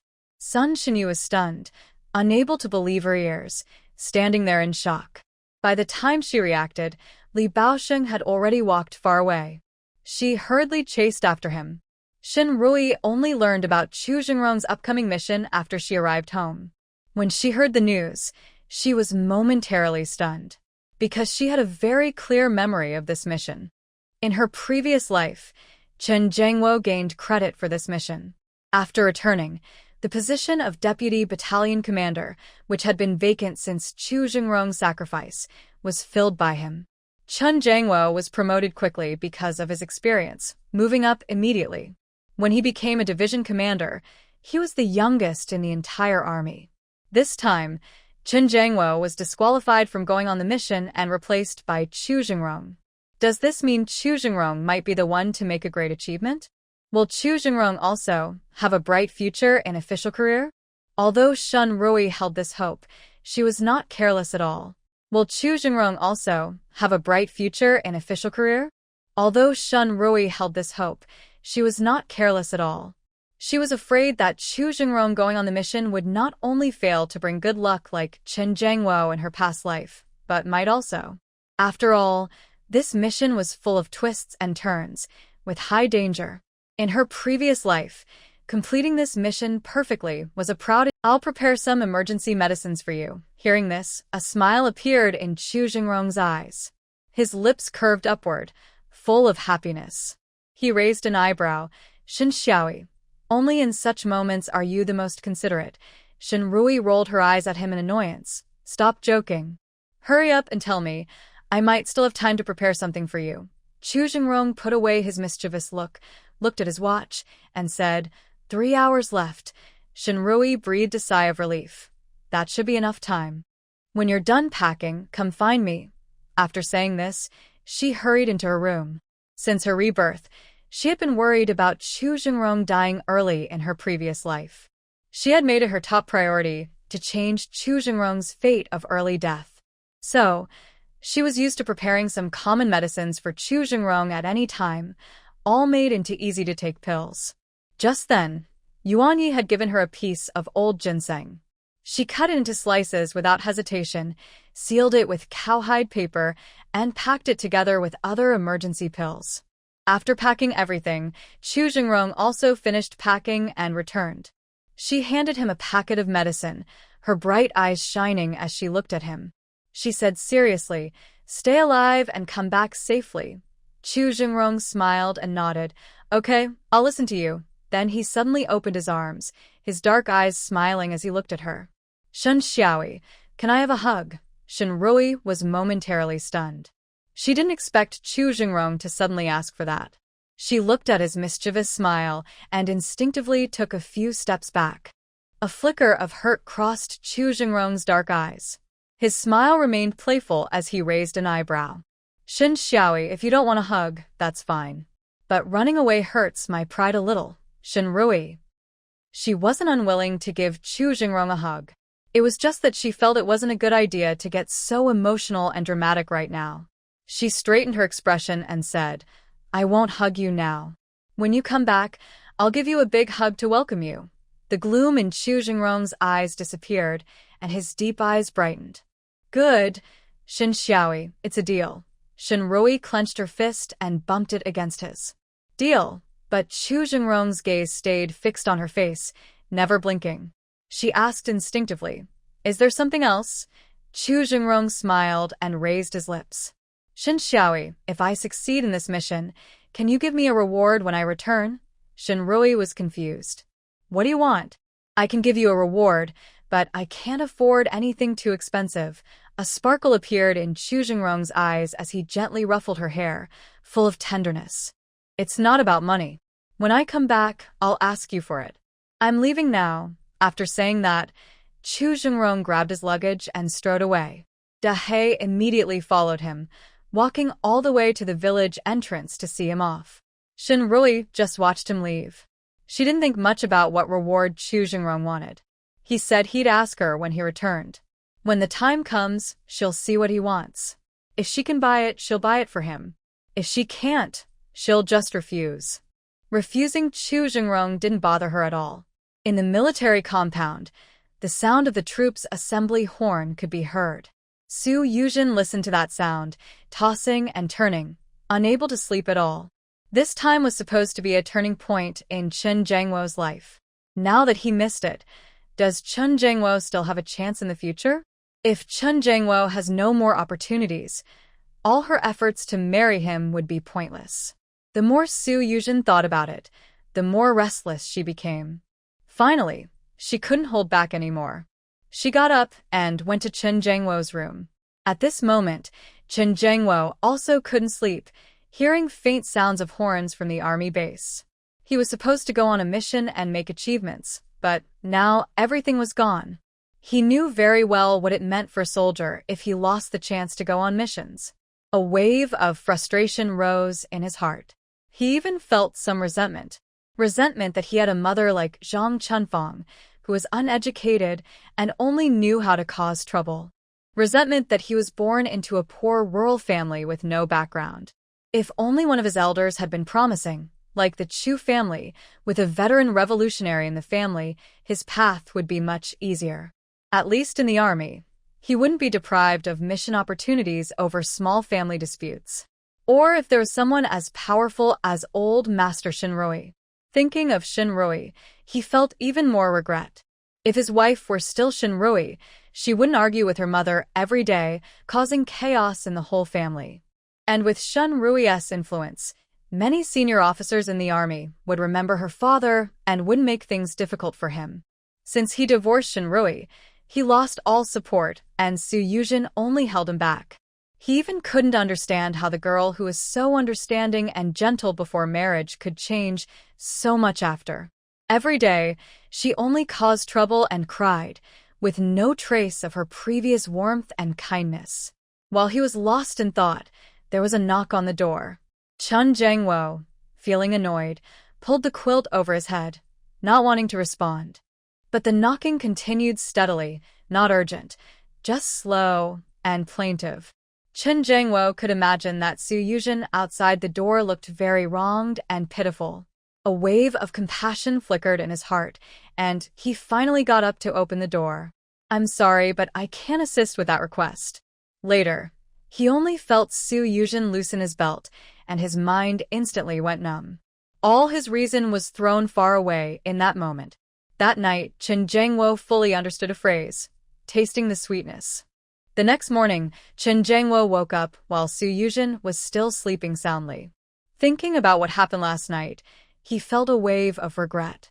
He originally planned to stay with Su Yuzhen for a while, hoping she would get tired of him and ask for a divorce. Once they divorced, maybe he could still be with Shinrui. After all, even if he married Su Yuzhen, their intimacy was only once, and that was when he was drunk and unintentional. He believed that if he explained everything clearly to Xiao Yi, she might forgive him. He looked at Su Yuzhen's peaceful face, took a deep breath, closed his eyes, and quietly got out of bed. When he opened the door to leave, Zhang Chunfang was already up. Seeing him, Zhang Chunfang habitually expressed her dissatisfaction. Why hasn't Su Yuzhen gotten up yet? Is she trying to starve herself by not cooking breakfast? This morning, although Chen Zhengwo also felt some regret about being too impulsive with Su Yuzhen last night, it didn't mean he didn't care about her. Hearing Zhang Chunfang's words, he frowned slightly and said, Mom, since you're staying here, household chores aren't just Su Yuzhen's responsibility. If you want to come to my house and act as the matriarch, I don't have that ability, and Yuzhen doesn't have the energy to meet your unreasonable demands. Zhang Chunfang. Chen Zhengwo, you. Before she could scold him for being unfilial, Qin Jiangwo directly said, "Mom, if you can't help share the chores with Yuzhen or get along peacefully with her, then you should go back to your hometown now." Hearing Qin Jiangwo's blunt words, although she was full of resentment, she remembered that yesterday he said she lost her chance to earn merit because of her argument with Su Yuzhen. If she argued with him again now, he would definitely send her back to her hometown. She quickly changed her attitude, sighed, and said, "Son, I'm just worried about you. You know, when Shinrui was here before, she would have already prepared breakfast and set the table by now. Look at Su Yuzhen again. It's so late, and she still hasn't gotten up. She's so lazy. How can she take good care of you and Ziyu? Mother is only trying to do good for you. Since you don't appreciate it, forget it. From now on, I won't interfere in your matters," Mother said with a helpless look, waving her hand. At this moment, Su Yuzhen was actually already awake. Hearing the conversation outside between Qin Jiangwo and his mother, she smiled slightly. Sure enough, men are all the same. As long as they are comfortable in bed, their hearts will naturally turn toward you. In the past, if Zhang Chunfang had complained like this, Qin Jiangwo would have directly told her to get up and make breakfast. Last night, she had already figured it out. Although Qin Jiangwo missed the chance to make a good impression on this mission, since he was able to become a commander in his previous life, it shows that his destiny is set.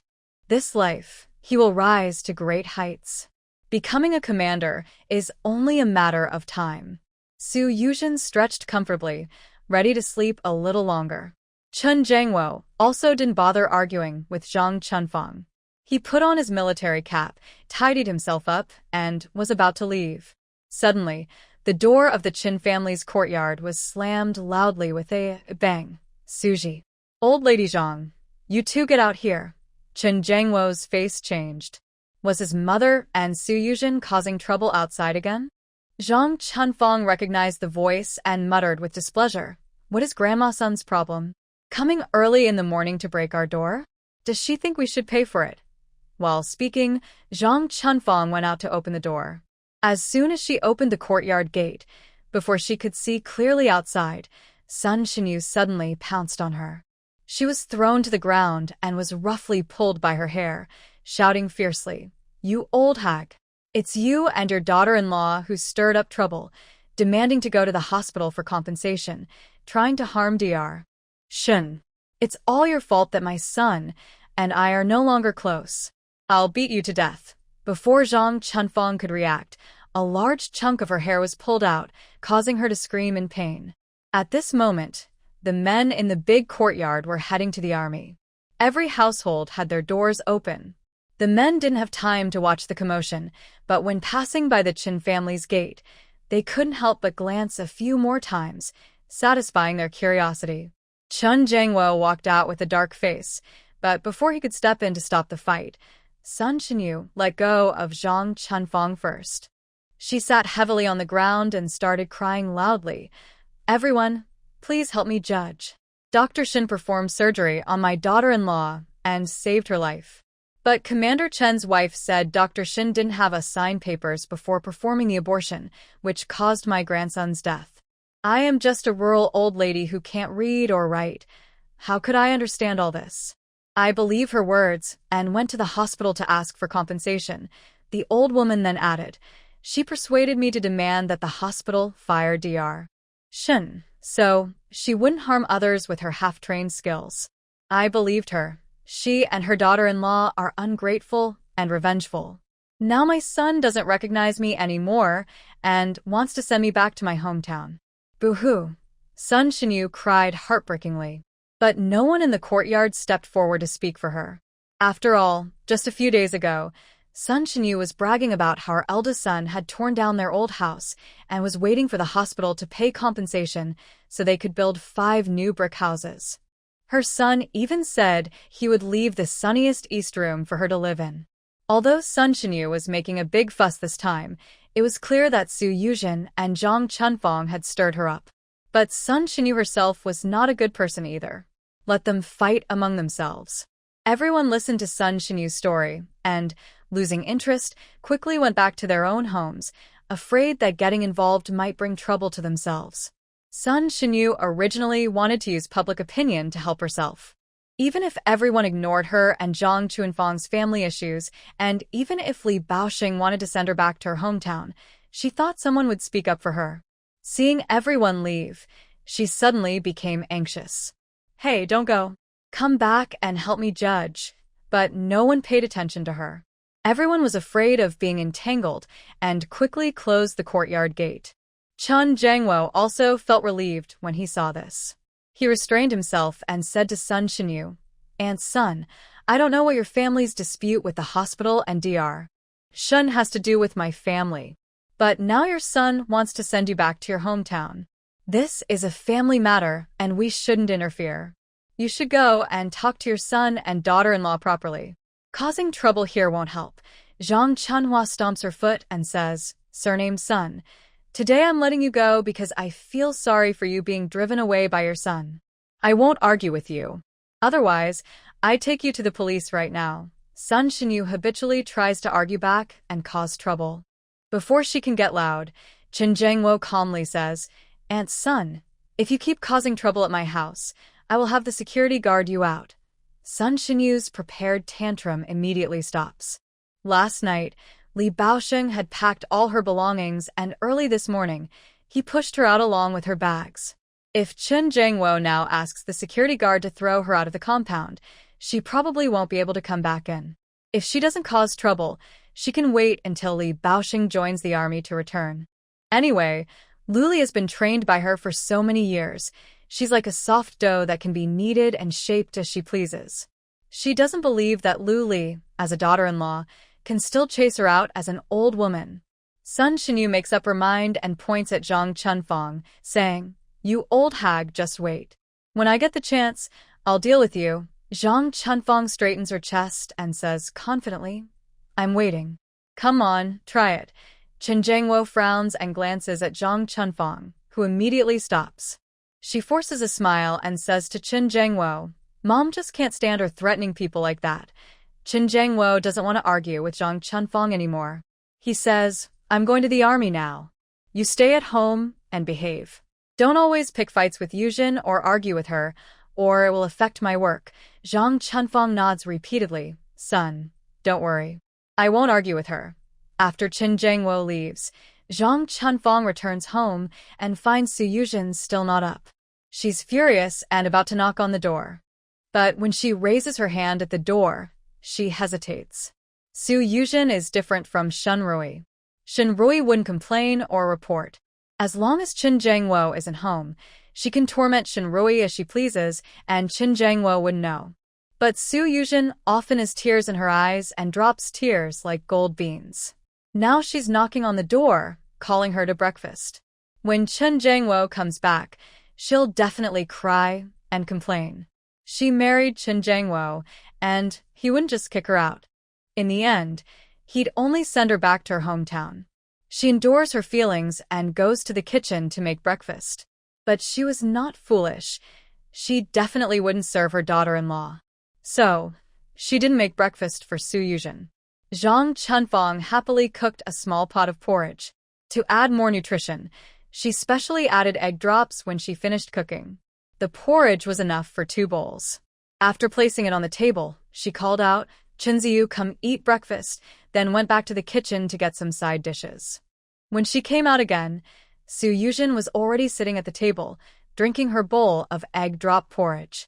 Zhang Chunfang immediately got angry, pointing at Su Yuzhen's nose and scolding, "Su Yuzhen, you lazy girl." Su Yuzhen sipped her porridge slowly, looked up at her and said, "Mom, did you forget what Brother Zhengwo said yesterday?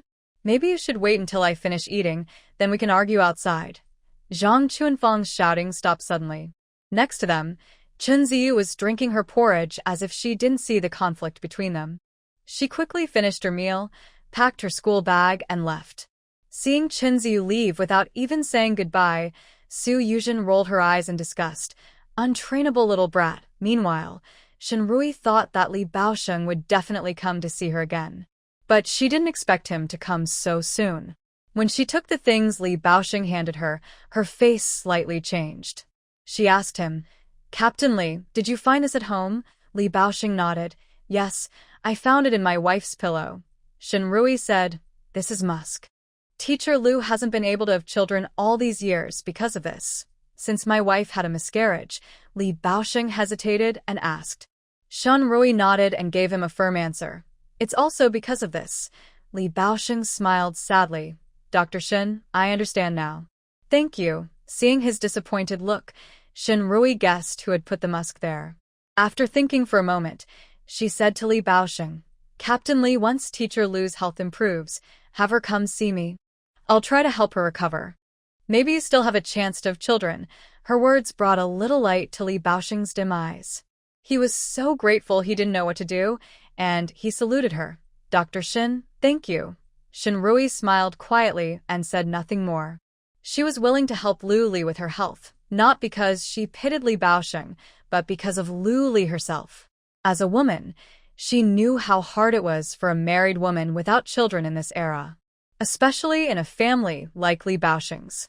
Sun Chenyu intentionally caused Lu Li to be unable to have children and had already started encouraging Li Baoxing to adopt a child from his older brother's family.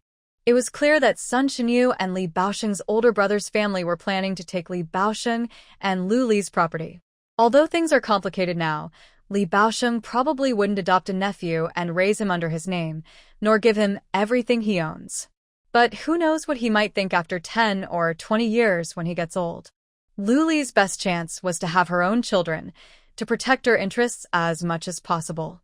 On her first day back at the hospital, Shenrui was busy until 6 p.m. before she was ready to go home. She was still packing her things when Qinjia, who had just left the office, hurried back in a rush.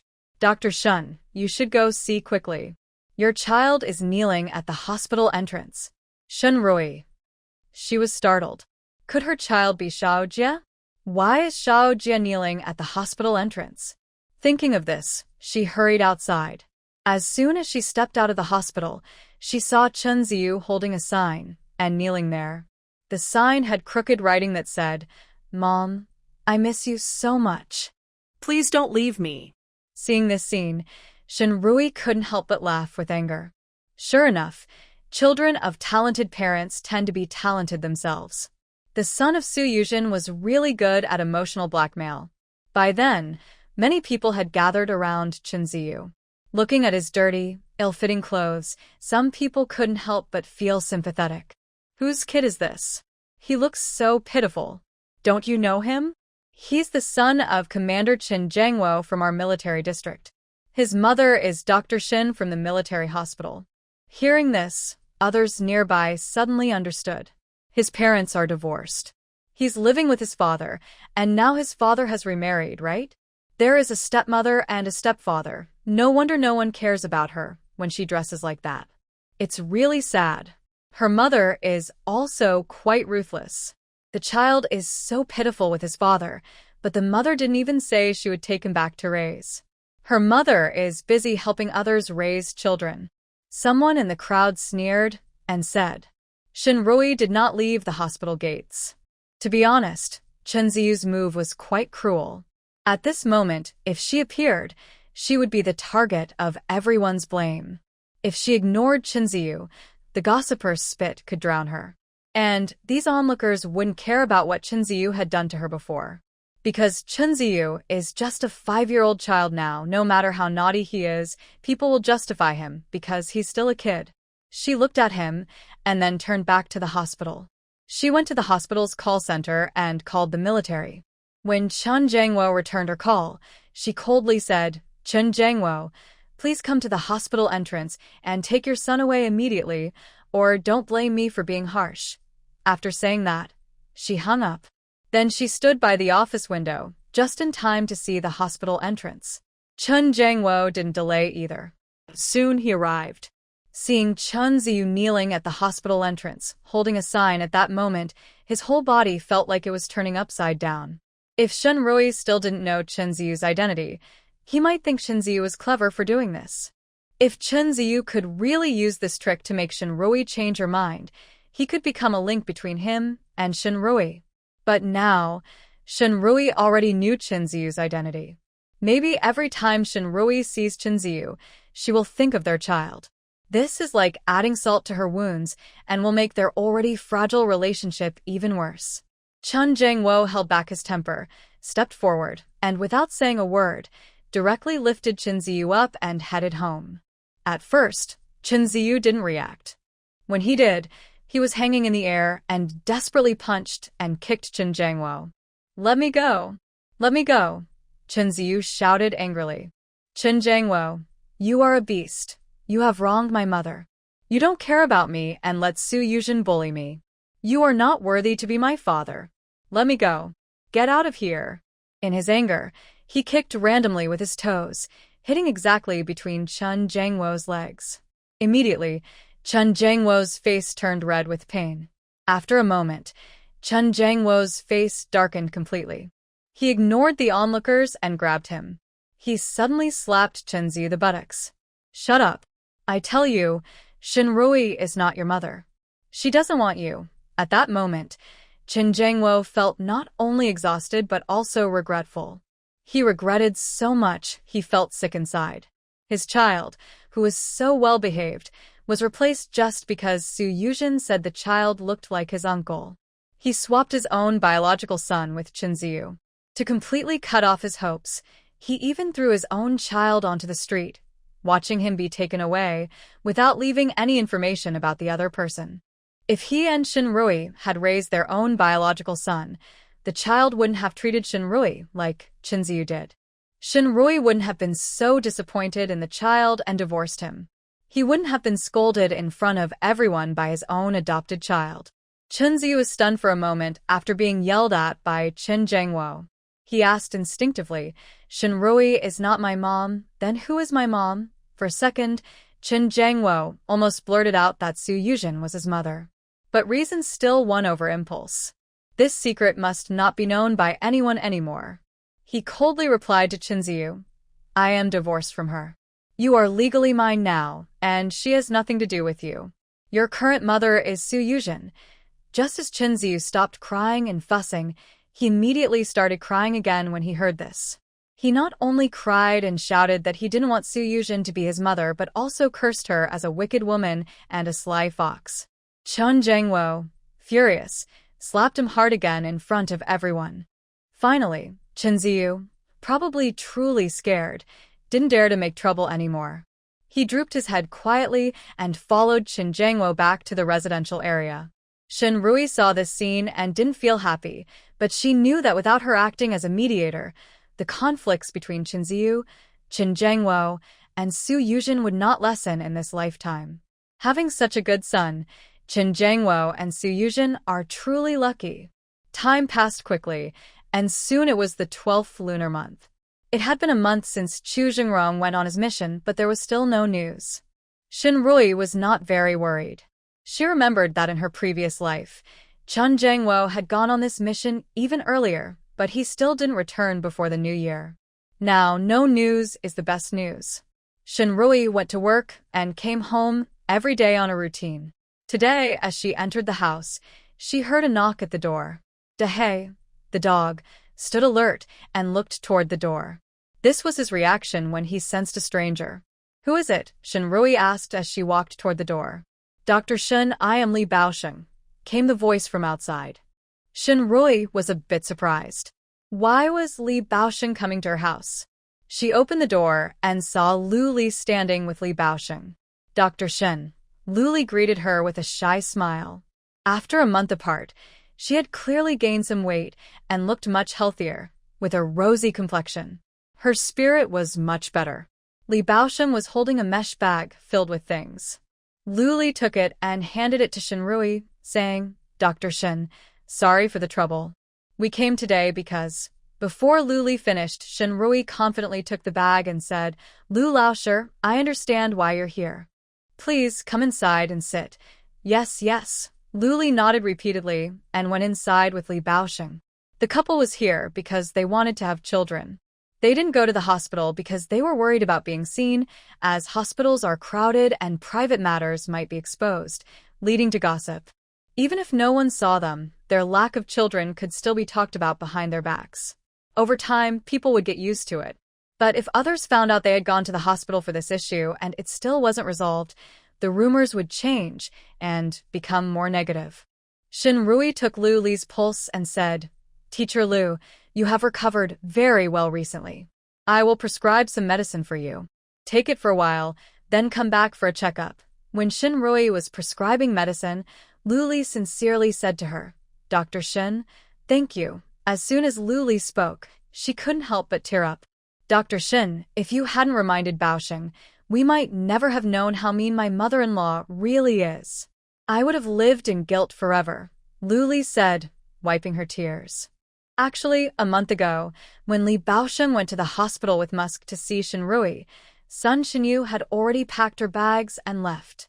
At that time, Sun Shinyu was outside the hospital gate, begging her desperately, promising she would be a good mother-in-law in the future, and complaining about how hard it was to raise Li Baosheng and his brother alone after their father died. Lu Li had already softened her heart. She thought about her husband's longing for maternal love. If this time her mother-in-law really changed and treated her and her husband better in the future, it would be a good thing. Just as she was about to leave and let her mother-in-law into the house, Li Baosheng returned. Li Baosheng was furious outside the gate and questioned his mother-in-law directly. What was the musk in her pillow about? Because that pillow was sewn by Sun Shinyu herself when she first married into the Li family, containing many calming herbs from a barefoot doctor. After marriage, she had treasured it and used it carefully all these years. She even thought the smell of traditional herbs from the pillow was very pleasant. Because of that pillow, no matter how unreasonable Sun Shinyu, the mother-in-law, was over the years, she chose to endure. But she never expected that the kindness she remembered was actually a poison that made her unable to become a mother. Under Li Baosheng's questioning, Sun Shinyu finally had no choice but to admit that she deliberately put musk in the pillow. Her purpose was to prevent them from having children. Because only if they had no children would Li Baosheng pass the family business to his nephews. Li Baosheng was so angry he laughed out loud, then directly sent Sun Shinyu onto a train back to her hometown. He even made a special phone call to the village head, explaining the situation, and asked the village chief and elders of the Li family to witness, helping him divide the family assets. He doesn't want anything from his hometown anymore. In the future, he is willing to pay 5 yuan each month to Sun Shinyu for his retirement fund, but only if Sun Shinyu passes away. After that, his family will go back to bow to him once, but he doesn't want to see them again. The team leader and the elders from the Li family understand Li Baosheng's feelings after he made this decision. They agreed to let him handle the family division. So now, Li Baosheng and Lu Li only send 5 yuan each month back home to Sun Shinyu. They don't interfere in anything else. Their life is much happier than before.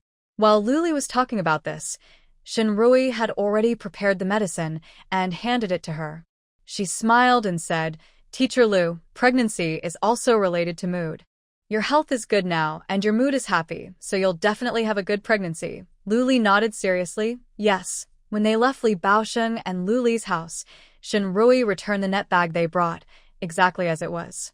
Lu Li wanted to refuse, but Shinrui said directly, "Captain Li, you are a soldier and Teacher Lu is also a military wife.